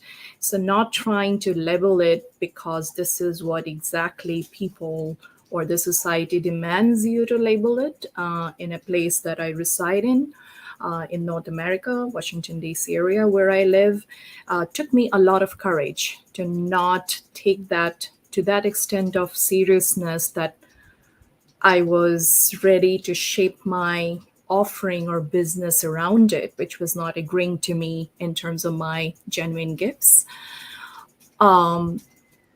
It also, at a more personal level, the identity of a daughter, of a sister, of a mother, of a partner, in who I am has been very deeply excavation is the word I say. So the ability to do that needs a level of raw honesty to yourself, which will throw you away from yourself because you're not able to accept that and creates conflict. So holding space to me is allowing yourself to be in that state of conflict when you quite do not know yourself. Hence, you do not feel the need to go out to the external world and label yourself. It needs a lot of courage to be able to stand. It's almost like standing against a huge crushing wave, but still find your footing. And once you're able to connect to yourself in that depth, I think the need to externally express yourself in one or the other identity or several identities become less and lesser. So the fluidity becomes, so for me, like transience in life is a way of my life. So not associating with any identity, and also being able to release yourself from any guilt, any overweight, any burden you carried at a deep psyche or emotional ways of how you show up for others, that lessens. And so to me, the real personal branding is at that level. Excuse me. And sometimes we do feel, and see that my voice kind of just comes out of nowhere. That tells me within when I get off this panel that maybe do I have something that's blocking my throat chakra? Because I work with energetics. Why is it just came up? And so that's only a truth I can live with myself, because I can present myself to you, 100 people or 1,000 people in any way I want. Either you don't care or you care enough to believe in that 30 seconds, but I have to live with it. So what is it that blocks me from truly own is where I create space and I stay there as long as I'm comfortable to sink in like a cat. That's my benchmark. Like when I touch a cat and sinks into a heap where you don't feel its bone is how I want to feel when I'm actually comfortable in that state of being. So you started off great, and I just wanted to add on. So it's not taking it away or any other direction, but it was beautiful. I'm like, Tracy is just becoming me. I'm becoming Tracy. So it's a beautiful panel to be on. Thank you. Yeah, I'll stop. Let others speak. Well, and I think this is the beautiful thing, I feel, right? Is that humans, when we're interacting, we have the ability to influence other people. And there's an opportunity when you're together to find a beauty that really resonates with you. And I've known Ashani for a year and a half now, 2 years. And I would say I showed up very differently before I met her. She has influenced me. And this is one of the great things about this journey, right? Is we can be influenced and we can incorporate those things that feel really right for us. And if that doesn't feel really right for us, let it go. Ishani, I'd love to pick up on something you said about how we show ourselves to the world, because Izara, I know this is like very much your realm of expertise. So I'd love to hear any thoughts you have on that, then how we kind of connect ourselves in this exploration we've done to the version of us that we show to the world. Yeah, and I really like the fact that you use the word influence, because clothing influence people, influence their perception of yourself. And it's actually a beautiful and powerful tool. The only thing is that there are so many rules, so many options that people feel overwhelmed when it comes to put an outfit together, and especially for business, it creates a lot of anxiety. But when it comes to be true to your personal brand and use then clothing to express who you are, I think you have to come back to, who you are. Like it comes from within. And what I really enjoy with my mission as a personal brand stylist is helping my clients through this journey from understanding that clothing is the outside part of who they are, but to be able to portray themselves in a way that feels authentic and that conveys the right message, they have to start with how they feel about themselves first. Yeah, and so you mentioned the influence, and this is really key, because in this business world, you want to, convey the right message. You want to be seen. You want to be accepted, and sometimes you feel like it's safer to hide yourself behind clothes that doesn't really say anything about you. When you attend networking events, or when you have to speak on stage,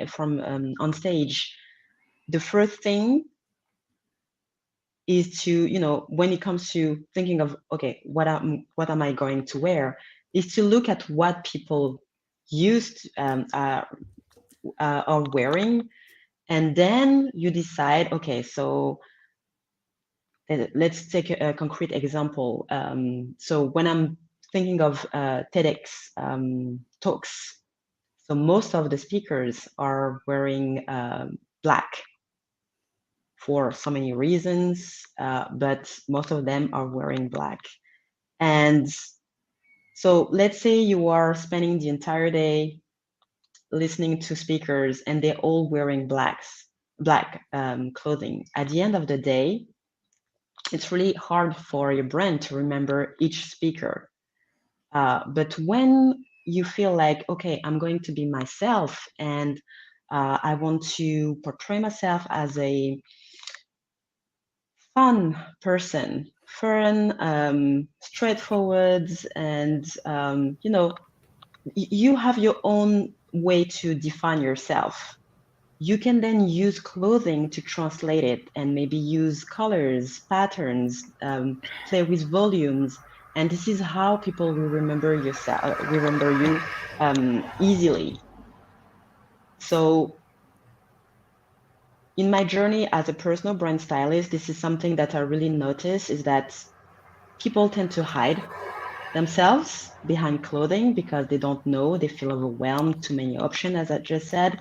But once they understand the value and the power of clothing, and they feel like, okay, I'm going to be me and put outfits together that feels authentic, that feel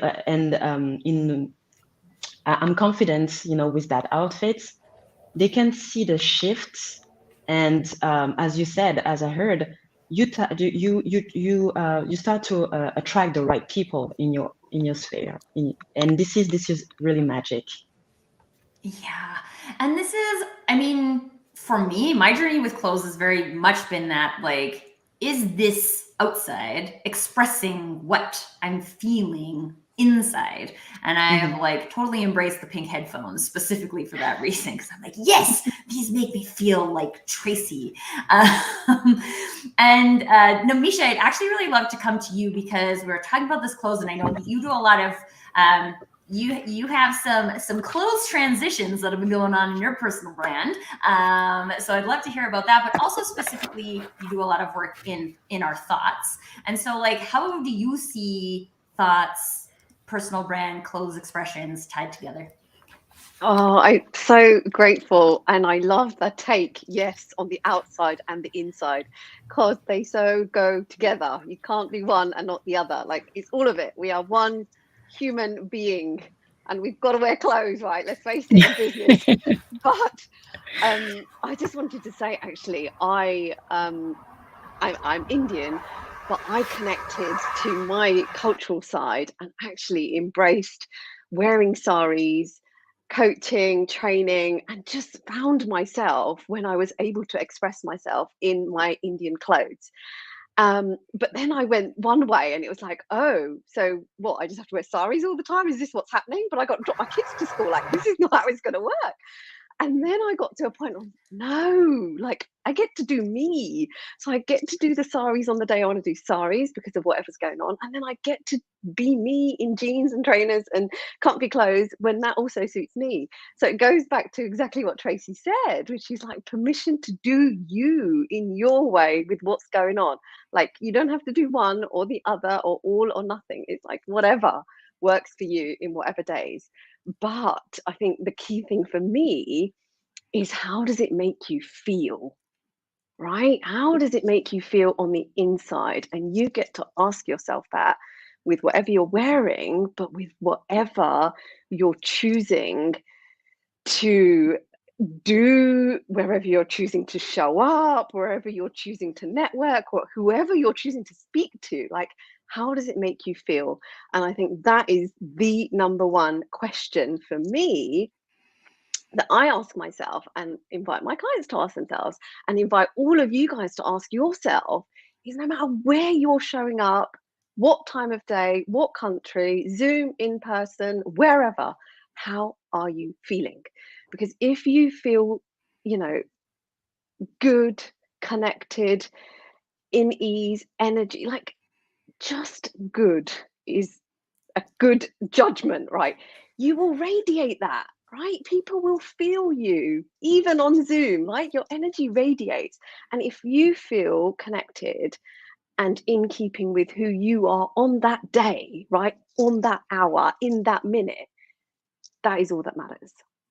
Like, you know, and it's going to be different on different days. Like, there's not this, you know, just level playing field. Like, you will show up a little bit different up and down at different times, depending on what's going on, but you just get to do you in your way based on how do you feel. So that's my little rant on that. But what I wanted to just quickly share, if I may, is for me, my journey started about 4 years ago. So it was 18 years in corporate. And then I had a life event and it invited me to go within. And genuinely, the one thing that to this day serves me is a quote by Gandhi. And I will say it, which is, the best way to find yourself is to lose yourself in the service of others. The best way to find yourself is to lose yourself in the service of others. And genuinely, I wrote gratitude cards to the people I worked with in corporate with that quote to say, this is what I'm off to do. And that is how I connected with me and my trueness. And I'm still doing it, like it's ongoing. But it's in the service of others, right? So you just get up, you show up, you do your thing, you explore, you navigate, you try, you learn, you fall flat on your face, you learn again, you get some nuggets and you keep going, you know? So it's just all about keep going. Like there is no right way. No right way. There is just your way. There is our way, and we get to do it in our way. Oh man, I love this because I know everybody on this panel, right, is here, it like loves serving other people, and it's so beautiful. I'm gonna go to Nicole next because when I think about in service of others, I think about educators. So Nicole, I would love for you to share your experience and what's coming up for you right now. Oh, you just spoke to my heart. The service has been my two-sided coin, my biggest joy and my greatest downfall. And it has also been how I discovered myself and how I finally discovered why I'm here, and how to help other people discover the beauty of who they are. And for me, I have often found not only in education, but in every single person that I meet, that usually the very first thing they do is they discuss what is wrong with them. what doesn't look good, what doesn't feel good, and why the world could be a much better place than what it is right now, today, or in this moment. And that oftentimes extends to, if not them, then the people who surround them. And that is heart-wrenching. And so I think that what I've come to understand and what has made my life transform, particularly in the past couple of years, is I've come to really relish the fact that life is very beautiful. And life is very beautiful in every single moment that we take to recognize the beauty, not just in one another, but in ourselves. And I totally agree that putting makeup on and, you know, wearing something beautiful makes me feel fantastic. But what I also know is the light I see in a child's eyes, in my own eyes, when I am suddenly aware of the fact that I am good. I am worthy. I have things that are good about myself that make other people find good in themselves. And, you know, I used to tell myself those things, but I never believed them.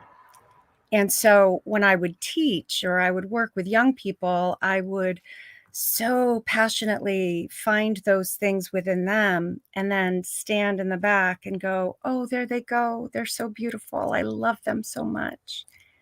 But it wasn't until I recognized and realized for myself how worthy I am that I found true joy.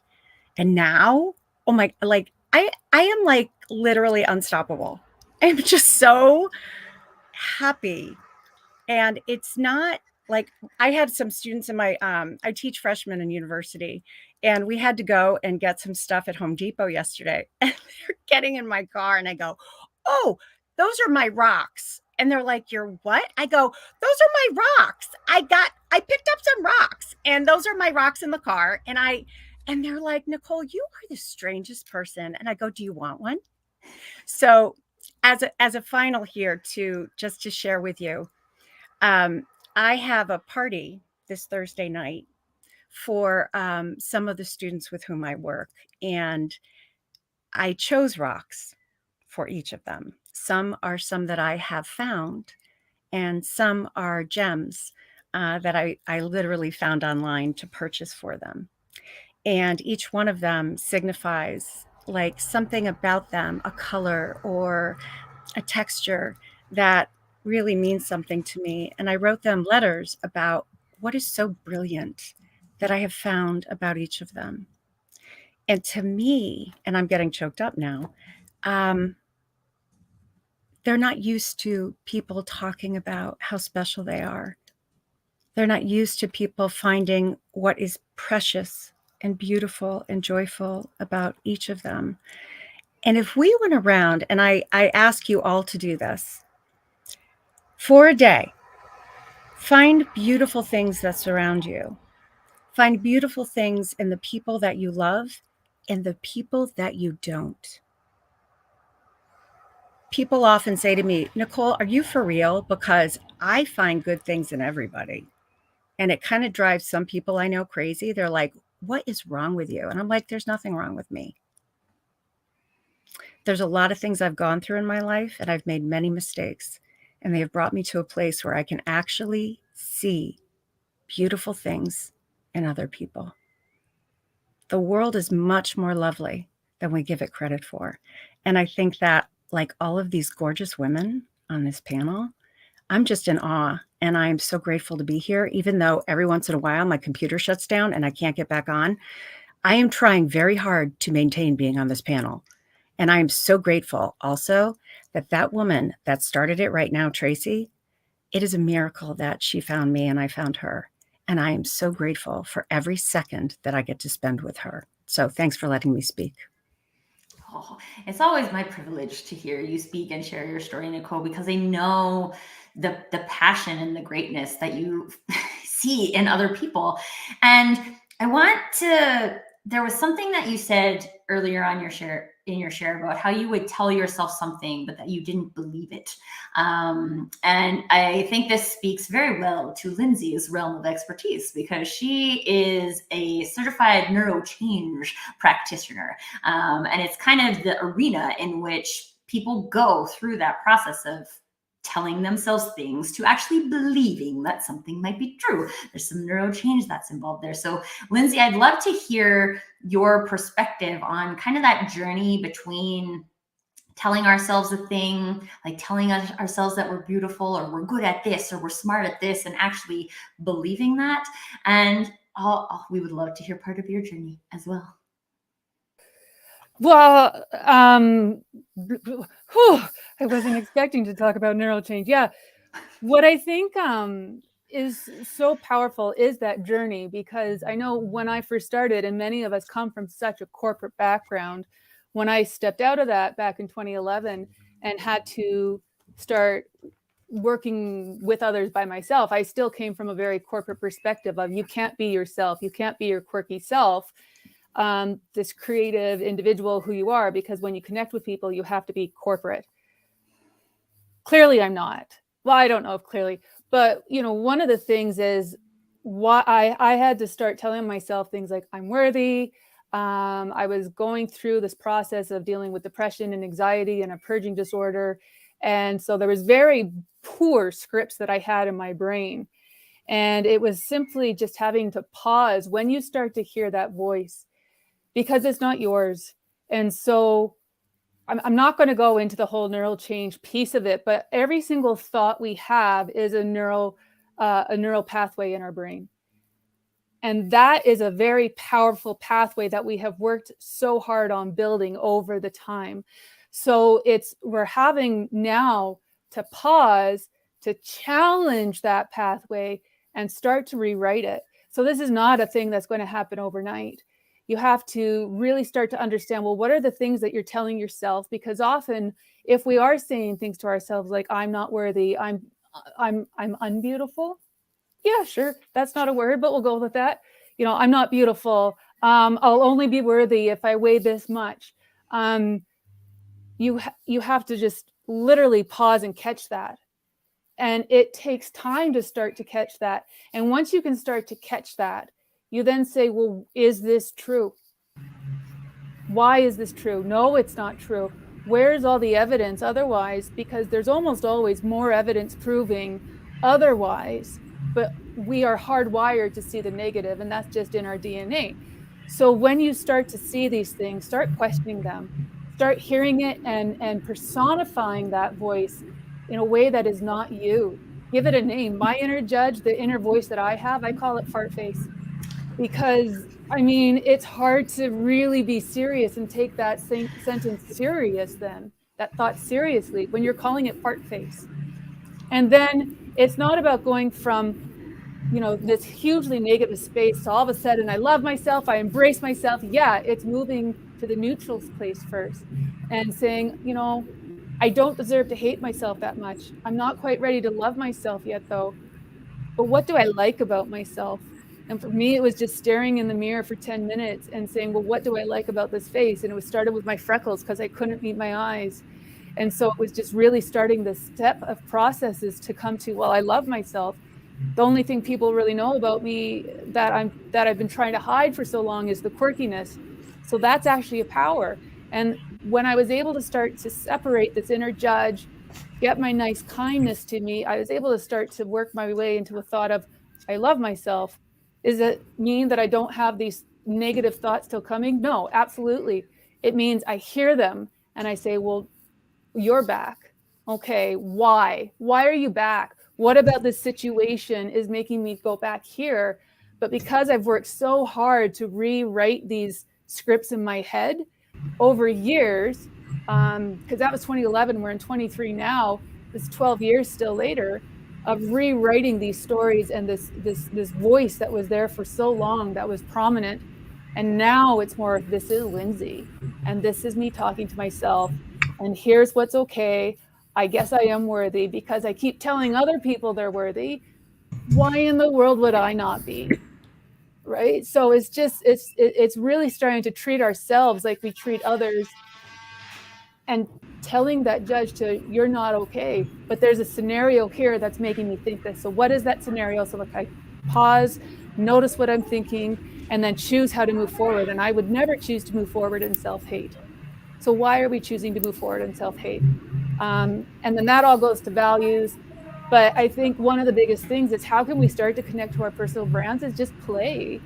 I mean, yeah, it is starting to understand your own values, but that's an opportunity to play and really experiment as yourself and go back to what you loved as a child. And how did that get worked out of us when the world started to tell us who we needed to be rather than who we are supposed to be? And so it's just this huge thing of playing in this world, which allows us to live more in alignment with who we are, and all of our play will be different. And that's a beautiful thing. And these are my hands, and they're up here. So I'm just going to be quiet now. Oh gosh. I think this is so good because Lindsay, you just wrapped it up so beautifully in showing the journey, right? That owning your personal brand isn't an activity that happens because you came to one 40-minute panel. It's because it's a journey you choose to go on. And there's many stages and there's many successes and there's many failures, and it's a beautiful journey to go on. And I celebrate all of you for joining us today and sharing your bits of the journey. Thank you so much. Thank you for everyone who joined us live. I would love to connect and hear about your journey because we're all on it together. And with that, back to the lovely Sabrina. Yes. Thank you so much, Tracy. This has been absolutely phenomenal. So appreciate you and all of the goodness. Also want to give a shout out to the comment here. This is Master Z. He does a lot of the back end of our YouTube and our podcast here at Her Nation. He stopped in to say hello. So thank you, Z, for hanging out with us. This has been absolutely phenomenal. I so appreciate you, Tracy, bringing this topic to our attention. Own your personal brand. And I think that this is so important, whether this is business or just personal, just your life in general. We all have a brand, and it's so important to make sure that you're stepping into the power of that. So appreciate you and all the beautiful panelists here. We are going to go ahead and hand the mic over to Ann Truesdell. She has a topic, understanding the stress cycle and how to use it to improve your life.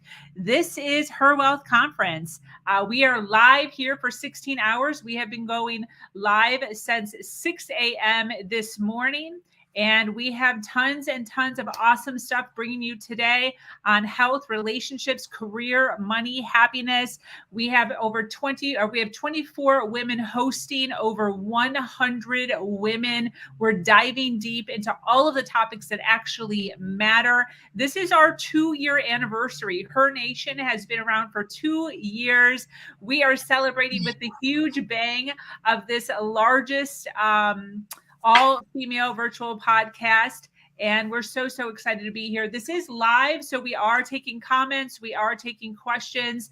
You can have your stuff pop up on screen. We're running live on YouTube and Twitter right now. So awesome to have you. Those that are watching live, thank you so much for being here. Those of you watching on the replay, make sure you hashtag replay wherever you're watching us at so we can send you some love. Listen, I don't care where you're watching this at. If you could share this video wherever you're at so we can get more eyes and more ears on this awesome content, we would so, so appreciate it. But we're going to go ahead and hand the mic over to Ann, understanding the stress cycle and how to use it to improve your life. Take it away, girl.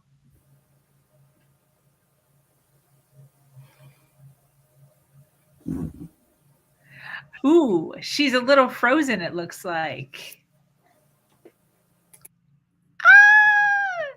And you want to introduce yourself, Amy?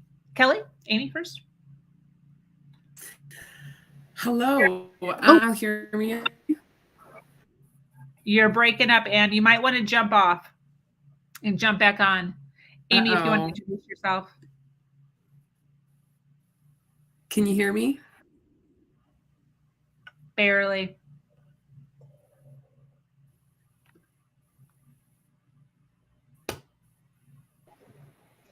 Sorry, I had to unmute myself.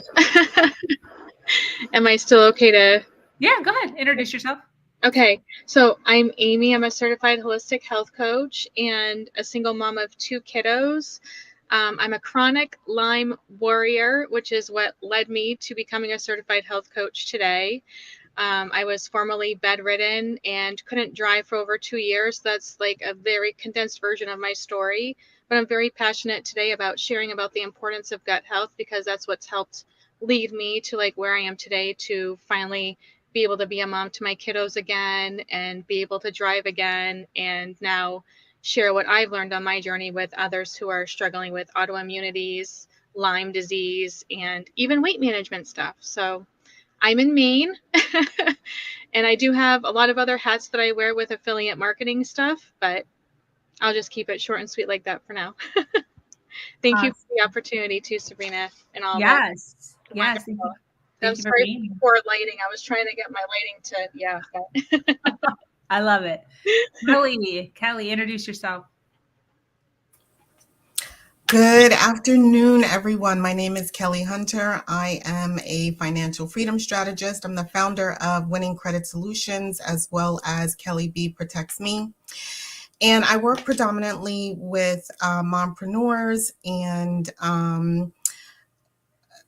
corporate single moms who are just trying to get their finances together and aren't quite sure what that looks like, what steps they need to take. And getting them financially whole and healthy is my focus. Thanks, Sabrina. This is great. I'm so excited. Yes. Adrienne. Hi, good afternoon. So my good friend Ann Truesdale invited me to be a panelist here today, and I just didn't know what to expect, and I just feel blown away already by being included in such a wonderful group of women. So it's an honor, and I realized that I just didn't even put any title under my name. So Anne reached out to me because I had been pretty open about my struggles with burnout. We have a 14-month-old baby at home. I quit my job of 5.5 years about a month and a half ago, just after experiencing textbook burnout. And I recognized that there were so many things that I could do in my internal life, personal life, even trying to get enough sleep, exercise. But the main stressor at that point was a very demanding job. And I had to step away.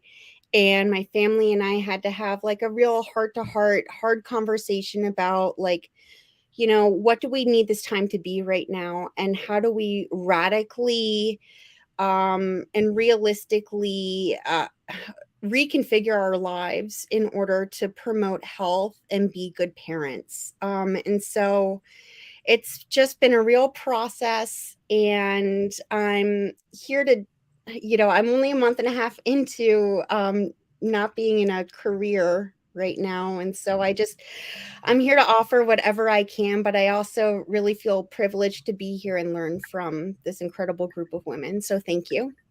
Yes. And then doctor, introduce yourself. Okay. Thanks for having me around. I'm Dr. Olufunke Odetunde. I'm actually a semi-retired physician.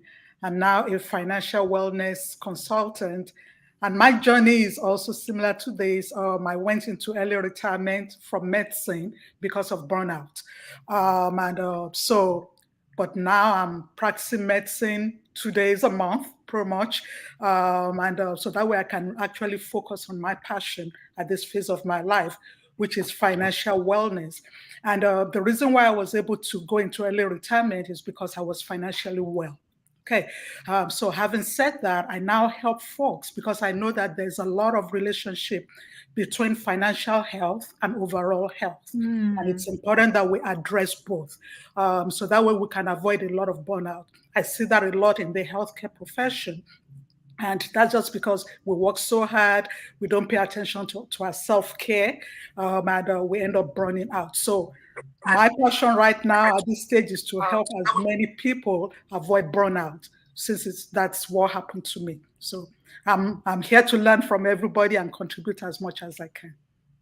Yes, I love that. And Anne, if you want to introduce yourself and then roll in. Awesome. Can you all hear me now? Great. Okay. it's so ironic, right? Like I was on here earlier today and it was fine. And then now it just wouldn't work for me. So thank you all for working with me. I'm glad to be here. My name is Ann Truesdell and I am a burnout and self-care coach now. And I came along this journey because I am a licensed clinical social worker. And that's where I really started my journey with burnout personally. And since then, I have been an entrepreneur for over 7 years. And now I'm in a place of, I started in entrepreneurship in network marketing and then have continued to build that. And so now I provide private practice mental health therapy, as well as individual and group coaching for burnout and self-care. And so I'm super glad to be here today. Because of my tech issues, I'm a little bit behind it. Everyone get a chance to introduce themselves.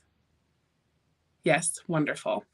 And I'm sorry that I missed some of your introductions. So I really look forward to hearing parts of your story as we talk today. But I'm going to jump in and talk a little bit about what I promised to share today, the stress cycle, how we can complete the stress cycle to improve our lives, and what that looks like in terms of self-care, burnout, and in all the different realms that we all work in.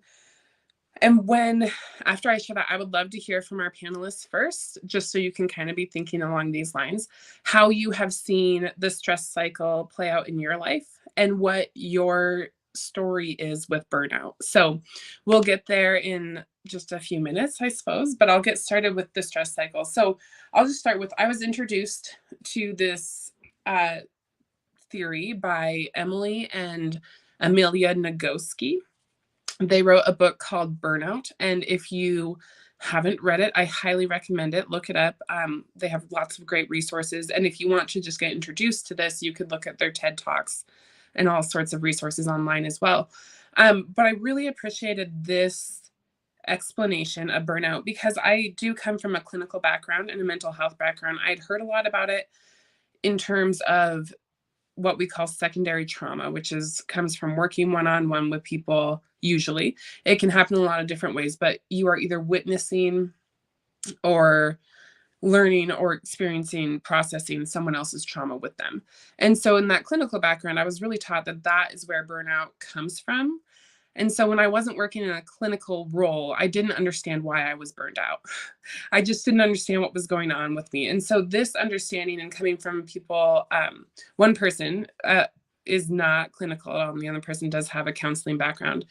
But this perspective really helped me understand things differently. So we'll get started there. So the stress cycle and the stress that we have in our body is actually a really great thing. It's an adaptive tool for our bodies to protect ourselves. And it's why we have survived as a species this long. We have a stress response cycle that says, hey, you're in danger. You need to address it and change something so you can continue to live.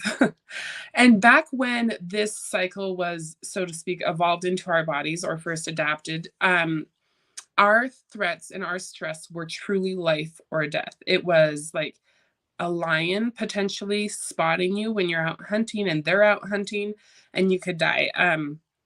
It was, like periods of long time without food for your entire tribe. And so worrying about and trying to find food through hunting and gathering.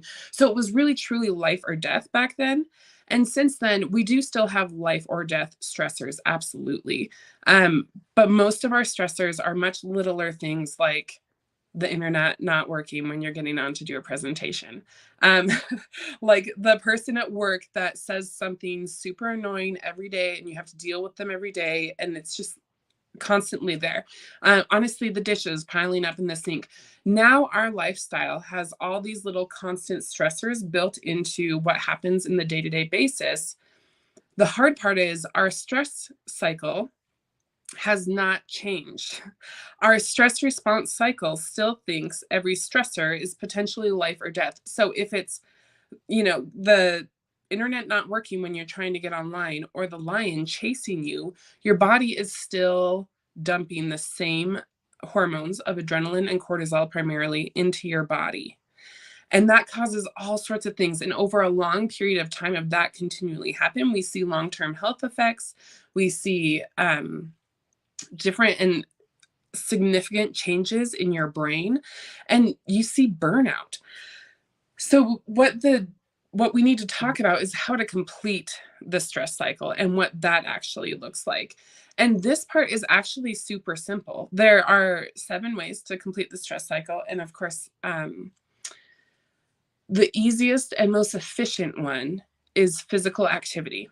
And the reason is because our body has adapted to like literally running away from the lion. You are physically removing yourself from that danger or stressor, even if it's not like truly dangerous.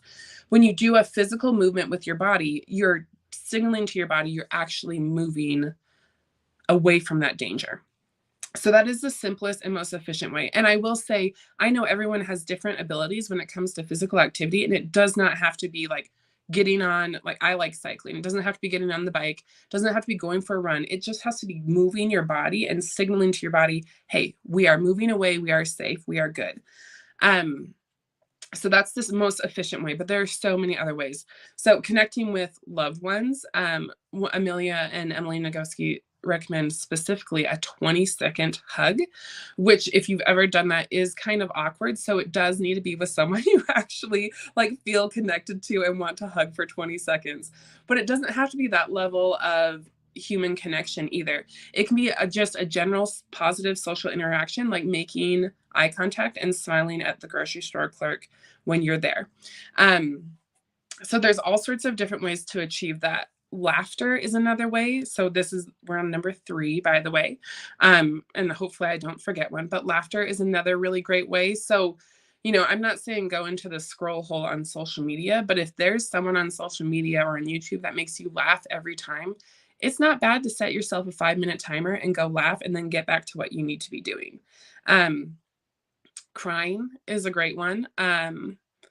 And again, like doing that in a place where you feel safe and comfortable, that you can be vulnerable like that. But, and if you're like a crier like me, embrace doing it publicly. It's okay. People need to be comfortable with emotions, and you need to be comfortable with yours too. It's something we all have to work on. So I'm trying to think of what are the other ones, but the things I really like to talk about and to keep it really simple is when we are completing the stress cycle, what we're really doing is connecting. So another way of completing the stress cycle is just breathing. So doing some breathing exercises. And so I like to break it down to these 4 categories. One is connecting with the self. And to me, this is reflection. This is breathing exercises. Sometimes this is the exercise component, but connecting with yourself, being able to come back in and check in, have that moment of mindfulness together. The second connection is connecting with others, people that either that positive social interaction with the stranger or someone that you really feel connected with. The 4th area I like to point out is connecting with nature in a way that serves you. Like all of these categories, you need to figure out what way it serves you best. And so I live in Montana, and it was 70 degrees last weekend, and then we got 6 inches of snow 2 days ago, and now the whole town is beautiful and sunny and a muddy mess.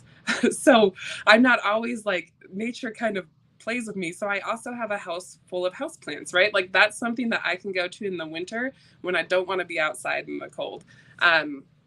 Finding ways to connect with nature. And then the last area of connection I like to call spirituality.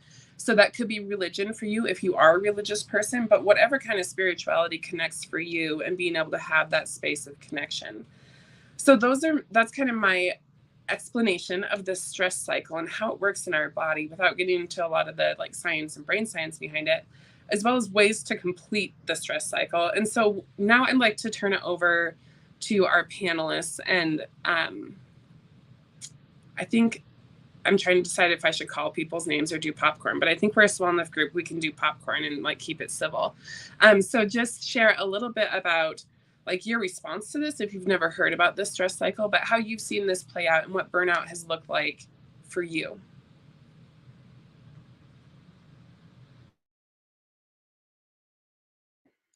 Yeah, I can get the ball rolling here. So for me, what did burnout look like? And you were off for a few seconds, but just to quickly say a little bit about myself, I'm a semi-retired physician. and also now a financial wellness consultant. And I went into early retirement from medicine just because of burnout. So what did burnout look like for me at that point? I was lacking interest in medicine. I was getting more irritated with all the stress of medicine. I was no longer feeling the joy and the fun that I had when I became a physician 32 years ago. So I knew something was going off there. And a lot of that, in terms of the cycle and what did I do to sort of help with that, was to really take a step back and to really say, why is this happening? What is happening? And what can I do to change it? I think that was really the first step for me. And also taking responsibility for how I was feeling, that it wasn't all about the stress of medicine. It wasn't all about the problems with the healthcare system. Some of it was actually me. So I had to take some responsibility for that. But what were some of the steps that I took? It was refocusing my effort on self-care, because I had neglected all of that while I was taking care of others, which is not unusual with women. We tend to take care of everybody but ourselves.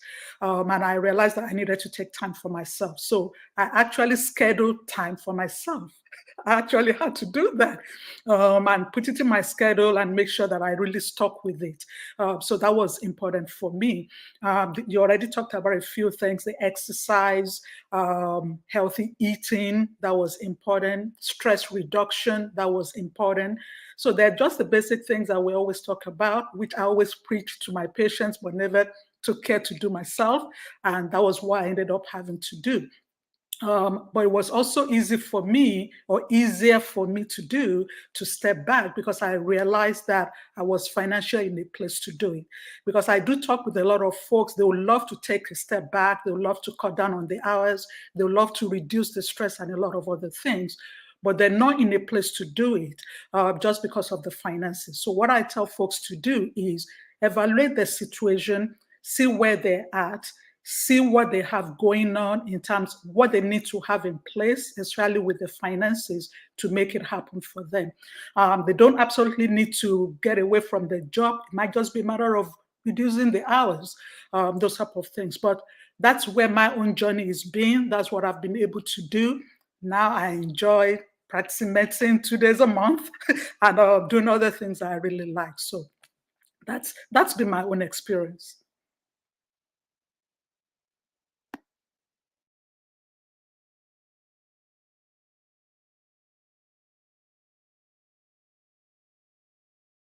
Yeah, somebody else should talk after me.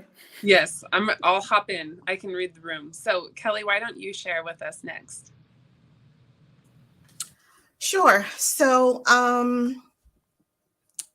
you weren't here for my introduction, but I was a stay-at-home mom for many years, and started my business in 2018 after very suddenly losing my husband. And so one of the things that I understood was what our financial picture looked like, because I was home and that was my responsibility. So after the dust cleared, in the moment, you don't know what you're looking at. You're just overwhelmed with all that is happening at that, in that period of time. But I did two things. The first thing was to make sure that I went into grief therapy. That was almost immediate. Within a week of his passing, I was talking to somebody. The second thing that I did was pay attention to what was absolutely necessary, because it was apparent to me that I could just be swallowed up by all the things. So in terms of finances, I looked at making sure the mortgage was paid, the utilities were paid, the bills were paid. And then I just got on the phone and started calling people and telling them, I need a minute, right? Because I'm going to need a minute here. Once I got through all of that, I took 2 years for myself. And that was just to regroup. That was to go into therapy and be really active in that process to make sure that I could come out of this and be okay, whatever that okay looked like for me at that time.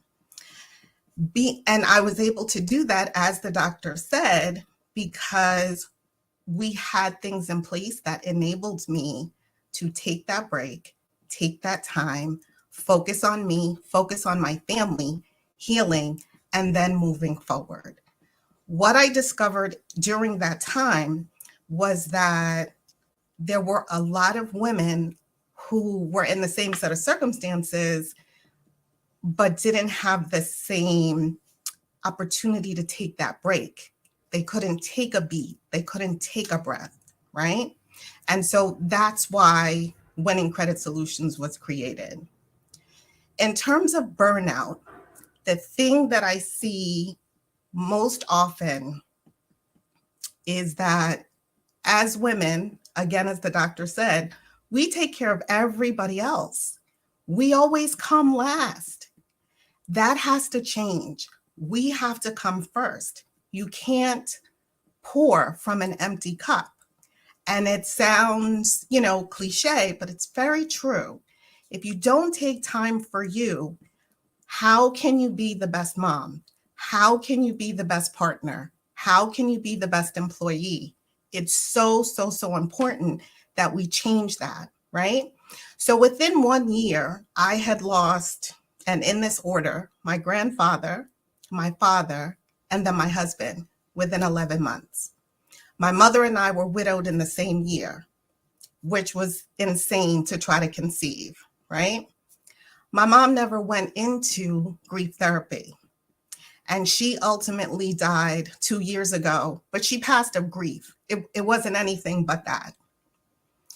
That stress, the debt that she had, right? It just took over, and she really just couldn't recover. So I've lived it, I've witnessed it, and it's a cycle that really, for women, needs to change. We have to pay more attention to us, and we have to pay way more attention to our financial health, because the stress that comes with that, the insecurity that comes with that, it's overwhelming. And depending on how much of it you're dealing with at a particular time and what the circumstances are surrounding all of that, you may not recover. And I say that not to be dramatic, but it's actually true.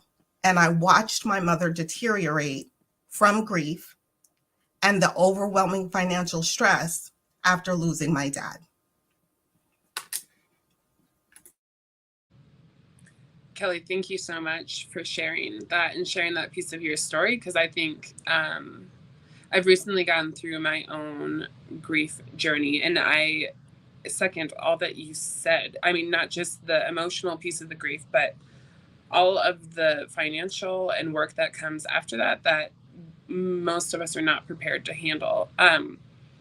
So thank you for sharing that, because I also think grief is a lot like burnout, and I think there's a lot of similarities in what we experience going through either of those pieces.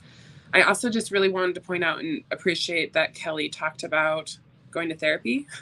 As a therapist, sometimes I think when I say it to people, it goes like in one ear and out the other. And so hearing it from another perspective and from someone else that it was beneficial for that, really truly going to therapy for grief and for burnout can be something that is beneficial for you. And there's no shame in asking for help for any of those things, or for anything else for that matter. So Amy, let's hear from you. Hello, ladies. Can you guys hear me okay? Okay, perfect. Oh my goodness, Kelly, my heart goes out to you, and thank you for sharing. So mine goes to about 10 years ago, when I suddenly went through a blindsided divorce and found myself quickly being a single mom of 2 kiddos.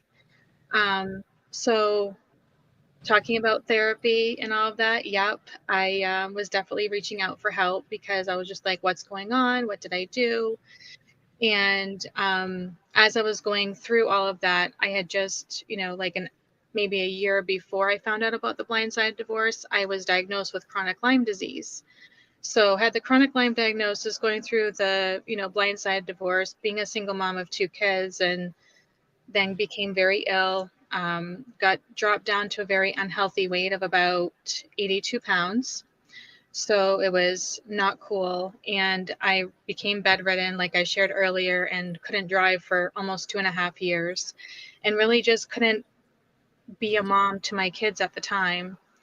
Fast forward to now, I was able to do a lot of personal growth, spiritual growth, learning a lot from, different therapies that I was getting, whether I was seeing a counselor at my doctor's office or somebody through church, because we have Christian, we have faith-based services as well through my church that I attend now. And just all of it combined just really helped me focus more on myself, my self-care, and being a better mom to my kids. But not just that, but being who I know I can be, like being me, because we can look at everybody else in the world and see what they're doing or accomplishing and all that, which I was doing, that whole like comparison thing. And I'm just like, nope, I got to stop that nonsense because it's just going to knock me out. And so just focusing on really like physical activity has really helped me.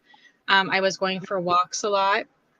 I still do to this day. I'm in Maine, so during the winter weather, it's not so fun walking. But I do my best to like keep physical movement going. And I'm actually in week 4 right now of my Spring into Wellness mini accelerated boot camp with 4 other amazing women, and they're loving it so far. And we're exactly talking about self-care, the importance of movement, make it fun. Whether it's hula hooping for 2 minutes with your kids, if you have them, or your grandkids. And, for me, it's like jumping jacks. I'll do as many as I can until I really feel like I got to take a break. Jump roping for a couple of minutes, like you don't have to go to a gym to like get physical activity in. And another thing that I do as part of my self-care is going up and down my basement stairs, because there's at least 20 of them. So if I do that a couple of times, and get my cardio going, I don't need to have a treadmill, but, it's something that I have. So, and then of course, just for me too, of course, because I am a health coach, getting in my water intake every single day, because our bodies are at least 70% water. And in order to function properly, we've got to get that water intake in. So a good rule of thumb is half of your body weight in ounces of water. And not just the water too, but electrolytes are just as important, because we actually release electrolytes when we empty our bladders, whenever we empty our bladders. So, and then for me too, is just for me focusing on my gut health, because that's really what strengthened my gut microbiome and helped me, fight against this autoimmune condition that I never knew I had. I had symptoms for many, many years, and I had doctors who said that they didn't believe in it. But I'm like, well, I'm not wishing this on myself. So I'll stop there because I want to give others a chance to speak. But now I'm just excited to share a lot of this with others of what I've learned. And now I've created my own brand, Footprints to Wholeness, because it's really the whole body approach. So there you have it. Thank you, ladies. Wonderful. Thank you, Amy. And I really appreciate, and when I wrap up at the end, I'll just point this out again, but how simple some of those things that Amy talked about, yet totally essential. I mean, drinking enough water, like it's so important. So, Adrienne, why don't you fill us in with a little bit about your story and what works or worked for you? And I know you're early in your journey with this. Very early. One thing that felt so relatable, when all of the panelists spoke was just how to get back to basics. So drinking enough water and recognizing too that burnout is an energy thing. You're running at a real deficit. And so just being really, I will just speak for myself, being very understanding and saying, you know what, like you can't get blood out of a turnip. You have 4 things to do today. One of them is getting out of bed, getting enough water, brushing your teeth, taking a shower. And if you do that, then like part of your day like is going to be okay. And then like building that reservoir up of energy, of like good feeling, of a sense of agency. That can take a little while. But I just I feel really almost intimidated by all of the expertise and experience in this panel. And so I'm not sure what else I have to add, really. I guess, okay, so one final thing I will say is that when like new motherhood led to burnout for me, I felt a bit of guilt about that, about struggling, because a baby is new life. That is joyful. It's not a death. It's not a divorce. So how could that lead to so much hardship and sadness? But you know what? Sometimes it does, because it's just stress. And so when I tried to take the morality out of my feelings and my reactions to things, then it became a lot easier to look at things objectively and just deal with it. Um, so so yeah, I think that's it for me. Yeah. Thank you. Thank you, Adrienne. And that honestly is like so important that you said that, really. So thank you for that, because whether it's new motherhood or grief or work at stress or stress from home, like there's no shame and there shouldn't be any value judgment on where your stress comes from and the fact that it causes or could cause burnout for you, because burnout is simply prolonged exposure to chronic stress, and there's no like judgment value in what causes you stress and what does not. I really hope you take away what I wanted you to take away is these stories today, because burnout looks like a million different things in a million different people. And for me, I had some stuff similar to Amy, that I ended up in the ER a couple times because my body shut down and there was nothing wrong with me except for stress and burnout. And so it might be a different set of symptoms for you, but regardless of what it is, you're not crazy. It's okay, and you need to take care of yourself. And I know as women, we do have this, like, in the book, they call it human giver syndrome, where we are constantly giving to other people and lifting other people. And so I think it's a lot easier for women to grab onto this idea that we need to take care of ourselves so we can do better for others.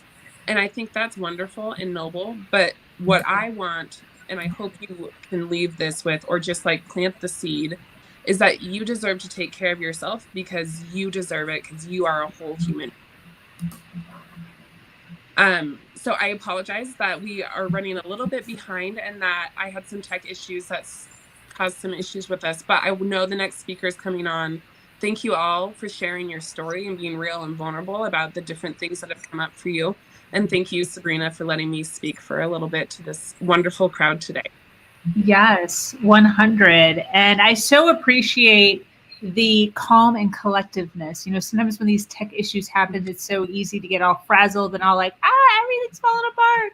When we stay calm and we just figure it out, everything works out for the best. So thank you for being a nice testament to that, Anne, and problem solver. We really appreciate that. This is Her Wealth Conference. We are here. We are past the halfway point. It is 4:00 p.m. Eastern here. We're going until 10:00 p.m. Eastern. We started at 6 this morning, 16 hours straight. This is officially the largest all-female virtual conference in the world.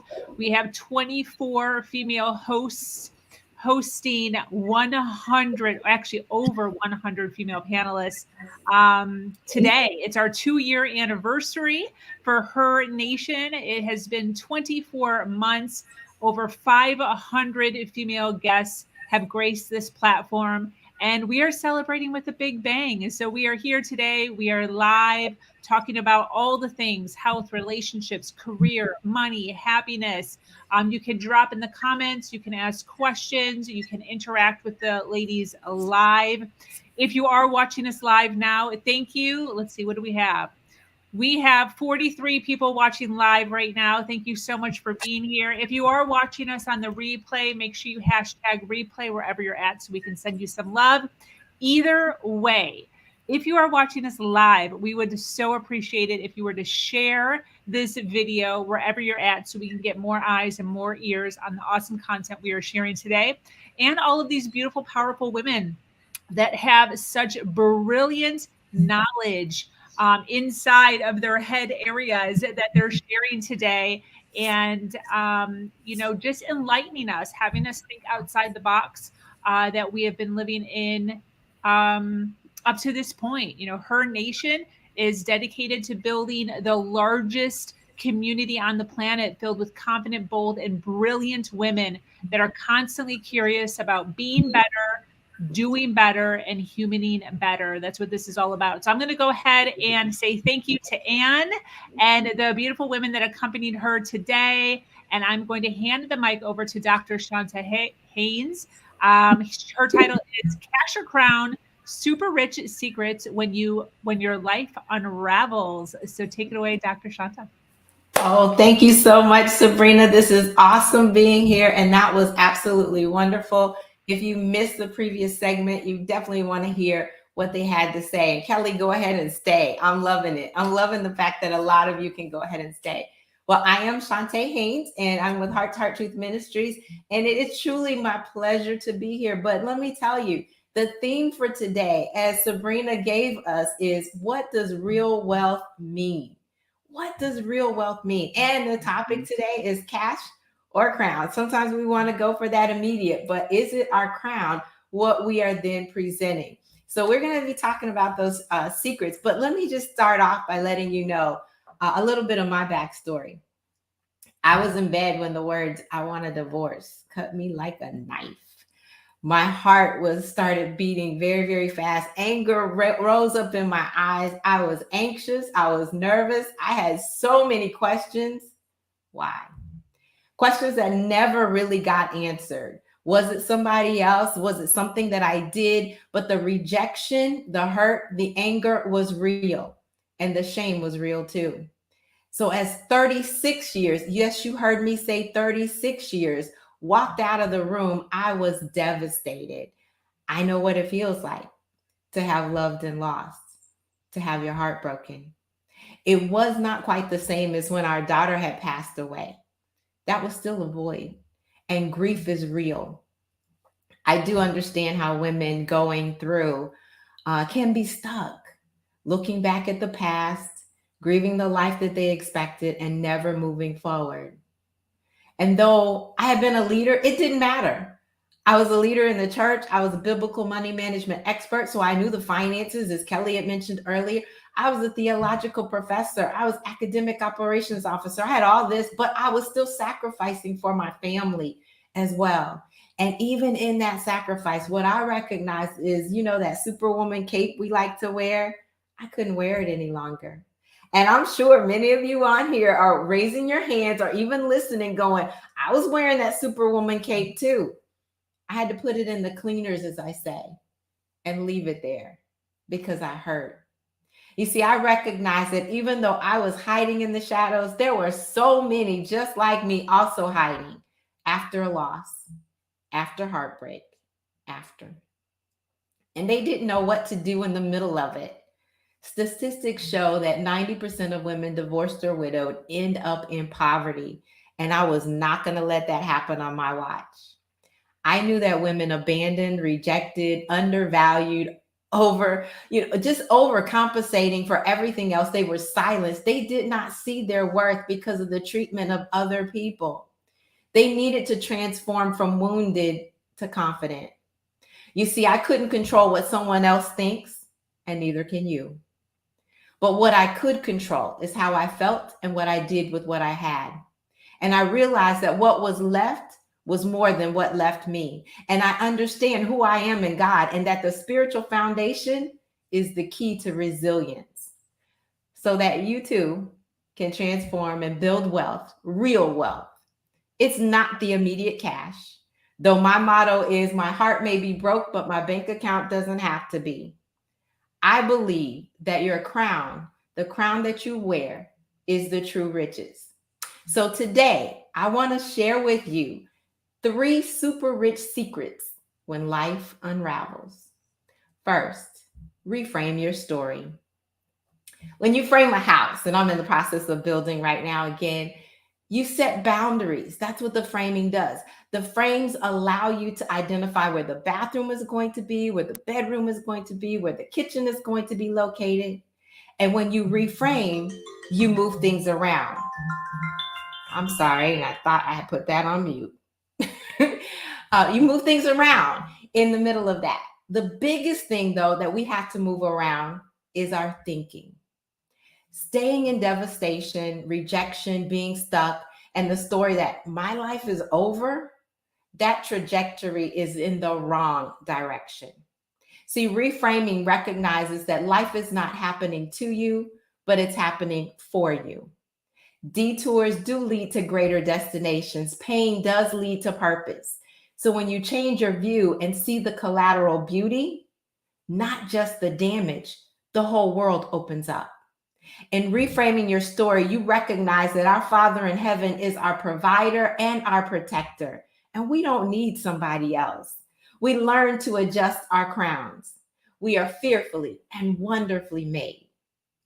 In reframing the story, we understand our worth, and then we add tax, especially since we're just finishing tax season. Now, so my suggestion for you, because I want to offer value, is that you journal who you are. Many times we haven't even thought about that. What are your strengths? What are your skills? What are your talents? Now, I'm not saying journal your weaknesses, because we can all find those, right? So journal the strengths, the skills, and the talents. Find the collateral beauty. One of my clients, when I first met with her, her countenance was extremely sad. Her ex was just getting ready to come pick up the lawnmower, of all things, and her son was going to be there. And she was like, you know, it was just a very sad moment. And I said, well, what good can you find out of this? She said, nothing. I said, well, let me ask you, did he snore? She said, yes. I said, you don't have to hear that anymore. She was like, you're right. I said, well, now can you spread out on the bed? She goes, yeah, I don't have to worry about being on one side. She goes, and he was controlling. And I can paint the walls any color I want now. He doesn't have veto privileges. That's what I mean by reframing your story. The second thing is reinventing yourself. Sometimes we get so lost in helping everybody else, taking care of everybody else. We know we do that. We sacrifice for them.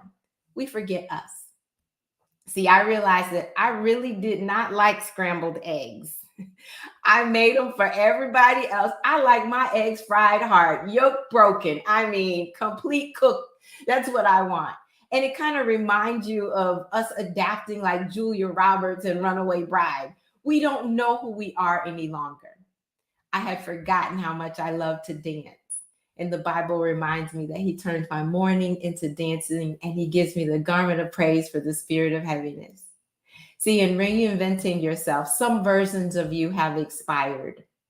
We have to bury parts that are no longer valid. But then there are other parts that we have to reinvigorate and reignite. These are our passions, and we bless them, and we give them new life, and we give them energy. Others we bestow. We bring impact and influence to the lives of others. So the question to ask yourself under this reinventing yourself is, what do you like? What makes your heart dance? So not only do we reframe our story, recognizing that our approval is not based on someone else's opinion, but it only comes from above. We reinvent ourselves, getting back to our authentic self, allowing our voice to be heard. But the third thing that you need to do is to reimagine your future. See, the Bible says that your latter is going to be greater, your future is brighter than your past, but you have to be able to see it.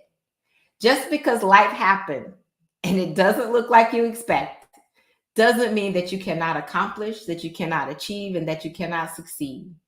I say water a garden of future promises, not a garden of regret. So see, in my teen years, I wanted to be married and have my first child by the time I was 18. I know, crazy. Because I was going to be 36 when they turned 18, and I was going to be a young grandmother and all of that. Wrong direction, not the right thing for me. I wanted 2 boys and a girl. Now I can't handle the bumping and the fighting. No, God knew better for me. So what I say to you is when life does change or when it unravels, we need to pivot. That's adjusting our crown and walking in true wealth. And I want all women to adjust their crowns and grasp all the opportunities because their future is bright. And let me be clear, your future is bright. So here's the big question. If you were to write the script today and everything that you wrote was going to come to pass, where do you see yourself in the short term? 3 to 5 years? What does that list look like for you? What do you want to do? Can you think of 5, 10, or even 20 things? My encouragement is that you start that list and you begin to check them off. So if you happen to be, and I mentioned it before, if you happen to be one of those women who has been devastated or overwhelmed by loss, I help you transition triumphantly, and that's what we're going to talk about today. My goal is to help you confidently live life on your terms with peace and financial security. I believe you can have it all. So I invite you to come along on a journey with me, book that free vision breakthrough strategy session, and you'll see my link below. But you can do that at ShantaeHaynes.com. And in this call, it is going to allow you to reimagine your future while giving you the smart way to achieve it. It means that you're going to escape the quicksand of anxiety and overwhelm and put the pieces of your life back together. So I tell you, don't hesitate with that. But what I like to do at this juncture is I want to open it up now for comments and questions from our panel about those 3 different things that I mentioned: reframing your story, reinventing yourself, and reimagining your future. So let's start with reframing your story. And I'm going to throw it out here as questions for you. What are some key things to consider in changing your view? Or what are some techniques to get out of the dumps? And I'm gonna, let me just pick a couple people as I start off today. And I see so many here that I'm getting an opportunity to meet some that I already know. I'm excited. I know on this reframing your story, Michelle Hammer, I know you've got something that you want to share with us. So can you tell us a little bit about that? You're muted. Unmute. Thank you. What a wonderful just story, Dr. Shantae. Thank you for sharing that with us. I really appreciate. You gave me chills. I really do love, someone had put in the comments how powerful that is when you said what left me wasn't as strong as what was left. It's really true. But when we're in a situation where we're unraveled or unraveling or something just traumatic happens, it's really hard to see that. And so having someone like yourself encourage us to do that is super important. I think in reframing our story, the way we see ourselves, for me personally, since you know some of my story, I was a 12-year-old little girl at a skating rink. I won't talk about all of it today, but just know that I was so codependent, such a yes girl, so worried about what other people thought. And normally being that young, the choices weren't that big. But on this day, the choices left me with a lifetime of consequences that I still struggle with today. Because in that moment, in that choice, when I decided to go with some little kids who are a few years older than me to a skating rink, which we didn't go skating. We went to a party and I didn't say no to this and I didn't say no to that. And I ended up with an 18-year-old boy. You guys can fill in the blanks. That secret ate me alive for another decade, to the point where I ended up in a psychiatric hospital that I had to literally climb out of by the grace of God. I'm a counselor today because someone showed me, even though my whole world shattered and I completely loathed myself and blamed myself for every bit of it, that there was another view, that you can take all those thoughts and all those choices and all that history and really see the truth, which is what you said, Coach Shantae, that God has a different plan, that those accidents, adversities, and situations are really meant to chart and rechart the course of our life. And my worst situation has become the center of all of the meaning of everything I'm doing today, all because I learned how to use some of the tools you're talking about. One being reframing how we see ourselves and what are we seeing ourselves through, what lens. As Christians, myself, I use God's word, and I used to use external sources like people and situations. And when things were good, I felt good. And when things were not going good, I really was depressed and struggling. But today, I can tell you, things still happen every day. Terrible things, great things. Well, But right now it's all good things, right? I learned I how was to do gonna that ask differently. you, because I know in reframing the story, you talk about boundaries. Is there a technique or something that we can help the audience with to say, put this in place as far as that boundary is concerned? Yeah. Yeah. I have a lot of boundaries that I talk about because, as you know, I wrote the Boundaries for Breakthrough book. But I think the key thing when we are in a situation like I was in is to have a tool, a skill you can use. I have a really easy 1, 2, 3 thing that you can tell people in advance of a situation so you know how to get out of that.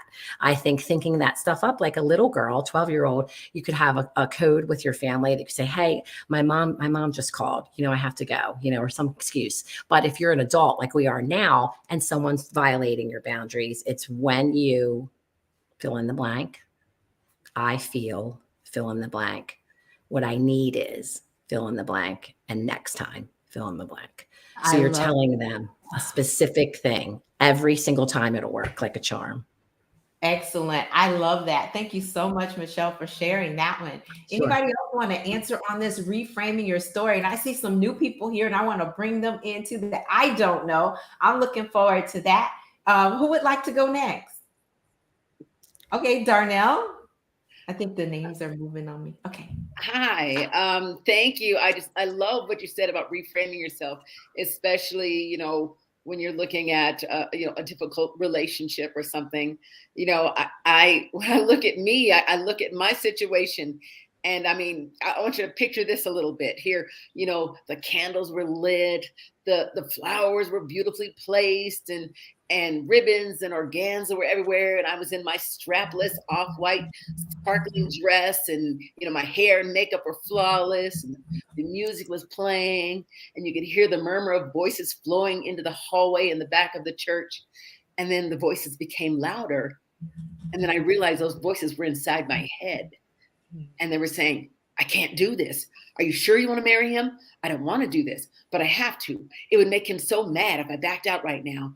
All these people are here. I don't want to embarrass him, and it's like, I know he wasn't the Prince Charming that I've been dreaming about. He smoked. I hate smoking. He drank, he drank too much. Okay. He was pretty rough around the edges, but, based on how I felt about me, it was like, I was like, oh, but he said he loves God and he loves me. Wasn't that enough? Couldn't God turn him into that Prince Charming for me? And so I was like, well, he seems really, really eager to marry me. He must really love me. Maybe it won't be so bad. But it was really, really bad. And I want you to think about that woman that I was. I was lonely. I was broken. I didn't even care much about who I was. I didn't realize how broken I was until I realized how much I had dropped all of my values and everything just to get married, just to feel like, oh, I'm married. I'm with someone who loves me. But, I began to see that it wasn't that at all. And that's when I began to seek healing. Mm-hmm. And what really helped me, and, especially as I look at, as I look at the question that even I saw someone ask, about how can someone get past feeling those, those feelings of really low self-esteem. I had really, really low self-esteem too. And it was like, what I began to realize is who I was in Christ.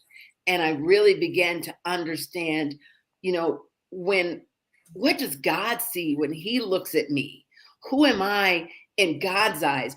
Not basing who I am and thinking about my value based on what other people said to me and what other people thought about me. And so what I love is that God has pretty much given me my new mission, where it is to help single Christian women to just lonely single Christian women, because I was a lonely single Christian woman, to break those negative relationship cycles so we can all begin to move confidently forward and gain meaningful connections, and really to learn to thrive in your single fabulousness. And it really comes down to being able to just love who you are. And when you love who you are, it's even when I was thinking about what Michelle was saying, it's just like, once you begin to recognize who you are in Christ, then you don't feel the need to do what everybody else thinks you need to do and to follow everybody else and just go with the flow. And love it. Absolutely. Thank you so much, Darnell, for sharing that. You're absolutely right. We have to then get back to how we were created. But I want to answer this, and I'm going to tell you honestly, looking at the chat and looking at the bottom and trying to make sure we get everything together. Okay, give me grace. All right. George did ask the question, and Michelle, I want you to say it out loud again for those that are listening on audio. He asked if you would repeat that technique. So I want you to do that. I know you typed it in the chat, but can you do that before we go to the next person? Sure. When you fill in the blank with your concern, I feel, so you're connecting to them. I need, so you're letting them know what you'd like to see happen next time. And next time I will, fill in the blank. Only cue is you have to enforce your next time, or the boundaries. It's too weak. Thank you, Coach. Love it. I love it. And George is really active today. Thank you so much, George, for doing that. He said that his wife, or not him, but his friend's wife cheated on him. How can you reframe that? When somebody does cheat on you, I'm going to be honest with you. I took an internal perspective initially. I went to Proverbs 31. Hey, am I doing what I'm supposed to do? I checked that first. But if they say to you, it's not you, it's me, believe them. You have to let that go. You have to recognize that other people have their own issues. They have their own backstory. It could not be your friend's fault, the reason that she did it. It's something in her makeup. It does not mean that he's a bad person. It does not mean that he won't find love again. It does not mean that she wasn't the right person. She just could have made a mistake and maybe come back. So that does take a lot more delving into that, but you can start with that reframing. What do you have now? Is there something positive? That's that collateral beauty that I talk about. So I wanted to make sure I answered George's question. Appreciate you, George, for asking that. But I want to get everybody else in on this too before we get past it. And I don't know if you want to deal with the reframing your story. You can also go on into reinventing yourself. How do you get in alignment? How do you coach others to allow their voices to resonate as well? And I see Sabine. I know, am I saying that right? It's Sabine. Sabine. All right, go ahead. Jump on in here if you would. Yes, thank you. And hello, ladies from Cali and everyone else who is tuning in, and gentlemen, because I know George is in the room. So I wanted to speak to really reimagining your future and dovetailing it with reimagining your future. And so I won't go into too many of the details of where I was, but about 16 years ago, I hit my rock bottom. And my rock bottom for me resulted in me not wanting to be in this world anymore. And hitting that rock bottom, the thing that 16 years later, the thing that keeps me here today is I cried out to God and I asked for two things. One, for him to show me that he was real and to show me that I had a purpose. And so that's been the driving force of my life over these last almost 2 decades now. And the thing that has been this reoccurring theme, because sometimes when we're in our healing journey, right, there are layers, right? It's like peeling back an onion.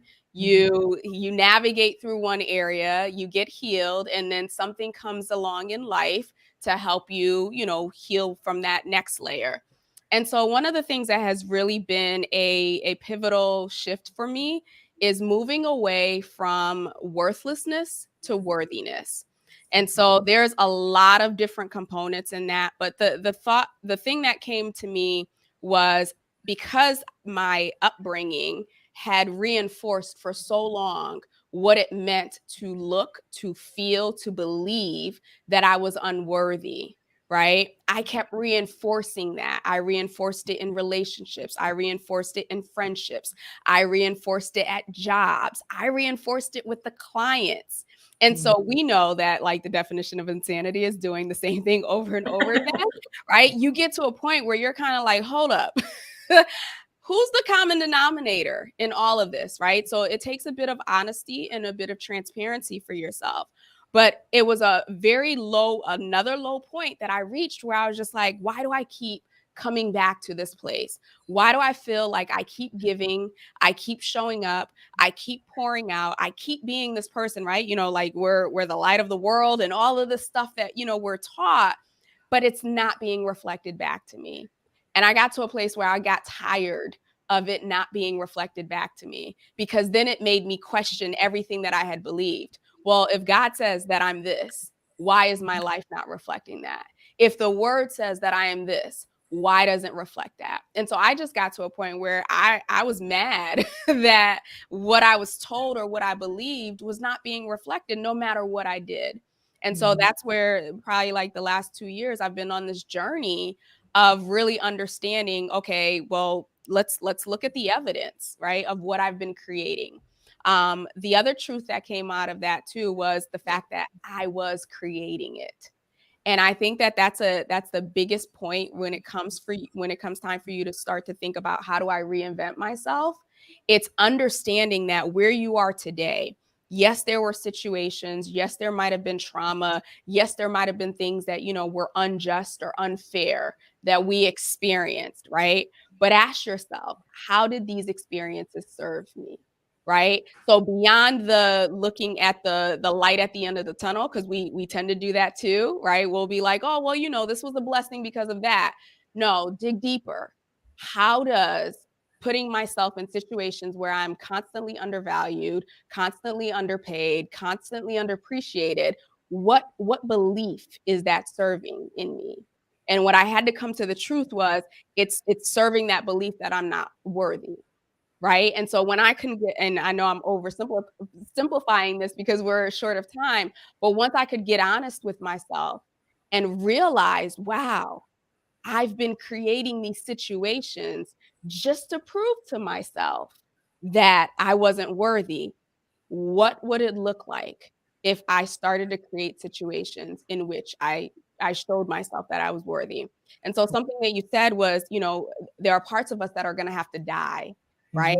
And those parts are the things that we think it's our identity, but really those are the things, the people pleasing, the feeling that, you know, our needs are important, that other people should come first, the guilt, the shame, the fear of even just being sad and being willing to just sit in your sadness or sit in your emotions, thinking that those aren't, you know, worthy, right? So it's just been a process of, okay, if I no longer want to create or reflect back to myself unworthiness, and I want to create back worthiness, where does that start? That starts in what I create. That has resulted in me and like leaving jobs. That has resulted in me of firing clients. Even in a space where I was just like, oh my gosh, but like the money, like I need to pay my bills and da da da. Because, you know, well, our minds will give us excuses to stay in what is comfortable and what is familiar. And for me, it was at that point to say, hey, I'm a creator, period.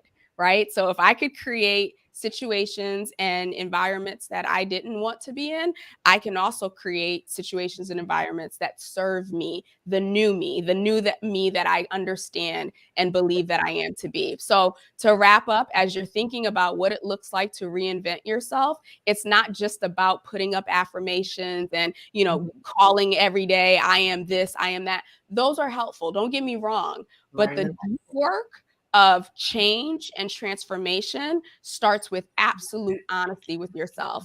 And one of my coaches used to say, you have to get to the point where you are more concerned with addressing the truth than you are about being right.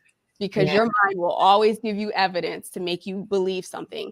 But when you can see, wow, I have low self-esteem, I'm insecure, I've created these situations, and you can come from that place, then that's you dealing with the truth and recognizing, okay, I can change this. I can move forward, and I can shift and reinvent myself into the person that I truly know that I was created to be, and that I want to reflect back into the world. I love it. Thank you so much for that. You shared quite a bit. We have to learn the lesson so that we can move on. But I want to get my other panelists on, and we only have a short time. So very quickly, if you're looking at that, reimagining your future, and I see I've got Amanda on, I've got Amy on, I've got Dr. Fumi on, I've got Dr. O on. Any of you jump in quickly and let me know what you're thinking. What techniques can we take away? What tips can we give? Other than, yeah, love the fact that we have the affirmations. You're absolutely right. But you gotta learn the lesson. What do we do to reimagine our future? Life is unraveled. I'm putting it out to you guys. Thanks for the opportunity to be here. How can you reimagine yourself? I look at it and I say, make a list of what you've learned through your experience. I always believe that for every not so great experience that we've had, there's always lessons to be learned. And if we can only sit back and look at the lessons and make a list of the lessons we've learned, we can use it to build a better future. I'm a firm believer that for pain is always turned into purpose. So we can look at that. I like the concept of do me a favor, Dr. O. Can you mention, because we were talking about on this financial side, because I know you're dealing with financial wellness here too. What one thing can they do if they're in this situation where life is unraveled for their finances? What one thing would you give them?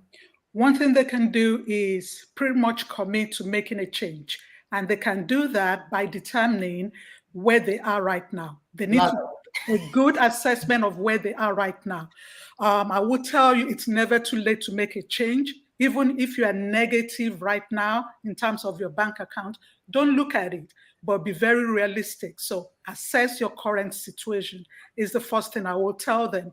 And number two is commit to making a change, no matter how difficult that's going to be, and seek for help.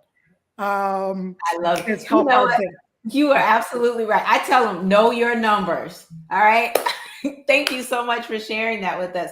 Amy, you want to go and answer that question? Give us one thing, because we're trying to get back on time here. I know we started a little late. Go ahead, Amy. Sorry, I didn't have to speak, but I will speak. Thank you for giving me the opportunity. This has all been wonderful. I've been actually just soaking it all in and taking notes on my phone. Everybody who has spoken, I've just gotten really great golden nuggets from every single one of you. I don't even know really where to begin, but I guess I'll stick with the affirmations part, declarations, because I'm also a believer in God. So, going to God's word has really, really helped me, strengthened me, because it's just so jam-packed of truth and wisdom. And we know that we're worthy because he says that we're worthy. It doesn't matter because, what our past is, we're not even there anymore. We're here now. We are to live our lives now, not in the not whenever, it's now. So we got to do things now to keep moving us forward to our purpose that he's positioned for us. And yeah, I went through my blindside. I don't even want, no, I'm already shifting my words. I went through a blindsided divorce, not mine, a blindsided divorce. And it really helped me realize over the years that hurt people. And they have their own inner healing that needs to happen. So yes, it does take two people in a relationship or in a marriage, but it's not all on you. And that's what I did for a while, was I was putting all of that on me. When he was like, I want a divorce, I was just like, what do you mean? So affirmation, so I don't get too off track, because I could just ramble on for minutes. Well, we only have 1 minute left. Okay, so just speaking the I am affirmations has really helped me, just, positioning myself of who I am in Christ, and saying that I am a beautiful person and I do have a lot to offer, and I am a great mom, and, reshifting those words, because there's a lot of times that the lies will come and be like, I'm not that great of a mom. Like, no, I am a great mom. So I'll just leave it with that. Thank you so much for that. I know we have Fumi and we have Amanda on as well. And I don't know if you had something that you really just have to say. If you do, because we're right at the top Thank of our you. time. Thank you, Dr. Shante. Yes, I ma'am. would want to align with the realignment because I've seen this happen times, and times again. I'm an adolescent coach, and I've been in a situation where I got a call that one of my mentees was on admission for drug abuse. I was devastated. I was, confused. I thought, why would they do such a thing? I was asking myself a lot of questions. How did we get here? What are we doing wrong? What are we doing that we need to change? And this young man got the attention he needed, coaching programs, counseling, medical rehabilitation. He was back in school within 1 year, completely weaned off drugs. And I learned quite a number of things from that experience, which is that when things happen as women, we should not stay stuck there, keep blaming ourselves. We should take action. And Yes. one of the important things that we can do for such a child is to get an adolescent personal development coach to put together the interventions that are appropriate and specific to that person's need. And usually the story is a happy ending. That my Love young it. man Get today is help. doing so Yes. well in his chosen Yes. profession. Get So help. I love that it. can be. Oh, you kind of summarized it all here. We talked about it, we go through, but we can't do it alone. We do need some assistance. And Amanda, I know we're like 1 minute over because we started a little late. 1 minute, do you have one thing that you can offer today? That's okay. I'm up next, so I'm okay. I'm here Okay. anyway. So Excellent. my biggest takeaway is feel the feels, just don't get stuck in them. Give yourself the I space to love feel it. how you feel, and Now, of then course, reach out to I have someone. to put my crown on, right? I say adjust your crown. I told you, your heart may be broke, but your bank account doesn't have to be. Your agitation should turn into compensation. That takes care of our wealth, right? We're going to get it right. I love it. Thank you so much, panel. Thank you so much, Sabrina. This has been awesome. Appreciate all of you. Make sure you look at their names, see where they are, connect with them. We're all in different spaces, but we're all here to help. So thanks so much, Sabrina, for making this platform for us to do that. Yes, Dr. Shonda, that was absolutely phenomenal. Thank you so much Thank for you. being here, for holding space for us. So appreciate that. We are handing the mic over from Dr. Shanta to Amanda. She's going to be speaking on radical self-care, empowering women to prioritize their well-being. This is the Her Wealth Conference. We are 16 hours today celebrating our 2-year anniversary. At the end of this conference, we will have had over 500 women grace our platform over the course of 24 months.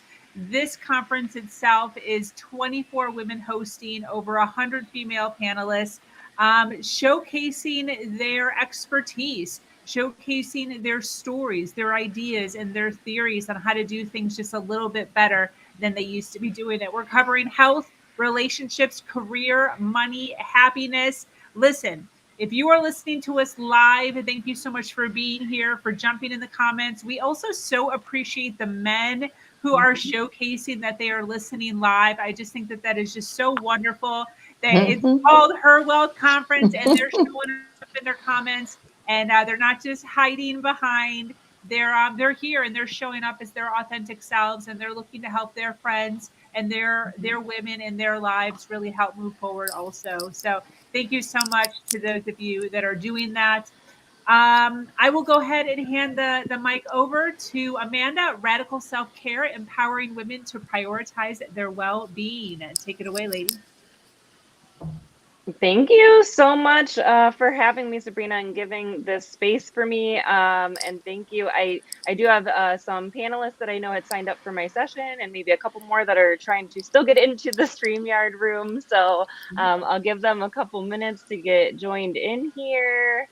Thank you so much. I had an event this morning, so I didn't get a chance to listen to all the presentations, but the last few that I was able to listen to have been phenomenal.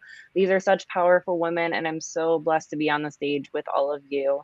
My name is Amanda Costura. I am a clinical social worker. My pronouns are she, her, and I am pumped to be here today.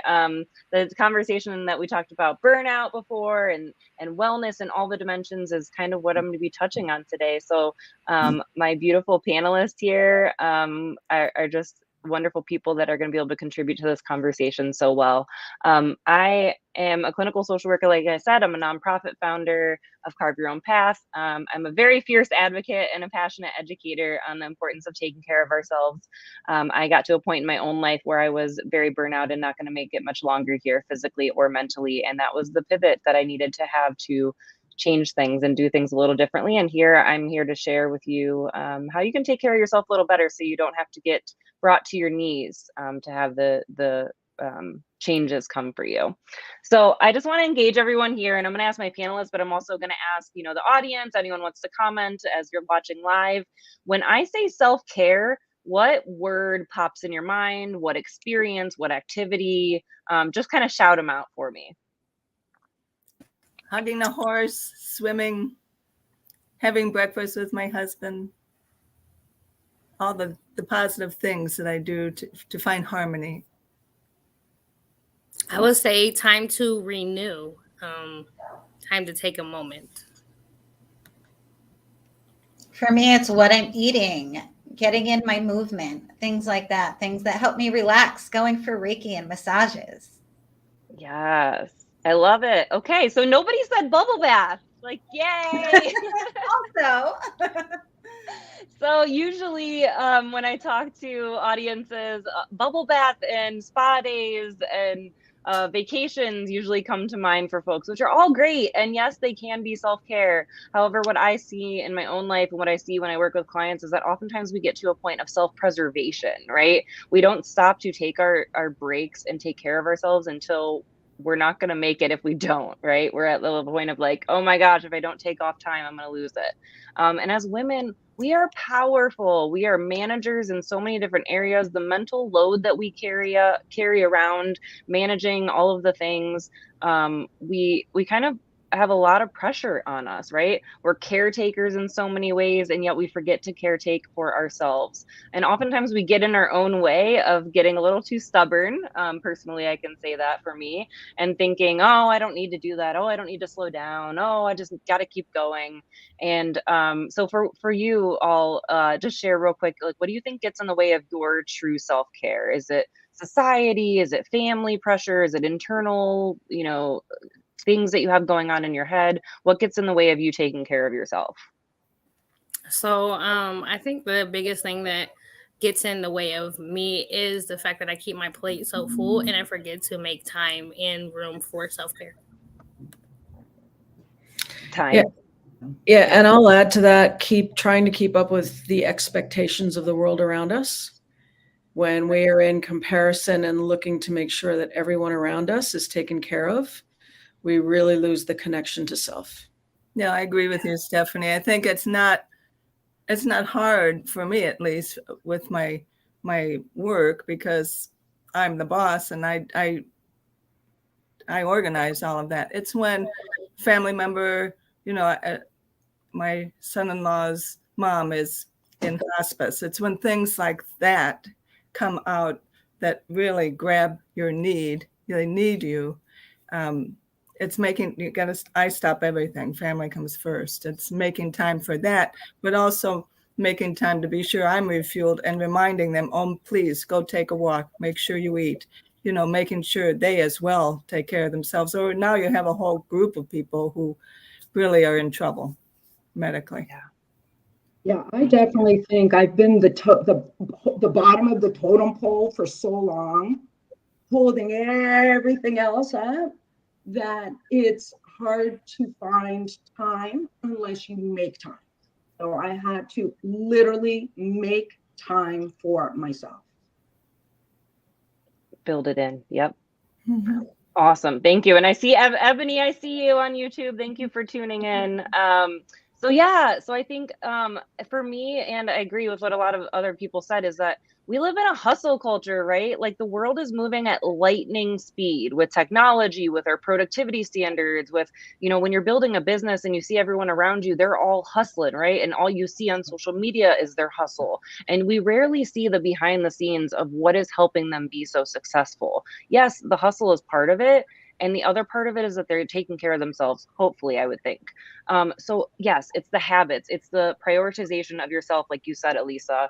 It's not just, oh my gosh, I'm so burnt out, I need to go to the bar and get a drink. Oh my gosh, I'm been working too hard, I need to take time off. It's the daily habits, right? And so I speak to this about from a focus of dimensions of wellness. Oftentimes when people think, oh, I need to take care of myself, it's I need to change my diet, Heather, like, you know, I need to change what I'm eating, or I need to get to the gym.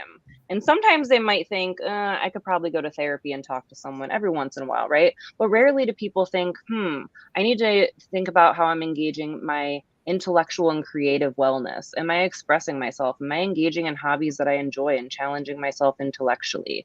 I need to look at my finances, as we were talking about before, and how that wellness area is doing, right? Am I so burned out and stressed out about my finances that it's taking a mental toll on me and my stress is at the all-time high, right?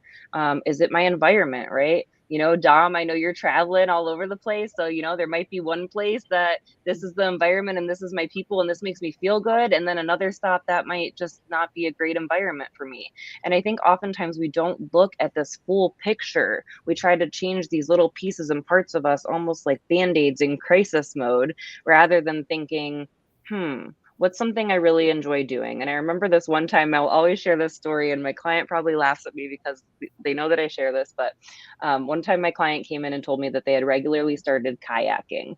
And you literally would have thought that they told me that they won $1 million, because I was like, oh my God, like I was so excited for them. I got so pumped. I was like, do you know how many dimensions of wellness you're covering in one activity? Because I think the other thing is that when I start to talk about all these other dimensions of wellness, people get overwhelmed, like, oh my gosh, I didn't even think about that. Now I have to look at that area too, and all of these separately. And no, right?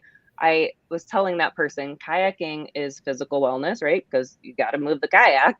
It's environmental wellness, nature, fresh air, all the sounds of being in nature.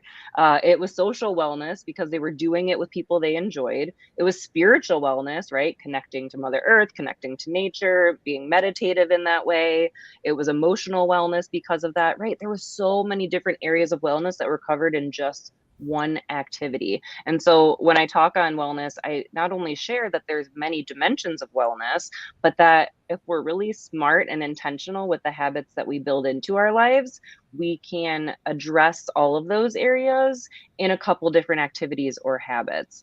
And the other thing is that we don't realize that a thorn in one of those dimensions, for example, your social wellness, for someone was talking about adolescent coaching, right? Think about their social lives. If their social life is not going well, their family life's not going to be going well. They're probably not going to be sleeping very good, right? Like that's going to impact so many different areas. So a thorn in any of those areas can also then just kind of bleed into all the other areas. So it's really important that not only we look at this holistically from all of those dimensions, but be mindful. So if you start to feel off, you're not sleeping well, you feel kind of depressy or anxious, you can slow down and say, that makes sense. I haven't really felt fulfilled in my job lately, right? And then that's been leading to conflicts with my partner at home. And then that's been leading to me staying up all night sleeping, right? They can kind of trickle into each other. So I love to talk on these things, and I could obviously nerd out about it all day long, but I have all these wonderful people on my panel that I want to give time to share. So as I was speaking, does anything come to mind as we're talking about holistic wellness and needing to build that into a plan? Yeah, I'd like to speak about that. For, you know, I'm not 20, so I've had a lot of years of going through these paths and continue to, you know, we're human. But I have found certain things that work for me over the years, and that is every morning and every evening I meditate. Every day I make time to go to the Y.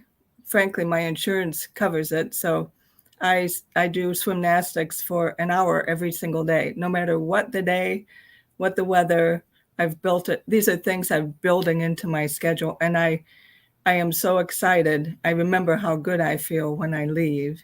And while I'm there, I'm meditating. And socially, I'm with other people. As I said before, we rescued a horse about 15 years ago. So every day I go to the barn and it's like walking to magic world, you know, it's so healing, so refueling. And I think, to your point, over time, I've just found ways to build the things that I love to do, that are my passions, into my day, so that when you all see me on screen or meet me, I'm always smiling. It's hard to get through that joy. You know, I'm always refueling myself, but I don't do that alone. You know, it's being with my family. It's giving and taking. So I so applaud and I so agree with you that it's, you just have to put that time in. You have to make it like, yeah, I got to wake up in the morning. I've got to do this. Thank you, Carolina. Yeah, Dom. Yeah, I want to add to what Carolina said, actually, because the question is like, why are we not practicing self-care, right? And so I feel like I really didn't have an answer to that, because I feel like once I gave up everything that was monetary, that was keeping me like in the rat race, allowed me time to take care of myself every single day. So it's not that I didn't have input. It was just like, well, I'm at a point where every single day I'm taking care of myself. And if that's getting in the kitchen and cooking, or if that's hitting the road, and if that's meeting up with friends along the road, and that's like, you know, doing all these amazing things, I think I've really achieved that level of elevation as far as practicing self-care every single day. Especially when you live by yourself on the road in your car, like you have no other choice but to practice self-care. And so I think the thing that got me to that level was being able to relinquish all of my material possessions, knowing that the most important thing that I possess is inside of me. And that's my ability to be a chef, and that's my ability to cook anywhere, use the means that I've given. And so the ultimate form of self care came to me when I became okay getting rid of everything monetary that I had in my life. That's so huge. And I got like, my heart and your heart were connected for a minute there, I think. That was so beautiful. And I have to say, and I'm gonna keep, I know that other people wanted to share, but I have to say the title of the session is Radical Self-Care, right? And so I'm expecting that people are coming here like, oh my gosh, radical, what is she gonna be talking about? And it's kind of like just kitschy, right? Because women don't prioritize themselves, they take care of everyone else. And so it's like this radical idea to us that, oh, I'll put myself first, right? I kind of say it in the same light of like, if you've ever seen AOC speak, like, you know, she uses this in the same, like, you know, if you want to call me radical because I care about human rights, and you want to call me radical, right? Like, it's a radical thing to take care of ourselves because we're not prioritizing it, right? So I just had to throw that in there. Who else had some comments? Yeah. Sorry, your name's disappeared. I'm gonna go with Heather first, and then we'll hop over to Stephanie. We've got two Heathers today. Oh, which one? Veering. Okay. So I have to explain a little bit about who I am for you to understand why it's radical that I take care of myself. So I'm a social work student, as you guys can see. I'm a single parent. With being a single mom, there is so much, right? So like I work, I'm the breadwinner, I'm the nurse, I'm the mom, like I'm all these things that typically in typical families you have two people to share that. So when I say that my plate is full, it's naturally already full, but I take care of myself. Why? Not only because it's good for me, but I have a young lady who's watching me, and we have to remember that our kids look up to us. Our kids mimic what we do. Our kids learn their habits through us, right? So like, even though, yeah, self-care is important for me, it's important for me to show her that I take care of myself. It's important for me to go, you know, my daughter's name was Latera, and I don't mind you guys knowing that, but I go, Latera, I'm going to need a minute. Mommy has to go get a massage. I need a minute. Well, you know what I mean? Like, even me going, you know what, today I'm touched out. Like, and when I say that, I mean, like, I love you and I want to hug you, but right now, like, I can't deal with that, right? And that's okay to put those boundaries up to our kids, because it shows them that it's okay to put boundaries up for others, right? So I say all that to say, you think that self-care is something a lot of people think of, like massages, or like Amanda was saying, like vacations, or I don't know, spa days, and these things that cost money. Well, being a single parent, I have a very stringent budget. I have every dollar budgeted out, right? So it's important that I find things that don't cost a lot of money. So I just want to put it out there while I have the moment to tell all of you who are watching, who are listening in, that it doesn't have to cost money. It doesn't have to. Self-care does not have to cost money. We've heard about meditating, that's free. We've heard about the previous session when they were talking about affirmations. You know, you don't have to buy affirmation deck. You can look them up online. Like reminding yourself that you are beautiful, you are smart, you are enough is an affirmation. And it's taking a walk. Like I have 2 dogs. I know you can't see them and they're being super good. I am so thankful because they're right there. And spending time with animals, in reminding ourselves and being mindful in that way. We're going, it's starting to get nice here in Ohio. So going on a hike or whatever, all of those things don't cost money. So I just want to put it out there, like I said, while I have the moment, to remind everybody, yeah, spa days are amazing. Yeah, massages are amazing. Yeah, going and doing those things are amazing. But remember that we don't have to spend money to take care of ourselves. Amen. Good point. Yes. Thank you, Heather. Thanks for the reminder. Stephanie, I think you also wanted to share. I did, and I think one of the things, and I'm going to be a little bit radical here with this as well, is that we need to look at the aspects of ourselves that we're turning off. Because in my prior life, I was an executive on Wall Street. I worked on Wall Street for 27 years. And in order to climb the corporate ladder, I had to turn off my femininity and other aspects of myself. And it took a while to unwind all of that when I did leave Wall Street. And so radical self-care to me is looking at all aspects of our life and looking at what are we ingesting in other people's energy, the obligations, in addition to the food and the things we're drinking and our meditation and everything else. But it's also what aspects of ourselves are we not honoring? Because radical self-care is being 100% me. No, I can't always be 100% of the time. It's honesty as to where we are, and if we don't feel safe giving a voice to something, if we don't feel safe being in a certain situation, if we can't express ourselves in all ways, then there's something for us to look at that we're not honoring. I love that. Authenticity, boundaries. There's almost a grief in that I could feel of, the person that I want to be, or I feel like I could naturally be, but I can't be in this environment of having to shut that off, and the anxiety, worry, depression I could imagine that comes along with that. Just just like it feels disingenuine to exist in that way, right? And you could only last for that long, for so long in that way. So absolutely. Heather, Wyatt, did you have something to add? Everyone really touched on all of the important things, but that's what it went back to for me. I think that authenticity is a big piece of it. For Dom, it's like giving up all those monetary things. And like Heather said, you don't need monetary things. Some people spend a lot of time and stress keeping up with the Joneses, buying the fancy things, the house, the this, having to get the husband, have the kids at the right time. If that's not what you want to do, don't do it, because forcing yourself to do any of those things and playing to this character that you're not, it's going to eat you up inside. It just really is. And if you can get into touch with that intuition, it's going to tell you the right way to go. It's going to give you that anxiety if it's not a good thing. It might give you a little bit of that excitement too. Not the same things. I always mix those up when I start talking about that. But those things, or somebody invites you to something and you say yes, but you've had that dread in your stomach. That's your body telling you, no, you don't want to do it for whatever reason.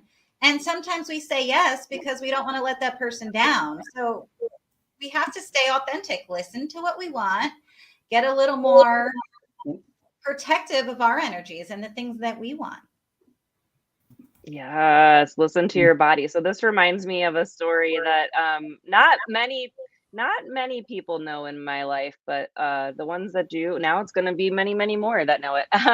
So years ago, I was engaged to be married. Speaking of keeping up with the Joneses, right? All of the people that I had grown up with, gone to high school with, gone to college with even, were married, had babies, had houses, right? Social media was really just showing off how much further they were than me, right?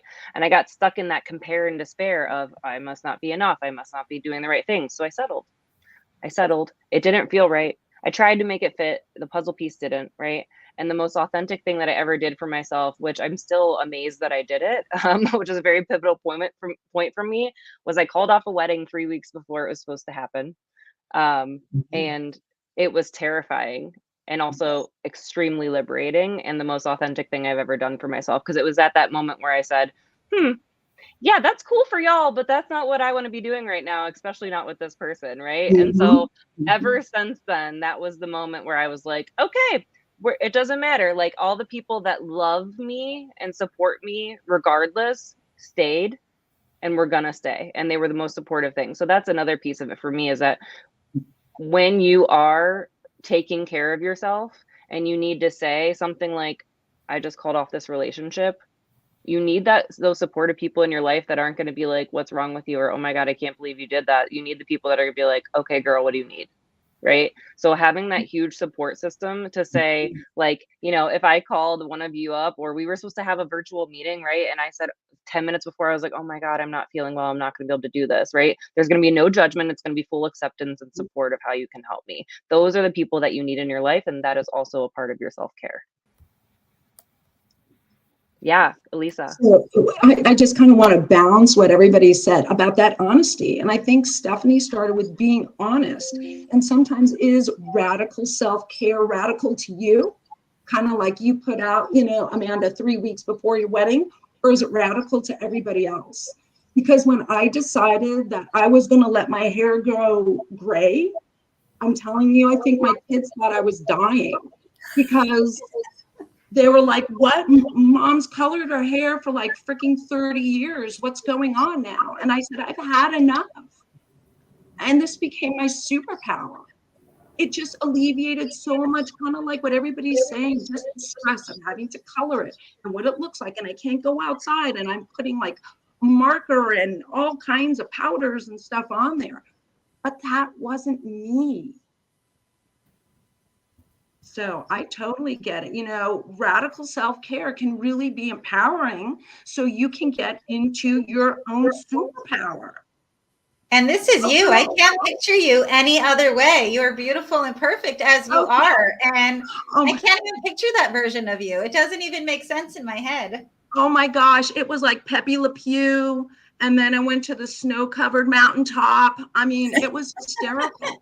But you know what? I was going to prove a point. More to everybody else, more like I'm going to show you. I didn't put the finger up, just a hand. But, it made me feel good. And that's if I had to put it in a Webster's dictionary, that is the definition of radical self-care. Is I'm going to do me, and what lights a fire and makes me feel good, as long as it's not hurting anyone else, regardless of what other people think, right? I don't care if you don't like my hair. I don't care if you don't like what I'm wearing. I don't care, how you think I approach this thing or do this thing. I don't care that you think it's weird that I'm going into Giant Eagle to go grocery shopping in my jammies. I don't care.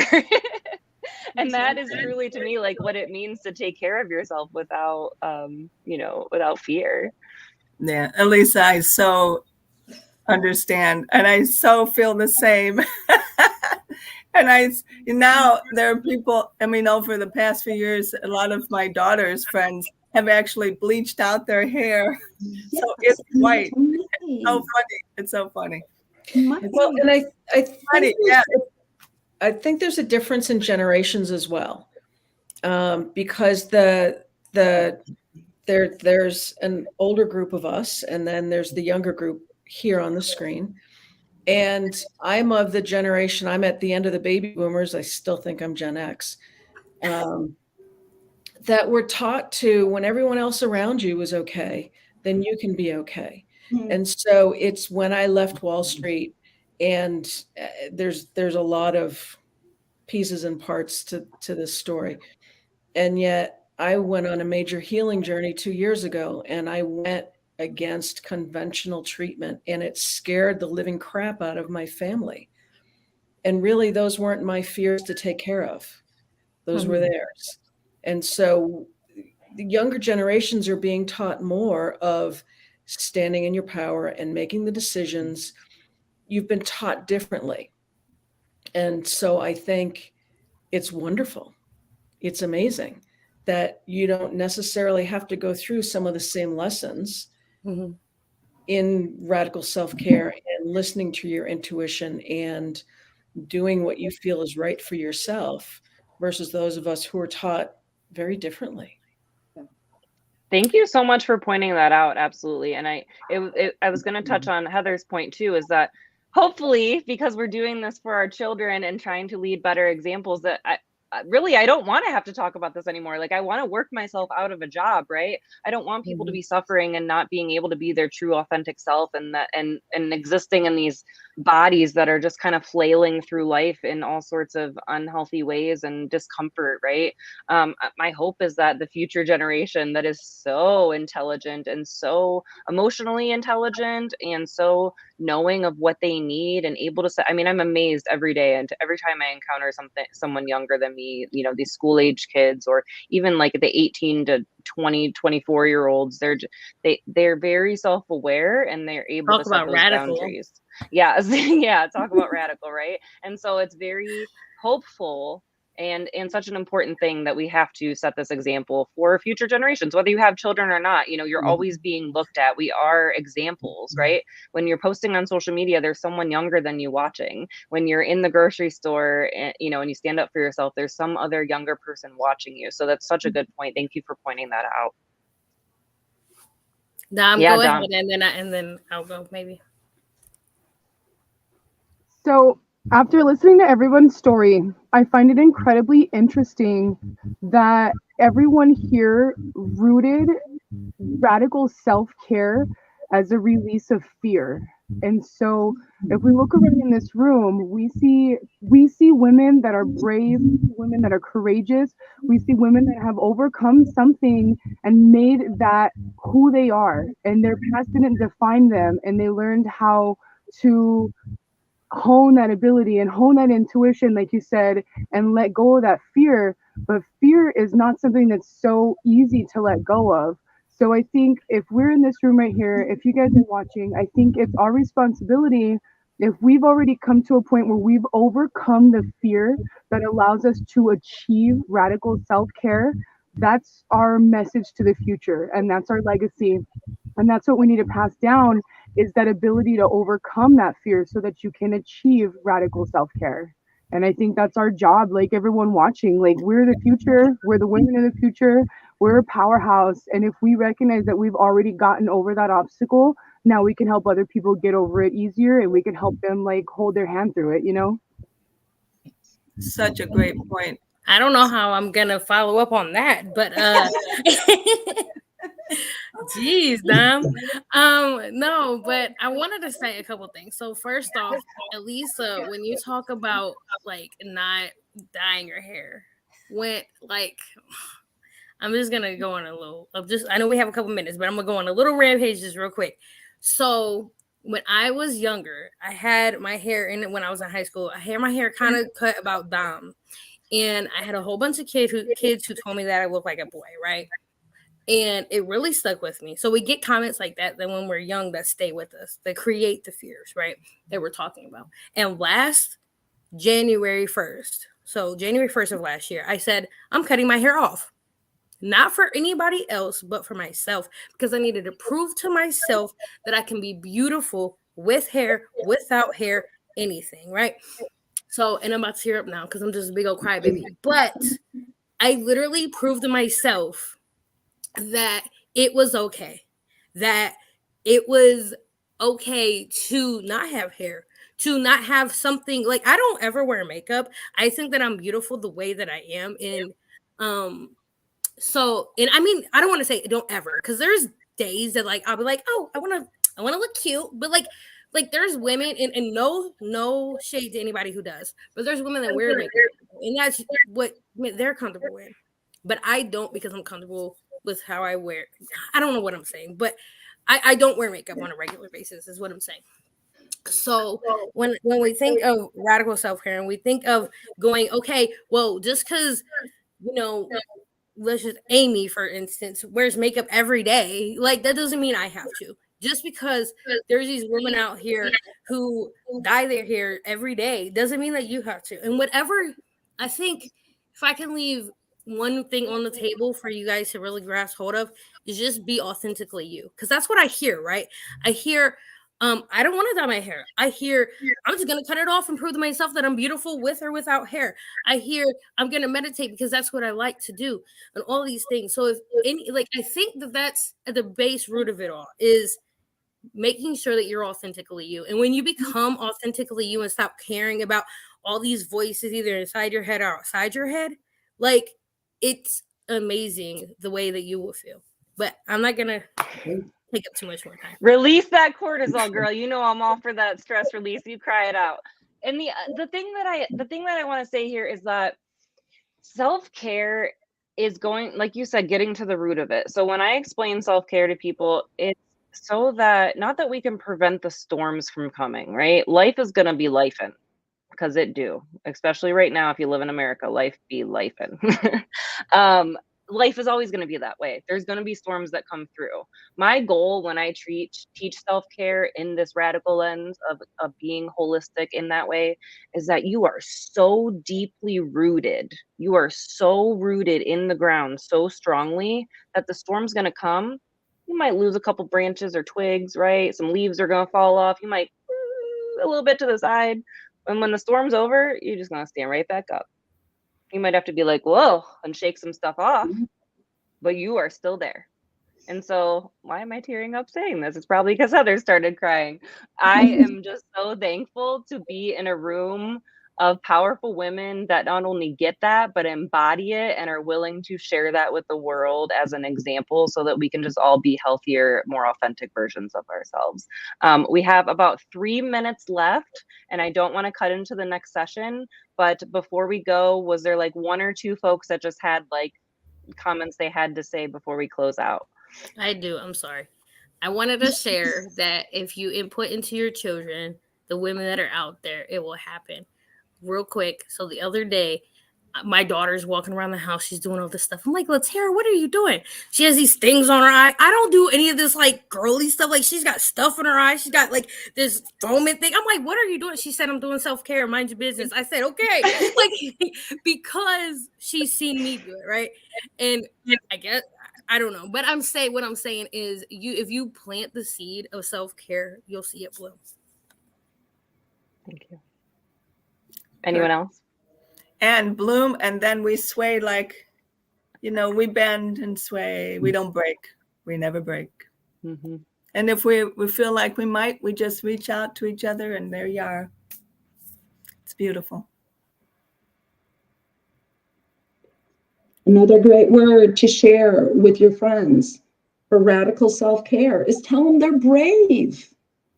That is such a strong and heartfelt word to tell your friend in any situation where they definitely need some self-care. Yes. And listen to your intuition. Always trust it. It will always, always, always guide you. Those are usually, I'd be doing a lot of podcasts lately, and that's usually my parting words, is when they say, do you have any other parting words? It's listen to your body. And that includes your intuition, your gut, right? For far too long, I was, like others have said, in the conference before, the noise outside and letting that guide me and totally just separating, right? Just being full heady and letting my head guide me through the world and leaving my body behind. And my body suffered because of it. I ended up with chronic health conditions, and my mental health suffered as well. But once I became a little more embodied, I could hear my body talking to me more. And once I listened to my body talking to me and took action on what it was asking for, I felt better. I felt clearer, and I felt more grounded, and I felt stronger, and I felt braver, Elisa. So thank you for sharing with that. And Amanda, you said it earlier, do what makes you feel good. That's important. It's so important. We often don't do that enough. Yeah. If I Also, could, oh, go ahead. also, no matter what, ladies, be strong, be brave, be courageous. We are the change. Absolutely. So good. And look at that, right on time. Here is Miss Sabrina to transfer us over. Thank you so much for the space, Sabrina. Yes, of course. I so appreciate each and every one of you showing up with such an awesome subject to talk about. Absolutely phenomenal. I loved it.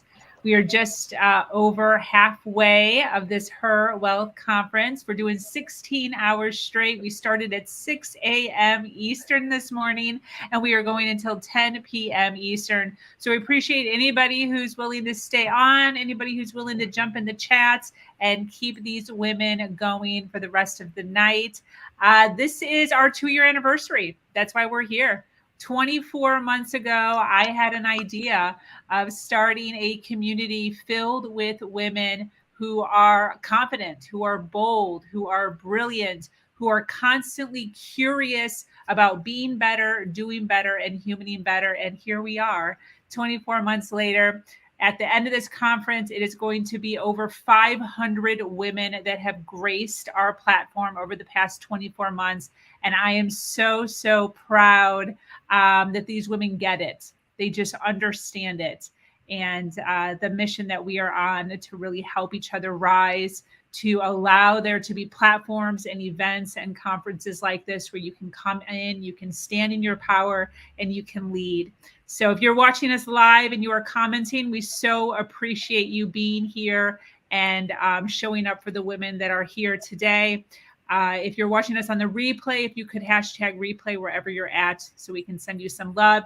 Either way, if you are watching this, if you could share this video wherever you're at so we can get more eyes and more ears on the awesome content that is being shared today, we would so appreciate it.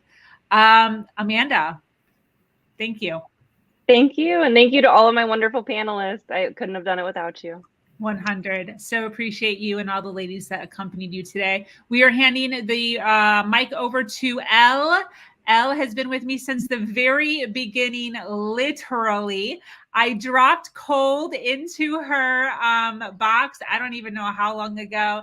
And I was like, girl, be my friend. And she was like, girl, you be crazy. And here we are building this out in real time. And it has just been such a, oof.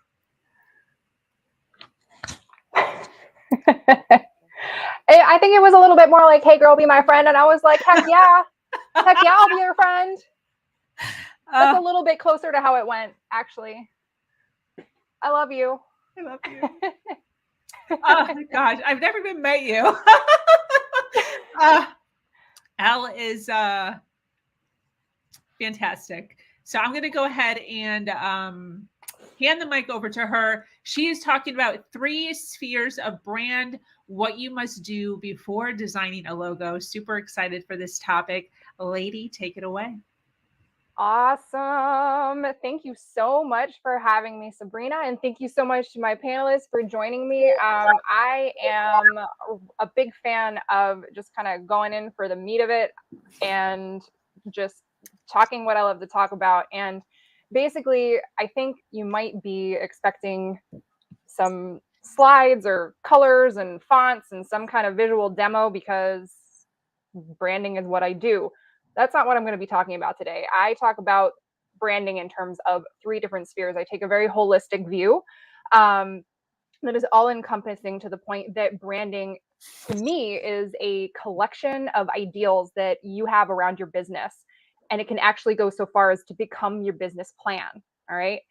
Every decision you make, from what platforms you use for sending out emails to what kind of conversion pieces you might be creating, that can all be traced back to what is on brand for me and my business. Are your visuals included in that? Of course they are, but it is my firm belief that that is not where you should start. So as I mentioned, I break branding down into 3 different spheres. There's a verbal sphere, a visual sphere, and then there's the kinesthetic sphere.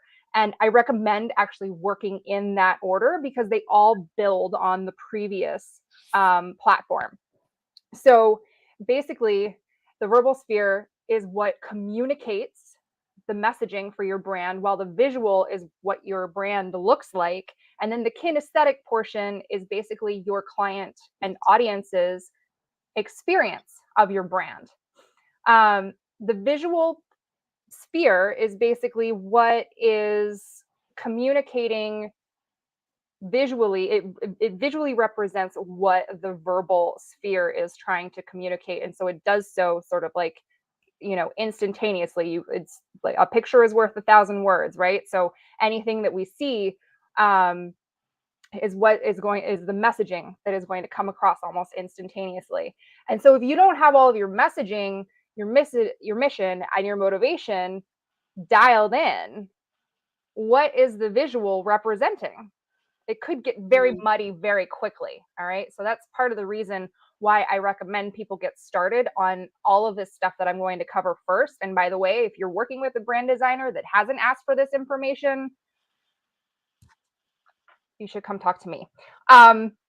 So here are some of the concepts that I really do believe need to be ironed out for the verbal sphere of your brand. And I hope that you guys brought some paper and a pen, because I'm hoping that by the end of my little spiel, you will be able to have what I call the brand grimoire spell, which is basically it's not quite an elevator pitch, but it is more of a manifesto for your business. All right. Are you guys ready to get started? Yeah, we're good. All right. Awesome. Thumbs up. Cool. All right. The first thing, which is a little bit textbook, is values. All right, simple enough. People can get really hung up on this. I would pick about 3 to 5. And basically, these are concepts that you're going to come back to as guideposts for the mood when you're creating copy, when you're planning out things like photo shoots for your brand, and even the way in which you deliver your product or service.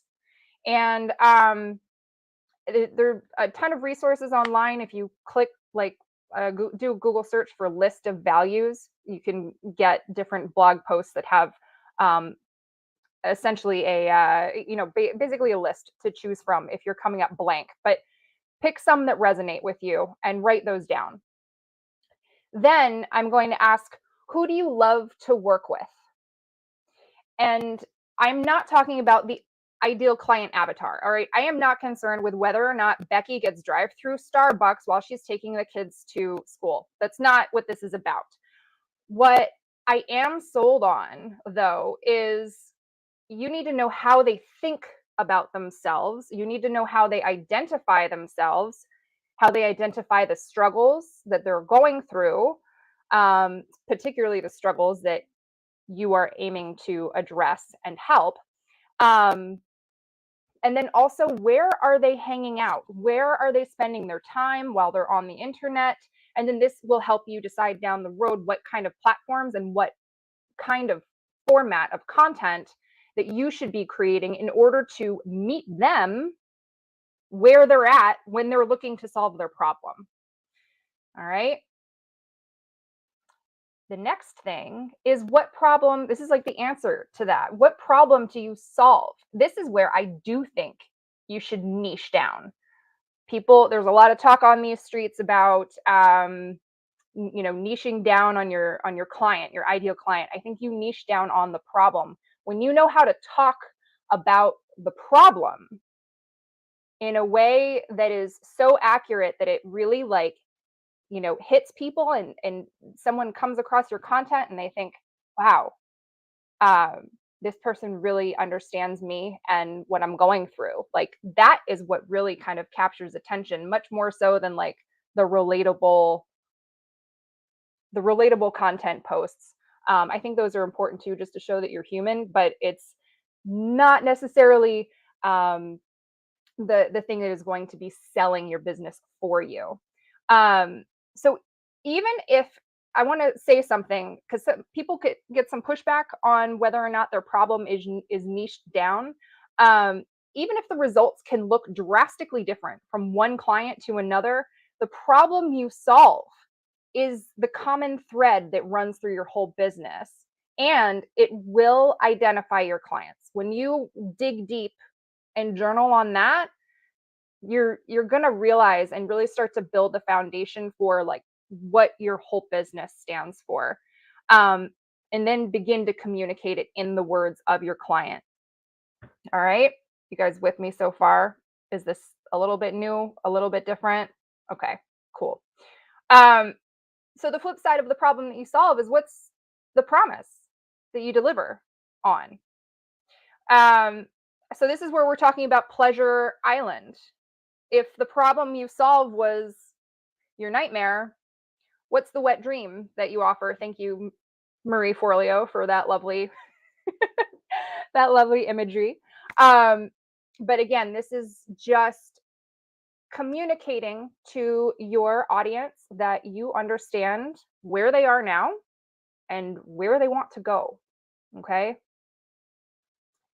The next thing that I really insist people have dialed in on is their signature system, whether you call it a signature process, a framework. Just as there is a universal problem that you solve, there's also going to be a common thread in the process that you take your clients through. Okay. So a step-by-step process, it might even just be your unique perspective on the problem that you solve. So for instance, for me, my signature system is the fact that branding has 3 spheres. There's verbal, visual, and kinesthetic. When I saw it that way, I anchored into it, and that's what I talk about. Okay. This is, it may not be anything that your clients ever see. You may never even put it in a workbook or a journal. Like, you might never, ever expose your clients to this. Especially if you're like a product-based business and the signature system has to do with something in the way that you are producing the product that you're sending out. Your clients are probably never going to be face to face with it, but it has to do with like the back end confidence, laying down the foundation of, this is how I talk about what I do. Does that make sense? The next couple areas are going to be very closely related. The first one is keywords and phrases. And the reason they're important, this is going to go back to your niche problem, the promise that you are delivering on. These keywords and phrases can be used as hashtags. They can be used in your SEO. And basically they're like beacons in the internet. So when someone is doing a Google search, trying to fix I just activated Google on my phone. They are, they're doing a Google search for trying to fix the problem that you can solve. What is it that they're asking the internet for? What are the words that they're using? And so you want to be able to use these words in like your headline text. The internet picks them up, so on and so forth. The next category beyond that is a list of power words. I actually do have an exercise that I don't know, Karen, have you gone through the power words exercise? Not yet. I have a power words exercise. It's an aggregated list of words that score very highly on headline analyzer tools on the internet. So basically what that means is these are words that are very emotionally triggering and make things like headlines or bullet points or email subjects very like attention getting and provoking. Like, I want to click on that. And so I recommend that you keep a list of maybe 5 to 10 power words that would apply to both the pain island and pleasure island, or the nightmares and the wet dreams. So these things together, the keywords and phrases that you use for hashtags and SEO, and then your power words, they become verbally what your color palette. I thank you for asking that question. I can provide the link at some point after the show, if that's okay with you. So this collection of words becomes your word palette. The same way colors are your color palette for your brand. You can constantly be referring back to this collection of words, and that creates consistency. So you're having consistency not just visually, but also verbally in your content, in your copy. Is that making sense so far? Yeah, we're good. So this is where the rubber really hits the road. I'm going to ask you a question. And obviously this is a lot, and you probably don't have the answers to all of these questions already. But the question that really kind of pulls it all together is, how does your signature system address the values that you outlined in the first question? This is when conceptually and like in your head, you can really start to get like anchored in on what it is that you do. When you can see how what you started with in terms of the values, the concepts that are truly important to you in life are manifesting throughout your business. Does that make sense? So the brand grimoire spell that I would like for you to write down. Are we ready? It is, I help blank be, do, have, or achieve, whatever is appropriate there, blank, without, fill in the blank, so that, fill in the blank. That's the first sentence. There's 2 more sentences. I want my audience to believe that I or my company am or is, fill in the blank.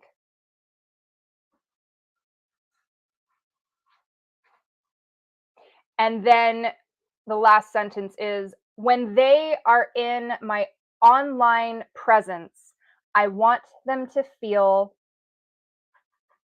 fill in the blank.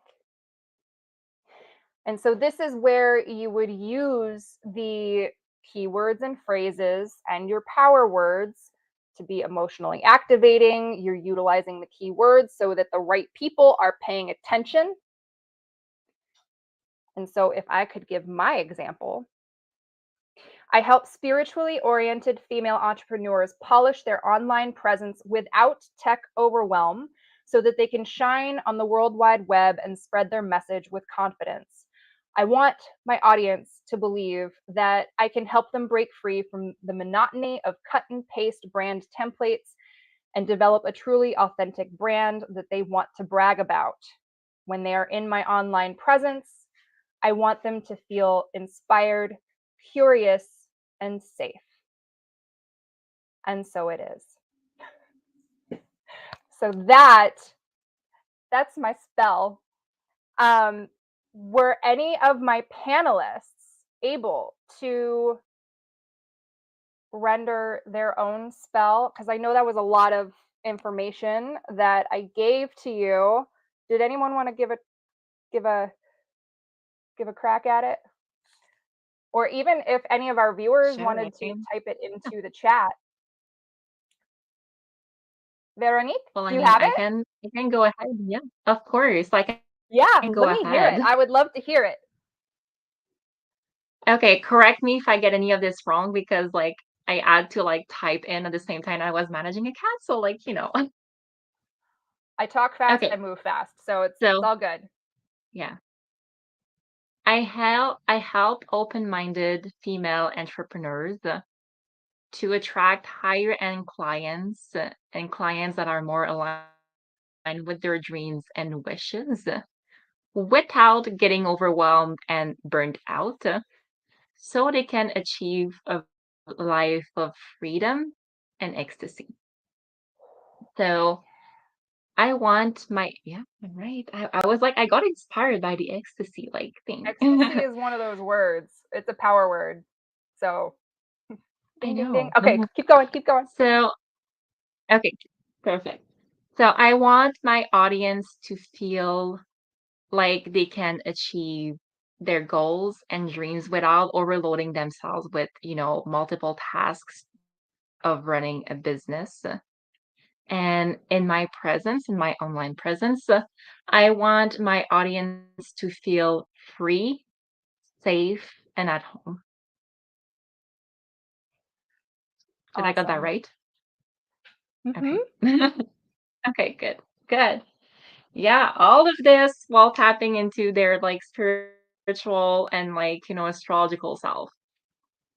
Yeah, yeah. Awesome. Oh my gosh, so much love in the chat. It is a lot to think about. And that's why like staring at a screen is just like, opening up Canva and like trying to sort of arbitrarily come up with the brand kit. I mean, yeah, it's good. You can like knock it out, but the understanding that the visual is really representing all of this meaty goodness helps understand why you can't start there, you know? I want to read what Lucas said. Lynn was helping me with some ideas for my dog walking, sitting, and bathing business. I have zero social media or website. So I was asking about what I should work on first. Welcome. You are in the right place. This is what you should be working on first. Absolutely. Lynn, thanks for having Lucas on. Oh, well, I think he connected with me earlier, and I'm going to throw out a completely different way to do this, if that's okay. Yeah. Because I have mine that I do. And the first thing I want to point out is I don't use the word help because I'm not a volunteer. So I go with business owners and entrepreneurs hire me to ignite winning sales because most are chasing down leads, lack client retention, conversion, and profit. So I help eliminate the lengthy, chaotic sales cycle to ignite your sales and unleash lasting profits. Bottom line, don't make this harder than it has to be. Sales should be a win-win. So sorry, I stumbled over that a bit, but it's a little bit different, but it's very similar to what you're going with. It's talking about who do I serve? How do I serve them? And what are the benefits that they're going to receive? So I loved what you were doing in the sense of, because mine also conveys that emotion, right? And, but I just sort of, it's just a different way to phrase what you've been doing. Mm-hmm. Yeah. I kind of get, it's like people want to start with the logo, right? They want to start with the color palette, and like maybe one step before that would be like a mood board, right? And a lot of times people don't even understand how to start creating or curating a mood board of images that support what they would like their brand to be, because I mean, essentially when we are having a feeling, we use words to communicate that. Like that's how I, like, in my brain and in my heart and in my body, like I am using vocabulary in order to communicate that. So that's why I start with the words. Aura or Karen, do either of you have anything written down? Were you able to go through the exercise?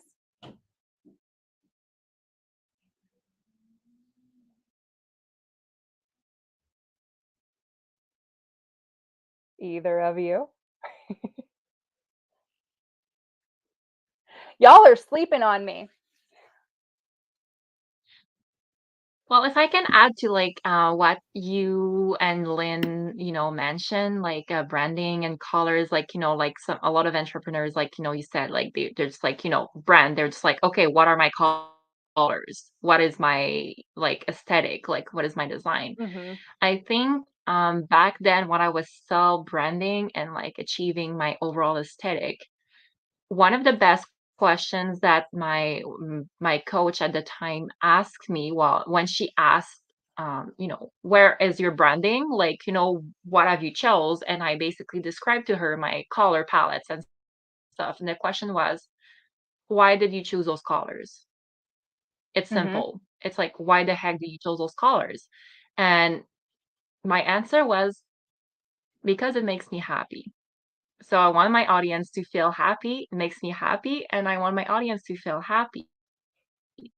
And then it's like, and I realized this at the time, like, when you said you need like at the, is your branding connecting to your values that you were like underlying first? And then I was like, my value at first, I think back then when I mentioned I wanted to like convey was freedom, peace, happiness, and financial stability. And I Mm-hmm. just realized that without even thinking about it, because I have done my aesthetic branding part after I was like, okay, what the heck am I about? That it kind of like Mm-hmm. automatically connected with my starting values. And I think that was like a really powerful moment to be like, she just like, and that's the power of a good coaching, like having simple questions where like, okay, well, why did you choose those colors? It's like, bring you thinking. I'm like, Mm-hmm. oh, why the fuck did I choose those colors? And it made me realize that like even subconsciously, like I had connected my colors to my beginning, my values from the beginning. So yeah, I like that way you That is explained that. awesome. That was like I, really nice. I would like to add something because I'm letting all this sink in. Everything that you have shared is like super valuable, and it gives a fresh perspective when it comes to branding. Because at least when I first started, which has been quite a while back, the whole idea of branding, whenever we heard the word branding, it never really occurred to us that it included words, that it included your values, right? We always look at the aesthetic. How does the website look like? How does this look like? And it's so much more than that. And just how deep you went into what are the things that we need to be considering first. Wow, wow, wow. So I'm like taking it all in and really digesting this because this is good. So thank you. Aw, Yeah. you're welcome. I'm so glad that you found value in it. Yeah, I mean, my background is in the visual arts. I went to Maryland Institute College of Art. I actually have a bachelor's in fine art, and so one would think that I was just, that I would just be concerned with the visuals, right? But in actuality, like as an artist, the visuals are always trying to communicate something. And then the other aspect that I can't leave off the table right now is um, part part of what I do in my business is I utilize your astrological birth chart as a jumping off point when I am beginning to design your brand. Um, it ends up using a lot of your ascendant. So V, I'm so curious to know what your ascendant is and whether or not it goes with the brand colors that you already have. And I do infuse a lot of astrology with my business, looking at birth chart for alignment in terms of what platforms you should be using, community building, publishing, things like that. You can find a lot of information about that in your birth chart. I do want to pause and read. I empower high achieving professional women achieve financial security and confidence so that they can live the life they want now and in the future. I want my clients to be confident, in control, and secure. I would explore the vocabulary a little bit.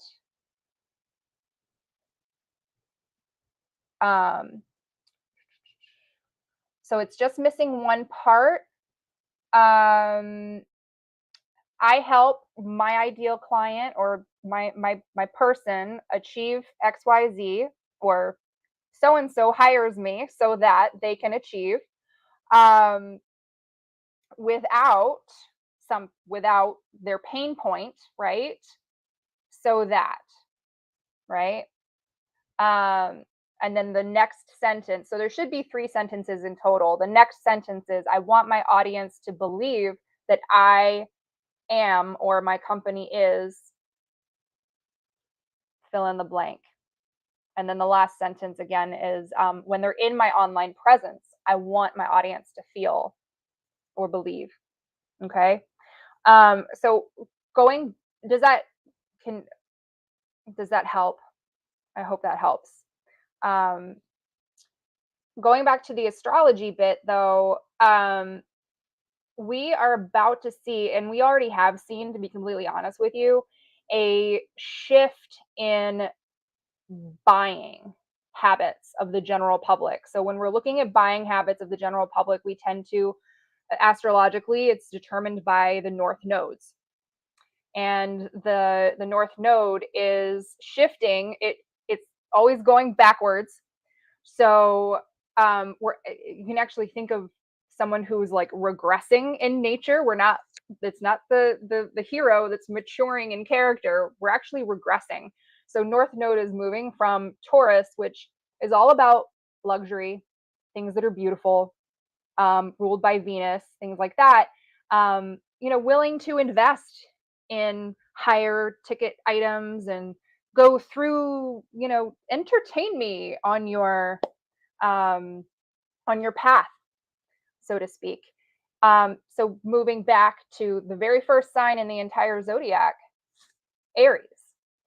A lot of people have familiarity with Aries energy. It is a cardinal fire sign. It is the burn shit to the ground because I'm at rock bottom and I'm willing to do anything that I can in order to, like, you're taking action because you're willing to do whatever it is to fix the rock bottom that you're in. That's sort of the cardinal fire energy of Aries. And if you translate that into like a buyer's market, we're going to see faster purchases. We're going to see purchases of more done for you, smaller ticket items, things that are giving a quick win right away. What can I do right now that's going to get me relief immediately? And my argument is that, well, yeah, sure, branding was important when North Node was in Taurus because everyone wants to be beautiful. But now that things are moving into Aries, which do you know, I think it's coming July, I think is the shift. July 17th. Thank you. Moving into that energy, we are going to have split seconds to make first impressions. I love that Lynn is just laughing at me.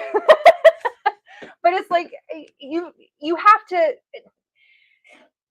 is it possible to do all of this without having all of your branding decisions made? This is what I say, like, your brand is a decision that you make about how you want to show up on the internet. That's what it is.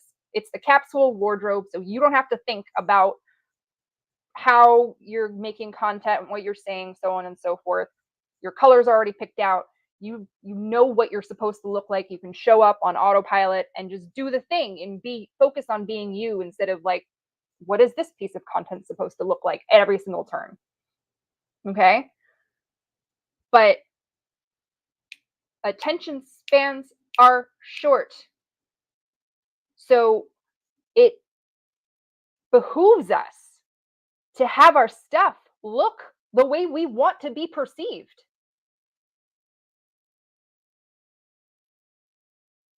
So people are going to make a split-second I'm just decision. curious. I mean, I know I have. Yeah. You see something advertised, and I take my money. Yes, we need more touch points. Yes, it is true that sometimes, I don't know, what is it, up to like 71, 85 touch points or something in a sales cycle to like, but it is also, the opposite is also true. And if the opposite is also true, what's going to increase the odds of your sale on a first impression? And again, we're not asking to be, to go steady and like marry the person. These are like lower ticket items, but still, like, this is, you know, the first date. Like, maybe we're going home. You know, I don't know. Yes, exactly. Thank you, Michelle. Knowing your hooks. Your hooks will involve your all of that verbal sphere exercise that I had you guys do. Utilizing the power words and utilizing the keywords and phrases, so that, oh, like, I see this looks good, and it's speaking my language. I empower women physicians to have resilience and confidence in their personal and professional life without compromising who they truly are, so that they live a life of connection.